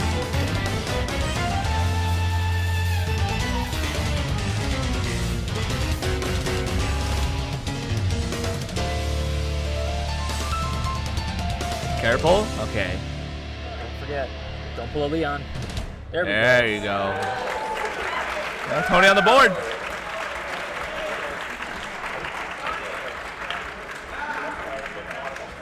Chan's not too far behind. Yeah, I'm sure if you look at the 24th runs in the burst, you might think 12 in your head, but it's 137 BPM, and honestly, for a lot of the chart, you're really not doing much. As we go into Elusive Enforcer, where Tony actually, like I said, he had a really close match against Rinker on that. It was literally one mistake, and then it would have been neck and neck. How do you think he feels going into this a second time? Worse. Easy, worse. That is not what I was hoping. Yeah, now he gets played against Chance. It's like not any better. And he played it, or he played a 14, and now he's got to play another 14. Like, there's no way he's doing better. Yeah, bro just sold his stocks. He's just like, yeah, Tommy had his stop loss order set up, and he got out of there. He's like making out like a bandit. He's like, yeah, dude. He's like, look, he said, yeah, I made enough money. I'm out.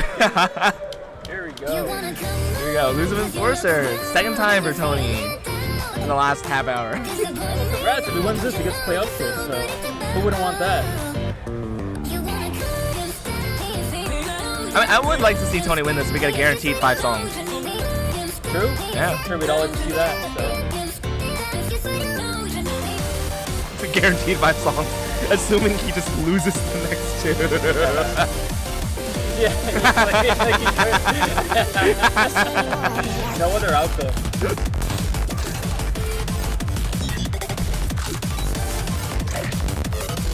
No, I mean, but seriously though, I think because he made the mistake the first time with Rinker, he's going to be much more mindful of that same exact section when it comes up. Yeah, I think so, and it looks like, from what I can see, Fatigue's not really setting in. I mean, he's still got high accuracy here. Also, I don't know why we're telling Tony to have a good life when this was literally the grand finals at Storm. Good point. Not getting this here. Functionally tied right now. Up air foot switch is coming up. Dude, 9 whites, bro. Tony not making any of the same blunders that he was on the previous run.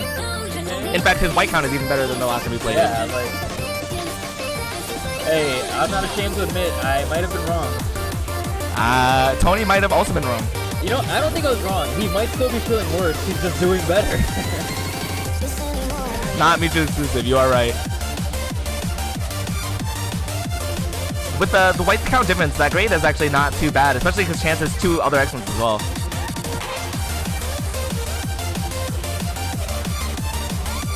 Mr. 2 here could sway things. Shake things up for sure.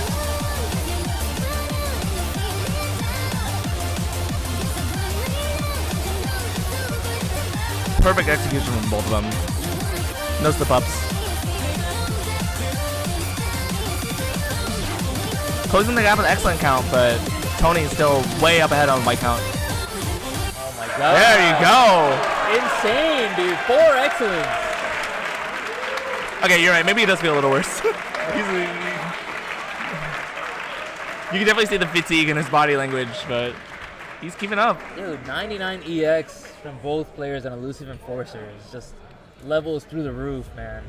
We may have memed Tony a little too hard. Like, I promise you, you guys do not fathom how hard that chart is, man. Try it on pad, dude. You'll get mopped. It's tough to run tournaments these days, so people don't go to as many in-person tournaments anymore. But dude, the things that you need to value in order to play this well one shot on site, a lot of those values are kind of lost. Yes. We're losing recipes. Yeah. Yeah. A lot of focus on PBs these days, and not so much attention on like, how can you train yourself to be able to do this? Yeah, like how do you guarantee you don't pick up a miss on the foot switch towers there that are isolated? You know, like how do you guarantee that you don't drop the bracket switches in Rainbow Rave Parade at the end? How do you guarantee that you don't pick up grades when you're doing like the crossover into the foot switch stacks? Like, how do you guarantee that you make one mistake and it doesn't tilt you out of your mind and make you mess up the rest of the song? You know, how do you teach yourself to hold your composure? How do you? And that's what I was telling Tev earlier during his pool. I was like, hey, look, like anything can happen. If you get an early excellent on a song that you think is in your favor, like you got to remember to not let it tilt you. You got to remember blues matter more. Stay locked in, and that's gonna make the difference. And man, Tony's got all the momentum right now. Chances on the ropes, upshift here. I mean, it's arguably same effort output required as Elusive Enforcer, depending on who you ask. I'm not positive seeing upshift and Tower of Nerve and then Maisie in your path is something that instills confidence. But I mean, at this point, what, like Elusive Enforcer is easy? No, it's not. It's a hard song. Like, yeah. But you also, I think when you go up 2-0, sometimes you get a little bit of that false confidence where you're feeling good and you're like, man, all I need is one song to win. And then you kind of let your foot off the gas a little bit on the third song. And that's how these reverse sweeps kind of end up taking place, or at least getting into a fifth song. But if you're Tony, you gotta try to close the door now because you need all the energy you can get. Here we go, upshift's legendary chart. Absolutely the legendary chart. Yeah. Think about Arcology and upshift both in this tournament pack in 2026. It's kind of crazy to think Those about. are era-defining charts. Only person to have a quad on it in the house. Oh yeah. Allegedly. Honestly, this is a really rough start from Chance. I know there's a lot of chart left, but like it is a rough start from Chance.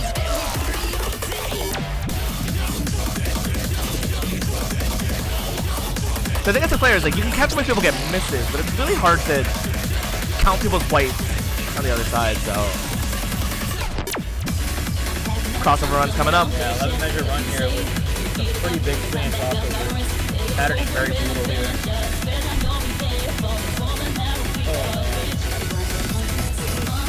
Another 11 measures. Pacing here is very important. You don't want to gas out too much here. You got a whole ending to go. Hold on a second. Wait a minute. Oh. I'll only be disappointed at Excellent if he hits the 30-second burst. Yeah. that. Brutal 24th run here. The patterns of helicopters at 155 Out of nowhere. BPM. Wait, he nailed that though. Let me see these bursts. Let me see these bursts. Come on. Wait a minute. Hold on a second. That could have been an equalizer. He's got to not flub the whole Functionally neck and neck. No chance he's gonna mess these up. To the DDR. Keep it together and stick the landing. To the DDR players at home, this plays like Watatsumi, but you're gonna see Watatsumi played sideways. Yeah. Remember, we can tell he's in the lead by the EX score on Sony side. It's kind of flickering a little bit. Last set of hold switches here. Oh no! There's one more burst left. Separated only by white.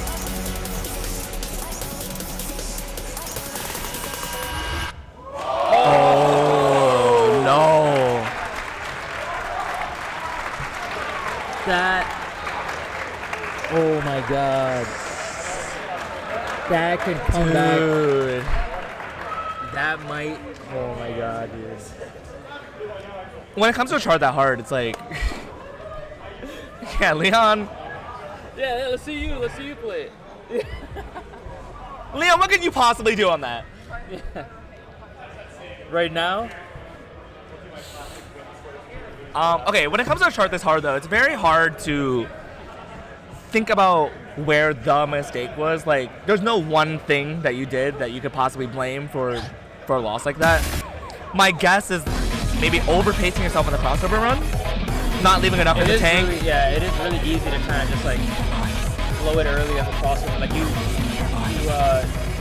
play your hand too soon and just like, use up all your energy earlier in that run. But He did also crank a little too hard on those 30-second bursts, and then really messed up the resolve with the triplets after. that's gonna be so. I mean, he had it right there until the ending to seal the 3-0 victory, and then now Chance has a victory. Now it's 2-1. She was right in my fingers. Yeah.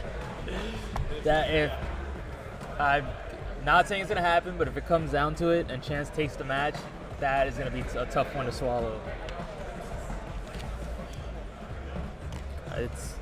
It is. But Yeah. But yeah, that's my guess. Maybe overpacing first half there. So. I mean, but it's like upshift, dude. Like even just getting out of the intro, you have to use so much energy to just like stay locked in. Yeah, man. So I have nerve. I mean, I know this chart very well. I have no idea what these players' relationships are to this chart. Yeah, I don't know either. I haven't really seen either of them practice it on stream or anything. I know we do associate Chance with being an extremely high-level technical player, but I think of stuff like the tech scam, like 15s and 16s that he plays, not this like highly intricate, like small detail technical stuff like this chart exhibits. Also, I think in general, in like the lower difficulty blocks, lower, relatively speaking, 12 and 13, I do think Tony kind of edges Chance out on average on just like tight FA timing. Yeah, I agree. That's why I still think Tony has a shot here.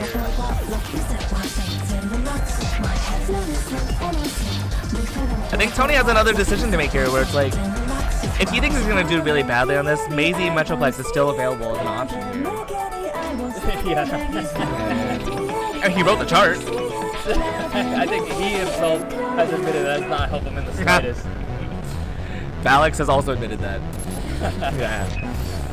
Well, in Maisie specifically, it does not help him at all. Yeah, you get a preview here. We saw the chart once earlier. Again, kind of the teaching moment of the chart showing you what's to come later on. But very big brain and easy to drop brackets later on. I really don't want to think too much about this until we hit the back half, honestly. Like, yeah, this is all just kind of. I think every single high level player that's cited this has done well until it cranks up at the end. Both of them, yeah. I think both players opted to do crossovers in what should have been fast double steps, and they got punished for it.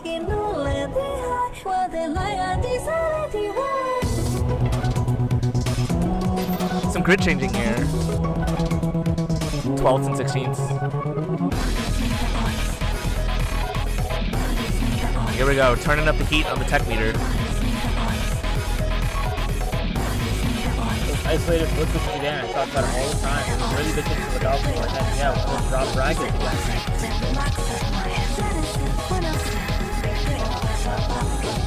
Both actually executing it well in terms of like their actual body movement, but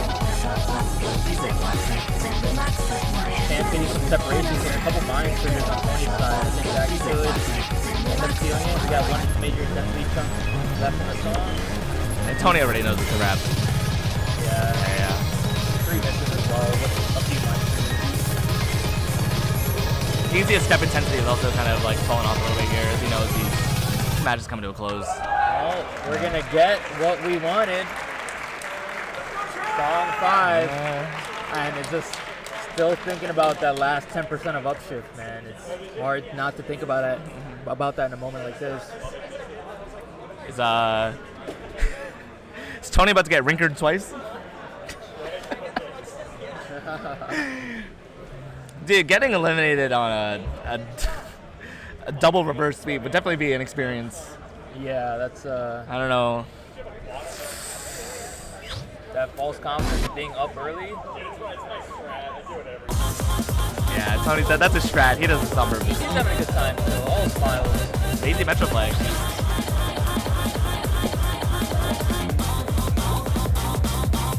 Yeah, I gotta give a shout out for Demo's marketing expertise. I mean, I feel like this chart would not be as popular as it is without some Demo marketing. I'm not gonna lie. Yeah, I mean, I think, well, yeah, to some degree for sure, but it was a really popular song. Definitely one of Aaron's best work. I think it was, at the time, it was just still super popular. Chart was awesome. Yeah. Not a lot of charts were doing stuff like that at that time. Yeah.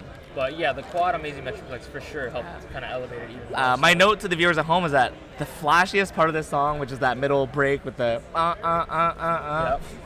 honestly, not anywhere close to the hardest part of the song. Oh, for sure. Yeah. The side switches mixed in with the burst in the beginning. And then just like not choking the crossover runs at the end. Yeah, with the 24th run into the Scooby, it's so hard to hit. And then it's like, are you doing the Scooby? Are you double stepping it? 30-second bursts at this speed are quick. 300, 310? Yeah.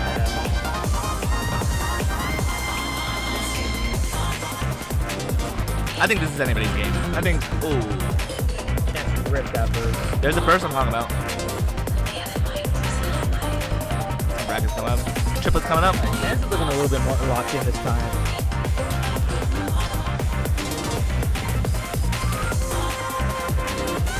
So both players still doing pretty well here. A little bit of a break here that doesn't look like a break, but I promise it is.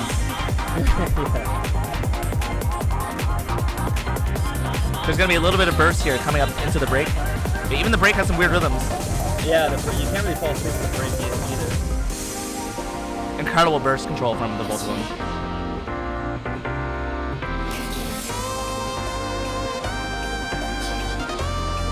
Yeah, that's what I'm talking about, like bleeding whites on Tony's side, but those are not easy rhythms. Nice, strap in. Here comes the drop, let's go.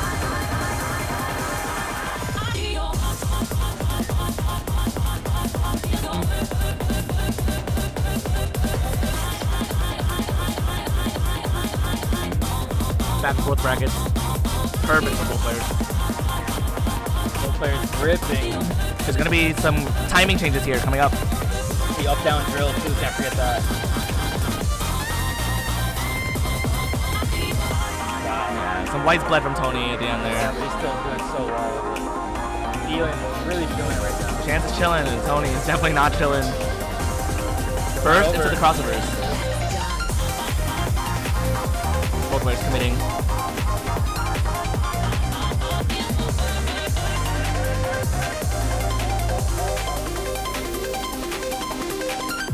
Reverse 3-0 from Chance, moving on. Tony is out. 99 EX from Chance, and Tony with the 98-99, almost 99 EXing it himself. And that's it for Tony, back to Pittsburgh. It's a long drive home. 24-2, dude. Here goes the Cowboy. The Colorado Colossus with 24-2 on Maisie in tournament. Fifth song. Colorado Colossus takes down the Cowboy. Fifth song in the draw, and look at the draw they have to play, and still being able to put up 24-2 on Maisie. Fifth song is just unreal, dude. Like, I think he's ready for more. Honestly, you look at this. I mean, he's still smiling. I mean, he's not hunched over. He's not sitting down. I mean, I was sitting down playing 11s in my draw, and Chance is like, well, who's up next? Like, goodness gracious, man. So, as I mentioned earlier, that was Big Cam. not yet, but that was Tony versus Chance was literally Storm Grand Finals. True. Yeah. So. It No just slouch either of shows them. it's like you have favorites, obviously, who's going to be in top 4, who might even win the tournament, but based on how the draws go, how fatigue levels change, like a lot of these players can be interchangeable. Someone can just really have a nice stretch of songs, can just have all that energy gathered. They might Dude, I gotta have mention more reserves. I gotta mention that upshift lost again because we were both like we could not believe what we saw. Tony had it. Tony had Yeah. 10% more of upshift left to go at the end. And I'm not saying that he blew it. I mean, he was obviously really tired. No, he did but- great. Yeah, he did great, but it's so hard like not to think about that, you know. And then you get 2 more songs to go, and sheesh. But I gotta say though, being eliminated and your losses are Rinker and Chance, I think I'm all right with that. I'm not alright with that. No.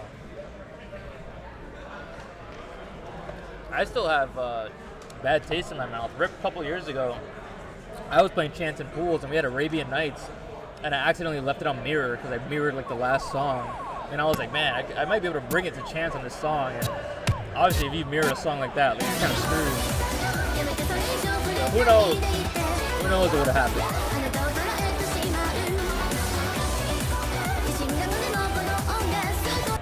Got to warm up here. On Clockwork Rose? Clockwork Rose, yeah.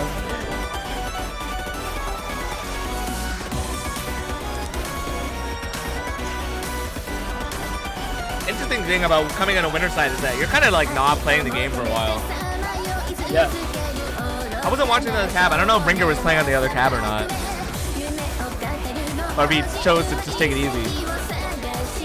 He's got a match, like, he can still lose here if he wants to. Keyword, if he wants to. If he wants to, like, it's his I'm not choice. joking. There's a world where he could want to lose here.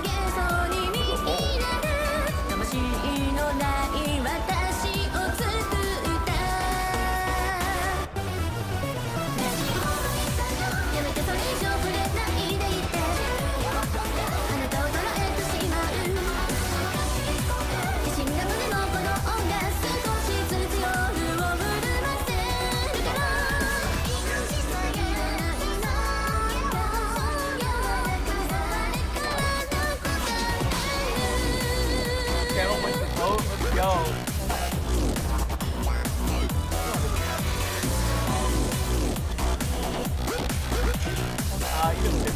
Wrong. Yeah, there's more people like this. Yeah, we gotta set up the poll. The Twitch poll.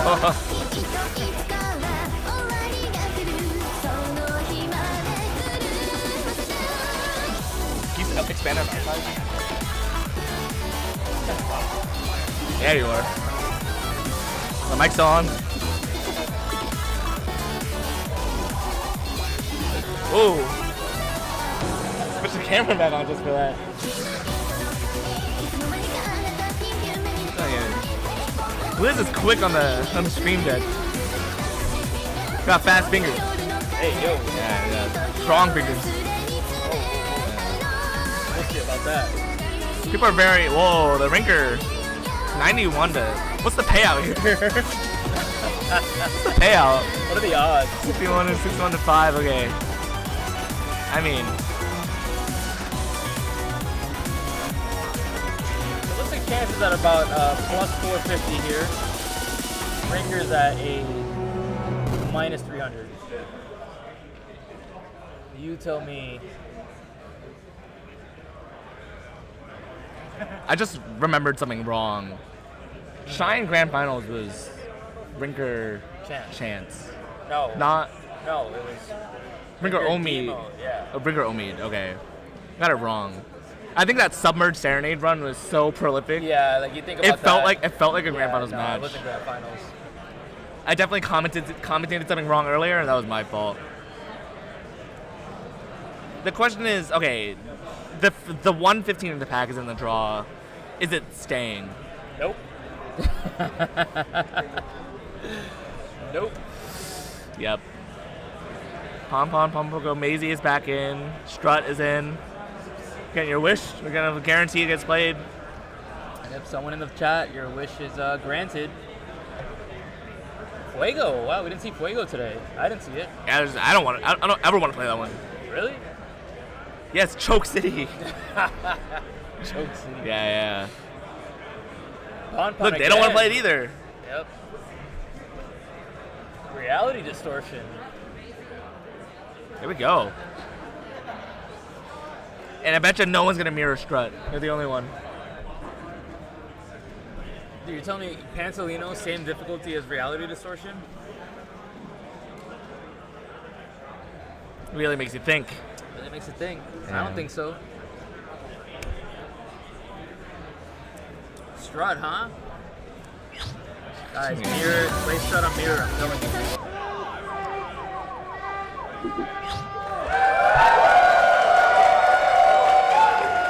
Here we go.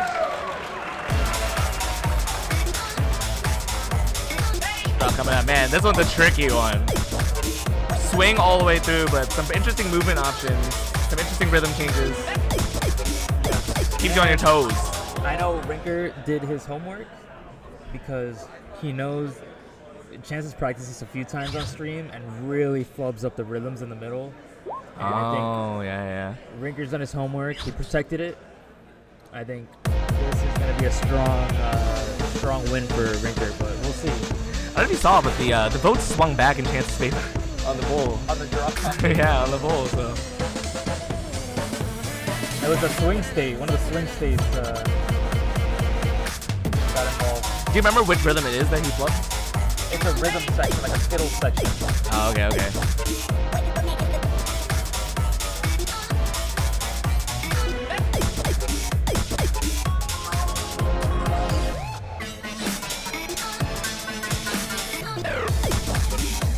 Oh, there is a rhythm thing coming up right here as we transition this into the next section.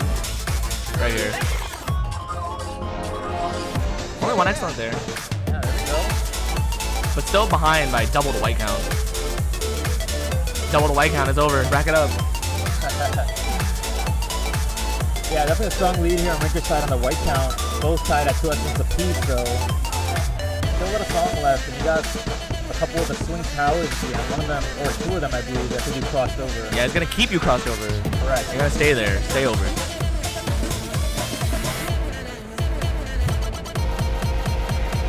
Rinker's still with a comfortable lead going into the second half.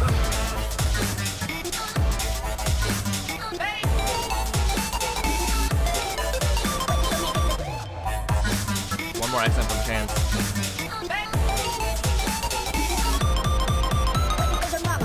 Great job on the tower from Chance.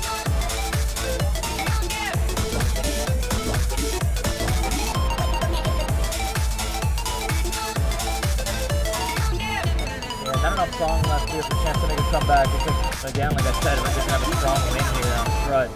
Yep. Yeah. Reminder, grand finals, Rinkers and winners. And that's victory number 1, 2 songs away from taking the tournament. Yeah, Chance does need to reset the bracket in order to keep this. Oh, Rinker dancing on him. Yeah. Doing Fortnite dances. He's widowy doing the gwitty on Chance. With the pop off. Widowy. Doing Fortnite emotes. Yeah. Stunting on him.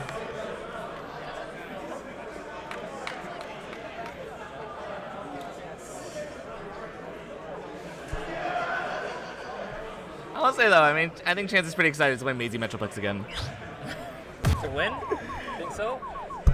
I didn't say that.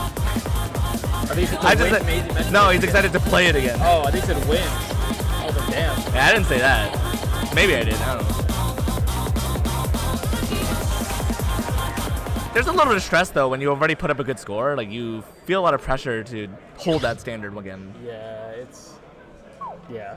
yeah, you said it. I mean, Yeah, Tony did a good job of that on Elusive Enforcer. Like the second run, making sure that it was better. But especially like a song of that caliber, you can just like mess up every measure, like choke points at every which way. Oh, the collar staying popped. I thought it was just an emote. Nah, dude. If you take second song, I think the shirt's coming off. Here we go, amazing Metro Flex. Round 2 for Chance.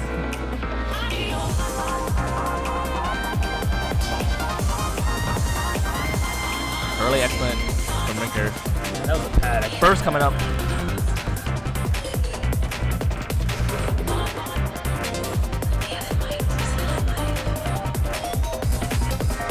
Chiplet changes. One burst at the end of this. There we go. Strong start from Chance.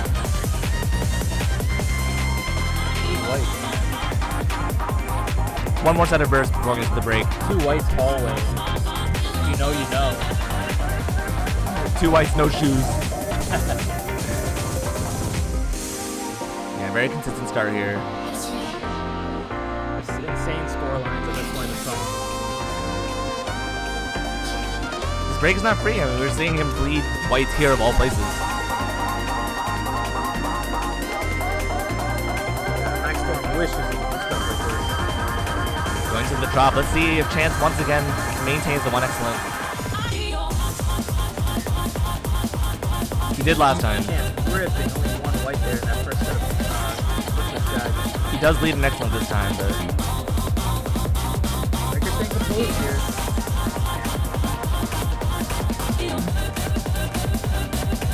Very easy to drop an excellent on those guys there. up down box. 8 and 3 after that point. Dude.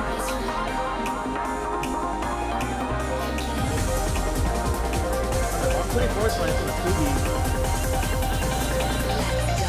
Oh, it's not a Scooby, sorry. No, it's an easy crossover to get a form error on, though. Yeah, song's over. Oh, Chance 12 and 3, even better.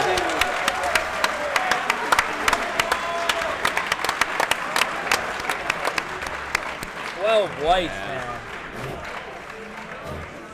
Chance is just so consistent at this. He did not feel any of the pressure to maintain his record on this. In fact, he did even better than last time. Dude, I mean, 3 is 3, dude, but 12 whites is just absolutely ridiculous. It's really weird to say this, but we're at a level where you look at a score like 32 and 6 from a player like Rinker, and it actually does not get look it out of here, yeah. Does not look super great. Yeah, what are you doing? For anybody else, that's a lifetime score. That's Is that a like, double PB? They both PB'd? I think they both. Yeah, PB'd. taking some groove stats pictures over here. Rinker on his Rinker on the screen. yeah, Rinker on his phone, just like Mr. Amazing Metroplex Quad himself. What if he put the QR on Chance aside and took that QR? I mean, we should have been doing that at Storm. And Chance's farming points at Storm. Oh yeah, dude. That was like CMMF a couple years ago at Storm. And also, let's think about it. Why was Chance farming points when he was already first place in ITL and Chris was on site? Like for what? Just insult to injury. Scanning QR codes in front of him. I mean, to be fair, he's probably playing like 12s and stuff that he didn't like really milk in ITL anyway, you know? No, the insult to injury is Chance scanning QR codes with Chris in the audience watching. Oh yeah, because ITL had not ended. It was ending that weekend, right? Yeah, it was ending that weekend, and Chris was just watching him like 18 whites and climbing, so it's like oh, no, he's like even more he's like, points. Bitch, dude, Chance is doing way too much. Chance is doing the most. Like, ain't nobody doing all that. What a weekend at Storm. Dude, look at him. Look at them. Is Chance Look at, oh man, yeah. Oh, is Chance eating sushi right now? What is that? He just took that first bite. Yeah, of first sushi. bite. Oh Yes, yeah. sir.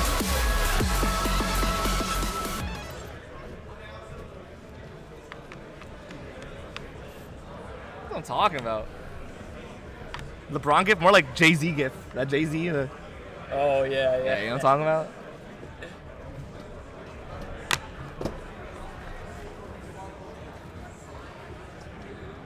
Honestly, I'm surprised Rinker wasn't doing that. He loves jamming out to J-Core in the car. Yeah, same, honestly. Yeah, the upgrade on his car just to bump T-pads. What are your bets on this one? Reality distortion, same difficulty as pump and jumping.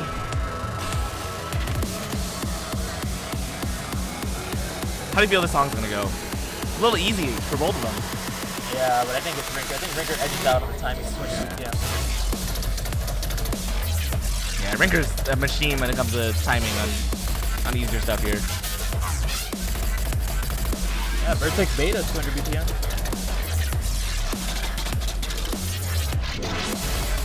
What chart? What are you talking about?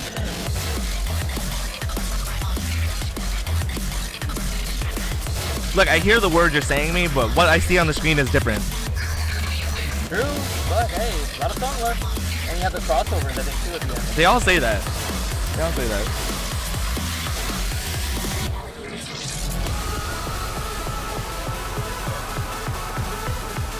Excellent bleeding on Rinker's side. Ending, I think, is Gallopy and crossover. Yep. It's got gaps in the 16 with crossovers 16. Yep. Yeah, Tommy, your predictions mean nothing to me. Okay, maybe they mean something to me. Oh, this is too hard to watch.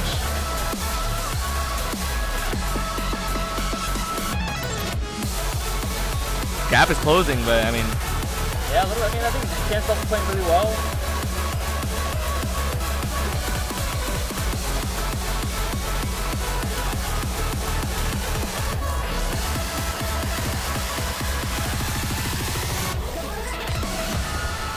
Wow, 18-4. Hey, just because the outcome was different doesn't mean I'm wrong. The character traits that you described were correct about Rinker. Yeah, you just I will not deny that. Yeah.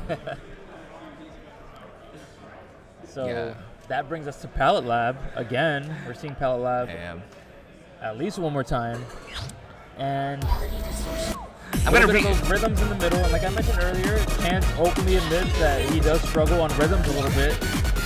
So this has some in the break. It's a pretty tricky. It's more rhythms than strut for sure. Kind of a little beefy rhythm section. There's one more thing I do want to reiterate that is important to say is that like as you climb up these gays, as you get to better and better players, you do need to reframe your idea of what is considered easy and what is considered a good score. And I would say that for Reality Distortion, there's some pretty rough scores for both of them. Again, 18-4. On a 12? Just forget about the block. Think about what you're doing. Chance's score was it's rough. Not Diablosis. Chance's score was rough.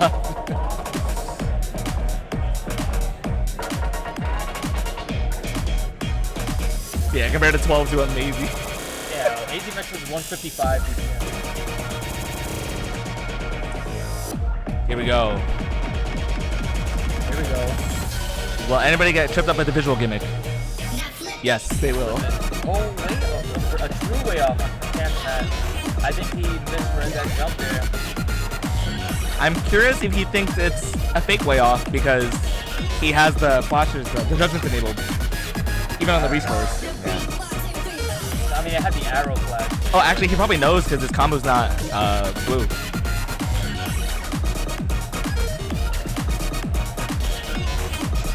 Yeah, big lead on Rinker's side now. That way off hurts. Yeah, sure. My guess here is that Rinker's going to be fine on these rhythms. His only responsibility now is probably not to drop any misses in the side switches. And ideally, no form errors here as well, doing the burst. Also, hey, for what it's worth, Chance did really well on those rhythms. It's not like he's bad at that. It's probably just his weakest skill set on average. Yeah, I mean, we talked about how, like, when we say that someone's weak at a skill set, it means they're like, 1 point worse, 2 points worse,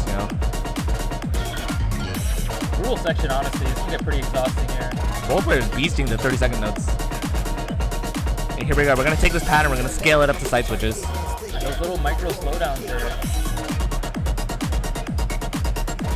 Some white split from Rinker's side, but still doing okay. Gotta lock in here to seal the deal. There we go. Bring it home.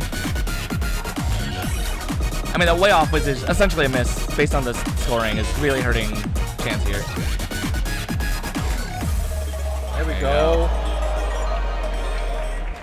Here we go. Fifth song, whiteout. No, on the board. Is that who I think it is in the chat? The legend, the man, the Is myth, that the legend. the legend carrying the ITG community throughout 2018 and 2019? Biking. It can't be. Strava enthusiast. It can't be. Mr. 90,000 miles. Listen, I have been wrong. I will admit I've been wrong. I am all in on Rinker right now on whiteout. I am all in. The Twitch vote went 6-4. $5. Tomorrow's Starbucks. Tomorrow's Starbucks? Tomorrow's Starbucks. I'm all in. 12 pumps of matcha. 12 pumps of simple syrup is crazy. I asked for 4, which is already a lot. Tomorrow's Starbucks. I'm all in on Rinker right now. Alright, I'll take Chance. Alright. It's a gentleman's... I'll take Chance. I'll take Chance. Gentleman's bet.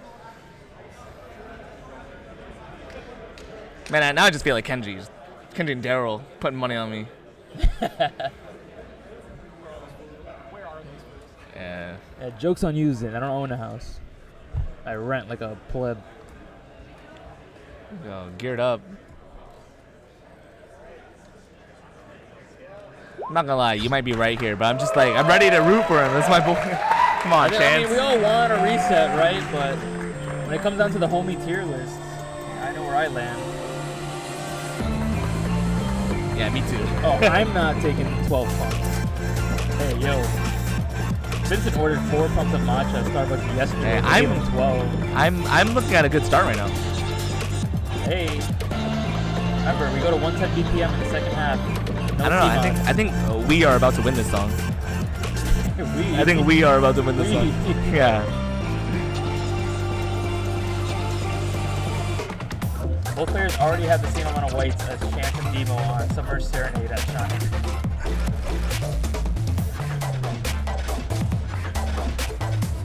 Those gimmicks right there kind of sneak up on you a little bit.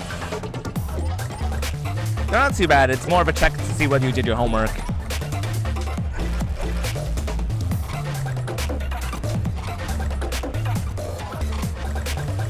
Dude, we're doing great right now. Yeah, we are doing great right now. Oh, I forgot that Chance doesn't know how to play this section. I feel less good now. You'd feel a lot less good if you had 12 pumps of matcha. Oh, thank God. Here we go. 110 section. No Simon. Very easy to bleed here. Dude, the venue is so quiet. Yeah, you hear a pin drop here. Someone does need to tell Chance that that previous section is double steps, not crossovers. I do think Chance has it right now. 9 whites is actually pretty nutty. That's a pretty... No Simon. I was going to say 9 white gap is pretty big. 2 excellence though. 2 excellent difference. Might be closer to tied than we think. Excellence actually do hurt a lot more than whites, so I would. Looks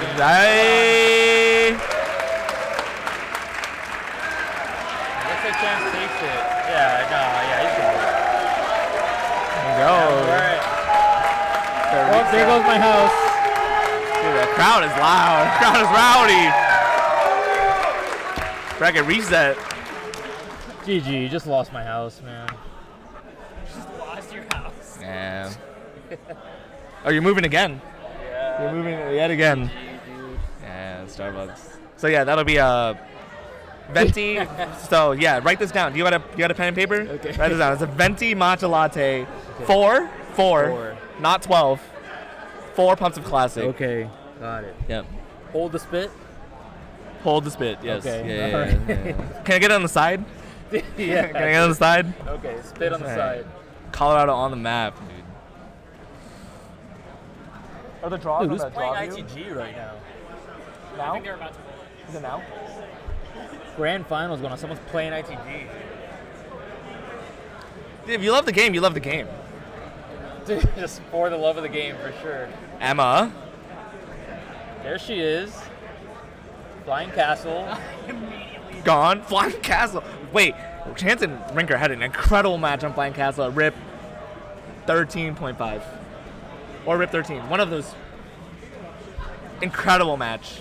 This is a crazy draw. Blizz commentated that one. I remember. Upshift out of here. So wait, Rinker. Who won Reality Distortion again? Got that one wrong. Chance Satellite Transmission seems like the easiest protect of all time. Yes. Just like Midtown saw that protect, probably just got like a half chub. What's a half chub? Nah, I'll tell you when you're older.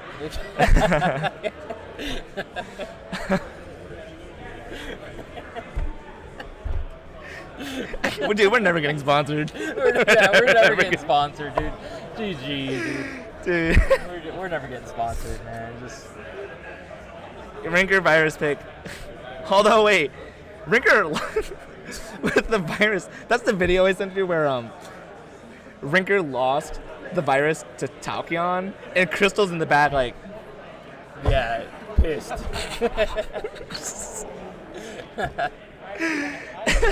Submerged Serenade stays in the draw.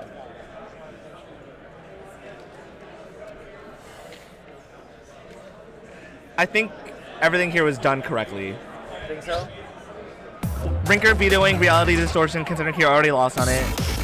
Chance vetoing Godsling knowing that Rinker's good at it. Flying Castle, fifth song, tournament decider. Rinker vetoing Emma knowing that it's low complexity. Chance just loves that stuff. Upshift was interesting either way. But everything else seemed fine for Chance. Satellite transmission. This feels like his set to win. It leans in his favor. For Chance? It leans in Chance's favor. I'll say. I'm not all in on Rinker, but I still support him. Yeah. I mean, I already won my matcha latte, so I don't really care where this goes.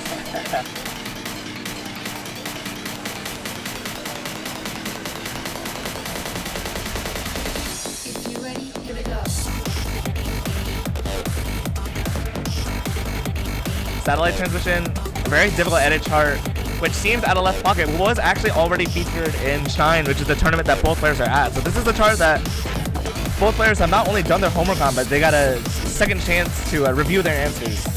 Yeah, true. And then kind of, I mean, there's precedent at Shine, but a little bit unprecedented with the equation starting where the edit charts, it's just like another slot now that's relevant. Charts just kind of turned it up a notch. Yeah, TOs have not been shy to check edit charts now when they curate. Neck and neck right now.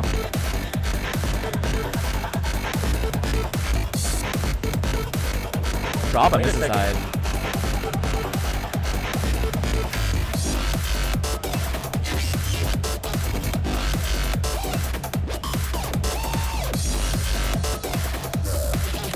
Insane technology going on here. I mean, if Chance didn't drop that miss, it would be tied. Can Rinker hold it together? Bring it home.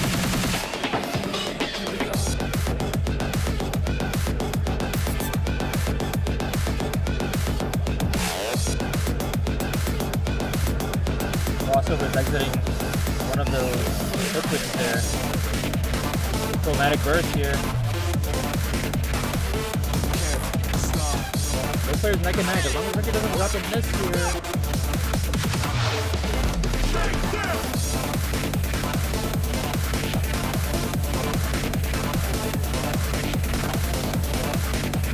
Yeah, man, Rinker bled a lot on that burst.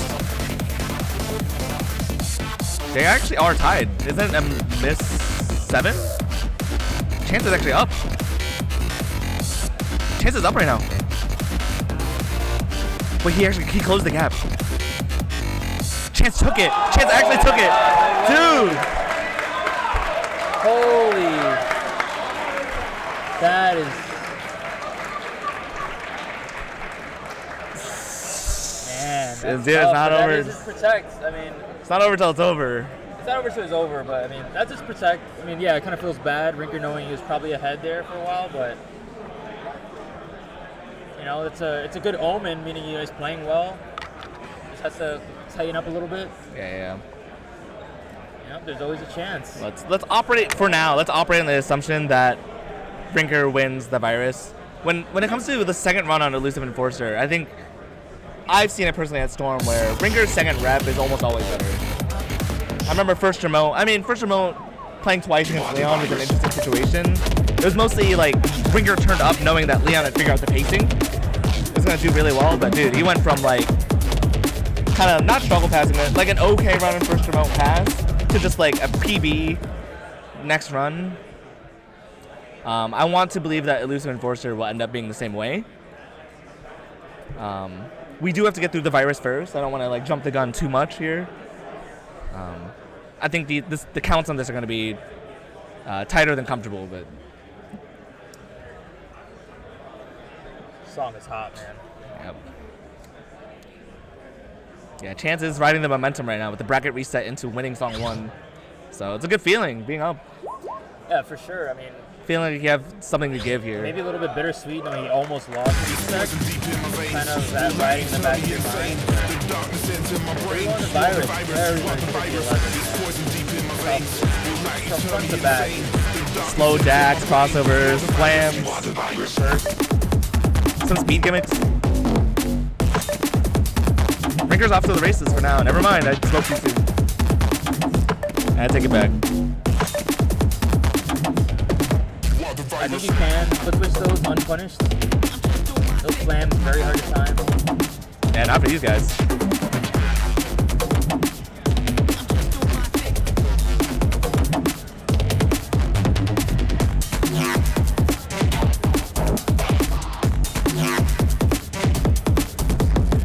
Some double stepping for Rinker here, but you know, 140, pretty slow.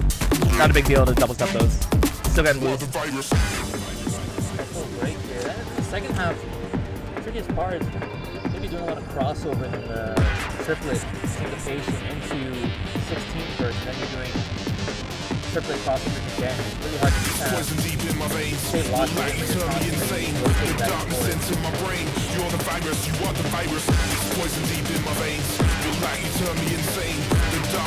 Here we go, side B coming up.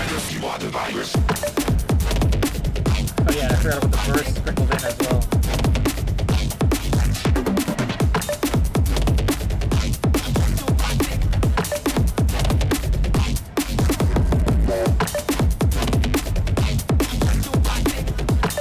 Hands up right now. Excellence finally evened up here.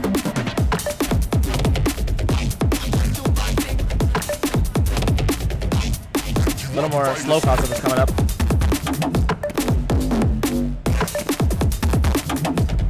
Rinker continuing to bleed whites. It looks like Chance is running with this. Looks like he might have been wrong again.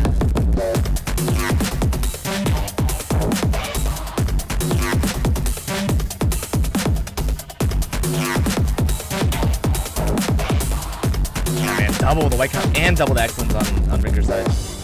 That is rough. I'm trying to look at Crystal's reaction here. Crazy. No reaction, no reaction. 25-1 on the virus. Oh my god, man. Yeah. Chance is beasting. Rinker's up against the wall. On the ropes. This is the chart that's known to be like more on the side of Chance's weaknesses.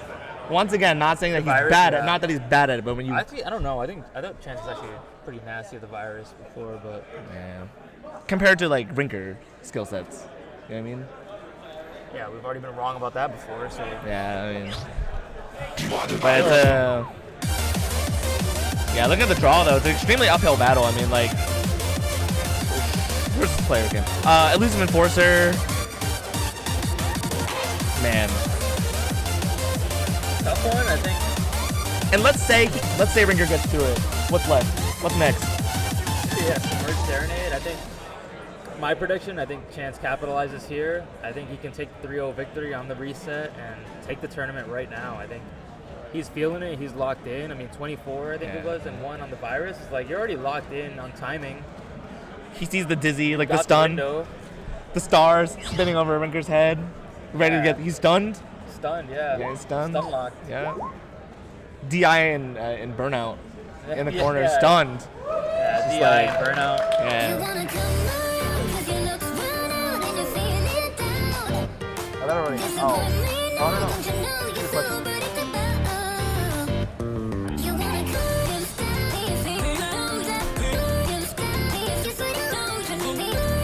And this song is also a banger. Oh, yeah.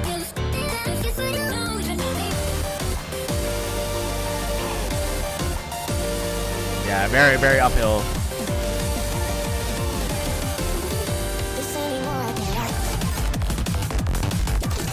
Really excellent on Ringer's side. Another one on Chance's Excellent side. trades back.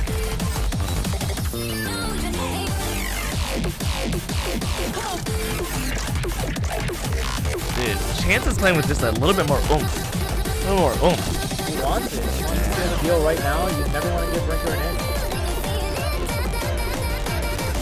How about 4 more? That'll do. Put her there.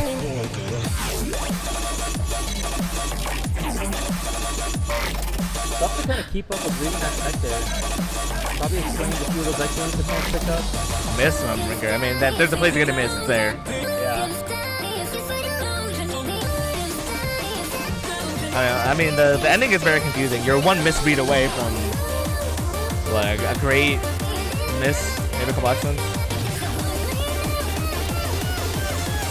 Is Chance the type of player to give that up? Probably not.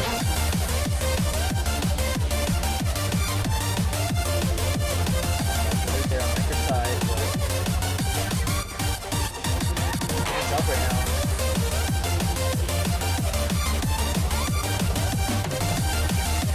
Chance with the lead going into the sideways Tallywog.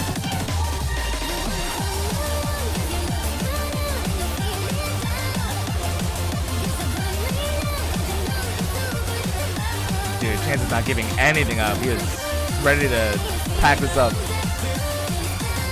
miss here would blow it.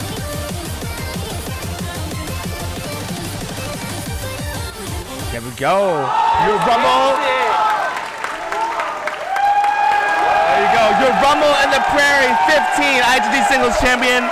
Chance Roberts takes it over Rinker. Bracket reset. 3-0. 3-0.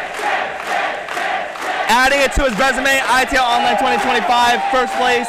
DDR Storm 2015, first place. Now Rumble in the Prairie 15. This is not an easy bracket either. And the work.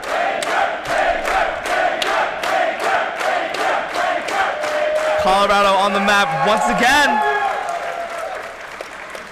The work that it took to even put yourself in the position to win the tournament. You just cannot take anything away from Chance. He earned it outright. He put up the scores he needed. He beat players worth beating. He made it convincing. He said, Yes. there's no chance that you're beating me. No pun intended. Not a shot. Absolutely insane performance from Chance, man. And then Yo, can you give it up for the crowd, dude? The crowd is emphatic today, dude. Yes. Dude, sometimes you hear the straight miss, you hear the ooh. Yeah. The ooh. It's a crowd that's energetic, a crowd that's attentive.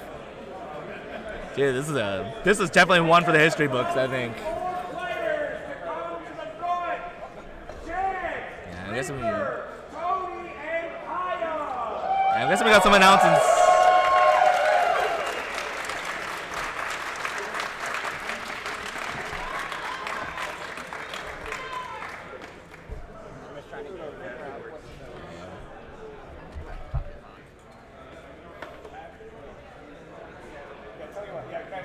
Card of the queue. Put in the work.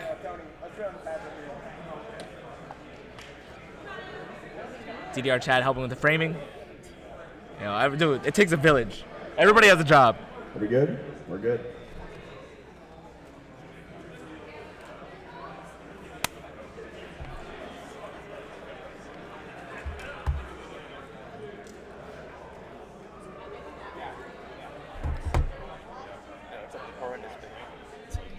All right. In fourth place, Kyle!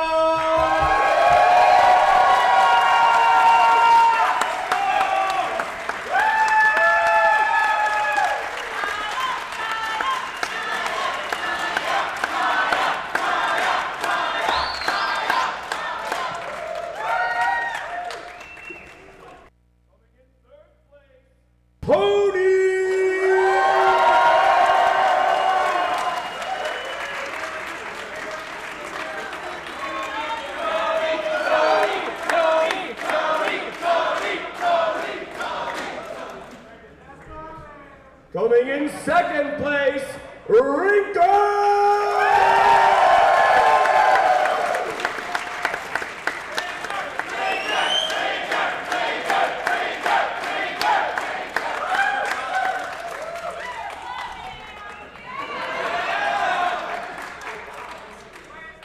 And coming in first place, we all love him, Chance Robin!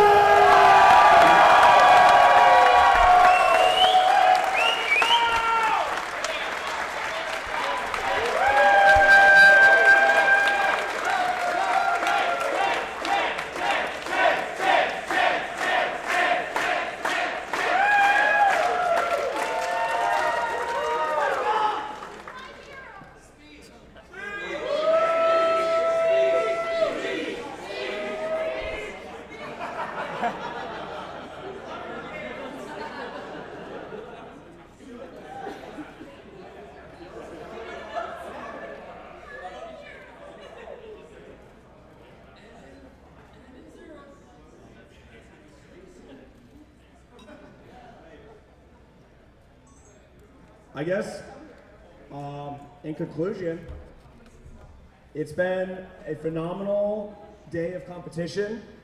You guys all rocked it. All of you? Like, what? Holy crap, guys. I've been absolutely blown away by so many performances from so many people. Thank you all so much for coming out, for supporting, and for hanging out. After this, we have Oh Hell Yeah Dude. Oh Hell Yeah! Oh yeah! We did put out an announcement. Y'all are a bunch of sweaty gamers, all right? Getting good results also comes with a lot of sweat. Please go shower. I'm begging you. That's right. That's right. Come to the party, but go there clean and smelling good. I'll see you all in a bit.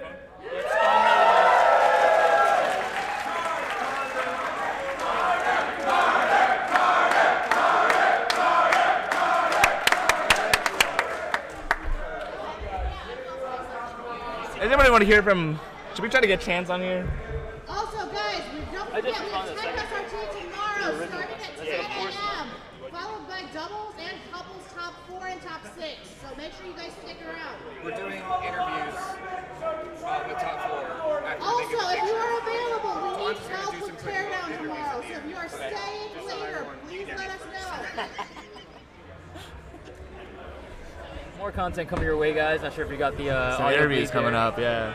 Yeah, Twans is gonna facilitate some interviews Everybody, here with the top we're gonna hear 4. from the finalists now. Yeah, why don't you come up here? Come on, group photo. Podium photo.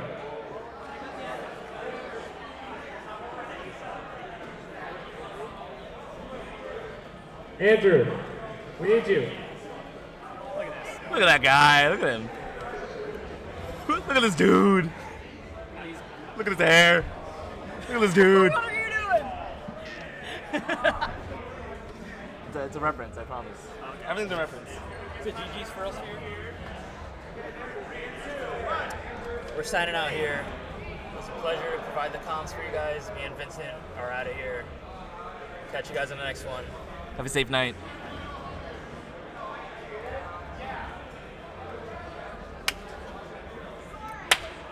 Hell yeah. Always a pleasure. Might want to mute these. Those are the only mics live right now. That's everything. Those two are? Is that mute these? These are being good. This is all being picked up.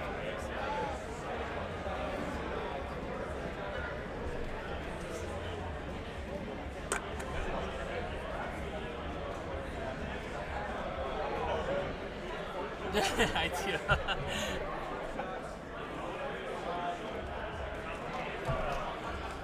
No interviews? What's that? No interviews? I don't know what's going on. Yes, interviews. Is that what the other cameras for? That's what I wanted the impression of, but nothing's going. Well, no, he's setting it up. Okay, got it. This is just going to be. So just get ready. Your job's not done. Are you guys going to All Out Yet after this? Yeah, later. I think he's doing it. All right, we have fourth place Kaya. So Kaya, I want you to take me through your matches here. It looks like you played. Where are my notes at? You're really good during that. And then starting in the top 8, Blue Buster scored a 2-1 and then played Midtown 2-1. Take us to the matches. I feel like the matches in general is just kind of like a little closer. A little bit of a situation of you really just need to know the song. You need to know the song. If you don't know the song, you're gonna get tripped up. Unironically, on what was it? Submerge, I think was one in there. Submerge Serenade. Yep. Yeah. Okay. Blue Buster said that they knew that one, and I was like, I'm dead. But that's the thing is like you need to just try your hardest, right? And I'm glad that I did. That's really it. You did really good. Just I'm try so your glad hardest. that you were in the tournament. I was happy to watch you play. Why don't you say goodbye to these wonderful folks there at RIP. Bye, everybody. We'll see you in 20 minutes. See you all in 20 minutes. Where's Tony at?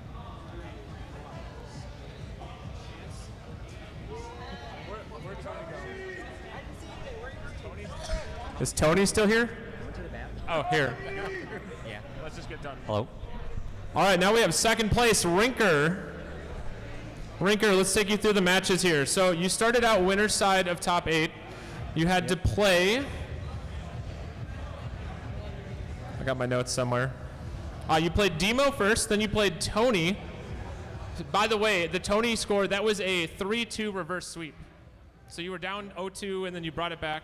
And then you ended up in grand finals against Chance twice. So take us to the matches. I have the songs here. For Strut, A little closer to your mouth. I thought I was going to do better, but my plot armor held firm on that one. Maisie, that was my best on it, so it's kind of like, all right, GG. Chance beats me on even though I got my best score. Reality, I have not practiced that one too much. Palette Lab, that one's got a lot of Skittles, so I'd hope I could get that one. And Whiteout, out of practice on that one. Satellite Transmission, I was really sloppy on the final crossovers, and the Virus kind of the same. And Exclusive Enforcer, all it came down to was the up arrow foot switches where I accidentally held down the up arrow. That was heartbreaking. Yeah, that was the moment my plot armor finally wore off. Popped Collar Rinker has been defeated. Yes. But you did win the last 2 tournaments for ITG, and you got second place. This is a fantastic showing. Last 3. Last there was tournaments. Bite, 3 Shine, tournaments. and Dash Stands. So, anyway, fantastic showing. Thank you so much for being here. Give me a hug. Thank you. Alrighty. Did we find Tony? Tony!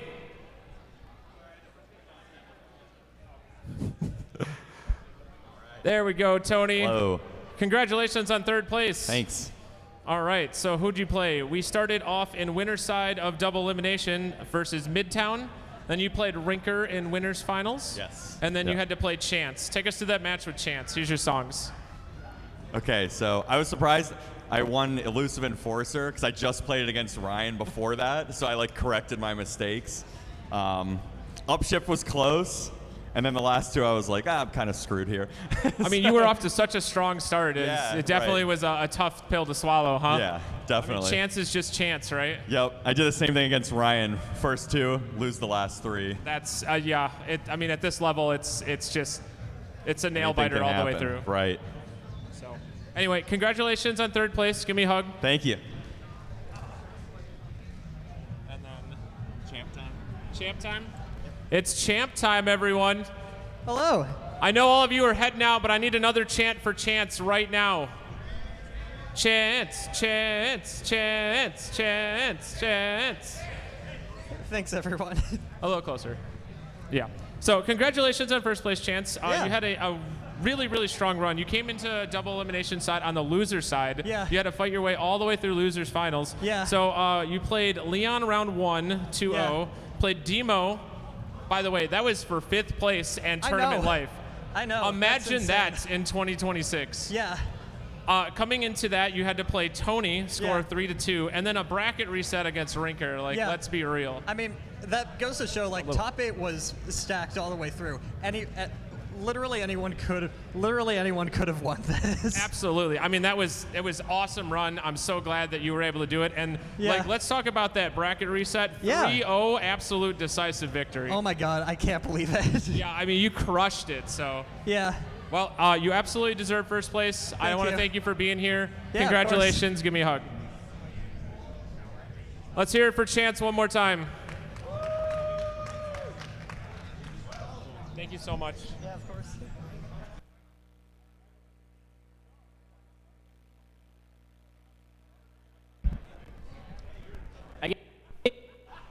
Am I live?